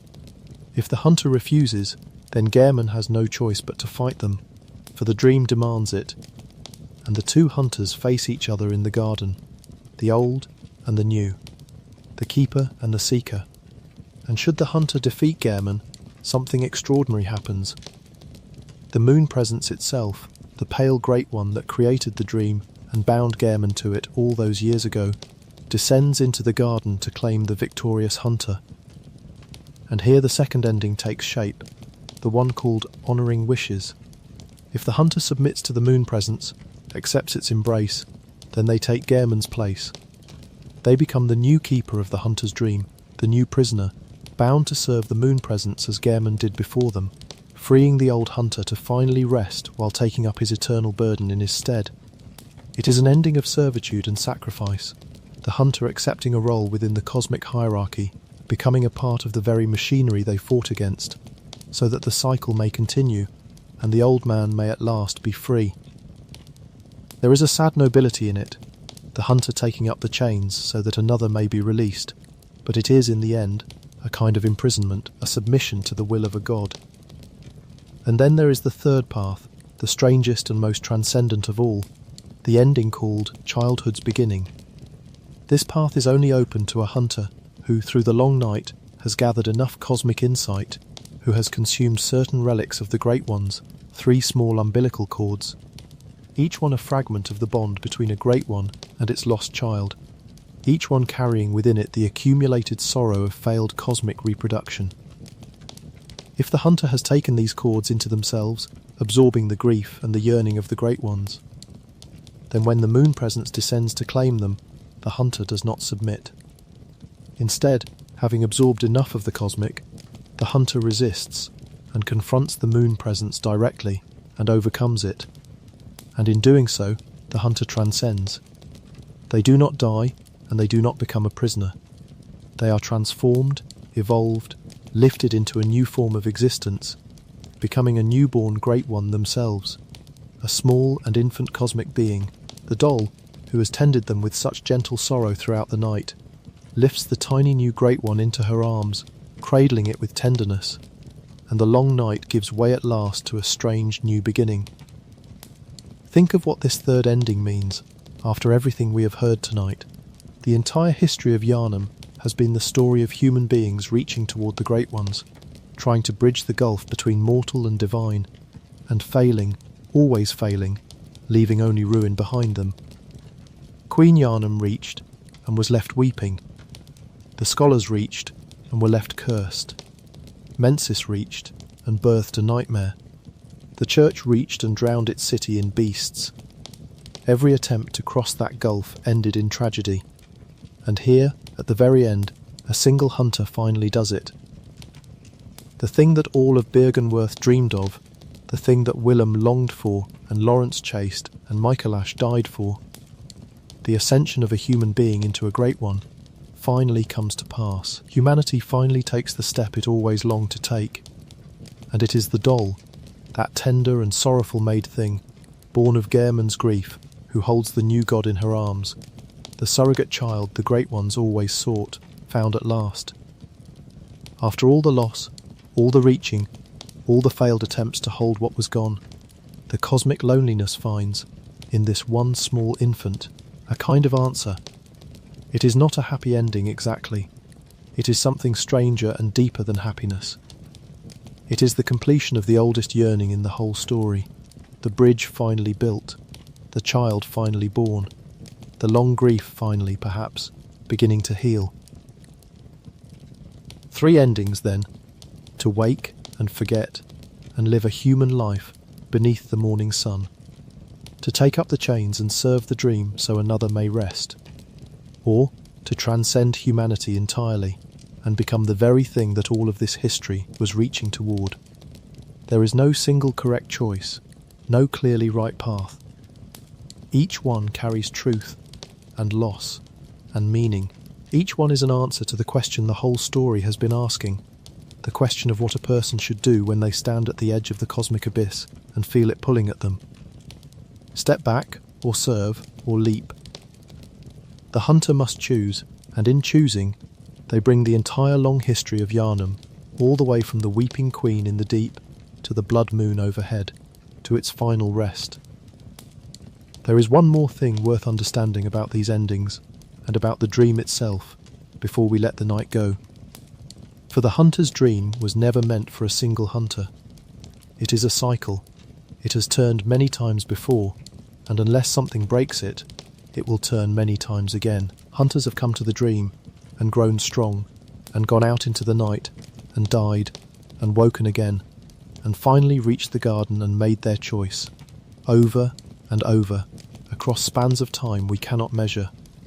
Gehrman watched them come and go for so long that he lost count, each one a fleeting visitor in his endless imprisonment, each one offered the same choice, each one another turn of the same patient wheel. The doll remained through all of it, the still point at the centre, tending each new hunter with the same gentle sorrow, providing the continuity that the dream required, the memory that the cycle needed to keep turning. This is why she persists, why she is always there, why her kindness never wavers no matter how many hunters live and die before her. She is the keeper of the cycle's heart, and this gives the third ending, the transcendence, its deepest meaning of all. For if the cycle had simply continued, then nothing would ever truly change. Hunter after hunter would wake, and choose, and fade, and the night would turn again. And the Great Ones would go on yearning in their cosmic loneliness, forever reaching and forever empty-handed. But when one hunter finally absorbs enough of the cosmic to resist the moon presence and ascend, the cycle itself is broken. A new Great One is born, not lost this time but held, cradled in the arms of the doll. The surrogate child the gods had sought since the very beginning finally brought safely into being. The wheel that turned for so long, grinding hunter after hunter into the dark, at last produces the thing it was always, secretly, trying to make. The grief that began with Queen Yharnam in the deep, that drove every reaching hand across the whole history, finds in this single small infant the answer it had been seeking all along. The cycle does not merely end, it completes. And in that completion, perhaps, the long loneliness of the great ones, and of all the broken souls who served them, finally begins to ease. That is why we can rest now, at the end of this history, because whatever ending the hunter chose, the night is over, the wheel has stopped, and the story has found its quiet. There is no more reaching to do, no more grief to chase, no more blood to spill beneath the moon. It is finished, and we can let it go. Conclusion: the dream fades, and we let go. And so the long night ends, one way or another, and the history of Yharnam comes to its close. Let us gather the threads together one last time, gently, the way you might tidy a room before turning out the light. It began with grief. It began with the great ones in the deep, vast and lonely beings who lost their children and reached across an impossible gulf to find them again. It began with Queen Yharnam, who carried a god's child and was left to weep in the dark forever.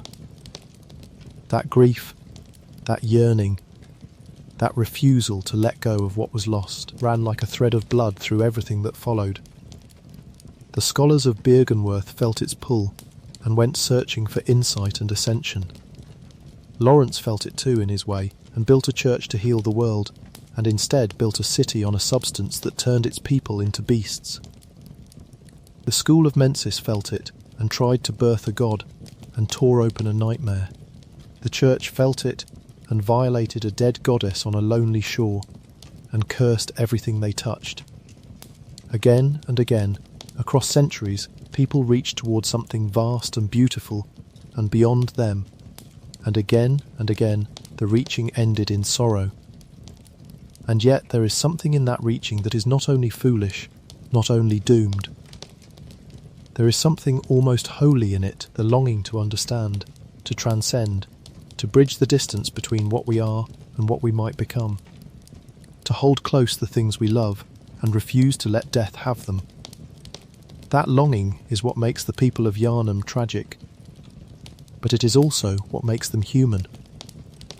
Master Willem dreaming of eyes that could see the cosmos, Lawrence dreaming of a world without suffering, Gehrman building a doll in the image of someone he lost, the hunter at the very end becoming the child that all the lonely gods were searching for.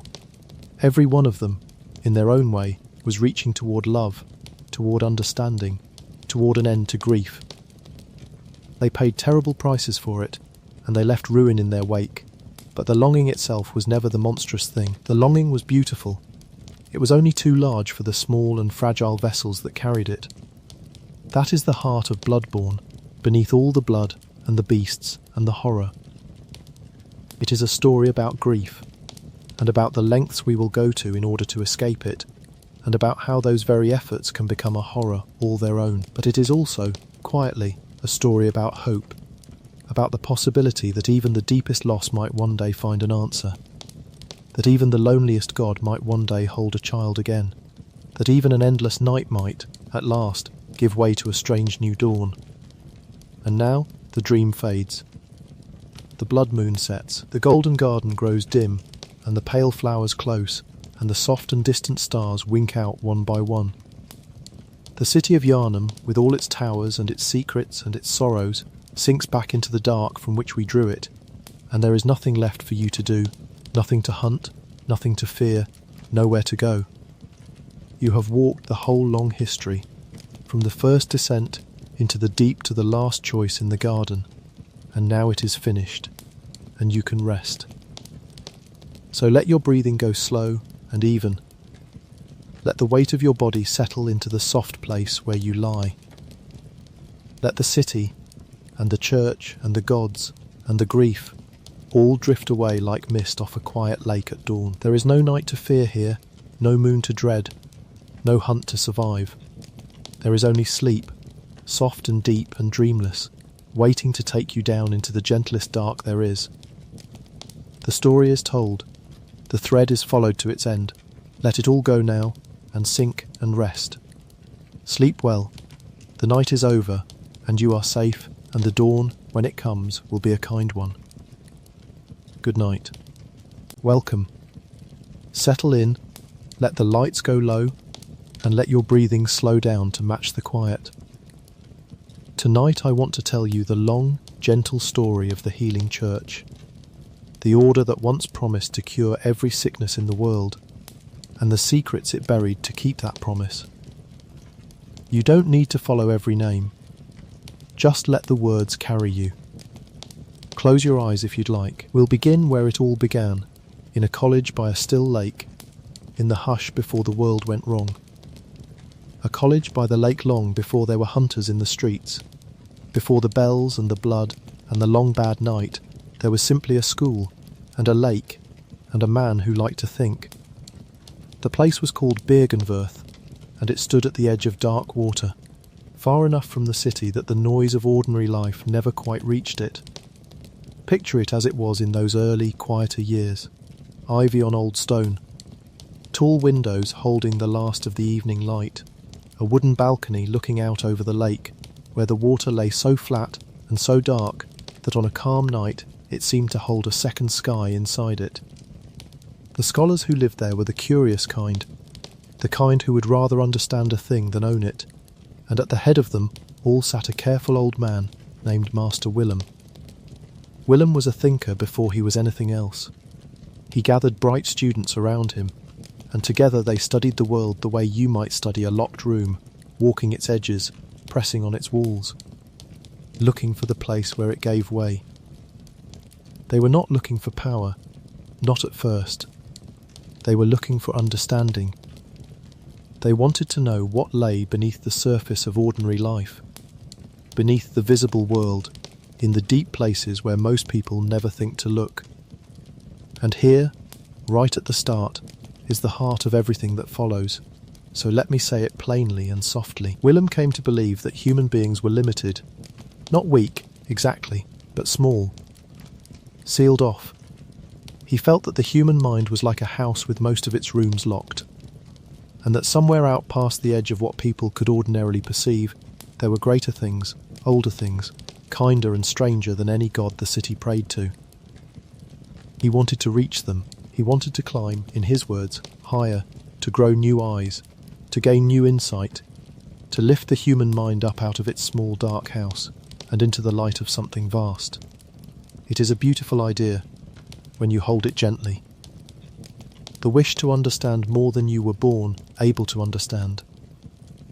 Most of the sorrow in this whole long story grows from that single, very human wish. So it's worth pausing on it kindly before we go on. These were not monsters at Byrgenwerth. They were people who wanted to know, and who did not yet understand the price of knowing. The students at the college each took a different path through Willem's teaching. One of them, a young scholar named Carol, had a gift for language, and would later learn to write down the strange utterances of higher beings as runes, little carved symbols that carried meaning and feeling at once. Another, named Lawrence, was bright and ambitious and full of warmth, the sort of student a teacher loves and worries about in equal measure. We'll come back to Lawrence soon, because so much turns on him. For now, just know that he was there, in those early days, listening to Willem talk about insight and the higher planes, nodding along, dreaming his own dreams. The college had its symbols, the way all old institutions do. Chief among them was the spider, or rather the idea of the spider, a creature that sits patiently at the centre of a web and feels every thread. To the scholars of Byrgenwerth, that was what insight felt like, to perceive the whole web at once, to feel the far edges of reality trembling. They spoke of fear too, in a way that sounds strange until you sit with it. Fear the old blood they would later carve into the walls. Fear to them was not cowardice, it was a kind of respect. The healthy caution of a small creature standing at the mouth of something enormous. For a long while, the work of the college stayed within the walls of the college. It was study and argument and long nights of reading. The lake stayed dark and calm. The city went about its business, unaware that anything unusual was happening out at the water's edge. If the story had ended there, Byrgenwerth would be remembered, if at all, as a quiet school full of dreamers. But the scholars kept digging, and beneath the ground, beneath the city and the lake and the whole familiar world, something was waiting to be found. Let's leave them there for tonight's first rest, on the balcony, in the last of the light, before any of it had gone wrong. The lake is calm. The old man is talking softly about the stars. No one is afraid yet. Breathe out, and let that quiet settle over you, and we'll go down into the dark together in a moment, slowly, and with care. The discovery below under the ground. The scholars found a world. Far beneath Yharnam, deeper than any cellar or grave, there lay an immense and ancient network of tombs and chambers and winding stone halls. We call it the labyrinth now, the work of a vanished people who had lived and built and worshipped in the dark ages before recorded history. They are remembered as the Thumerians, and though most of what they were has been lost, the scholars who found their tombs understood at once that they had stumbled onto something far larger than a ruin. The Thumerians had not merely lived down there, they had communed with beings from beyond, the great and unknowable presences that Willem had spent his life dreaming of, and they had left things behind. The most important of those things was a substance. The scholars called it the old blood. Now here we have to be careful, the way good lawkeepers are, and separate what the game tells us plainly from what those who love this world have pieced together over the years. What is certain is this: the healing church's power and Yharnam's ruin and nearly everything that follows flows from the discovery of this blood in the depths. Where exactly it came from, and which being it truly belonged to, is gently debated to this day. Many who study Yharnam believe the old blood was the blood of a great one, perhaps the very being whose presence still lingers in those depths. Others trace it to the Thumerian queen who reigned below. The game keeps its secret, as it so often does, and will keep it too, and simply call the blood what it was: miraculous, dangerous, and utterly new. Because the old blood healed. That was the wonder of it, the thing that changed the world. A few drops could close a wound, burn away a sickness, restore strength to a failing body. To people who had buried children to ordinary fevers, who had watched the strong waste away from things no medicine could touch. This was not a discovery. It was a miracle. It was the answer to prayers no one had dared pray out loud. You can imagine, can't you, standing in their place?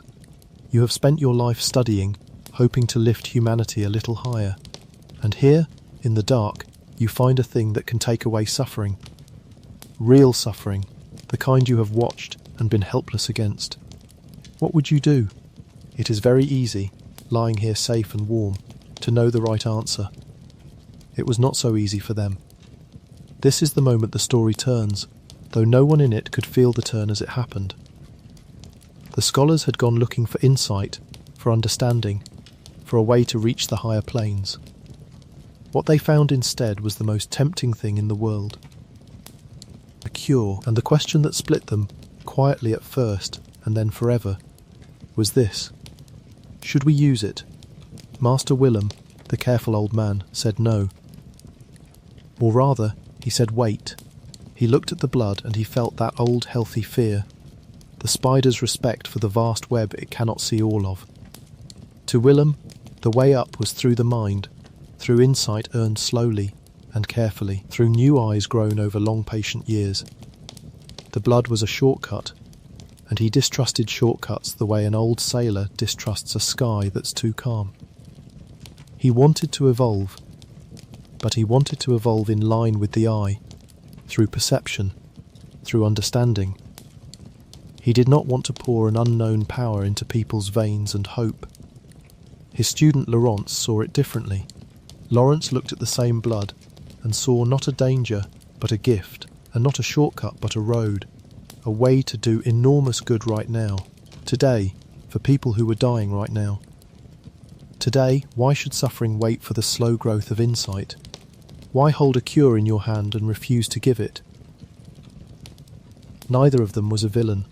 Hold on to that as we go, because the world they made will get dark, and it would be easy to look back and search for the moment someone chose evil. There is no such moment.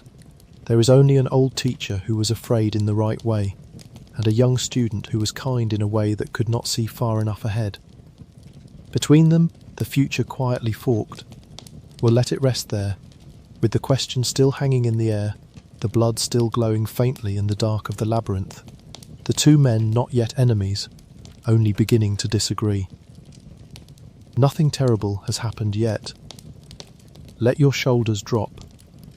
Let the worry go for now. The harm is all still in the future, and the future can wait until you've had a little more rest. The parting of ways, the disagreement between teacher and student did not end in shouting. It ended in silence, and in distance, the way the deepest partings usually do. Lawrence could not stay at Byrgenwerth. Not really, not once he had decided. To him the blood was a calling, and a calling cannot be answered from inside a quiet college where the answer is always wait. He gathered those who agreed with him, and he left the lake behind, and he went down toward the city, toward Yharnam, toward the people who were sick and dying, and who did not care about insight or the higher planes, who only wanted to live and to keep their children alive. There is a sadness in this leaving that's worth feeling gently for a moment. A teacher and a beloved student who had once sat together looking out over dark water, dreaming the same dream of lifting humanity higher, now walking away from each other for good. Willem stayed at the college, growing older, growing stranger, retreating further into his theories of the eye and the mind.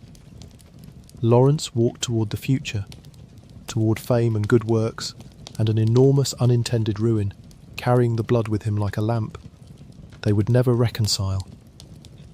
Each, in his own way, believed he was protecting the world from the other's mistake. And here, in the leaving, the healing church was truly born.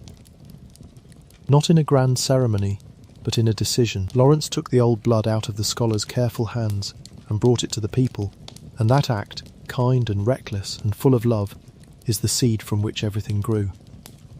Before we follow him down into the city, let's hold this image, because it's a peaceful one and it deserves a pause.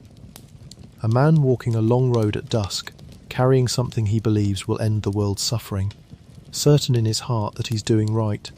He is not wrong to want it, he is only about to learn what wanting it costs. For now, though, he simply walks, and the road is quiet, and the city's lamps are beginning to glow in the distance, warm and golden, welcoming him home. Rest here a moment in that golden light, before we see what he built. The church and the miracle Yharnam took the blood the way dry ground takes rain.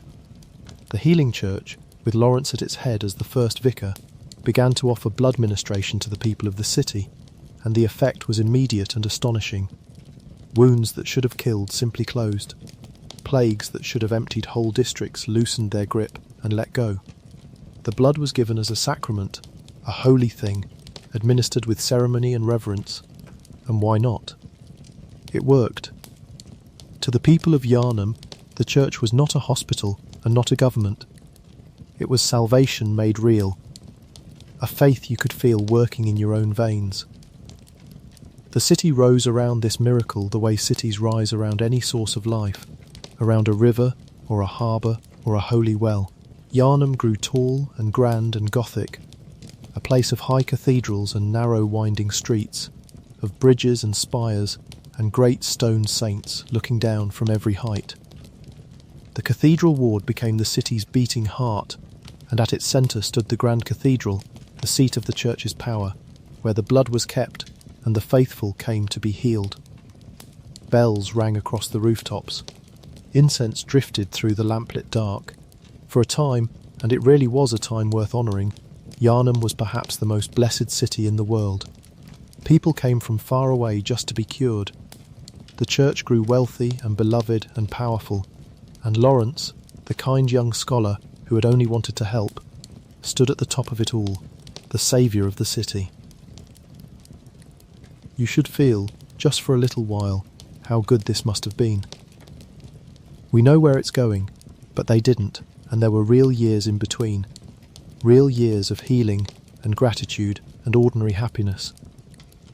Children who would have died grew up. The old lived longer.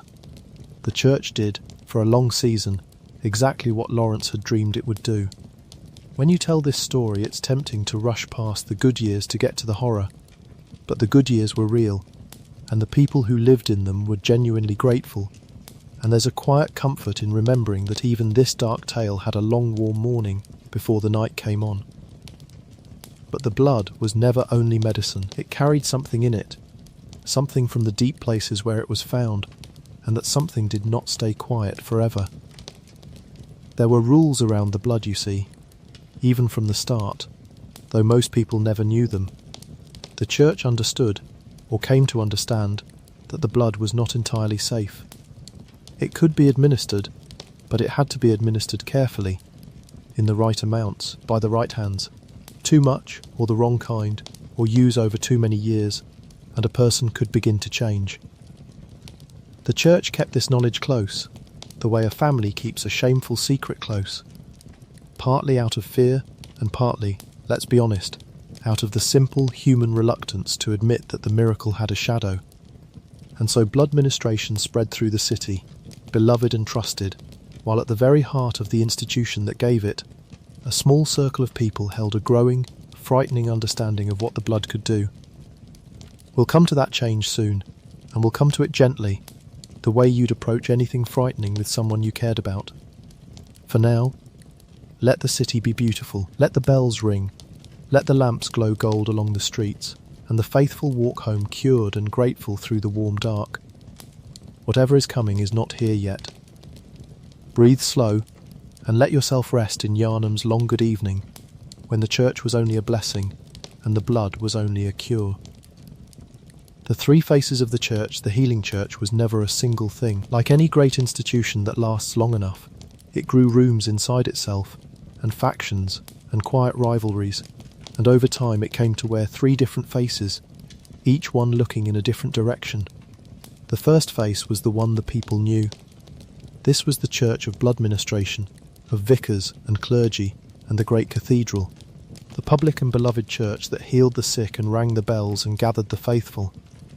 This was the church of Vicar Amelia in her white robes, of the Eden Chapel where the lost could shelter, of ordinary priests doing ordinary holy work. If you lived in Yharnam, this was your church, the one you trusted, the one whose blood ran in your veins. It is the gentlest of the three faces, and the one with the least to hide, and will return to it often as a kind of resting place. Because amid everything stranger, there really were people in the church who only wanted to help. The second face looked upward, to the stars. This was the choir, an inner circle of the church, secretive and brilliant, and a little frightening, who had never forgotten Willem's old dream of reaching the higher planes. The choir believed that the church's true purpose was not merely to heal bodies, but to lift humanity toward communion with the great ones, those vast presences out beyond ordinary perception. They worked high up, in the upper cathedral ward, in places ordinary worshippers never saw, and their experiments grew stranger and more desperate as the years went on. We'll climb up to them later, carefully, when you're ready. For now, just know they were there, near the top of the church, dreaming Willem's dream by other means. The third face looked downward, into the dark and the dead. This was the school of Mensis, and they too sought the great ones. But where the choir reached upward toward the heavens, Mensis reached down, into nightmares, into ritual, into the realm of dreams and the dead. They made their home in a part of the city called Yhargul, and their methods were the darkest of all, and we will speak of them only briefly and softly when the time comes, because some of what they did is hard, and this is a place for rest, not for dwelling. Around all three faces moved the hunters. The hunters were the church's answer to the shadow in the blood, the men and women who took up weapons in the night to put down the things the blood sometimes made. But the hunters have their own long story, and so do the things they hunted, and we'll come to both. For now, picture the church as a great cathedral with three towers, one facing the city, one facing the stars, and one facing the grave. all of them rising from the same foundation of old blood found in the dark. 3 dreams, 1 source. It will matter later that they all drank from the same well. Let that be tonight's gentle map of the place. You don't have to memorize it. The shape will come clear as we go, the way a room comes clear as your eyes adjust. Rest now in the knowing that we have a path through all of this. A quiet, ordered path, and I'll walk you down it slowly, and nothing in the dark can rush us. Breathe out. The towers stand silent under the moon. We'll climb them one at a time. The shadow in the blood, every miracle in this story, keeps a shadow folded up inside it, and the shadow inside the old blood was this. It did not only heal. Over time, in some people it changed them. Let me tell this part the way you'd want a hard thing told to you late at night. Plainly, and then quickly, and then we'll set it down and breathe. The blood carried something of the beings it came from, and when a body took in enough of it, over enough years, that something could begin to take root. A person might first only feel unwell, then feverish, then wrong, in ways hard to name, and then, slowly or sometimes terribly fast, they could lose themselves, their body twisting, their mind clouding, until what had been a neighbour or a priest or a beloved old friend became a beast. This was the beast scourge, the sickness at the bottom of the church's gift, and the church understood it long before the city did. There, that's the worst of it said. Now let it go for a moment, because the fear of a thing is always larger than the thing, and we're not in any danger here. The scourge is long finished. Every beast that ever ran in Yharnam streets has long since fallen still. We are only visiting, only remembering, and we can remember at whatever gentle pace we choose. The tragedy of the scourge is a quiet, structural kind of tragedy, the kind that comes from a system rather than a villain. The church healed people with blood. The blood, over time, could turn people into beasts. The beasts had to be put down. And the more the church healed, the more blood flowed through the city, and the more the scourge spread, until the cure and the disease became 2 faces of the same thing. The church could not simply stop.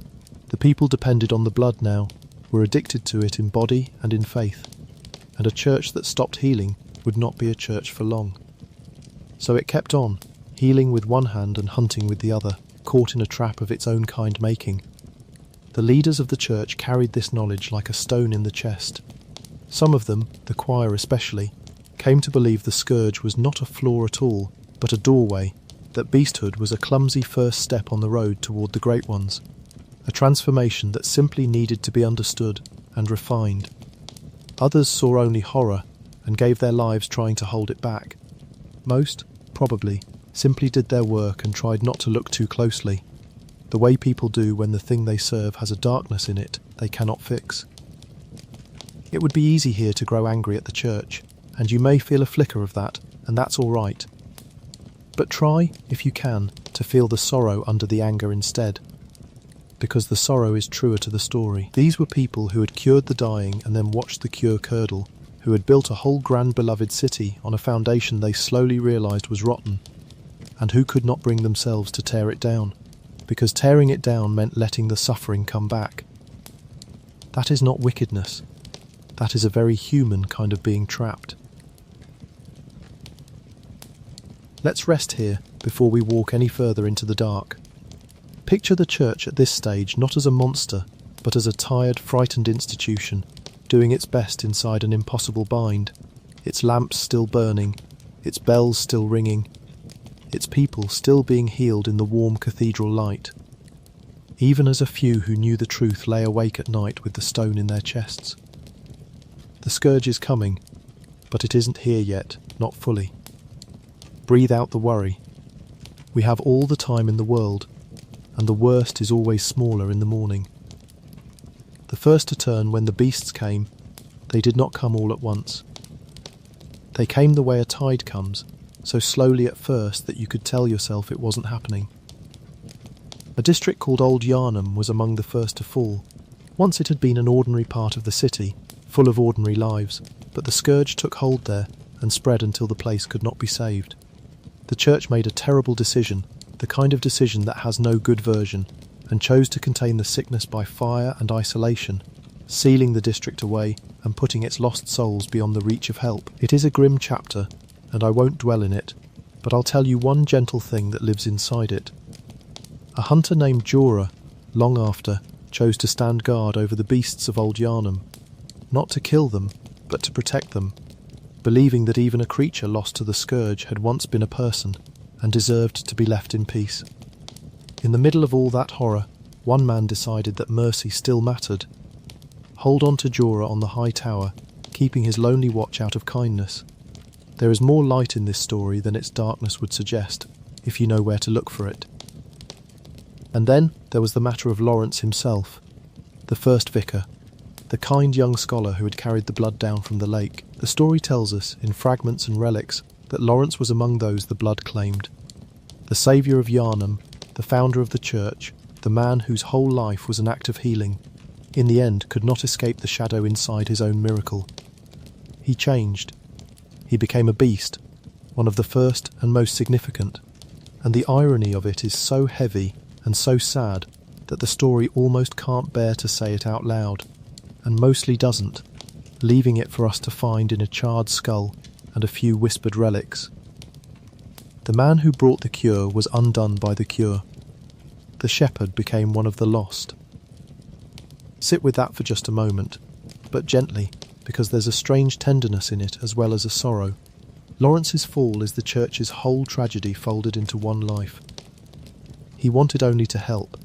He helped enormously, and the very thing he gave the world rose up and took him first, as if the story needed to prove, right at the top of the church, that no one was exempt, that the kind and the cruel and the powerful all drank from the same well and all paid the same price. There is no triumph in his fall, and no punishment either, only the plain hard truth that good intentions are not armour. But here is where we breathe out, because Lawrence's long torment is finished now.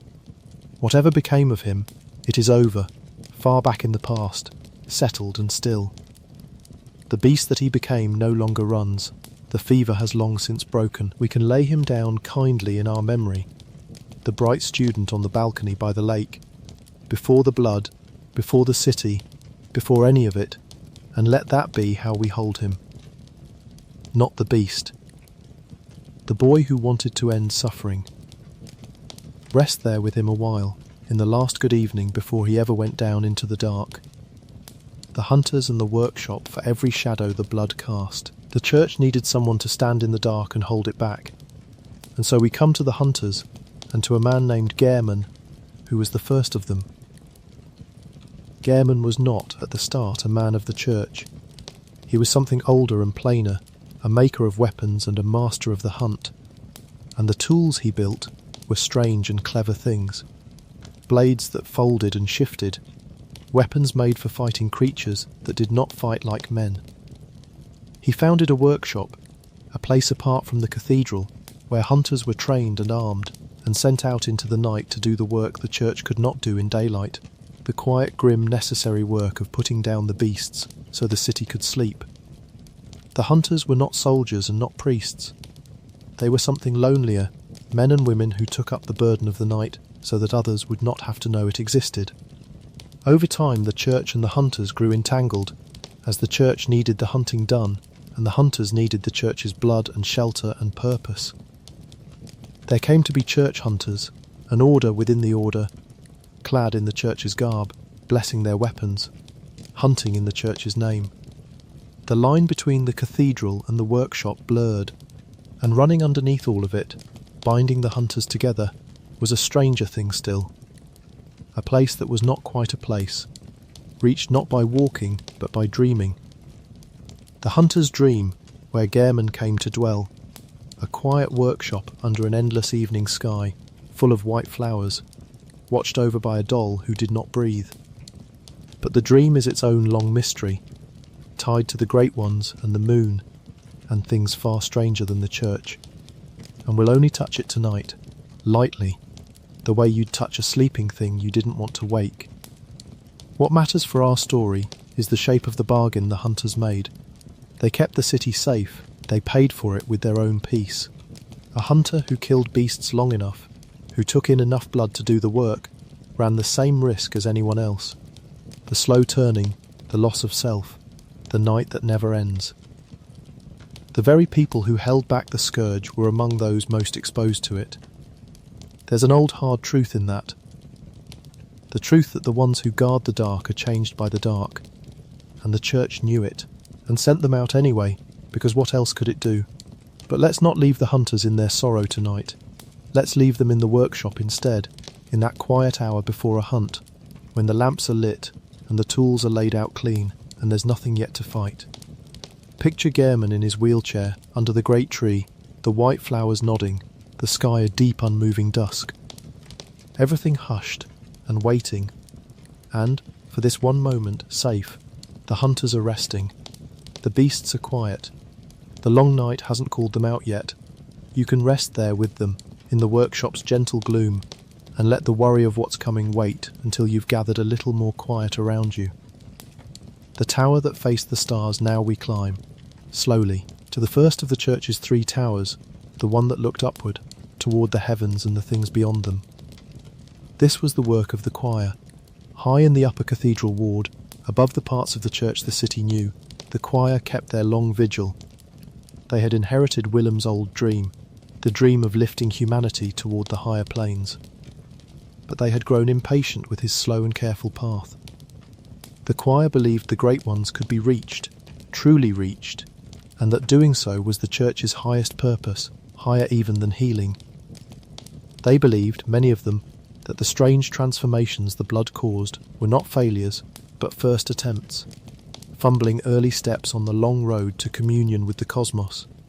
Where Willem had counselled fear and patience, the choir chose ambition and reach. What they did up there in the high quiet rooms is told to us mostly in fragments, and much of it is gently debated among those who love this world. So let me hold the certain things lightly, and the uncertain things more lightly still. What seems clear is that the choir conducted experiments, that they sought knowledge no one was meant to hold, and that some of what they found, or summoned, or simply met, was real. There is a being in the upper cathedral ward, kept in a hidden chamber behind the altar, a vast and sorrowful presence often called the Daughter of the Cosmos. Ebriatus, the relics name her. Many who study Yharnam believe she was a great one who chose, or was made, to remain among humanity, and that the choir gathered around her seeking the communion they so desired. She is one of the few of her kind to draw near, and there is in her presence less menace than a kind of immense and patient grief, the loneliness of something vast that has been left behind. It's worth pausing on that idea, because it runs all through this world and it's stranger and softer than the word horror suggests. The great ones, in the lore many readers favour, are not demons and not devils. They are not cruel. They are simply enormous and old, and largely indifferent to us the way the sea is indifferent to a swimmer, and beneath that indifference there sometimes runs a current of something almost like sympathy, a sorrow at distances too great to cross. The choir, reaching up toward them, were not reaching toward evil. They were reaching, as Willem always had, toward understanding, toward contact, toward the hope that humanity was not as alone and as small as it felt. That the reaching went wrong does not make the longing wicked. It only makes it human, on a scale almost too large to bear. There was another presence too, gentler in its way, tied to the secrets of the cosmos. Rom, who is remembered as the vacuous spider, a being said to have been elevated from something smaller into a guardian of hidden truth. Many believe it was the scholars themselves, perhaps Willem, who helped raise Rom to that strange high station, and that Rom's purpose was to keep the cosmos veiled, to hold a secret so heavy that revealing it would change the very sky over the city. There's something almost tender in Rom, despite the strangeness, a great quiet creature curled protectively around a truth, asking nothing, threatening no one, simply keeping. We'll let it keep. Some secrets are kinder unspoken, and a creature minding one in the dark is closer to a guardian than a monster. So this was the tower that faced the stars, a circle of brilliant, lonely people, reaching upward out of the same old longing that had started everything by the lake, gathered around presences too large to comprehend, hoping against hope to close the distance between the small human mind and the vast, cold, beautiful cosmos. They wanted, in the end, the oldest thing anyone wants. To not be alone. There is more sadness than evil in that high tower, if you sit with it long enough. Let's come down now, gently, the way you'd descend a long stair in the dark, one careful step at a time. The choir keeps its vigil above us, the great sorrowful presences breathing slow in their hidden rooms, the secret safe in Rom's keeping. Nothing up there needs to frighten us tonight. It is all longing, in the end, dressed up in strangeness. Breathe out and let the height fall away beneath you, and let's rest a moment on solid ground before we go down to the second tower, the one that faced the dark. The daughter of the cosmos. Before we leave the tower that faced the stars and go down into the darker one, let's linger a little longer in those high quiet rooms with the choir and the great sorrowful presence they gathered around, because there's a strange beauty up here that's worth resting in, and it's gentler than its strangeness makes it sound. The choir, you'll remember, sought communion with the great ones, and in the highest reaches of the upper cathedral ward they came nearest to it, for there, kept in a hidden chamber, dwelt the being the relics call Ebriatus, the daughter of the cosmos. Let's approach her the way the choir must have, slowly, with awe, up through the high white halls where the air grows thin and quiet, and the ordinary world feels very far below. The rooms up here are pale and clean and full of a cold soft light, and the higher you climb the more the city sounds fade, until there's only silence, and the sense of something vast and patient waiting just beyond the next door. And then the chamber, and the presence within it.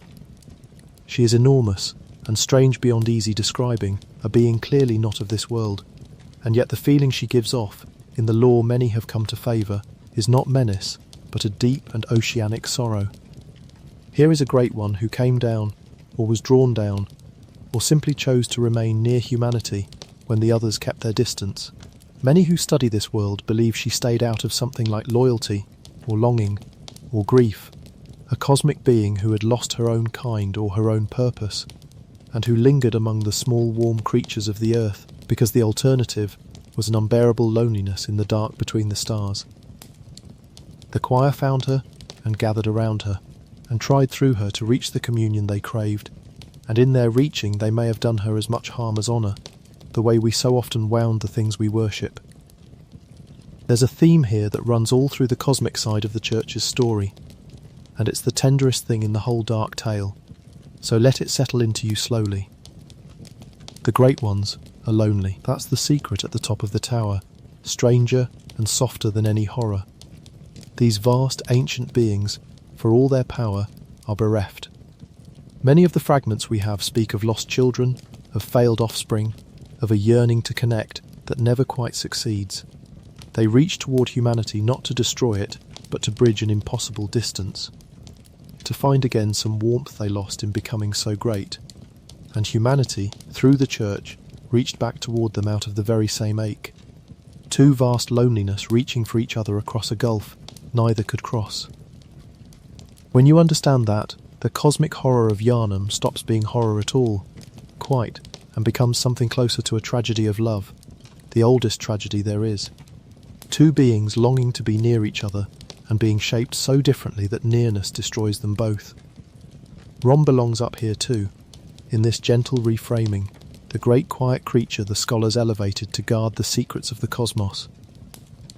We touched on Rom before, but rest with the image again now, because it's a peaceful one, a vast patient being, curled in a still place, asking nothing, threatening no one, simply keeping a truth too heavy for the world to bear. There's no malice in Rom, only a kind of immense innocence, a creature doing exactly what it was made to do, holding the veil in place so the sky stays kind, so the cosmos stays hidden, so people can go on living their small warm lives without the weight of everything pressing down on them. In a way, Rom is a mercy. The unknowing it guards is a gift. Some things really are kinder left unseen, and Rom keeps them unseen, faithfully, forever, asking for nothing in return. This is the high, cold, beautiful heart of the church's reaching, and now that we've climbed all the way up to it, You can see, I hope, that it was never really about power or evil at all. It was about loneliness. The scholars by the lake were lonely for understanding. The choir was lonely for the divine. The great ones were lonely for connection and for their lost children. The whole towering edifice of the church, all its blood and its bells and its dark experiments, was built by lonely beings reaching toward other lonely beings, hoping to close a distance that maybe cannot be closed. And there's a strange comfort in seeing that, in recognizing the simple ache underneath all the grandeur and the horror, because it's an ache you know. Everyone knows it. The wish not to be alone is the most human thing there is, and finding it here, beating quietly at the top of the cosmos itself, makes even the great ones feel, for a moment, like kin. So rest at the top of the tower a while, in the pale high quiet, near the great sorrowful daughter of the stars and the patient keeper of the secret. There's nothing to fear up here, only longing, only loneliness, only the vast gentle ache of beings reaching for each other in the dark. And you're not reaching for anything now. You're not lonely now. You're here, warm and held and safe, with no distance to cross and nothing to long for, already arrived at the only place you need to be, which is this quiet, this rest, this soft descent into sleep. Let the high cold beauty of the cosmos fade gently behind you. You don't need the stars tonight. You have the warm dark, and it's enough, and it's holding you, and you can let yourself sink down into it now, away from all the reaching, down toward rest. The tower that faced the dark, the second of the church's strange towers, reached not up but down, into dreams and nightmares and the country of the dead. This was the school of Mensis, and theirs is the hardest of the three stories, so I'll tell it briefly and softly, and we'll spend more of our time settling afterward than dwelling within it. The school of Mensis shared the choir's great goal, communion with the great ones, but they sought it by a darker road. Where the choir climbed toward the heavens, Mensis descended into ritual, into the realm of dreams, believing that a great one could be summoned and contacted through the doorway of the nightmare. They made their seat in a district of the city called Yharnam, and there they worked their rituals, and there, the story tells us, they reached out into the dark, and something reached back.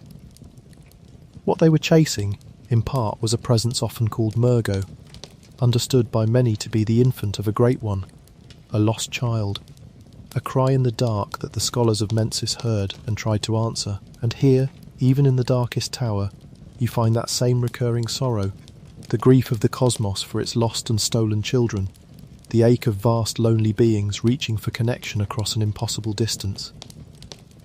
The horror of Mensis is real, but underneath it is that same old sadness, a lost child crying somewhere in a nightmare, and people foolish and desperate enough to try to reach it. I will tell you the grim part plainly, and then we will leave it.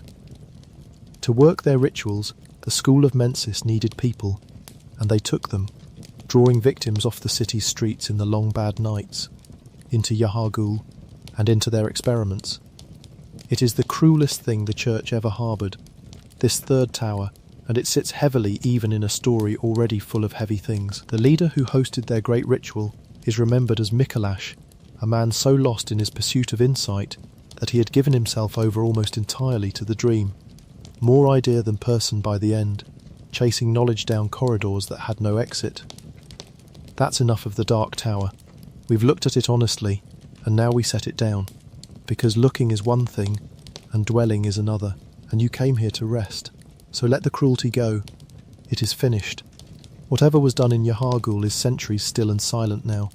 The victims are long beyond pain, the rituals long ended, the nightmare long since faded like all nightmares fade when the dreamer finally wakes. You do not have to carry it. Let me carry the telling, and you just let the words pass through you and out, like a cold draught leaving a warm room. Breathe in slowly, breathe out slower. We've climbed the tower that faced the stars, and descended the tower that faced the dark, and both of them, in the end, were built out of the same longing as that first quiet college by the lake. The wish to reach something larger. The wish not to be alone. Even in its worst rooms, the church was reaching for that, however terribly its hands had become. There's a strange mournful unity to it that's almost peaceful to hold once the fear drains away. Rest now. The hardest tower is behind us. What's left is gentler ground. The forsaken castle and its queen, not all the church's enemies, came from the cosmos. Some were closer to home and older, and the story of the church's war with the castle of Cainhurst is a strange, melancholy tale of blood of a different kind.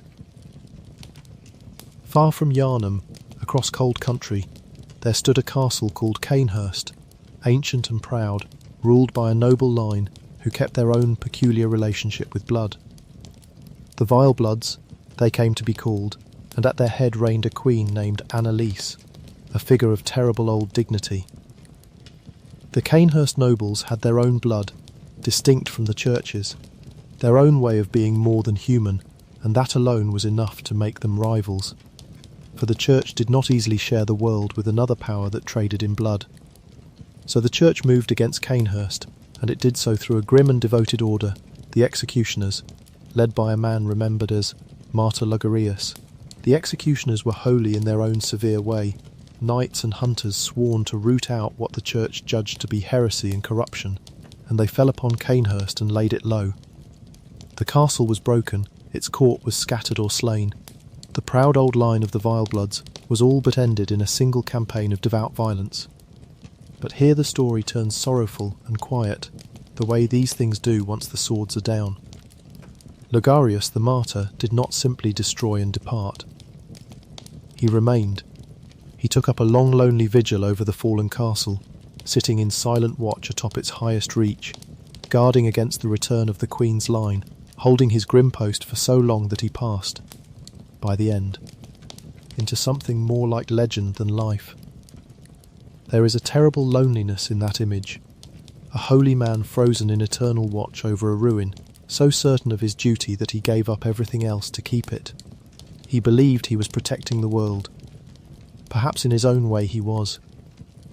But the cost was a life spent guarding a tomb.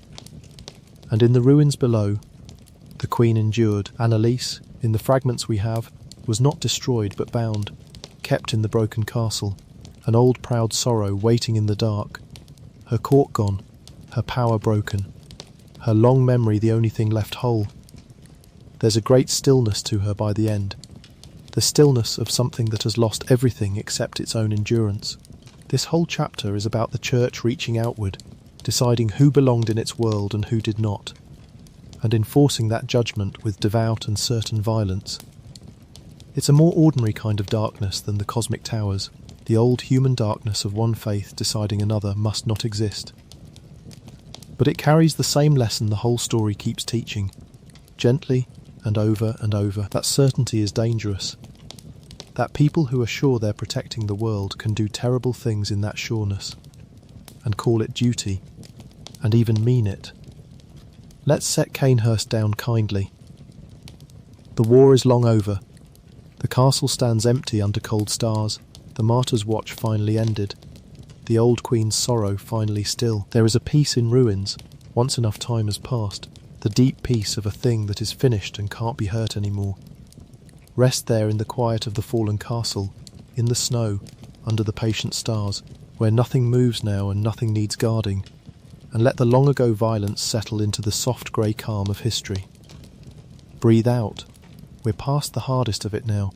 What remains is mostly twilight. The nature of the beast we've spoken often tonight, of the scourge, of people turning into beasts, and I've kept hurrying past it, the way you'd hurry past a hard sight. But let's slow down now and look at it gently and whole, because understanding it softens it, and the beast at the bottom of the church's story is not quite the monster it first appears. What was beasthood truly? In the plainest telling, it was what happened when too much old blood worked too long in a human body. The blood carried something of the wild and the bestial in it, and over time, in those it claimed, it brought that wildness up to the surface. The change was physical, the body growing coarse and strong and strange, but it was the change in the mind that mattered most. The slow loss of the self, the dimming of the person, until only hunger and instinct remained. A beast was not a demon that had replaced someone. It was someone, still, underneath, a person drowning slowly in their own changed blood. And that's the part that makes it sorrowful, rather than merely frightening. The church's relationship with the beasts was tangled and full of denial, the way a family's relationship with its own illness can be. Officially, the beasts were the enemy, the scourge to be hunted and burned and held back. The hunters went out against them, the fires were lit, and yet the church knew, at its higher levels, that the beasts were made by the very blood the church gave, that there was no clean line between the healed faithful in the pews and the monsters in the allies, that the one became the other by slow degrees, and that everyone who took the blood stood somewhere on that long road, only further along or less far. The beast was not the church's opposite. The beast was the church's secret, its shadow, the thing it had made and could not unmake and could barely bear to look at. The choir, reaching ever upward, took an even stranger view, and it's worth holding lightly because it sits at the edge of theory. Some among them came to believe that beasthood was not a corruption at all, but a beginning, a clumsy first attempt at the transformation toward the higher beings, a body straining towards something greater and getting it wrong. In this reading, the beast was a kind of failed ascension, a soul reaching for the stars and falling back, transformed but not transfigured. There's a terrible poignancy in that idea, if it's true, that the snarling thing in the dark was, in its own ruined way, trying to climb, trying to become more, caught halfway between what it had been and what the cosmos was pulling it toward, and lost in the gap between. And there were the great beasts, the ones who had been great people. We've already grieved Laurence, the first vicar, fallen to the very blood he carried down from the lake. There were others like him, church figures of power and devotion who turned, whose transformations were larger and more dreadful precisely because they had taken in so much of the holy blood in their service. The cleric beasts, they're sometimes called, and there's a dark theology folded into that name, the holy made monstrous, the shepherd become the wolf. But even these, the largest and most fearsome, were only people once, only servants of the faith who had given themselves to the blood believing they were doing good, and who paid for it with their own dissolution. There's no triumph in fighting such a thing, and the law knows it. Only a sad necessity, and underneath it grief. I want to leave you with the gentlest possible way to hold the beasts, because you may carry this story into your sleep, and I'd rather you carried it kindly. Think of them not as monsters, but as the lost, people who reached for healing, or for power, or simply for one more day of life, and who were taken too far by the thing that was meant to save them. They didn't choose it, they didn't deserve it, they were just unlucky and human, and caught in a sickness larger than themselves. And what they needed in the end was not to be feared, but to be released, gently, into the rest they could no longer find. That's what the kindest hunters understood, that the work was not slaughter, but mercy, that the beast was a sufferer, and the truest thing you could offer it was peace. So let the beasts rest now too, all of them, the small lost ones in the alleys, and the great fallen clerics in the dark. Their hunger is over, their long drowning is finished. Whatever they were turning into, they've finished turning, and come at last to the only real rest there is. Let them have it.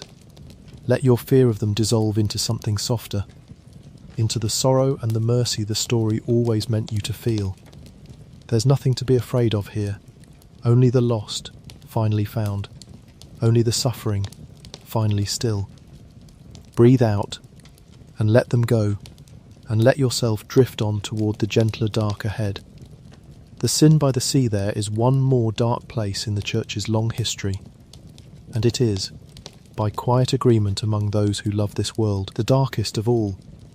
It happened far from the city, on a cold shore, in a small fishing village by the sea. And I'll tell it the way I've told the other hard things, honestly but briefly, and then we'll spend a long time settling, because this one deserves a long settling. In the early days, when Byrgenwerth and the church still hunted together for knowledge and for blood, an expedition came to that lonely coast. The scholars and the hunters had heard, perhaps, that something had washed up there, something from beyond, and they came to find it. What they found was a being the law calls Kos, a great one that had come to rest on that shore, vast and dead or dying, and around it a village of simple fishing folk who had come to live in its strange presence. And what the expedition did when they arrived was terrible. They fell upon the village, they took what they had come for, and in their hunger for knowledge and for blood, they left ruin behind them on that quiet coast. That is the sin. The church, or the scholars who would become the church, slaughtered the innocent and desecrated the dead in pursuit of the very thing that had started it all, the reaching, the wanting to know, the wanting to climb higher. And the law tells us that the sin did not stay buried. From the body of Kos, with what many understand as a curse or a dying grief, came a doom that fell upon the hunters, a nightmare that caught them and held them, so that the very men who had done the deed, and others who came long after, found themselves trapped in an endless dreamed reliving of blood and beasthood, unable to wake, unable to rest. The hunters who had carried the church's violence were made to carry it forever, in a nightmare with no morning. I want to stop here and say something gentle, because this is the part of the whole story where the church's reaching curdles into something almost unbearable, and it would be easy to leave it there, heavy on your chest. So let me lift it a little. The horror of the fishing hamlet is real, but the law frames it, more than anything, as a story about consequences, about the way cruelty echoes, about a wound that would not close until it was understood. And woven through even this darkest chapter are figures of real tenderness. There was a hunter, remembered as Lady Maria, tied to that coast and its secret, who was so sickened by what had been done that she turned away from it entirely, who wanted the truth left buried not to protect the church, but to protect everyone from the weight of it, and who in her own way tried to guard the world from the very knowledge she'd helped uncover. Even at the bottom of the church's darkness, there were people who looked at what had been done and were moved to mercy by it. That matters. It always matters that someone grieved. Now let it go. This is the heaviest thing we'll touch all night, and you don't have to hold it. Not any of it. The hamlet is long gone. The cold shore is empty now. Only the sea moving against the rocks the way it always has, patient and grey and clean. The nightmare that caught the hunters has, like all nightmares, finally thinned and faded. Whatever was done there is centuries past, beyond reach, beyond repair, and beyond the power of any worry of yours to change. So set it down on that distant shore and step back from it. Let the tide come up over the footprints. Let the sea take the sorrow out, the way the sea does. Breathe in the cold, clean salt air, breathe it out slow, and feel how far away all of it is now, how safe you are, how quiet the room around you is. The worst of the story is behind us. From here the path leads only down toward rest. The hour of the clock tower there is one figure tied to that cold shore, and its secret, who deserves a quiet chapter of her own. Because her story is one of the gentlest and saddest the church ever touched, and because she shows us what it looks like when someone caught in all this darkness chooses, against everything, to turn toward the light. Her name, in memory, is Maria. Maria was a hunter, and a remarkable one, bound to the church and its workshop in the days when hunters and scholars still worked closely together. She was kin, the story suggests, to old bloodlines, and she had the skill and the will to stand among the very best of the hunters. But what the law remembers most about her is not her skill, it's her conscience. For Maria was there, or close to it, for the sin by the sea, the ruin of the fishing hamlet, and the taking of what should have been left alone, and she could not live easily with what had been done. Where others reached for the knowledge and the power that the deed had won, Maria turned away from it. She was sickened by it, and she made a choice that ran against the whole grain of the reaching church around her. She chose to let it lie, to guard the secret, not out of ambition, but out of mercy, to keep the world from the terrible knowledge that had cost so much, believing some doors are better left closed. She kept her long watch in a high place, an old clock tower, away from the noise of the world. In a kind of self-chosen exile. Picture it, a tower of pale stone, high above everything, its great clock face glowing soft against the night, its gears turning slow and patient in the dark. The hands move, the hours pass, and a lone figure keeps her vigil there, far from the city and its blood and its bells, guarding a sorrow she will not pass on, holding a line that no one even knows she's holding. There's an immense and quiet dignity in it, the dignity of someone who does the right thing in secret, expecting no thanks, simply because it's right. She asked for nothing. She wanted only to keep the worst of it from spreading, to let the dead rest, to let the curse stay buried with the grief that made it. The image of the clock tower is worth resting in for its own sake, because it's one of the most peaceful in all of Yharnam. So much of this world is fog and blood and crowded narrow streets. But here, high above it all, there's only the slow turn of the great clock, the soft glow of its face, the patient mechanical heartbeat of the gears, and the long view out over the dark. Time itself, made gentle and visible, ticking quietly on. There's something deeply calming about a clock in the night, the steady, unhurried passage of it, the way it asks nothing and simply continues, marking the hours whether anyone watches or not. Let yourself be up there now, in that high quiet tower, with the slow gears turning and the pale light glowing and the whole troubled world spread out small and far below. Nothing can reach you up here. There's only time, passing softly, and the patient turning of the hands. Maria's story bends, in the end, towards sorrow, as so many of these stories do, for the secret she guarded was a heavy one, and the curse it concerned did not spare even her. I won't follow her all the way down into that, because we're nearly at the end of the dark parts now, and I'd rather leave her in her dignity than in her grief. But I'll keep the heart of her, which is this. In a story full of people reaching for more, grasping for knowledge and power and transcendence, here was one who looked at what the reaching cost and said, quietly, enough, who chose restraint, who chose mercy over knowledge and silence over power, and the rest of the dead over the ambitions of the living. She is, in her way, the answer to the whole tragedy of the church. Everything went wrong because people could not stop reaching. And Maria, alone in her tower, simply stopped. Chose to stop. Chose to let the unknowable stay unknown, and guard the peace instead of breaking it. There's a lesson in her so gentle it hardly feels like a lesson at all. More like permission. The permission to not know. The permission to let some things lie. The permission to step back from the endless grasping after more. More understanding. More control. More certainty. And to simply keep a quiet watch instead. To let the gears turn. To let the hours pass. To guard a small peace and call it enough. The church could not do it. Maria could. And tonight, drifting towards sleep, you can too.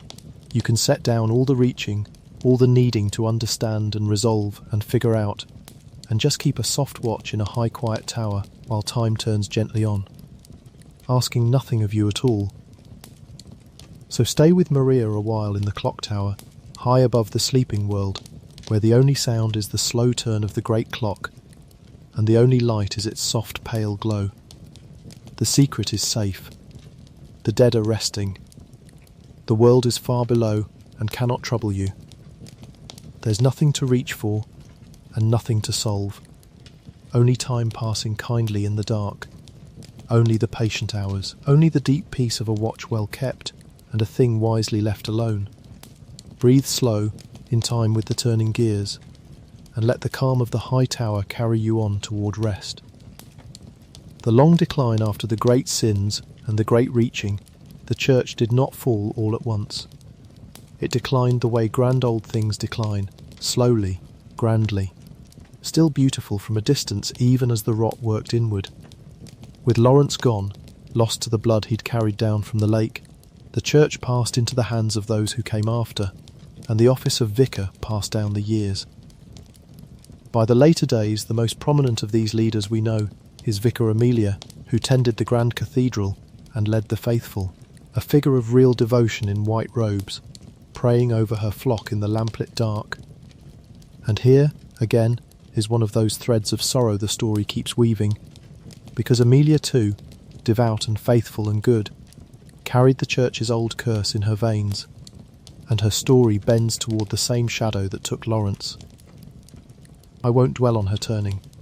I'll only say that even the most faithful servant of the healing faith was not spared the price of the blood, and that there's a terrible even-handedness in that, the way the scourge never asked whether you were kind. The church in these later years was a divided and exhausted thing. The public church still healed, still rang its bells, still gathered the grateful and the desperate. The choir still reached for the stars in their high rooms. Menses still worked their dark rituals down in Yharnam. The hunters still went out into the longer and longer nights. But the great unity of purpose was gone, if it had ever truly existed, and the factions pulled in their different directions, each convinced that it alone understood the church's true purpose, each reaching for a different horizon. There were quieter corners too, easy to overlook, and worth a gentle moment, because they're among the most human things in the whole tale. There were research halls where the church kept those it called blood saints, women whose blood was especially potent, especially pure, tended in their own strange, sad seclusion. There was a figure remembered as Adeline, a patient in such a place, who gave of herself again and again in the hope of being useful, of mattering, asking only to be needed. There's a small, terrible poignancy in her, in anyone really, who measures their worth by how much of themselves they can give away. The church was full of such people by the end. People who had folded their whole lives into the institution and could not imagine themselves outside it, who kept on serving a thing that was slowly consuming them, because serving it was all they knew. This is the quiet middle of the church's twilight, the long evening of a great institution that has outlived its own innocence and not yet met its end. It's a melancholy stretch, but a calm one, the calm of acceptance, of a thing winding slowly down. The city was still standing, the cathedral still rose against the moon. From the outside, on an ordinary evening, you might still have thought Yharnam the most blessed city in the world, its windows glowing, its bells sounding the hours, its faithful walking home through the warm dark. The decline was real, but it was slow, and inside its slowness people still lived ordinary lives, still loved each other, still slept and woke and went about their days, the way people always do, even on the edge of an ending. Let's rest in that long evening for a while. Not in the towers, not in the nightmares, just down in the ordinary streets of the city in its last calm years, where a lamplighter is making his rounds, and a window is warm, and somewhere a bell is ringing the hour soft and low across the rooftops. The end is coming, but it isn't here. There's still this evening, and this quiet, and this gentle golden light, and it's enough. Breathe it in. Let the great slow sadness of the church's decline settle over you like a blanket, heavy and warm and strangely comforting, the comfort of a story nearing its rest. Stay here a while. There's no hurry at all. The faith of the city before we walk into the church's final night. Let's spend a gentle while down among the ordinary people, the ones who never saw the towers or the nightmares, who only knew the church as the warm, familiar thing at the centre of their lives. Their story is the softest part of all of this, and it deserves its own quiet hour. To live in Yharnam under the church was, for most people, not a horror at all. It was a comfort. Imagine being born into a city where sickness could be cured, where the holy blood could mend what would have killed your grandparents, where the great cathedral stood over you like a watchful parent, and the bells marked the hours of your days.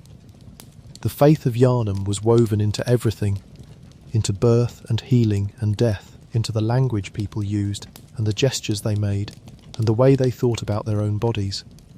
The blood was sacred, the vicar was beloved. The church was simply the shape the world came in. Most people never questioned it any more than you question the ground you walk on. There was a strange and beautiful idea at the heart of that faith, and it's worth turning over slowly because it's one of the gentlest things in the whole tale. Insight, the people of Yharnam, or at least the deeper believers among them, came to value a kind of perception, a sensitivity to the unseen, a feeling for the truths that lay just past ordinary sight. To gain insight was to understand more, to perceive the higher things. to draw a little closer to the cosmos the scholars had dreamed of. It carried risk, of course, as everything in this story does, for to see too much is its own kind of danger. But at its kindest, insight was just the old longing again, dressed in the everyday clothes of faith. The wish to understand. The wish to be less small. The same thing Willem felt on the balcony by the lake, now felt by ordinary people lighting candles in the dark. There were quiet shelters in the city for the faith's gentler side. There was a chapel, Eden Chapel, where in the worst times the lost and the frightened could gather and be safe for a while, tended by a kind soul who simply tried to keep people calm and together through the long nights. There's something deeply moving in that, in the middle of everything, a plain little chapel, where the rule was only that you could stay, that you'd be looked after, that you weren't alone. Whatever the church became in its high towers and its dark cellars, down at the level of ordinary frightened people there were still those who only wanted to comfort each other. That's worth holding on to. That's the church too, as much as any of the rest.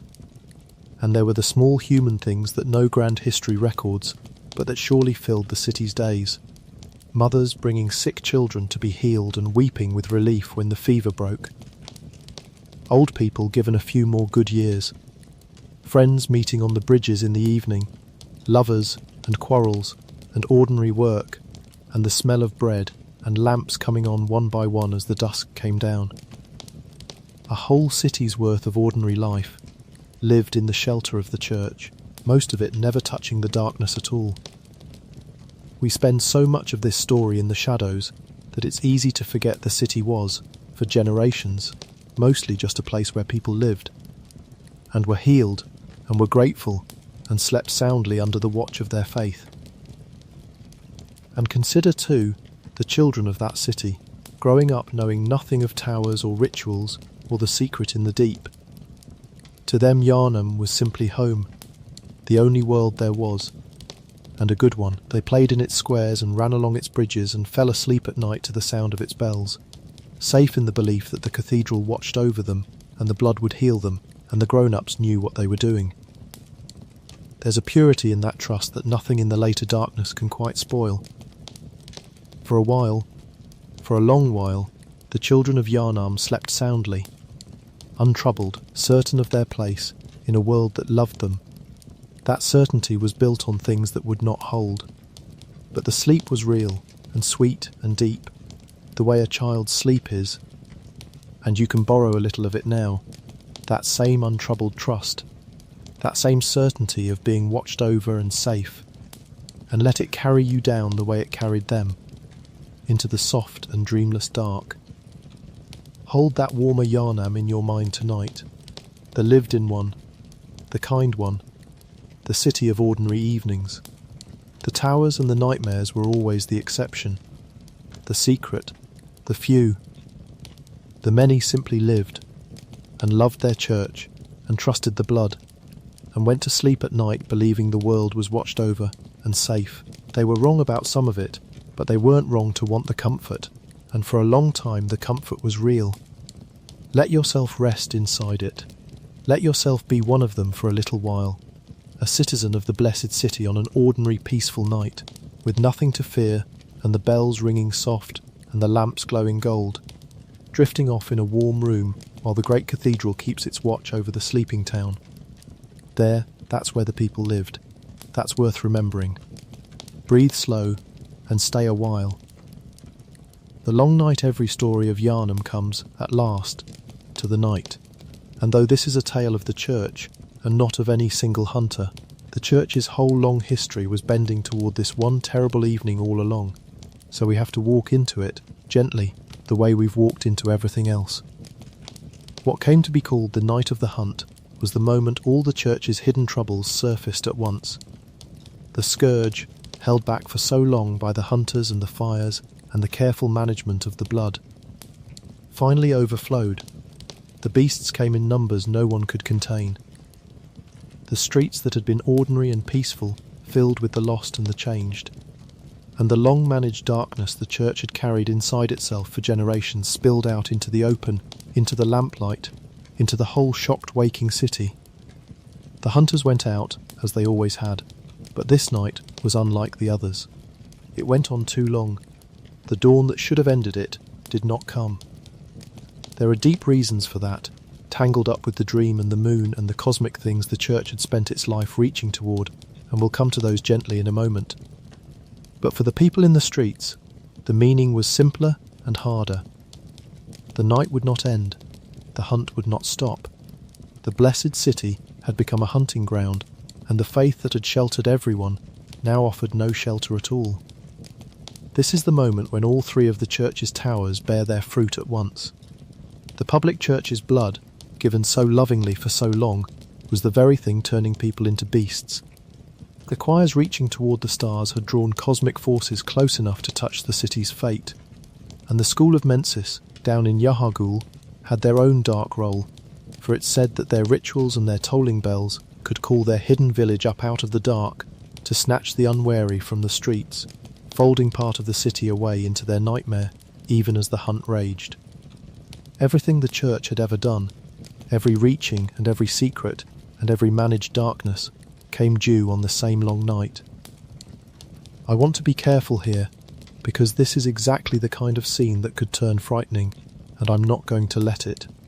So picture it from a distance, the way you'd watch a storm from a window high up and safe. Yes, the night was terrible. Yes, the city suffered. But you are not in it. You are far above it, far beyond it, looking back across centuries at an ending that finished long ago. From up here, the long night is not a terror. It's just a dark patch in a story, a storm that came and passed, leaving the morning eventually, as all storms do. The people caught in it are beyond your help and beyond their pain now. Resting, finished, still. You can grieve the night without being afraid of it. The way you can grieve something sad in history, without it reaching out to touch you, and there is mercy even here, even in the longest night. The whole point of the hunt, the deep purpose under all the horror, was that it could end. That someone, walking through the long dark, doing the grim necessary work, could reach the source of the endless night and bring the dawn at last. The night was terrible, but it was not eternal, however eternal it felt to those inside it. There was always, woven into the very structure of the nightmare, a way out, a morning waiting on the far side of the dark. Hold on to that. The hunt could be ended, the dawn could be won. The story was always, underneath everything, reaching toward an awakening. Let's leave the long night now and let it recede behind us, a storm passing off into the distance, its thunder growing faint, its darkness thinning. You're safe up here, far above it, in your quiet, warm room, with the worst of the tale already behind you. Breathe out the tension of it. Let your hands unclench. The night is ending, in the story and in you, and what comes next is softer. We're nearly to the rest at the end of all of it, just a little further, and all of this can finally be set down for good. The moon, and the reaching to understand what the church was truly reaching for. All those long years, we have to lift our eyes one last time, up past the towers, up past the city, to the moon. And here, more than anywhere, we step into the realm of gentle theory, of things the world only hints at. So let me hold all of this lightly, the way you'd hold a dream you're trying not to forget, on waking. The great ones, the vast presences the scholars and the church spent their lives trying to reach, were never quite what the people imagined. They were not gods to be worshipped, or demons to be feared, though they were called both. In the understanding many who love this world have come to, they were something stranger, and in the end, sadder. Beings of immense age and power and perception who had risen so far beyond ordinary existence that they had lost something in the climbing. Connection, children, the warm small things that make existence bearable. Many of the stories the relics tell are stories of great ones who had lost their offspring, who grieved across the cosmos, who reached down toward humanity not to rule it but, in some clumsy enormous way, to find again what they had lost, to make new children, to bridge the distance, to not be alone in the vast cold dark they had climbed into. If that's true, and it's only ever gently suggested, then the whole tragedy of the church takes on a different and more tender shape. The scholars reached up toward the Great Ones out of longing, and the Great Ones, it seems, were reaching back out of the very same longing, the longing not to be alone. Two kinds of loneliness, the human and the cosmic, reaching across an impossible gulf toward each other, and in the reaching, making a terrible mess of everything, because the gulf was too wide and the hands on both sides were too clumsy and too strong. The horror of Yharnam in this reading is not the horror of evil, it's the horror of love that's too large for the space it's poured into, like an embrace from something so vast it crushes what it means to hold. And the moon, the great pale presence that hangs over the city in its worst nights, that thickens and reddens as the hunt goes on, is tied to all of this, to a being often called the moon presence, understood by many as the force behind the hunter's dream itself. The dream, that quiet workshop under the endless dusk where the hunters were sheltered and remade, was on one reading a kind of gift, and on another a kind of trap, and most likely both at once, the way everything in this story is both at once. A safe place that held you, a cage that would not let you leave, a cosmic compassion that could not tell the difference between protecting someone and possessing them. The hunters dreamed in that workshop, and were kept from true death, and were also, slowly, bound. And the being that made the dream did so out of something that may have been care, and may have been need, and was probably, like the Great Ones themselves, both tangled hopelessly together. This is the high, cold, beautiful country at the top of the whole story, and I won't pretend to give you certainty here, because there isn't any, and the not knowing is part of the point. Yharnam is a world built to be wondered about, to be turned over slowly in the mind on long nights, its secrets kept just out of reach the way the cosmos keeps its own. The church spent its life trying to pin those secrets down, to reach the unreachable, to know the unknowable, and the lesson of its fall is not that the longing was wrong, but that some things cannot be seized, only approached. Slowly, with that old healthy fear, that spider's respect, that Willem counselled by the lake before any of it went wrong. So let your eyes close on the moon now, the great pale watcher over the sleeping city, neither cruel nor kind, only vast, only far. There's a strange peace in looking up at something that enormous and letting yourself be small beneath it, in giving up for a little while the need to understand everything, in simply resting under the wide, indifferent, beautiful sky the way a child rests, trusting that the night will hold them. The church could not stop reaching. But you can. You can let the great questions hang unanswered in the dark, glittering and far away, and simply rest beneath them, small and safe and warm. Breathe out. Let the moon keep its secret. You don't need it tonight. You only need to rest. What the church was, we've walked the whole long road now, from the quiet college by the lake to the moon over the burning city. And before we settle into the last and longest rest, let's gather it all up gently and look at it whole, the way you'd look back over a journey from the place where it ends. What was the healing church in the end? It's worth saying clearly, separating what the world tells us plainly from what we've pieced together with love. Plainly, this is certain. The church was founded by Lawrence, a student of Master Willem of Bergenwerth, on the discovery of the old blood in the depths beneath Yharnam. It healed the city through blood ministration. That ministration was bound up with the beast scourge, the transformation of people into beasts. The church contained an inner choir that sought the great ones, and was entangled with the school of Mensis and its dark rituals, and with the hunters who fought the scourge, and it warred against Cainhurst through its executioners, and it bore a terrible secret on a far cold shore. These things the world states, in its scattered cryptic way, and we can hold them as the bones of the tale. And then there is everything we've draped over those bones, the reading, the meaning, the gentle theory, all the parts that begin with many believe, and it's softly debated, and the law seems to suggest. The notion that the great ones reached back out of their own loneliness, the idea that the church's whole tragedy was one of love and longing rather than evil, the understanding of insight, and the dream, and the moon. These are the soft tissue of the story, and they're where most of its beauty lives, but their interpretation, and an honest telling keeps the seam visible between the two, so that you always know which is the carved stone fact and which is the warm cloth we've wrapped around it. But here, at the end, I think the truest thing to say about the church is the simplest. It was a story about wanting to help, and about how the wanting was not enough. Lawrence wanted to end suffering and ended up spreading a sickness across his whole city. The choir wanted to lift humanity toward the stars and call down forces too large to hold. The scholars wanted to understand the cosmos and were broken by the understanding. Even the cruelest among them mostly believed, in their own twisted way, that they were reaching towards something good. The church was not destroyed by wickedness. It was destroyed by the gap between the size of its longing and the smallness of its wisdom, by reaching for more than human hands were ever meant to hold.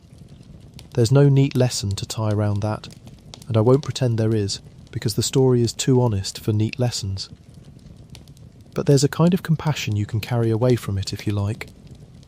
A softness toward people who mean well and get it wrong, which is most of us, most of the time. A respect for the things that are too large to be seized, and a willingness to leave some of them unseized. And maybe, underneath everything, a quiet gratitude for the smallness the church couldn't bear. The ordinary human scale of a warm room and a quiet night and a body that simply rests. Which is, in the end, all the church's enormous reaching was ever really trying to find its way back to. You've come a long way tonight, through a great deal of dark, and you've held it all kindly, and now it's done. The whole story is told.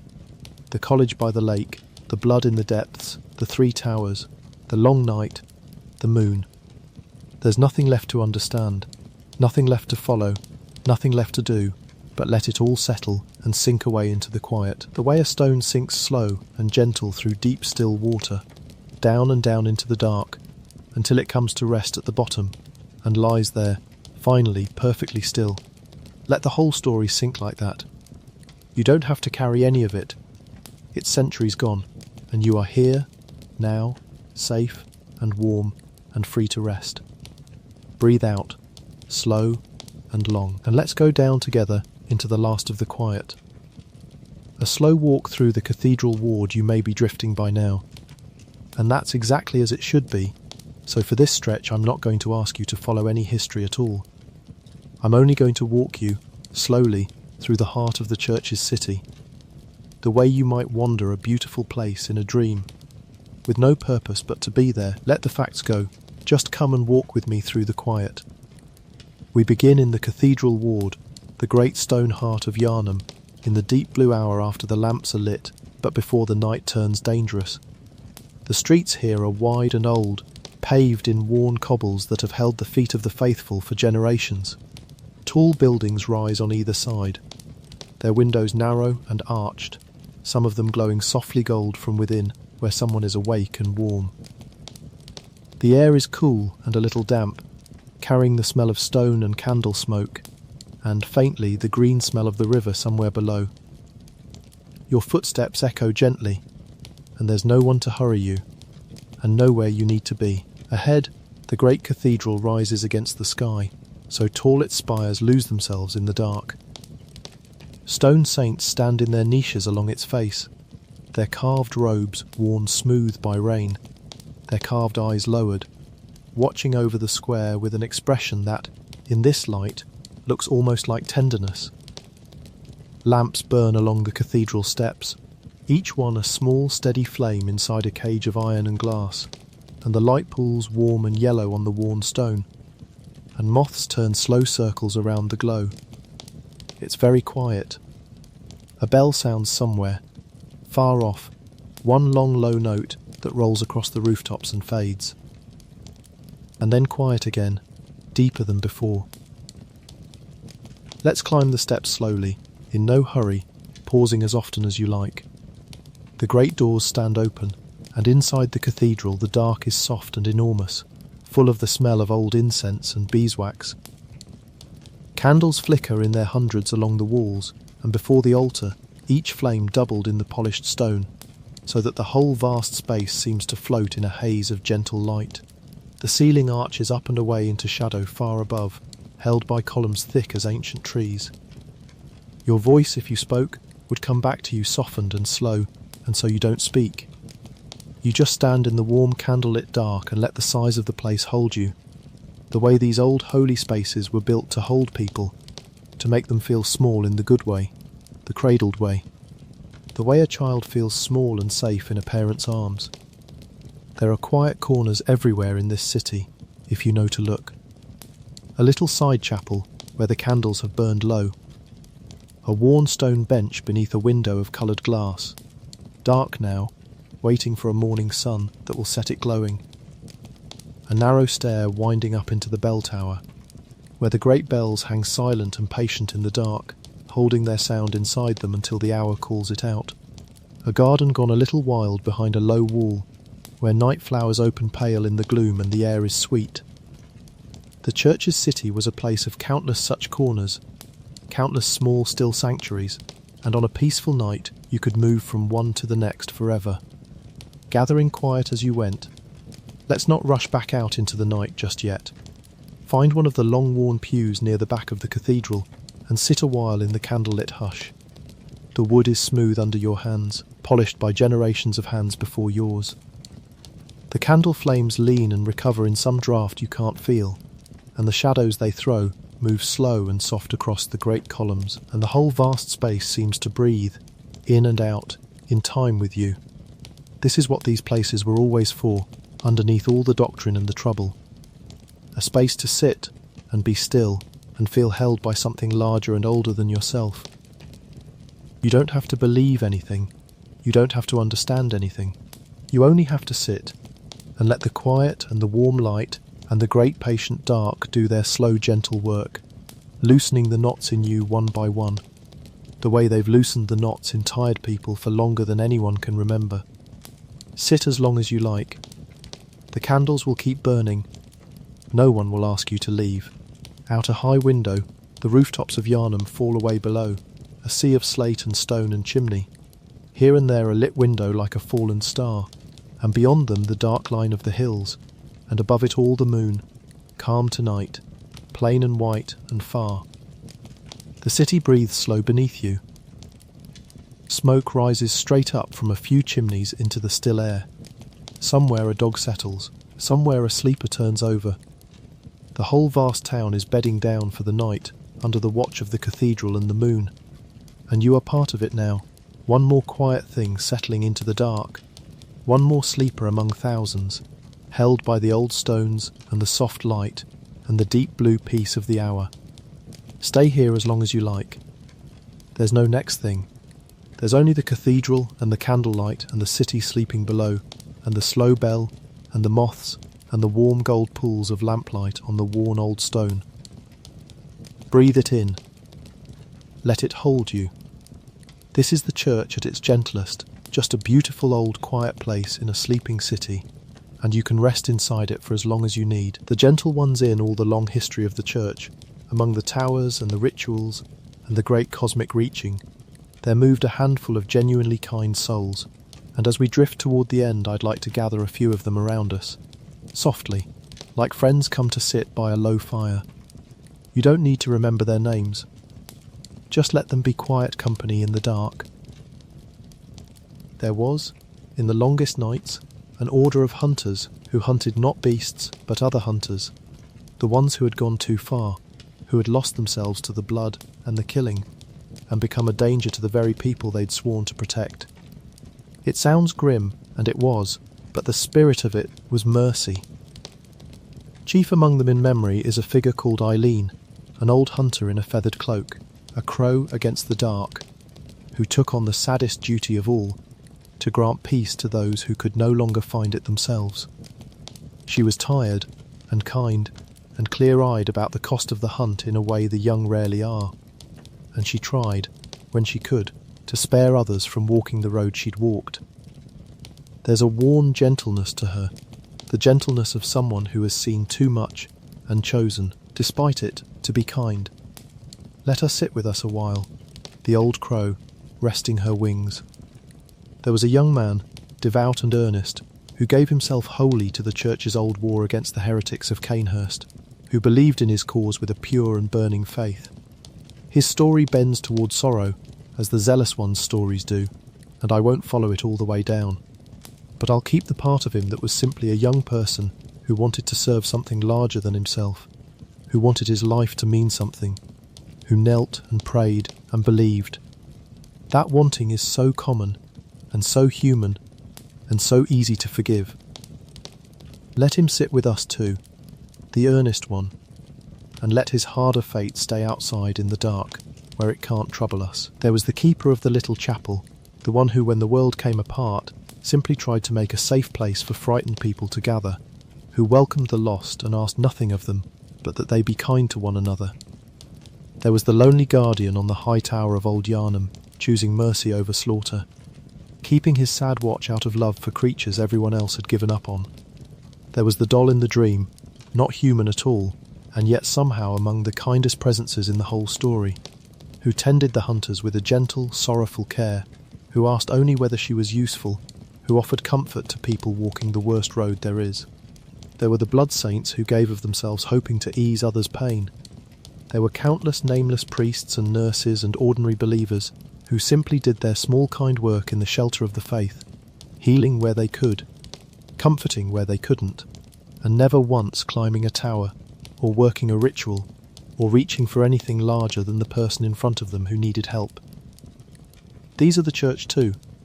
As much as Lawrence's fall and the choir's reaching and the dark work in Yharnam, these gentle ones are the church, maybe the truest part of it, the part that remembered what all the reaching had been for in the first place.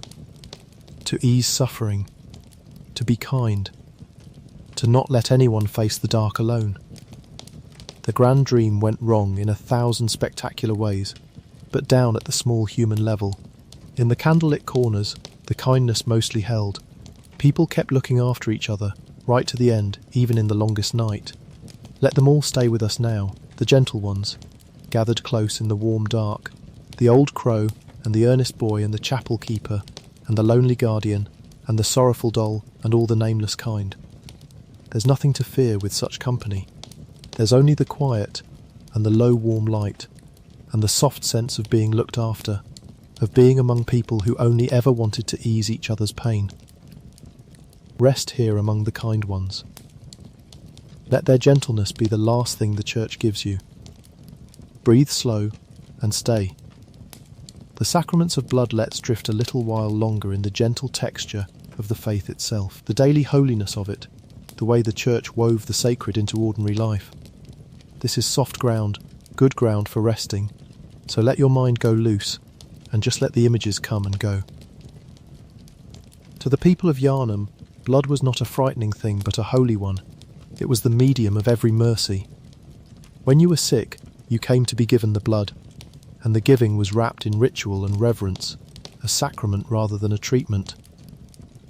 There would have been words spoken over it, old words worn smooth by repetition. The kind of words you stop hearing as meaning and start feeling as comfort, the way a familiar prayer becomes less a statement than a warm sound you sink into.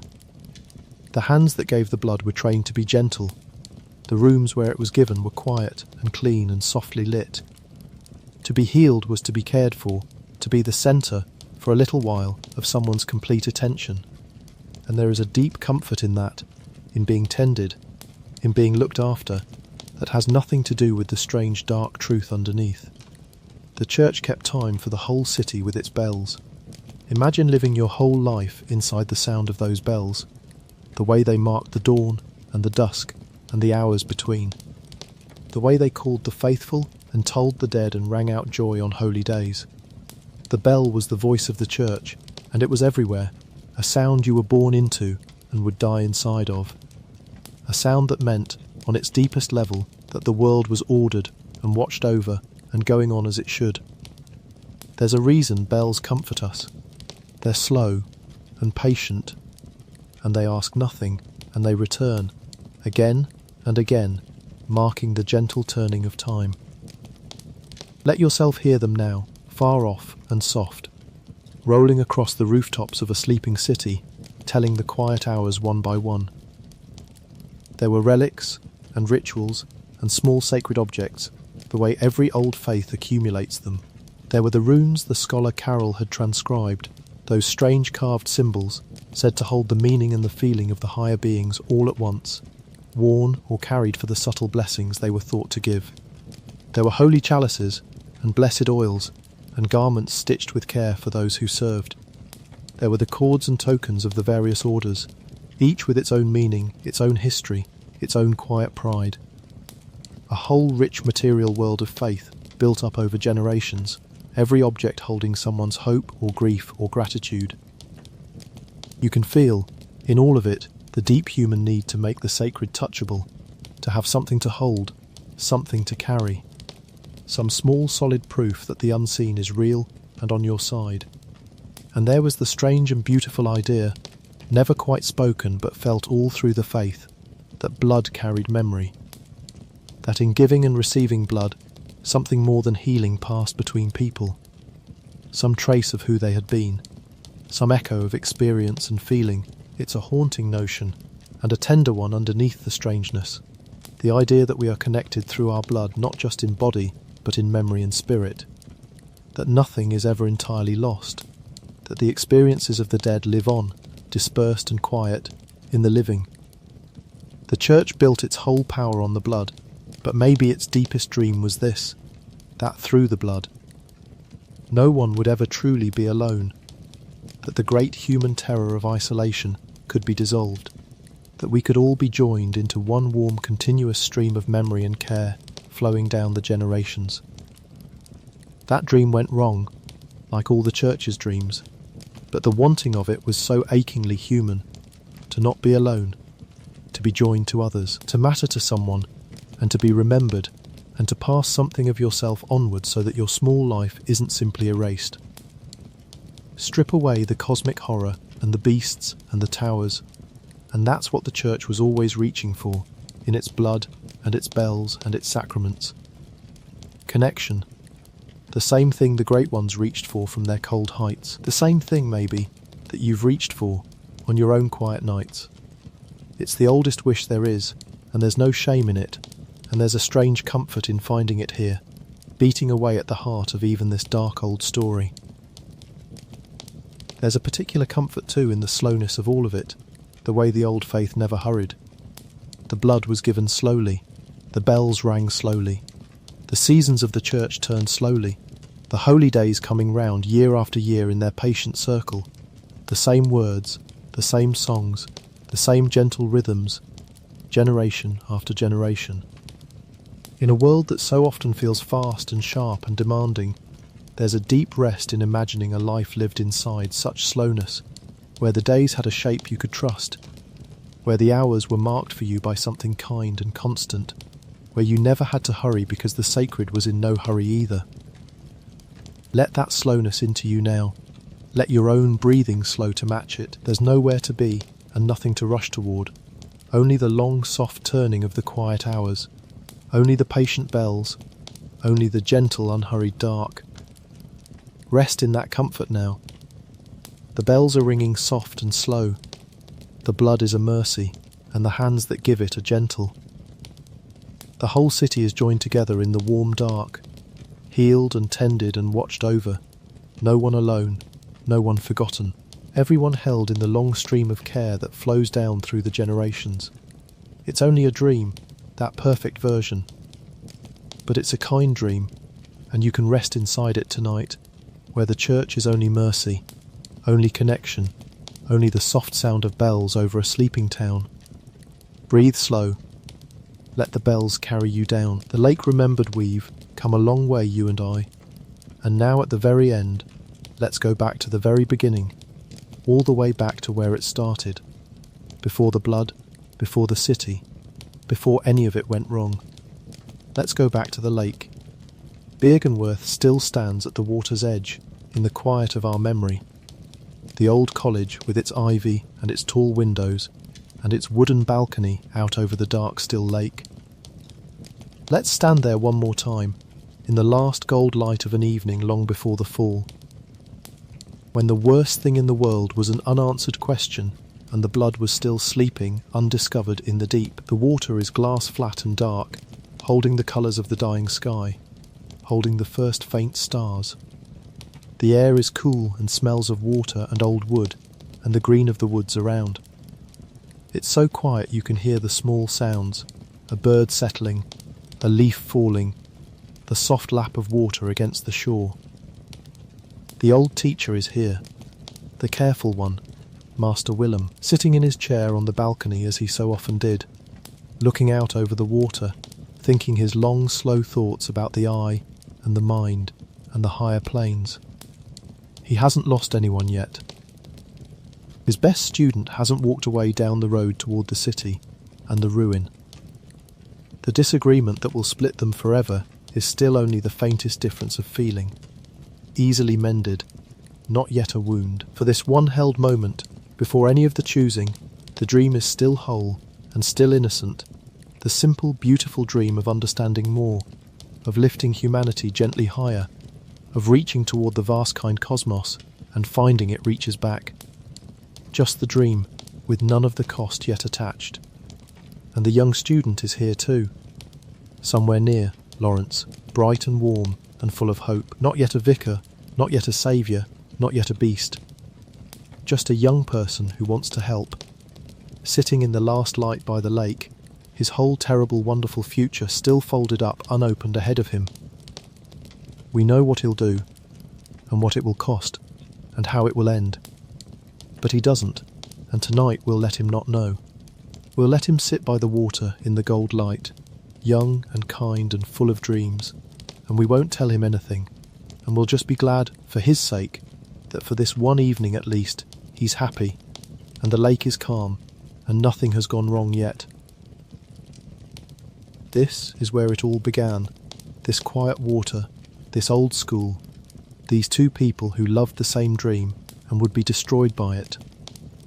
And there's something deeply restful in returning here at the end, to the source, before the long sad story unspooled, to the still point from which all the trouble flowed, but at which no trouble has yet arrived.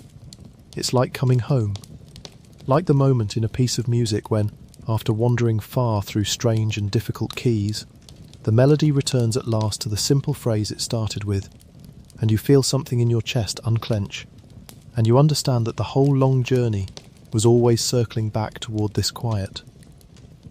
The lake, the light, the dream before the fall. Stay here at the water's edge as long as you like. The lake is so still, the light is fading so softly, gold to rose to deep blue, and the first stars are out, and the old teacher is murmuring quietly about the heavens, and the young student is dreaming his kind dreams, and the woods are settling, and the water holds the whole darkening sky inside it like something precious kept safe. Nothing has gone wrong, nothing needs to go wrong, here, tonight, in this last gentle memory at the place where it all began. Let the calm of the lake come into you. Let the stillness of the water be the stillness in you. Breathe out, long and slow, and let yourself rest at the quiet source of everything, where the dream is still only a dream, and the night is kind, and all is well. What remains, every great thing that falls leaves something behind, and it's worth spending a last quiet while with what remains of the church now, long after the bells went silent and the blood ran out and the long night finally, somewhere, somehow, gave way to a morning. Picture Yharnam now, in the deep aftertime, with all its troubled centuries gone. The great cathedral still stands, or its ruin does, the stone saints still in their niches, their faces worn softer by the years, watching over empty squares where no one comes anymore. Ivy has crept up the old walls, the lamps are long dark, but the moon still finds the cobbles, and lays them out silver and quiet in the night. The bells hang silent in their tower, holding their last unrung hour forever. It's peaceful now, the deep peace of a place that has finished happening, where all the striving and the reaching and the suffering have run their course and left only stillness, only stone, only moonlight on the worn old streets. There's a particular gentleness to ruins, once enough time has passed, that you may have felt yourself standing in some old abandoned place. The danger is gone, the stakes are gone. Whatever was fought over here, whatever was lost or won, It's all settled now, beyond change, beyond worry, and what's left is simply beautiful in its quietness. A stillness you can rest in completely, because nothing in it can hurt you or ask anything of you. The church's city has become that kind of place. A beautiful ruin under the moon, its terrors long laid to rest, its dreams long faded, holding nothing now but silence and silver light, and the slow patient work of the ivy and the years. What did the church leave behind, in the end, besides stone? It left a story, the one we've told tonight, a story that people still turn over slowly on quiet nights, finding in it something that speaks to them. It left a warning, gentle and clear, about reaching too far and wanting too much and mistaking the size of a longing for the wisdom to satisfy it. It left, threaded all through the darkness, those small bright moments of mercy, the crow's tired kindness and the doll's sorrowful care and the chapel keeper's open door, proof that even inside a failing institution, even in the longest night, people kept choosing to be kind, and that the kindness outlasted everything, outlasted the towers and the rituals and the blood itself, and is, in the end, the thing most worth remembering. And maybe it left one thing more, the thing all the reaching was secretly about, the simple knowledge that the small, warm human things are enough.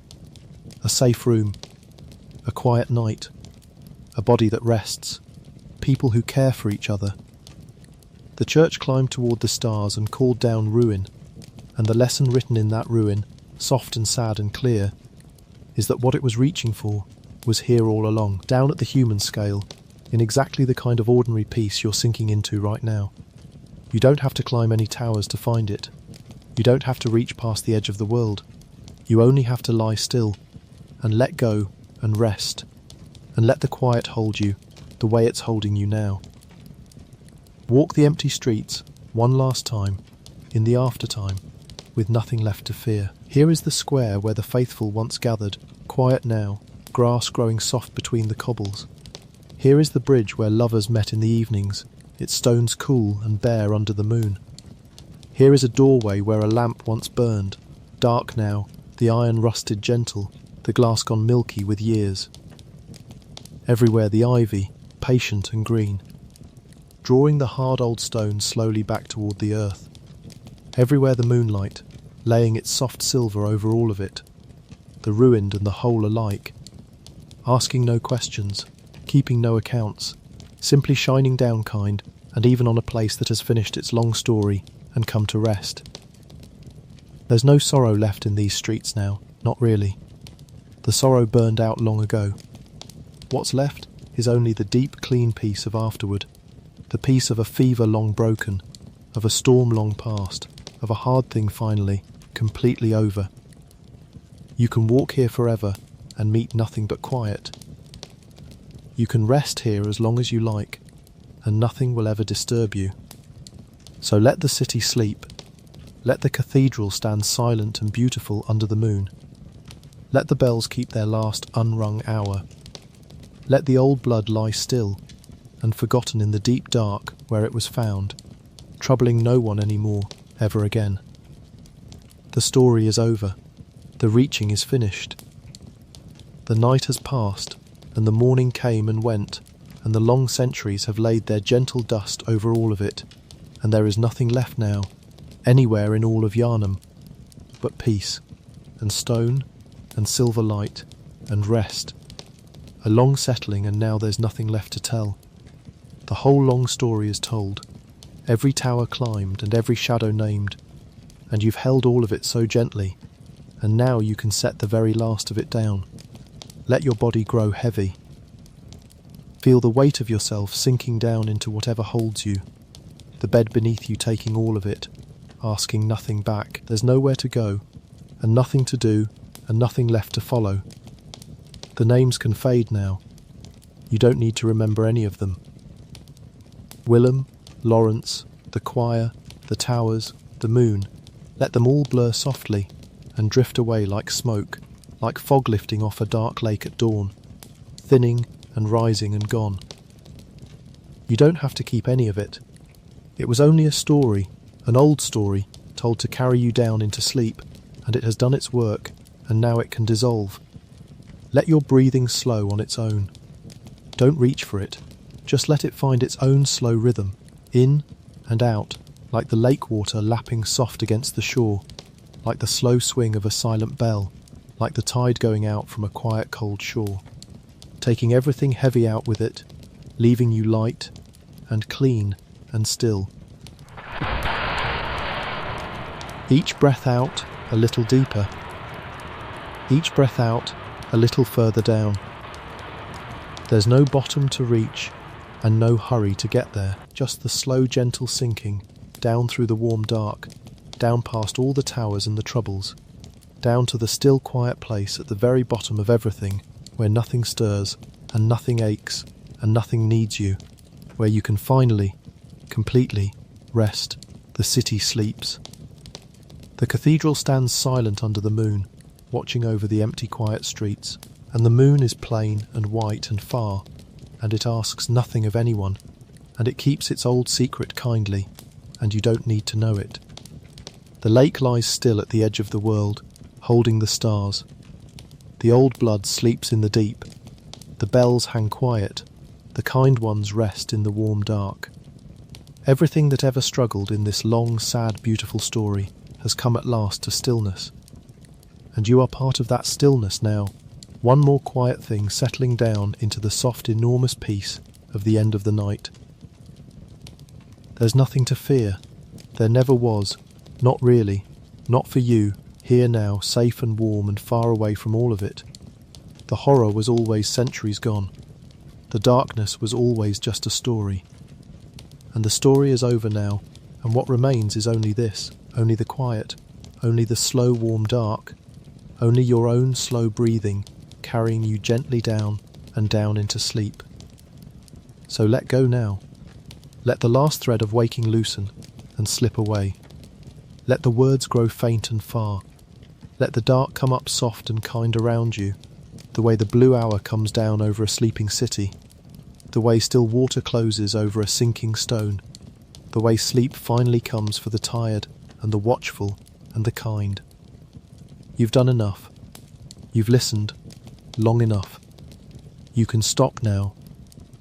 You can rest now. You can let it all go and sink and sleep. There's nothing more to do tonight, nothing more to know, nothing more to carry, nothing more to be.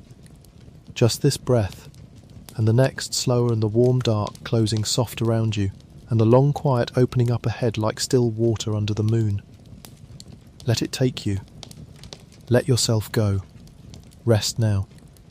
The city is sleeping, the moon is keeping watch, and all is quiet, and all is still, and all, at the long last end of everything, is well. Sleep now, and sleep well, and sleep deep.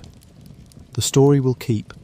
It will always be here if you want it again, but tonight you can let it go entirely, and let the dark be soft, and let the quiet be enough. You are safe. You are warm. You are held, and there is nothing left in all the world for you to do now but rest. Good night. Welcome back, and welcome to the quiet. Tonight we are going to walk gently through the whole strange family of the Great Ones, every cosmic being hidden in the city of Yharnam and the dreams beneath it.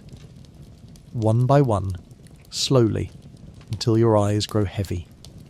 You do not need to remember any of it.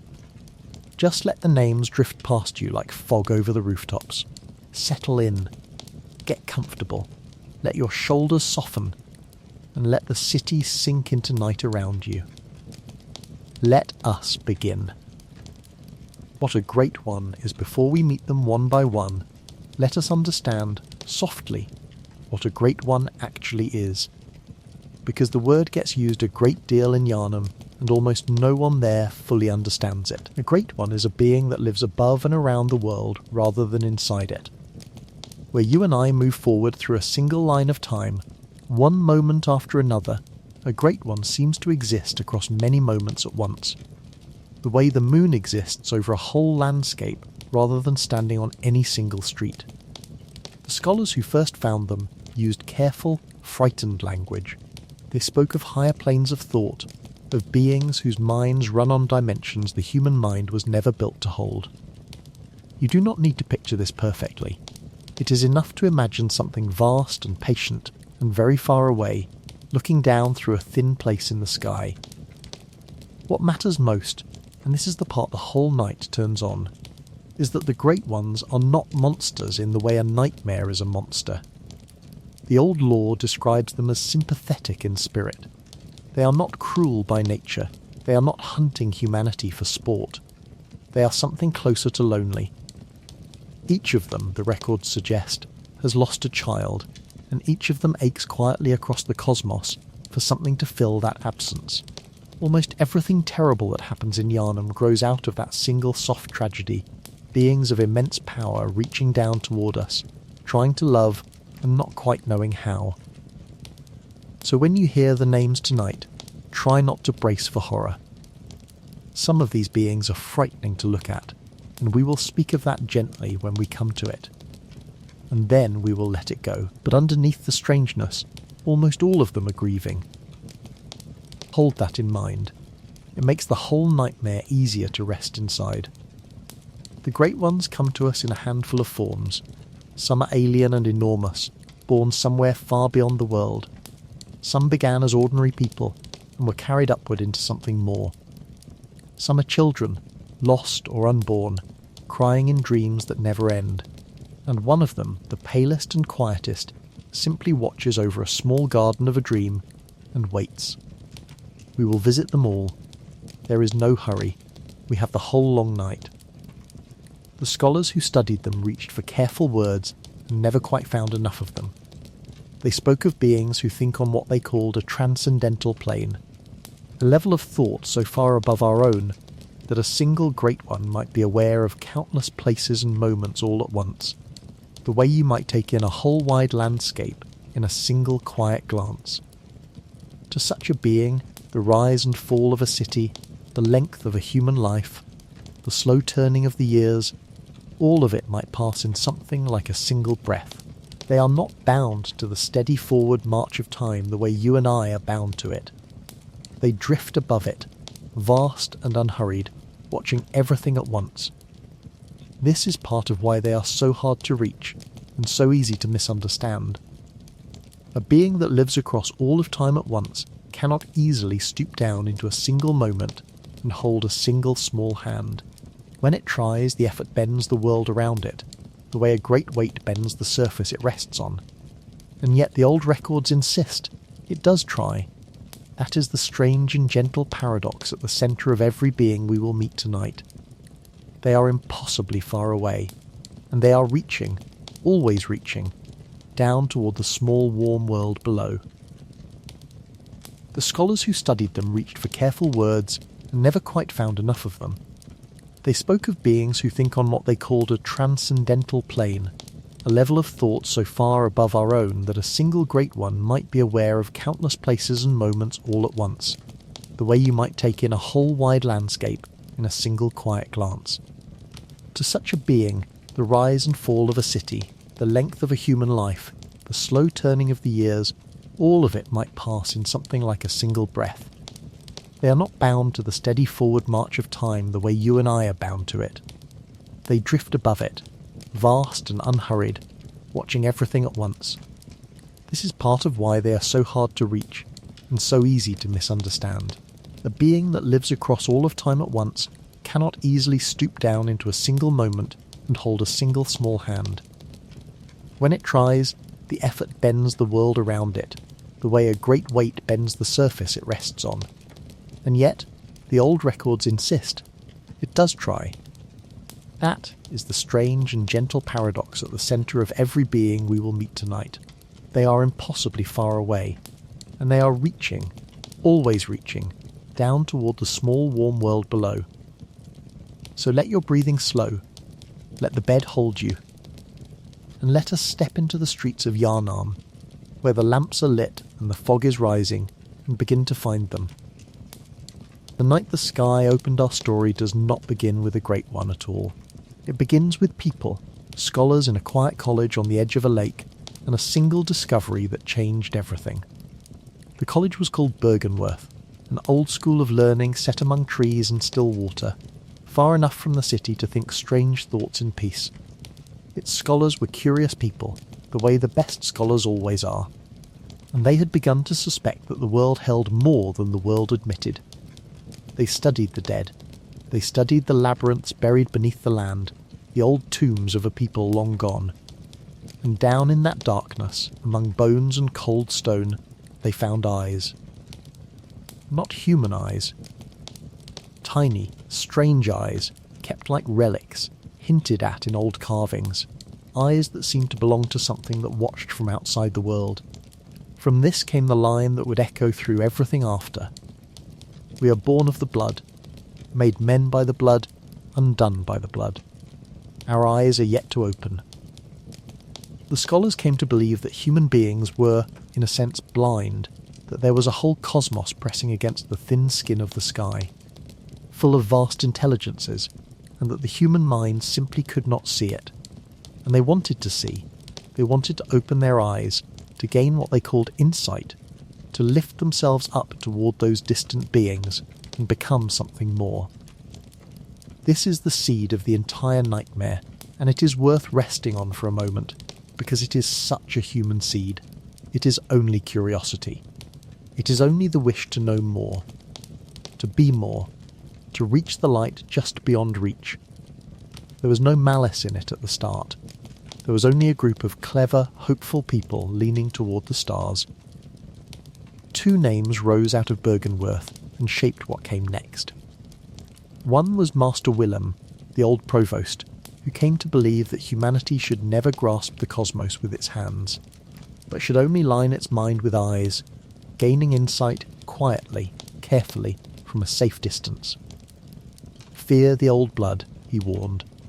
The other was his pupil Lawrence, who looked at the same discovery and saw a gift to be used, a medicine, a path forward for the whole city. Lawrence took the old blood out of the college and into Yharnam and built a church around it, and for a while it healed everything it touched. But this is a night for the great ones themselves, not the people who chased them. So let us simply hold this gently in mind. The sky over Yharnam was opened by curiosity.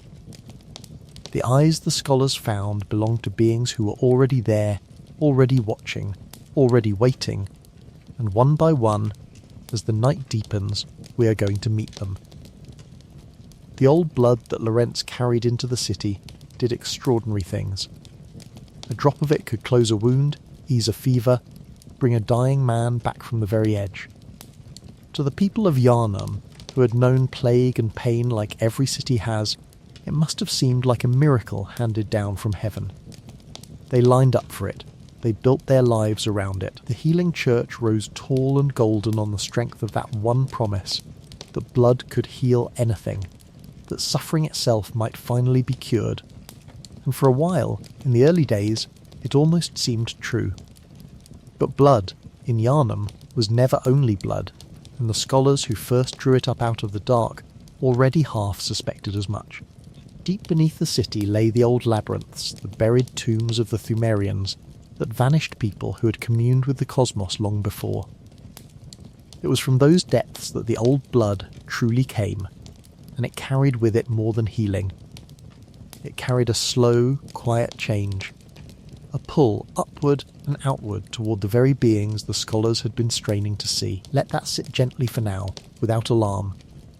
In the beginning there was only the miracle, and the grateful city, and the golden church, and the soft belief that the worst was finally behind them. The old blood that Lawrence carried into the city did extraordinary things. A drop of it could close a wound, ease a fever, bring a dying man back from the very edge. To the people of Yharnam, who had known plague and pain like every city has, it must have seemed like a miracle handed down from heaven. They lined up for it. They built their lives around it. The healing church rose tall and golden on the strength of that one promise, that blood could heal anything, that suffering itself might finally be cured. And for a while, in the early days, it almost seemed true. But blood in Yharnam was never only blood, and the scholars who first drew it up out of the dark already half suspected as much. Deep beneath the city lay the old labyrinths, the buried tombs of the Thumerians, that vanished people who had communed with the cosmos long before. It was from those depths that the old blood truly came, and it carried with it more than healing. It carried a slow, quiet change, a pull upward and outward toward the very beings the scholars had been straining to see. Let that sit gently for now, without alarm. In the beginning there was only the miracle, and the grateful city, and the golden church, and the soft belief that the worst was finally behind them. The discovery is made now. The lake is still. The lamps of the college burn low, and the scholars bend over their books. Let that quiet image settle you. The frightening part is far ahead of us yet, and we will move toward it slowly and softly. For now, rest here a while, in the candlelight, among the curious and the hopeful, before any of it went wrong. Eden, the formless, the first of the great ones we will meet, is also the hardest to see, because there is in truth nothing to see at all. His name is Eden, and Eden has no body. Most beings, even cosmic ones, occupy a shape. They take up room. Eden does not. The old descriptions call him the formless Great One, and explain that, lacking any form of his own. Eden exists only as a kind of voice, a presence felt rather than seen. He is closer to a sound than a creature.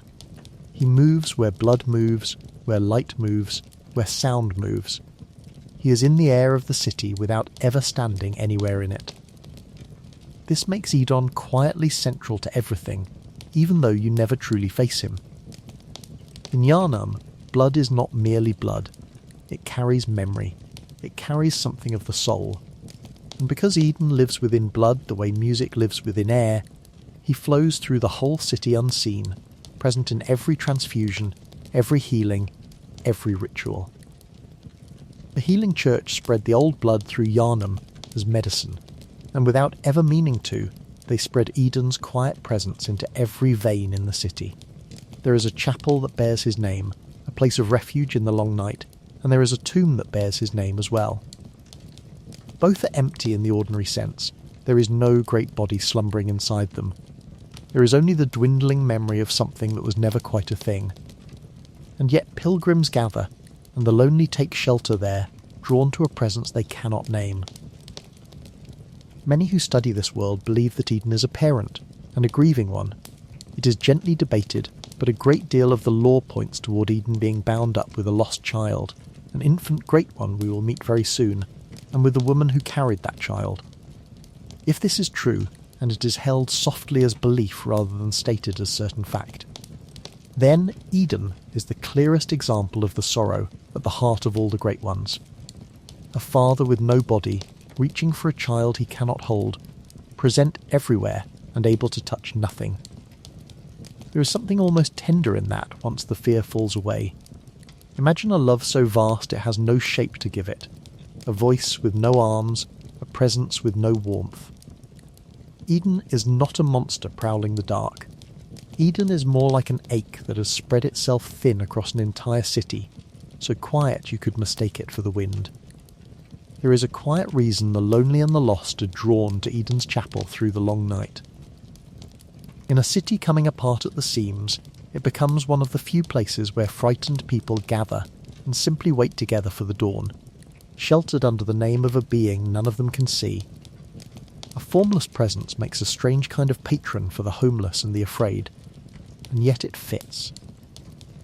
Eden asks nothing, demands no ritual, takes no shape that could ever turn on them. He is simply there, in the air of the chapel, a quiet company for those with nowhere else to go. And because Eden lives in blood, and because blood in Yharnam holds memory, his presence carries something of everyone the blood has ever passed through. The old hunters spoke of blood echoes, of the way a person's essence lingers in their blood after they are gone, faint impressions of who they were. To live within blood, as Eden does, is to live within all those echoes at once, an ocean of borrowed memory with no body to hold it. Imagine that softly. A presence made entirely of other people's lingering warmth, drifting through the veins of a whole city, remembering everything and able to keep none of it. There is a deep, gentle sadness in that, and no menace at all. There is a quiet reason the lonely and the lost are drawn to Eden's chapel through the long night. In a city coming apart at the seams, it becomes one of the few places where frightened people gather and simply wait together for the dawn, sheltered under the name of a being none of them can see. A formless presence makes a strange kind of patron for the homeless and the afraid, and yet it fits. Eden asks nothing, demands no ritual, takes no shape that could ever turn on them. He is simply there, in the air of the chapel, a quiet company for those with nowhere else to go. And because Eden lives in blood, and because blood in Yharnam holds memory, his presence carries something of everyone the blood has ever passed through. The old hunters spoke of blood echoes, of the way a person's essence lingers in their blood after they are gone, faint impressions of who they were. To live within blood, as Eden does, is to live within all those echoes at once, an ocean of borrowed memory with no body to hold it. Imagine that softly. A presence made entirely of other people's lingering warmth, drifting through the veins of a whole city, remembering everything and able to keep none of it. There is a deep, gentle sadness in that, and no menace at all. So let the first of our great ones be this gentle, formless thing. There is nothing here to frighten you, nothing waiting to lunge from the shadows. Only a voice in the blood, longing for a child it lost. Let that softness settle over you. We will carry it with us as we go, because in one way or another we will hear that same longing in nearly every being we meet tonight. Rest now. The fog is deepening, and the next of them is waiting, very close, in a tower in the night. Queen Yharnam, the mother in red, before we meet the lost child himself, we should sit a while with his mother, because her sorrow is the door through which the deepest part of this story is reached. Her name is Yharnam, and the city itself is named for her, which tells you how old and how important she once was. She was a queen, the last queen of a buried people called the Thumerians, an ancient race who built the labyrinths beneath the land long before the scholars of Bergenworth ever came looking. The Thumerians knew the Great Ones intimately. They lived alongside them, served them, communed with them in the deep places of the earth, in an age the surface world has entirely forgotten. Yharnam is not herself a Great One. She is a mortal woman, or once was. But she stands so close to the Great Ones, so wrapped in their tragedy, that she belongs in this gathering of the night. For Queen Yharnam was blessed, as the old phrasing goes, with child. A Great One reached down to her, and a child was conceived, an infant who was something more than human, something touched by the cosmos. You find her if you go searching in the oldest and deepest dark, kneeling silently in red, weeping without sound. She does not attack. She does not speak. She only grieves endlessly for a child she could not keep. Her blood pools around her pale and luminous, and when you draw near, she vanishes like a memory you cannot quite hold. There is no battle here. There is only a woman in mourning, lit by a cold and gentle light. It is widely believed, and held softly as belief, that the formless Eden is the father of her child, and that the two of them together are the parents of the crying infant we are about to meet. If that is so, then Queen Yharnam is the human face of the Great One's grief. Where Eden is a voice with no body, she is a body with no voice, kneeling in the dark, unable even to weep aloud. There is a tenderness in letting her be simply that. Not a horror, not a threat, a grieving mother, very old, very tired, lit red beneath the earth, mourning a loss so deep that time itself has folded around it and will not let it pass. Her sorrow is patient and quiet, and there is nothing in it that wishes you harm. To find her, you must go very deep, down past the city and its church, down into the old labyrinths the Thumerians built, layer beneath layer of cold stone and forgotten ritual, until you reach the very bottom of everything, where the oldest dark of all is kept. She waits there in the lowest place, in a chamber at the root of the world, the last queen of a kingdom that fell so long ago that the surface has forgotten it ever stood. The people of Yharnam built their whole bright city, all unknowing, on top of her grief. There are echoes of her elsewhere too, soft and strange. In certain deep places, robed women ring their bells in the dark, and the ringing seems to call the old powers near, to thin the walls between the world and the cosmos. Some believe these bell ringers serve the memory of the queen and the child she lost, keeping a vigil so ancient its meaning has worn away. You do not need to follow all the threads of it tonight. It is enough to picture her there at the bottom of everything, kneeling in her red light, patient beyond patience. A mother whose mourning outlasted her kingdom, her people, and the very age she belonged to. Her sorrow is old enough now to be almost peaceful, the way the deepest grief eventually grows still. To find her, you must go very deep, down past the city and its church, down into the old labyrinths the Thumerians built, layer beneath layer of cold stone and forgotten ritual, until you reach the very bottom of everything, where the oldest dark of all is kept. She waits there in the lowest place, in a chamber at the root of the world, the last queen of a kingdom that fell so long ago that the surface has forgotten it ever stood. The people of Yharnam built their whole bright city, all unknowing, on top of her grief. There are echoes of her elsewhere too, soft and strange. In certain deep places, robed women ring their bells in the dark, and the ringing seems to call the old powers near, to thin the walls between the world and the cosmos. Some believe these bell ringers serve the memory of the queen and the child she lost, keeping a vigil so ancient its meaning has worn away. You do not need to follow all the threads of it tonight. It is enough to picture her there at the bottom of everything, kneeling in her red light, patient beyond patience. A mother whose mourning outlasted her kingdom, her people, and the very age she belonged to. Her sorrow is old enough now to be almost peaceful, the way the deepest grief eventually grows still. So let her sorrow be a soft thing tonight, the kind you can rest beside without fear. The deep places are cold, but she is not cruel, and the light around her, though strange, is gentle.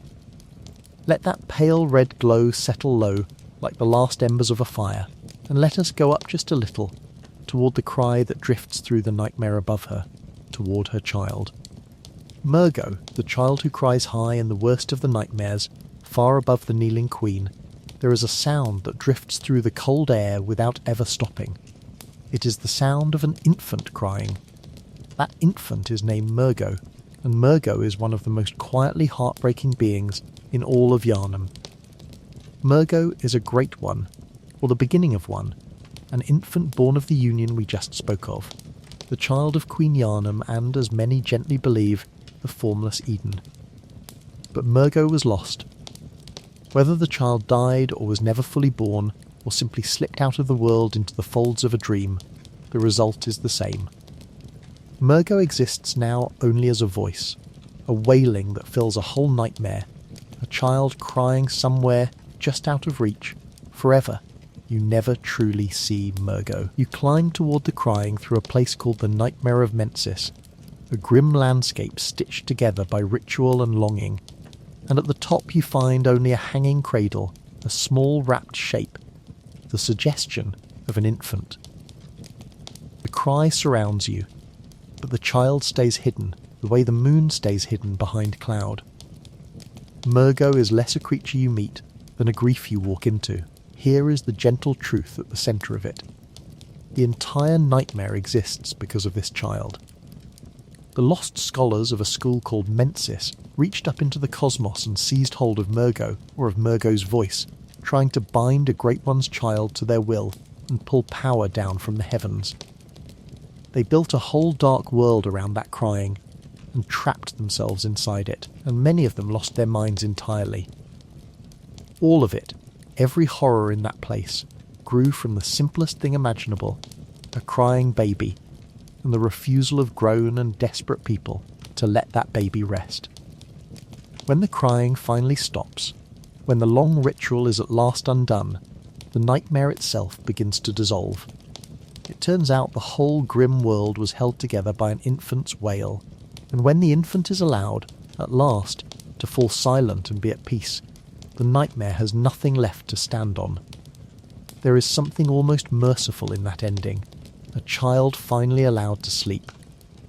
The place you climb through to reach that crying is called the Nightmare of Mensis, and it is worth understanding gently, because it shows how far longing can carry the desperate. The scholars of the School of Mensis wanted, above all else, to commune with the Great One, to draw its power down into the world, and to do it they reached for a child, for Murgo, believing that through the infant they could bind themselves to something vast. Their leader, a man named Mikolash, gave himself so completely to the dream that he became little more than a host for it, wandering the nightmare he had helped to build, calling out for grand ones and cosmic truths, lost inside his own ambition.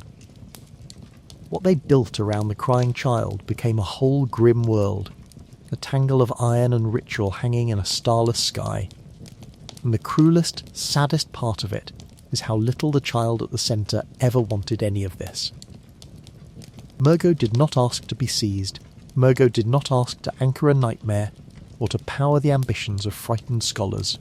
Murgo only cried, the way any lost infant cries, and grown and desperate people built a cathedral of suffering around that single small sound rather than letting it fade. When you understand that, the nightmare stops being frightening and becomes only sorrowful, a great dark structure raised over a baby that simply wanted to be soothed. The place you climb through to reach that crying is called the Nightmare of Mensis, and it is worth understanding gently, because it shows how far longing can carry the desperate. The scholars of the School of Mensis wanted, above all else, to commune with the Great One, to draw its power down into the world. And to do it, they reached for a child, for Murgo, believing that through the infant they could bind themselves to something vast. Their leader, a man named Mikolash, gave himself so completely to the dream that he became little more than a host for it, wandering the nightmare he had helped to build, calling out for grand ones and cosmic truths, lost inside his own ambition. What they built around the crying child became a whole grim world, a tangle of iron and ritual hanging in a starless sky. And the cruelest, saddest part of it is how little the child at the centre ever wanted any of this. Murgo did not ask to be seized. Murgo did not ask to anchor a nightmare or to power the ambitions of frightened scholars. Murgo only cried, the way any lost infant cries, and grown and desperate people built a cathedral of suffering around that single small sound, rather than letting it fade. When you understand that, the nightmare stops being frightening and becomes only sorrowful, a great dark structure raised over a baby that simply wanted to be soothed. So do not let the word nightmare keep you tense tonight. Strip it back, softly, and what is really at the heart of Murgo's nightmare is a lost child, and the people who could not stop grasping at it. The horror is only the noise around the sorrow. Underneath it is small and sad and human. A baby cries in the dark. And in the end, gently, the crying stops, and the dark grows quiet, and rest comes even there.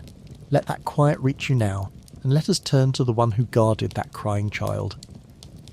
Murgo's wet nurse, where there is a lost child, the Great Ones provide a guardian, and Murgo's guardian is one of the strangest and most beautiful of all the beings we will meet. She is called Murgo's wet nurse, and she is in her way made of night itself. Picture a tall and slender figure, robed in shifting black, with many soft arms and a face that is more shadow than feature. She moves like smoke given a body. Around her she draws a veil of darkness, a silence so complete that the world dims when she calls it. And in that hush she tends the crying infant, the way a nurse tends a child too fragile for the daylight. She is a great one, and her whole purpose is care. The care of a baby that is not even her own. This is worth resting on, because it is so gentle beneath the eerie surface. The old lore holds that every great one loses its child and then yearns for a surrogate, that this aching cycle of loss and longing runs through all of them. Murgo's wet nurse is that yearning turned toward kindness. She did not bear Murgo, yet she wraps the lost infant in darkness and quiet, and keeps it safe in the only way she knows, holding back the world so the child can rest undisturbed. When you meet her, at the very top of the nightmare, there is a fight, and it is dreamlike and strange, the screen darkening as her silence falls over everything. But try, even here, to see past the danger to the truth of her. She is not raging at you out of malice. She is a guardian standing between a sleeping child and the whole intruding world. When she falls, her silence lifts, the crying ceases, and the nightmare comes apart. Her death is the moment the child is finally released into peace. There is a soft sadness in that. The nurse exists only to guard a child that was already lost, performing tenderness in a place built of grief, holding the dark close so that one small voice could feel safe. She is loyalty without hope, care without reward, a nurse for a baby that can never grow. And still she keeps her vigil, patient and gentle in the deepest part of the night. She carries blades, this gentle guardian, many of them, held in her many soft arms, and yet there is something in the old law that frames even those blades as instruments of mercy more than violence. She is sometimes spoken of as a bringer of quiet endings, a being whose work is to draw the curtain of night closed over things, to bring silence where there was noise, stillness where there was struggle. In a world so full of screaming, a being whose gift is silence is not entirely a terror. Silence, after all, is what a crying child needs most. And the darkness she summons, that deep velvet hush that falls when you finally face her, is the same darkness she has been wrapping around the cradle all along.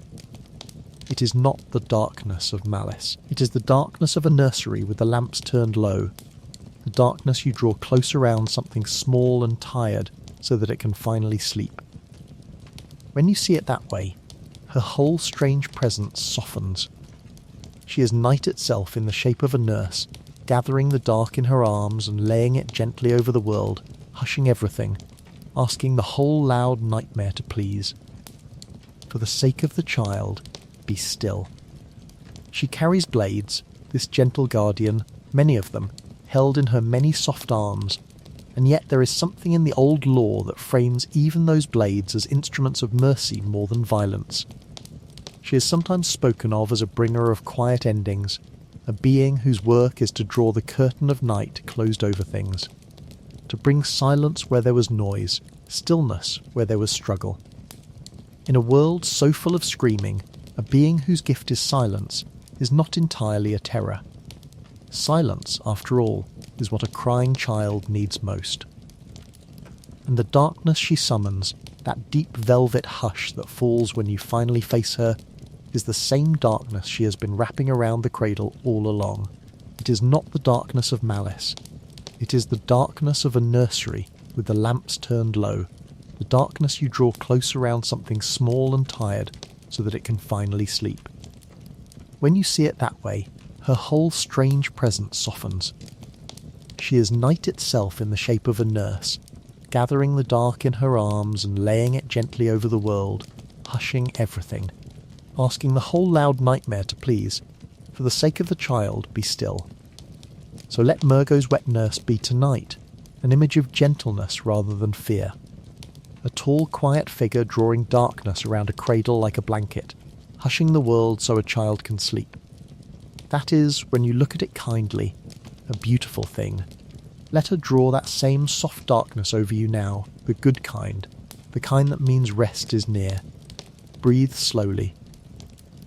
The worst of the nightmare is behind us already, and the next of our great ones waits not in a dream but in the waking city, hanging high and unseen above the streets. Amygdala, the watcher above the streets now, we climb back up into Yharnam itself, into the waking city, and we learn a small and unsettling truth that we will hold very softly.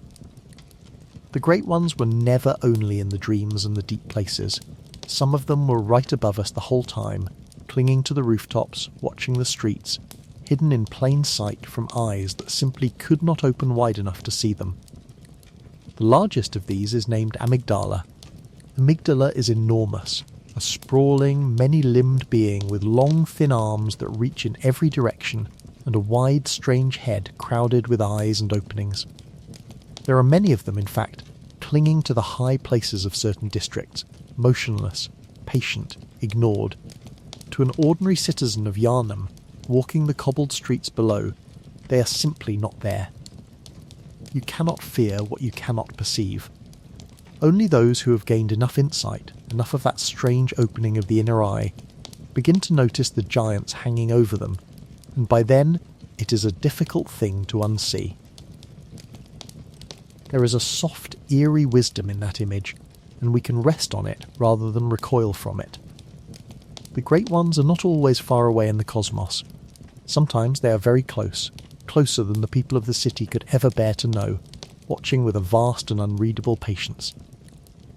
Amygdala is the proof of it, a cosmic being woven right into the architecture of daily life, present at every moment, seen by almost no one. The name itself is a quiet clue. Amygdala shares its name with a small part of the human brain, a part tied to fear and to deep instinct. Many who study this world find a gentle poetry in that, the idea that these beings are somehow knitted into the very shape of human thought, into the oldest and most buried parts of the mind.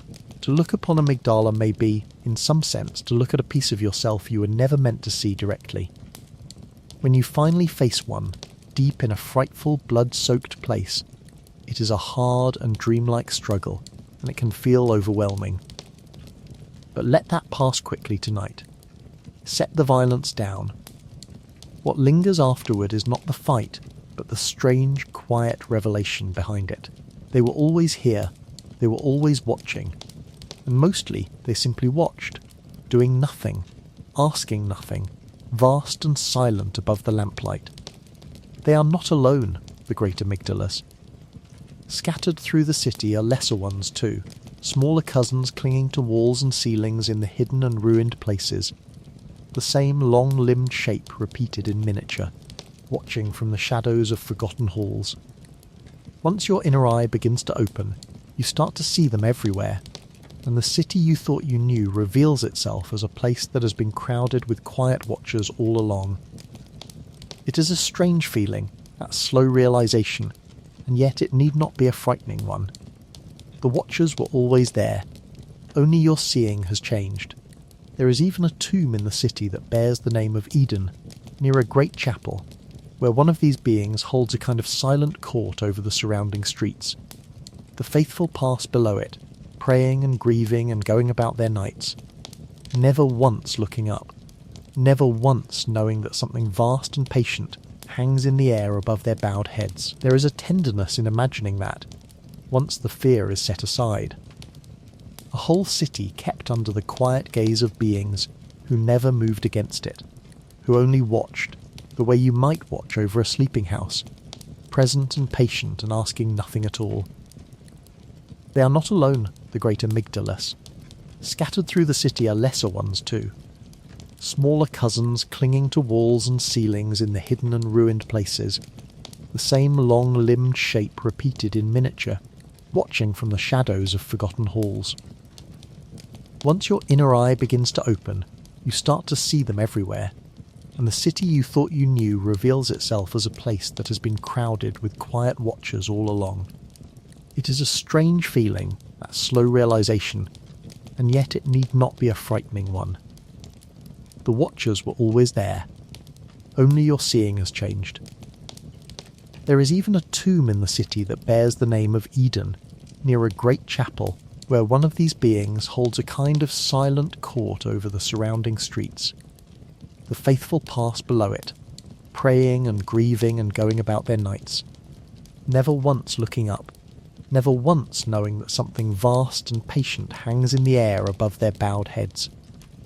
There is a tenderness in imagining that, once the fear is set aside. A whole city kept under the quiet gaze of beings who never moved against it, who only watched, the way you might watch over a sleeping house, present and patient and asking nothing at all. So let amygdala settle into your mind, not as a terror, but as a sentinel, a great patient watcher folded into the rooftops, keeping its long vigil over a city that never knew it was being kept. There is even a kind of comfort in being watched over by something so old and so still. Let that comfort hold you. We have one more being to meet in this stretch of the night, and she too began as a guardian, though her story is one of the strangest and most touching of all. Rest a moment, and we will go to her. Rom, the vacuous spider of all the great ones. This next one may be the gentlest to rest beside, and also the most quietly sorrowful, because she did not begin as a great one at all. She began as a person, a scholar like any other, and was carried upward into something vast and strange. Her name is Rom, and they call her the vacuous spider. To understand Rom, we go back to the lake at Bergenworth, to the curious scholars and their longing to open their eyes. One of those scholars was a pupil named Rom, a student of the old provost. And in time, by a grace that the law attributes to a far greater great one, we will meet much later by the sea, Rom was lifted out of ordinary humanity and remade. She became something enormous and pale, a creature of countless small spiders gathered around one great calm body, blind to the world she had left behind. The word vacuous, which sounds harsh, simply means empty, hollowed out, made innocent in a strange and total way. Rom became a great one who no longer truly sees the world she came from. And here is the tender, important part. Rom does not menace the city. Rom protects it. By her very existence, she draws a kind of veil across the cosmos, hiding the worst of the truth from human eyes. The old phrasing is lovely and sad.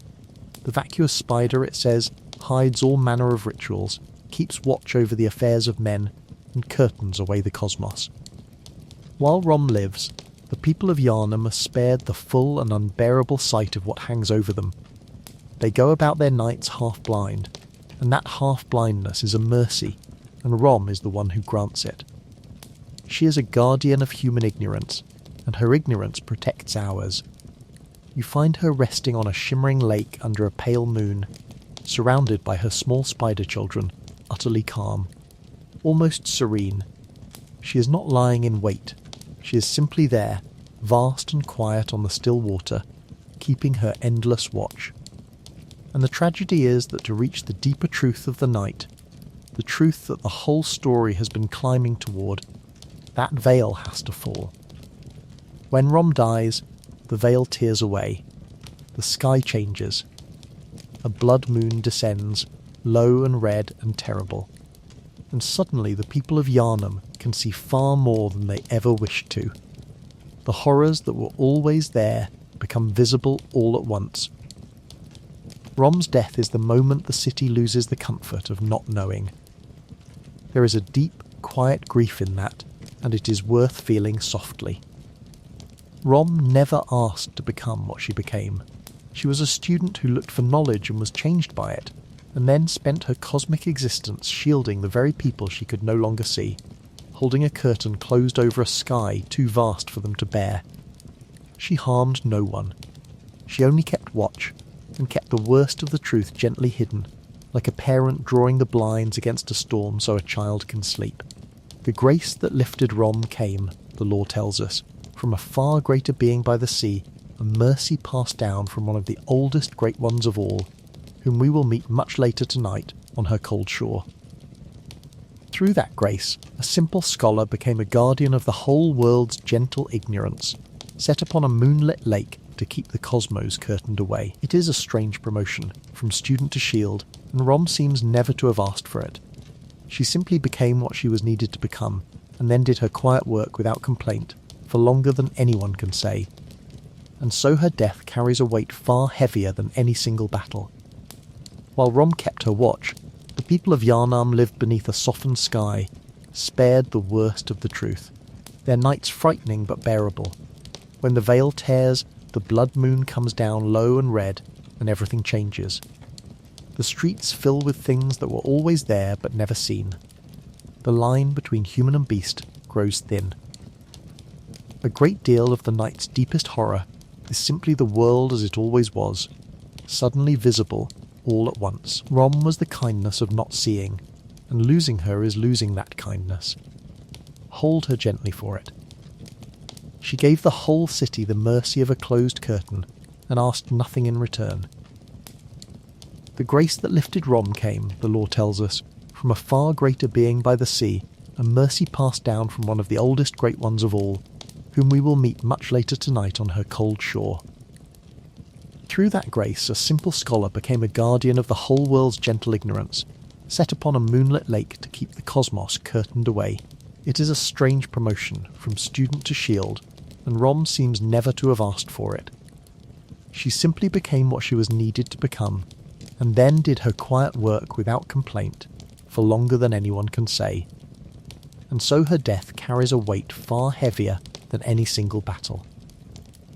While Rom kept her watch, the people of Yharnam lived beneath a softened sky, spared the worst of the truth, their nights frightening but bearable. When the veil tears, the blood moon comes down low and red, and everything changes. The streets fill with things that were always there but never seen. The line between human and beast grows thin. A great deal of the night's deepest horror is simply the world as it always was, suddenly visible all at once. Rom was the kindness of not seeing, and losing her is losing that kindness. Hold her gently for it.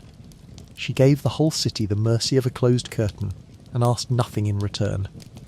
So let Rom be tonight a figure of mercy rather than menace, a pale, calm shape on a moonlit lake, surrounded by her little ones, holding the heavy sky at bay, so that an entire city could rest in soft ignorance below.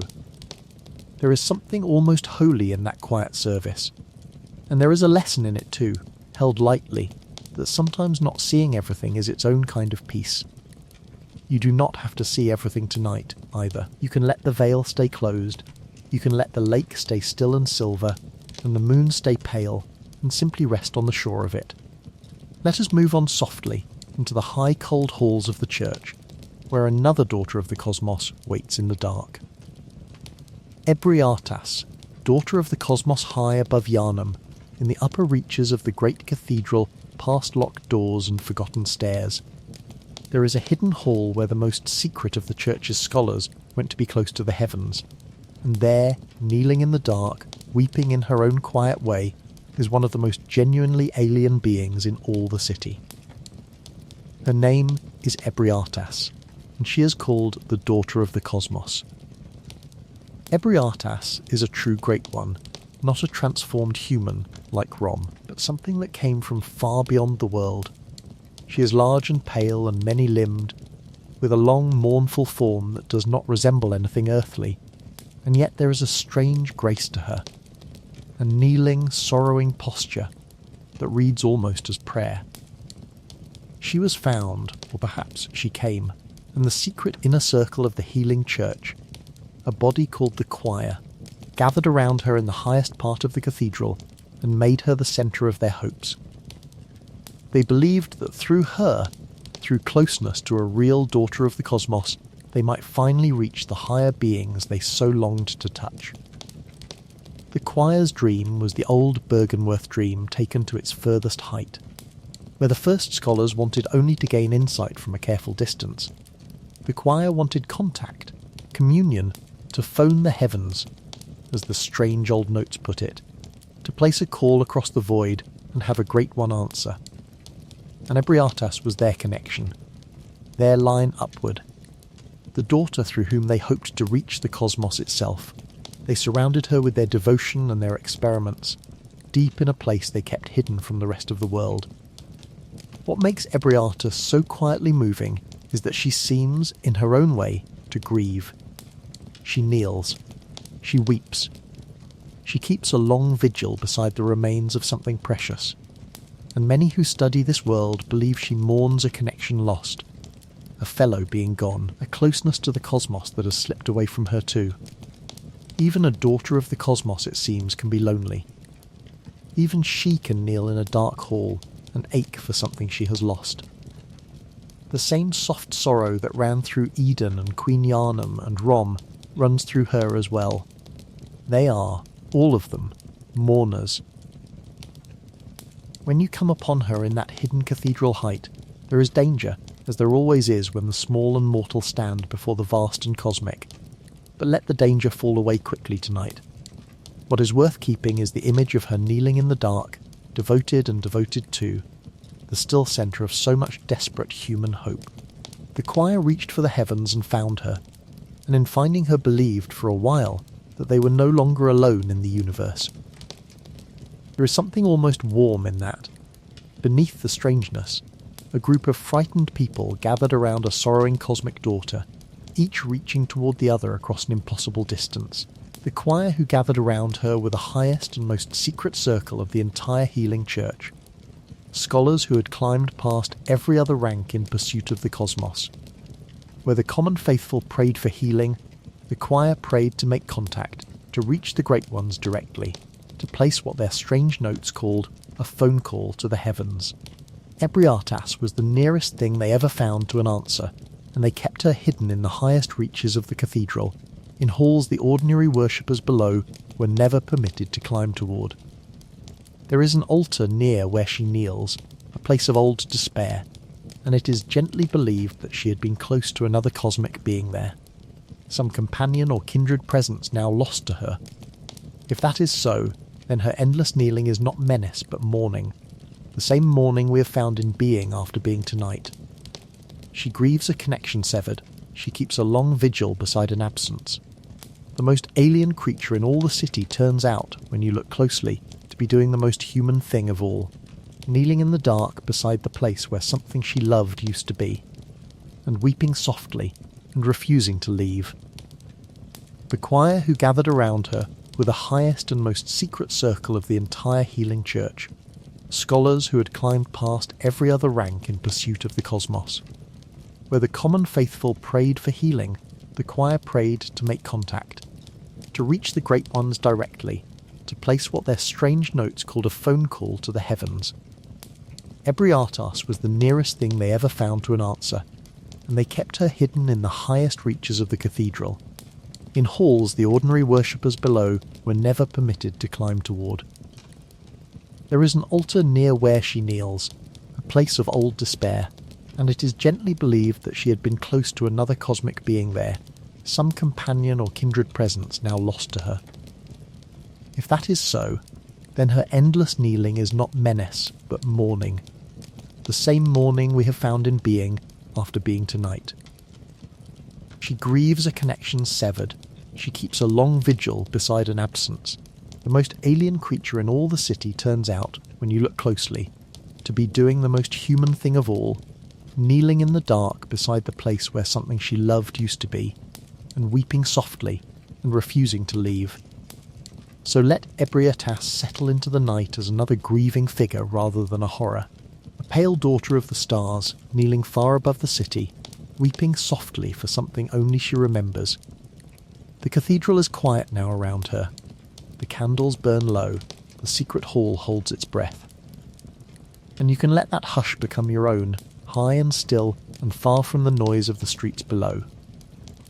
Rest there a while, in the cathedral dark, and then we will go to the strange bright being the choir found growing in their garden, where the cosmos broke through into the world like dawn through a cracked door. The celestial emissary in a walled garden behind the cathedral, a quiet green place the choir kept for their secret work, something began to grow that should not grow in any garden on earth. Pale, bulbous, blue, with wide dark eyes and a strange childlike shape. A small crowd of them gathered among the flowers, and at their centre a larger one rose up. These are the celestial beings, and the great one among them is called the celestial emissary. These are the gentlest looking of all the things we will meet tonight, and that is part of why they linger in the mind. They are not monstrous, they are almost endearing, round and soft and curious, like something half plant and half infant, blinking up at a sky they seem to recognise. The choir found them, or grew them, or drew them down out of the heavens through their long experiments, and to the choir they were a triumph, a sign that the cosmos was answering at last, that the line upward was finally open. The word emissary is the key to the soft strangeness of them. An emissary is a messenger, one sent ahead to make contact, to carry word between two distant powers. The celestial emissary is, in a sense, exactly that. A small piece of the cosmos sent down or coaxed down into the world.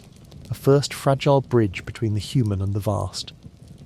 To the desperate scholars of the choir, who had spent so long calling into the void, the arrival of an emissary must have felt like an answered prayer, like a voice finally returning the call.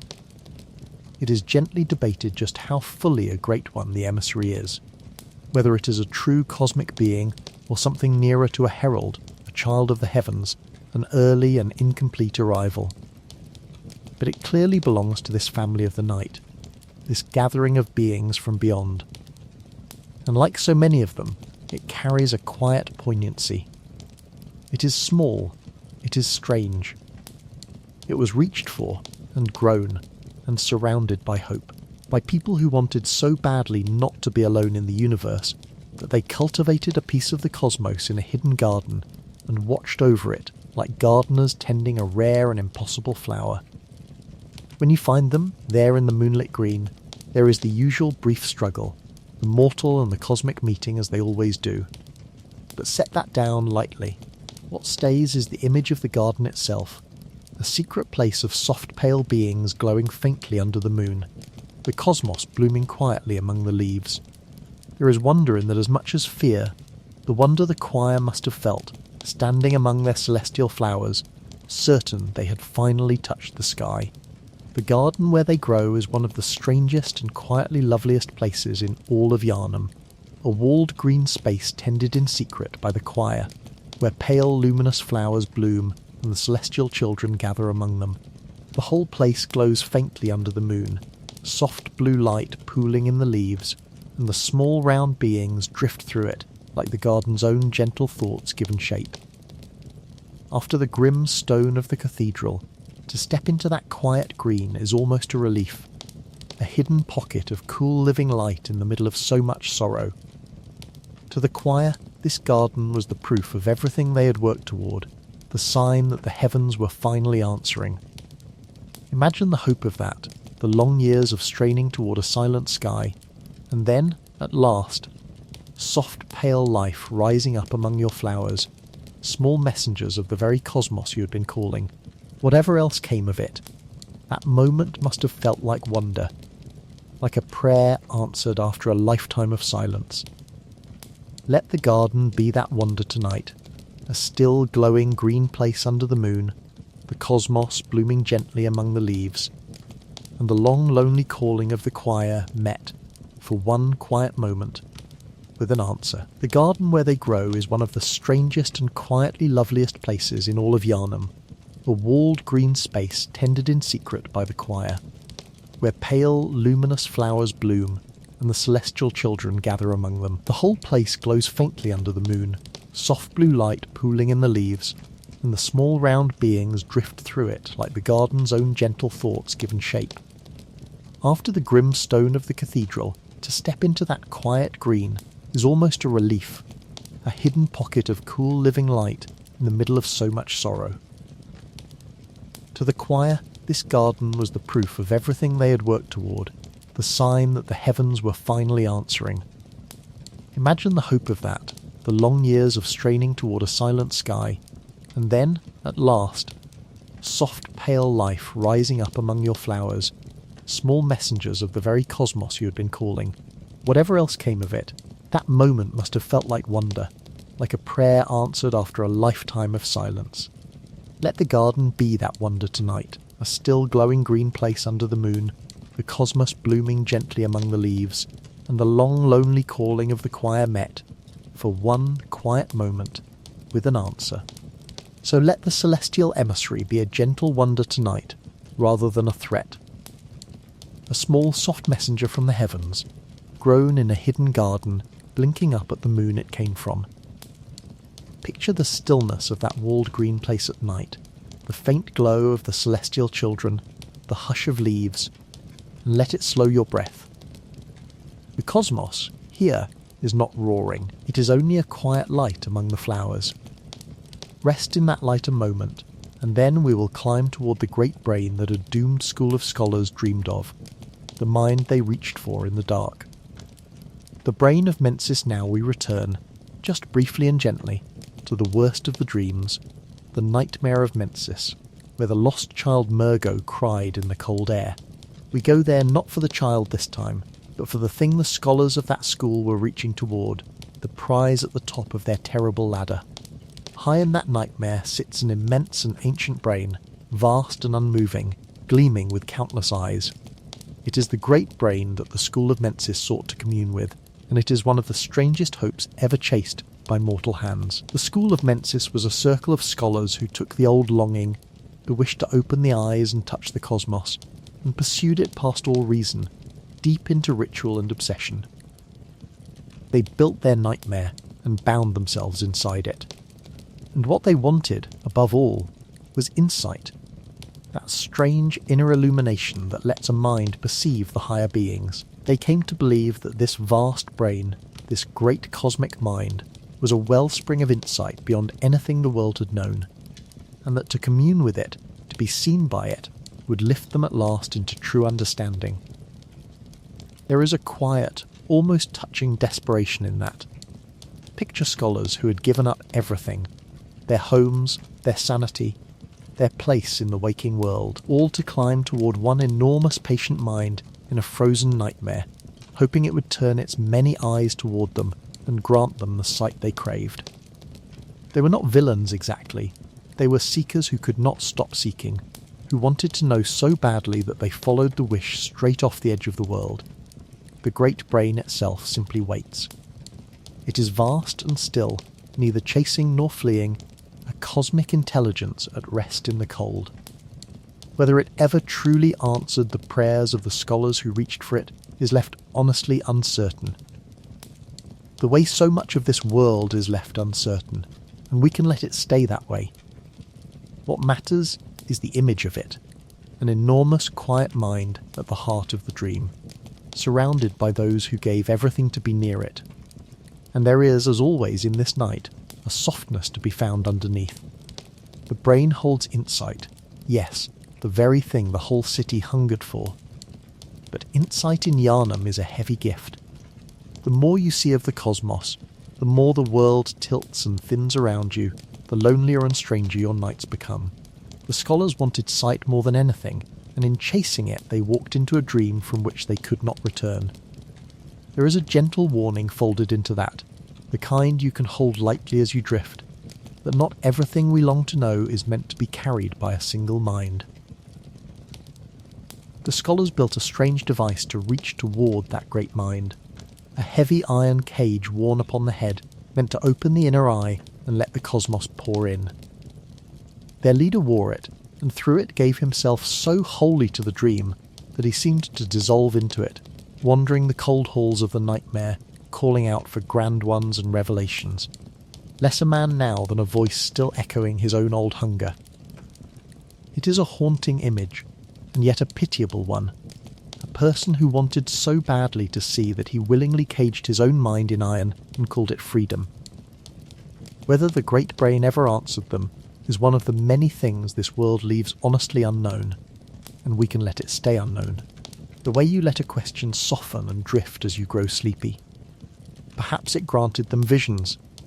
Perhaps it only loomed there, vast and indifferent, while they exhausted themselves reaching. Either way, the seeking consumed them, and the brain remained as it had always been, immense and quiet and far above, dreaming whatever such a thing dreams. You do not have to climb toward it. You can let the cage stay closed, and your own mind stay soft and free, content in the gentle dark, asking nothing of the cosmos at all. The scholars built a strange device to reach toward that great mind, a heavy iron cage worn upon the head, meant to open the inner eye and let the cosmos pour in. Their leader wore it, and through it gave himself so wholly to the dream that he seemed to dissolve into it, wandering the cold halls of the nightmare, calling out for grand ones and revelations, less a man now than a voice still echoing his own old hunger. It is a haunting image, and yet a pitiable one. A person who wanted so badly to see that he willingly caged his own mind in iron and called it freedom. Whether the great brain ever answered them is one of the many things this world leaves honestly unknown, and we can let it stay unknown, the way you let a question soften and drift as you grow sleepy. Perhaps it granted them visions. Perhaps it only loomed there, vast and indifferent, while they exhausted themselves reaching. Either way, the seeking consumed them, and the brain remained as it had always been, immense and quiet and far above, dreaming whatever such a thing dreams. You do not have to climb toward it. You can let the cage stay closed and your own mind stay soft and free, content in the gentle dark, asking nothing of the cosmos at all. So let the great brain be tonight simply a vast and patient stillness, far away at the top of a dream, harming no one who does not climb to it. You do not have to climb. You can stay here, low and warm and unseeing, content not to know. Let the frozen nightmare fade behind you, with its lost child finally quiet, and its great brain dreaming on in the cold. And let us come down again to a smaller, sadder pair of beings, the ones who tried to become great ones and could not quite reach it. The living failures, not every great one in this story succeeded at being one. Some were never truly born at all, and tonight we sit gently with the saddest of these, the ones the law names, with a kind of mournful honesty, the living failures. To understand them, remember the longing that runs under everything in Yharnam. The scholars wanted to ascend. They wanted to climb out of ordinary humanity and become something higher, something cosmic, something like a great one. And some of them did not wait to be lifted by the heavens. They tried to force it. They tried to manufacture transcendence, to make a great one the way you might grow a crop or build a machine, through ritual and experiment and the endless use of the old blood. The living failures are what came of those attempts. You find them in a strange and beautiful place, a garden held under a false and shifting sky, part of a research hall where the choir carried out their most secret work. The garden is lovely, lit by a moon that is not quite real, scattered with pale still figures. And those figures are the failures, beings shaped like slender pale people, almost angelic from a distance, gathered quietly beneath the false stars. They were meant to become great ones. They were meant to rise. And they could not. They got partway, caught forever between human and cosmic, and there they remain, neither one thing nor the other, lingering in a garden that pretends to be the heavens. The name is unflinching, and yet there is so much tenderness hidden inside it. Living failures. Not dead. Not destroyed. Living they go on, gentle and aimless, beneath their artificial sky, holding the shape of an ascension that never finished. They are proof, quiet and sad, that you cannot simply seize the cosmos by force, that becoming a great one is not a thing the desperate can build with their hands. The scholars reached and reached, and what they made was not gods but orphans, beautiful, incomplete beings drifting under a counterfeit moon. There is a soft grief in walking among them, and it is a grief worth feeling kindly. They did nothing wrong. They were made, and made wrong, and left to wander a pretend heaven forever. When the false sky stirs and they rouse themselves, there is the usual brief struggle of the mortal and the strange, but let it pass. What lingers is the stillness of the garden afterward, the pale figures at rest again beneath their gentle false stars, finally quiet. And here, very gently, is the mercy in it. The failures show us the kindest truth of the whole night, that becoming something vast and cosmic is not actually the happy ending the scholars imagined. To ascend is to lose the warmth of being small and human and held. The failures never reached that cold height, and perhaps, in a way the scholars could never have understood, that sparing is its own small grace. They remain soft, they remain close to the world.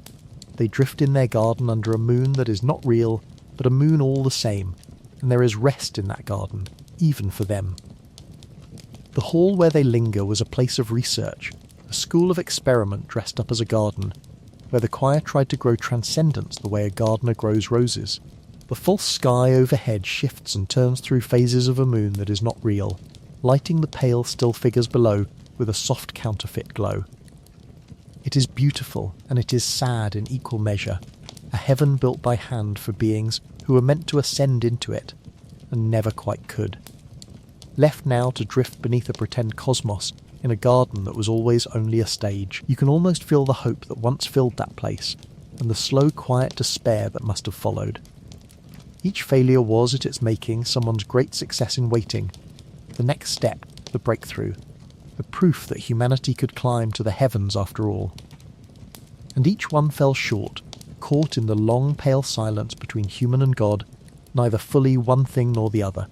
The scholars must have looked on them and known, somewhere underneath their ambition, that they had not made gods, but orphans. And still the failures drift on, gentle and unblaming, under their false and kindly stars, more at peace perhaps than the ones who made them ever were. The hall where they linger was a place of research, a school of experiment dressed up as a garden, where the choir tried to grow transcendence the way a gardener grows roses. The full sky overhead shifts and turns through phases of a moon that is not real, lighting the pale still figures below with a soft counterfeit glow. It is beautiful, and it is sad in equal measure, a heaven built by hand for beings who are meant to ascend into it and never quite could. Left now to drift beneath a pretend cosmos in a garden that was always only a stage. You can almost feel the hope that once filled that place, and the slow, quiet despair that must have followed. Each failure was, at its making, someone's great success in waiting, the next step, the breakthrough, the proof that humanity could climb to the heavens after all, and each one fell short, caught in the long, pale silence between human and God, neither fully one thing nor the other. The scholars must have looked on them and known, somewhere underneath their ambition, that they had not made gods, but orphans. And still the failures drift on, gentle and unblaming, under their false and kindly stars, more at peace, perhaps, than the ones who made them ever were. So let the living failures settle into your night, not as horror, but as a tender sorrow you can lay down softly. Pale, gentle figures beneath a false and kindly sky, never quite gods, never quite gone, at peace in their unfinished way. The garden is quiet now, the artificial stars turn slowly overhead, and you can rest beneath them too, unfinished and human, and entirely enough. Let us go now to another of these made things, larger and lonelier, a single failed ascension stitched together from many. The one reborn deep in a grim and ritual-soaked quarter of the nightmare, where the desperate scholars of Mensis did their darkest work, they tried once more to make a god. They gathered up the dead, the lost, the leftover pieces of countless people, and they bound them all together with ritual and longing into one great rising body, hoping that out of so much sacrifice a true great one might at last be born. What rose instead is called the One Reborn, and it is one of the most quietly pitiable beings in all of Yharnam.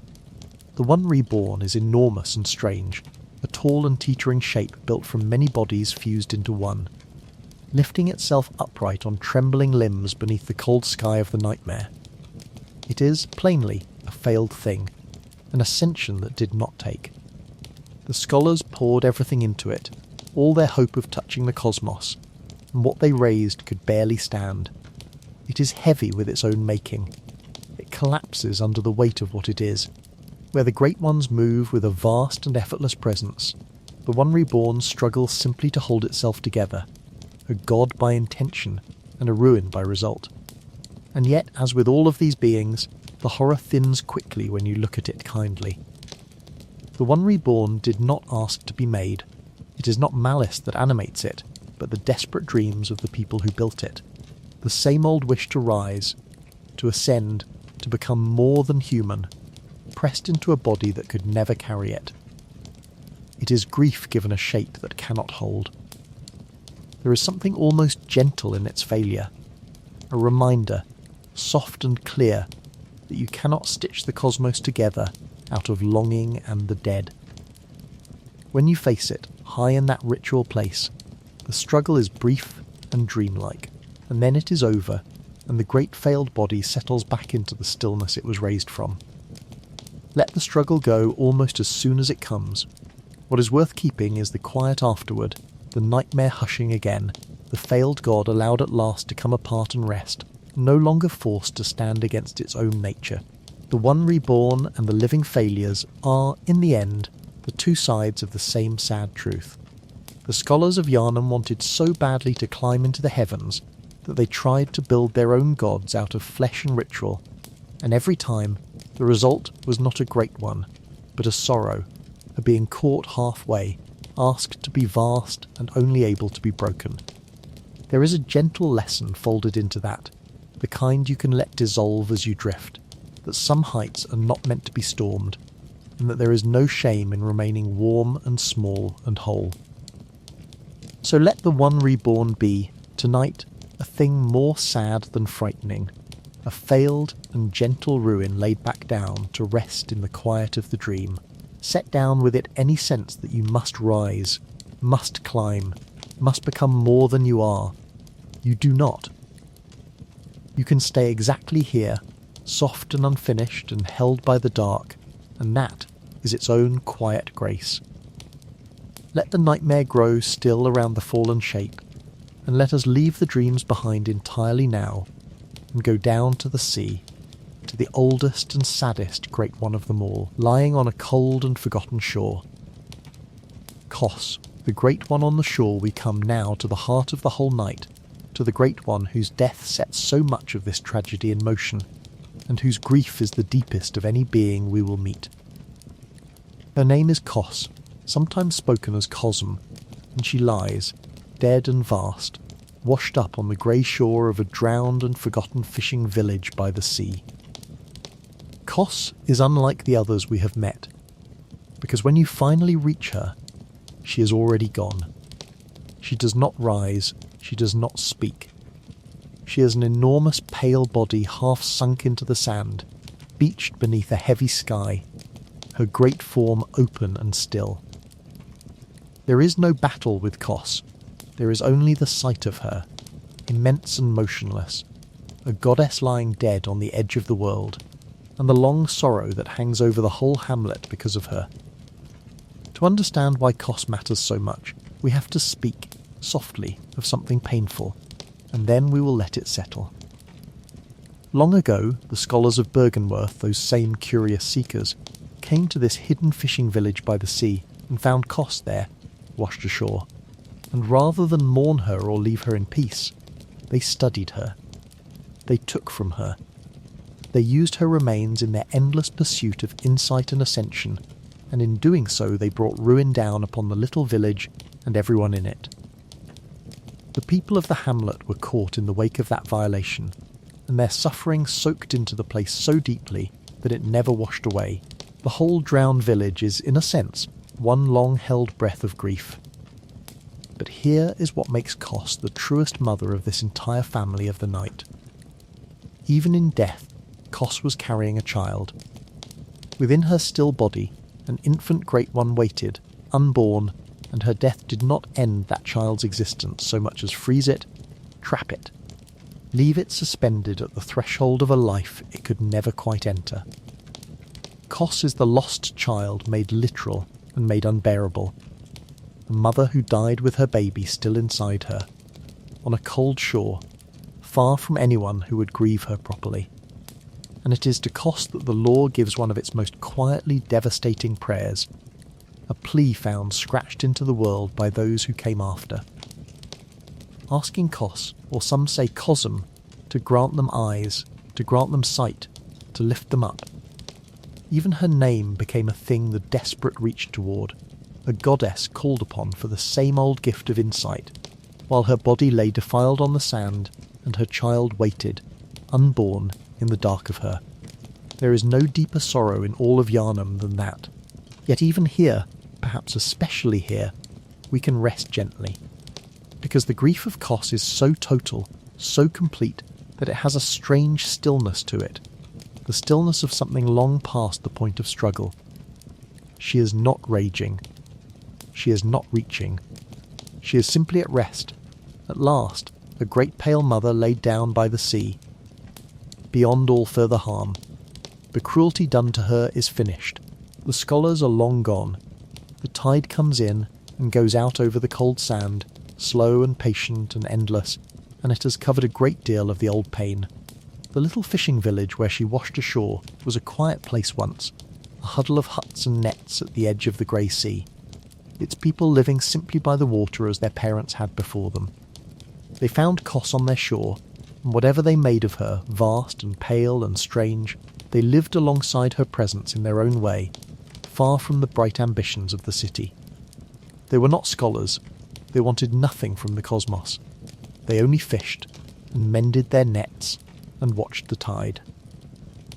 And then the hunters of Bergenworth came, and that quiet ended. In their hunger for insight, they violated the dead goddess and tore through the village, and the suffering they left behind soaked so deep into the place that it never washed out, lingering as a kind of curse over the drowned hamlet ever after.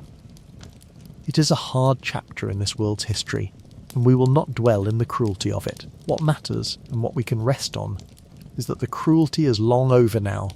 The hunters are gone. The hamlet lies quiet beneath the grey water. And Kos, whatever was done to her, is finally beyond all of it, at rest on her shore where nothing can trouble her again, while the patient tide comes in and out and slowly, gently, covers the old wound over. The little fishing village where she washed ashore was a quiet place once, a huddle of huts and nets at the edge of the grey sea, its people living simply by the water as their parents had before them. They found Kos on their shore, and whatever they made of her, vast and pale and strange, they lived alongside her presence in their own way, far from the bright ambitions of the city. They were not scholars, they wanted nothing from the cosmos. They only fished, and mended their nets and watched the tide. And then the hunters of Bergenworth came, and that quiet ended. In their hunger for insight, they violated the dead goddess and tore through the village, and the suffering they left behind soaked so deep into the place that it never washed out, lingering as a kind of curse over the drowned hamlet ever after. It is a hard chapter in this world's history, and we will not dwell in the cruelty of it. What matters, and what we can rest on, is that the cruelty is long over now. The hunters are gone. The hamlet lies quiet beneath the grey water. And Kos, whatever was done to her, is finally beyond all of it, at rest on her shore where nothing can trouble her again, while the patient tide comes in and out and slowly, gently, covers the old wound over. So let Kos be, tonight, an image of sorrow finally laid to rest rather than sorrow that frightens. A vast, gentle mother asleep on the shore, the grey waves moving softly over the sand, her long grief at last lying still beneath the sky. There is peace even in the saddest things, once they are truly over, and Kos is truly over now, washed and quiet by the sea. Listen, if you like, to the slow sound of those waves as you drift. And then, gently, we will speak of the child she left behind, the one being in all of this whose grief still moves, and we will help even that grief, in the end, toward rest. The orphan of Kos from the dead mother on the shore comes the last and most heartbreaking child of this whole long night. When Kos lay still upon the sand, her unborn infant did not simply vanish with her. In time, drawn out by grief and ritual and the heavy sorrow of that drowned place, the child emerged from her lifeless body, and into the grey world came the being the law names, simply and devastatingly, the orphan of Kos. The orphan is a child, though a vast and terrible one, pale and thin and newborn, screaming as it comes into a world that has nothing for it. It was born from a corpse, on a cold shore, with no mother to hold it, no warmth to receive it, nothing but the empty sky and the endless grey sea and the wreckage of a village that hated everything that being like it represented. Of all the lost children in Yharnam, the orphan is the only one whose loss is loud, the only one whose grief takes a shape and moves and cries out across the sand. It is, when you meet it, the fiercest struggle in all the night, and here, more than anywhere, the horror and the sorrow are the same thing. The orphan rages because rage is all it was ever given. It came into being already abandoned, already grieving, already alone, born screaming from a dead mother into a world of strangers, and it lashes out at the only living thing that comes near. But try, even at the height of it, to see what it truly is. It is a baby. It is the most newborn thing imaginable, only hours old, and everything it knows is loss. Its fury is not cruelty. Its fury is the only language it has for a grief too large to hold.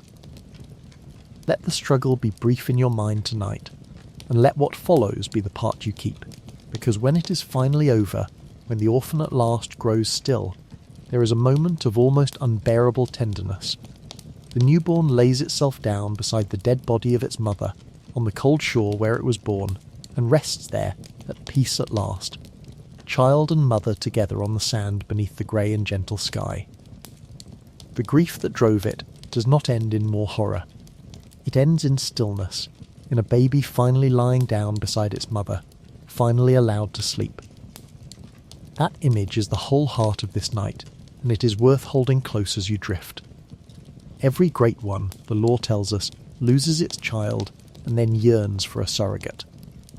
The orphan of Kos is the other side of that sorrow, the child who lost its parent, the infant left alone at the very beginning of everything, and when its long brief rage is spent, what it wants is the simplest thing in the world, the thing every tired and grieving creature wants.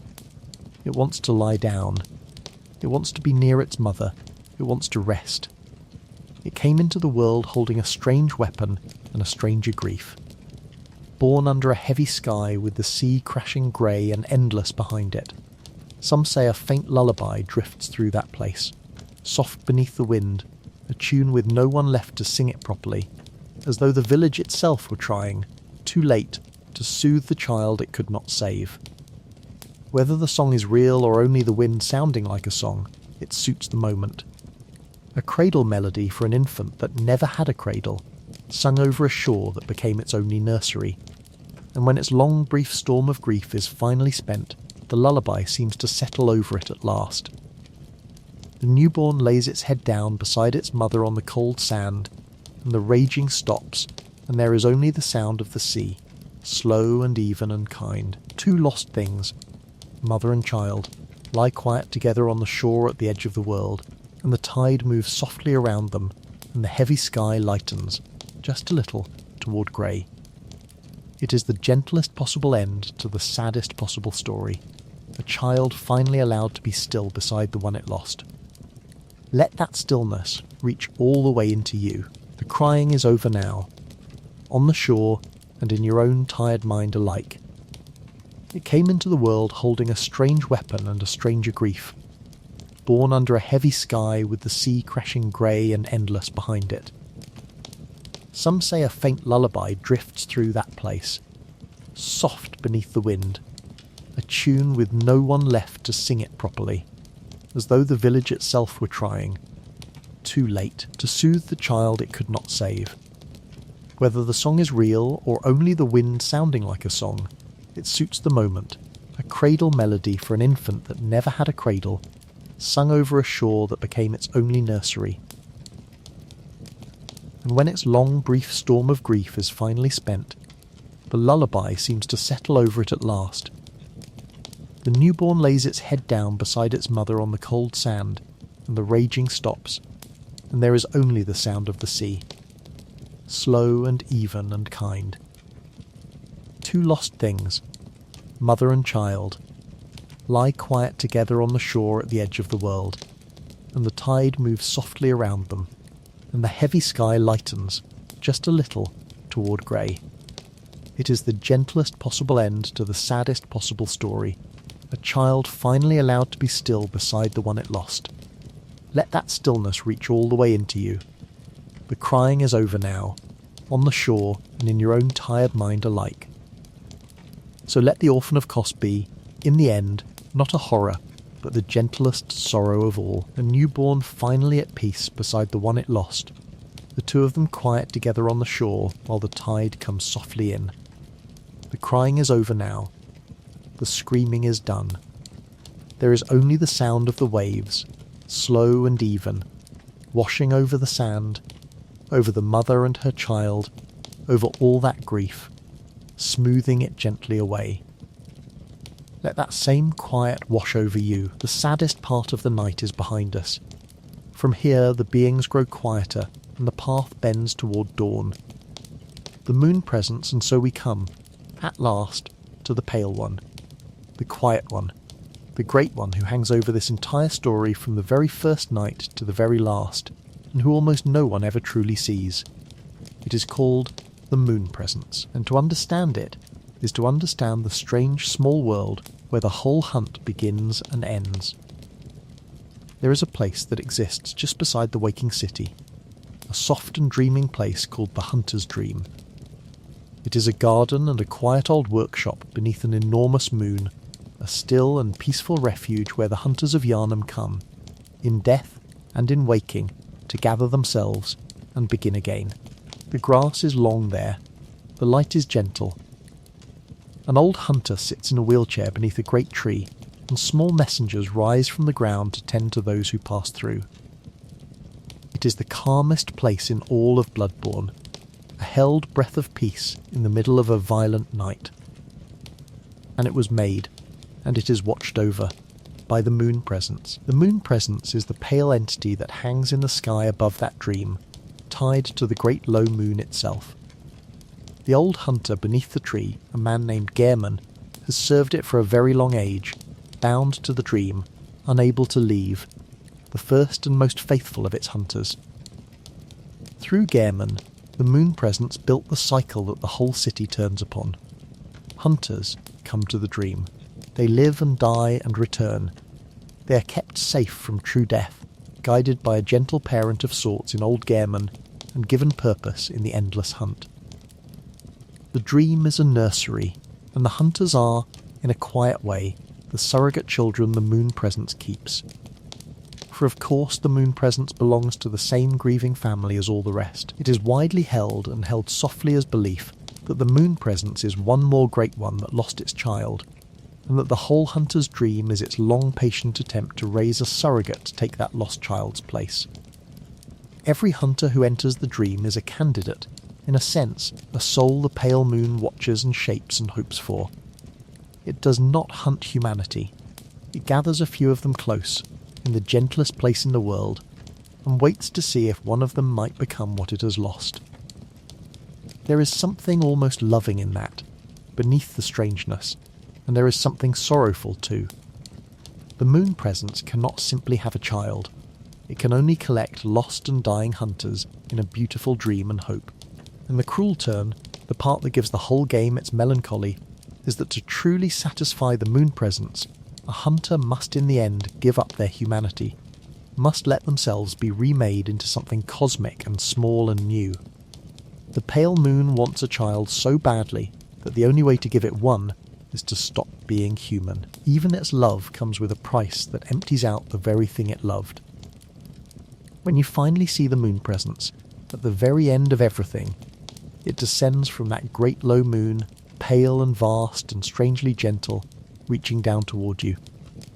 And depending on the long road you have walked, that reaching can mean very different things, which we will come to soon when we speak of the dawns. But hold for now the soft truth of it. The moon presence is not a roaring evil at the top of the world. It is a lonely pale thing that built the kindest place in all of Yharnam, the one garden where a hunter can rest, and it tends that garden with an aching, patient, almost parental hope. The old hunter who serves it, Yharnam, has tended the dream for longer than anyone can rightly count, the first of all the hunters, bound to the garden and the workshop beneath the great low moon. He is a kind and weary figure, full of sorrow he rarely speaks, a caretaker who has watched countless hunters pass through his peaceful refuge and go out again into the night. Through him the moon presence works its gentle care, offering rest, offering guidance, offering the dream itself as a shelter against true death. Whatever the pale moon is, it chose to express itself through a quiet old man in a wheelchair beneath a tree, and there is something almost tender in that choice. It is gently believed that the moon presence is sometimes called the flora of the moon, a thing that blossomed from that pale low light, and that it bound itself to the dream long ago in the wake of the very first hunts, when the earliest hunters first learned to hold back the beasts. Whatever the truth of its origin, its longing is plain enough. It gathers the lost and the dying into the softest place it can make, and it waits, and it hopes, the way a parent waits at a window for a child to come home. There is no cruelty in that waiting. There is only a vast pale patience, and a quiet, and a moon that never sets, hanging low over the gentlest garden in all the world. The old hunter who serves it, Yharnam, has tended the dream for longer than anyone can rightly count, the first of all the hunters, bound to the garden and the workshop beneath the great low moon. He is a kind and weary figure, full of sorrow he rarely speaks, a caretaker who has watched countless hunters pass through his peaceful refuge and go out again into the night. Through him the moon presence works its gentle care, offering rest, offering guidance, offering the dream itself as a shelter against true death. Whatever the pale moon is, it chose to express itself through a quiet old man in a wheelchair beneath a tree, and there is something almost tender in that choice. It is gently believed that the moon presence is sometimes called the flora of the moon, a thing that blossomed from that pale low light, and that it bound itself to the dream long ago in the wake of the very first hunts, when the earliest hunters first learned to hold back the beasts. Whatever the truth of its origin, its longing is plain enough. It gathers the lost and the dying into the softest place it can make, and it waits, and it hopes, the way a parent waits at a window for a child to come home. There is no cruelty in that waiting. There is only a vast pale patience, and a quiet, and a moon that never sets, hanging low over the gentlest garden in all the world. So let the moon presence settle over your night the way it settles over its dream, a great soft pale light hanging low and quiet, watching over a garden full of long grass and gentle messengers and one tired old hunter beneath a tree. There is nothing here to fear. There is only the moon, and the quiet, and the long-held peace of a place built for rest. Let that pale light hold you the way it holds the dream. We are nearly to the dawn now. Rest in the moonlight a while, and then we will speak of the smaller beings who fill this cosmic world, the gentle ones at the edges of the night. The lesser kin and the quiet watchers. Not every cosmic being in Yharnam is a great and named god. Around and beneath the great ones drifts a whole soft family of lesser beings, the kin.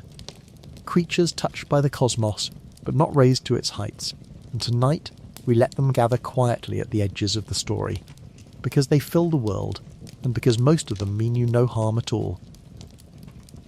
The kin are what humans become when the cosmos brushes against them gently, rather than turning them to beasts. Where the old blood, taken to excess, drags a person down into a snarling animal thing, a different transformation lifts a person sideways into something pale and strange and cosmic, something nearer to the great ones than to the beasts. The kin are these lifted ones. They are not the snarling horror of the streets. They are quieter, sadder, further away, gazing at things the rest of the city cannot see. Among them drift the quiet watchers, the strange tall beings that haunt certain corners of the late night, and the lonely cosmic things that linger in high and hidden places. Some of them, it is true, carry a sorrow so heavy that to come near them is to feel a creeping fear, a frenzy born of looking too long at something not meant to be seen. We will speak of those gently, and then leave them be, because there is no need to dwell. It is enough to know that they exist, these melancholy figures swaying at the edges of the world, lost in a grief or a vision the rest of us cannot share. But many of the kin are simply quiet. They have left humanity behind without becoming gods, and they linger in the in-between, neither here nor there, gentle and strange, and largely harmless. There is a softness in imagining them, these pale, wandering things, drifting through the fog and the ruins, no longer quite people, and not yet anything more, simply existing in the hush at the cosmos's edge. They are the proof that the change humanity feared so much was not always a horror. Sometimes it was only a quiet leaving, a stepping sideways out of the world into a gentler strangeness. There is comfort to be found here, if you look for it kindly. The kin remind us that the cosmos in Bloodborne is not only teeth and terror, it is also a vast, soft strangeness, full of beings who are mostly just lost, mostly just wandering, mostly just waiting in the fog for something they can no longer name. They do not all want to hurt you. Most of them barely notice you at all. They are absorbed in their own far-off thoughts, gazing up at a sky only they can see, and there is a strange peace in their distraction. So let the lesser kin and the quiet watchers drift through the back of your mind now like figures glimpsed through fog, pale and gentle and far away. No threat to you, no weight on you, simply part of the soft, strange furniture of this dreaming world.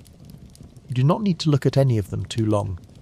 You can let them pass, the way you let a half-remembered dream pass, here and then gone, leaving only a faint cool feeling behind. The night is growing very quiet now. Let us turn to the smallest and kindest beings of all, the little ones who tend the dream.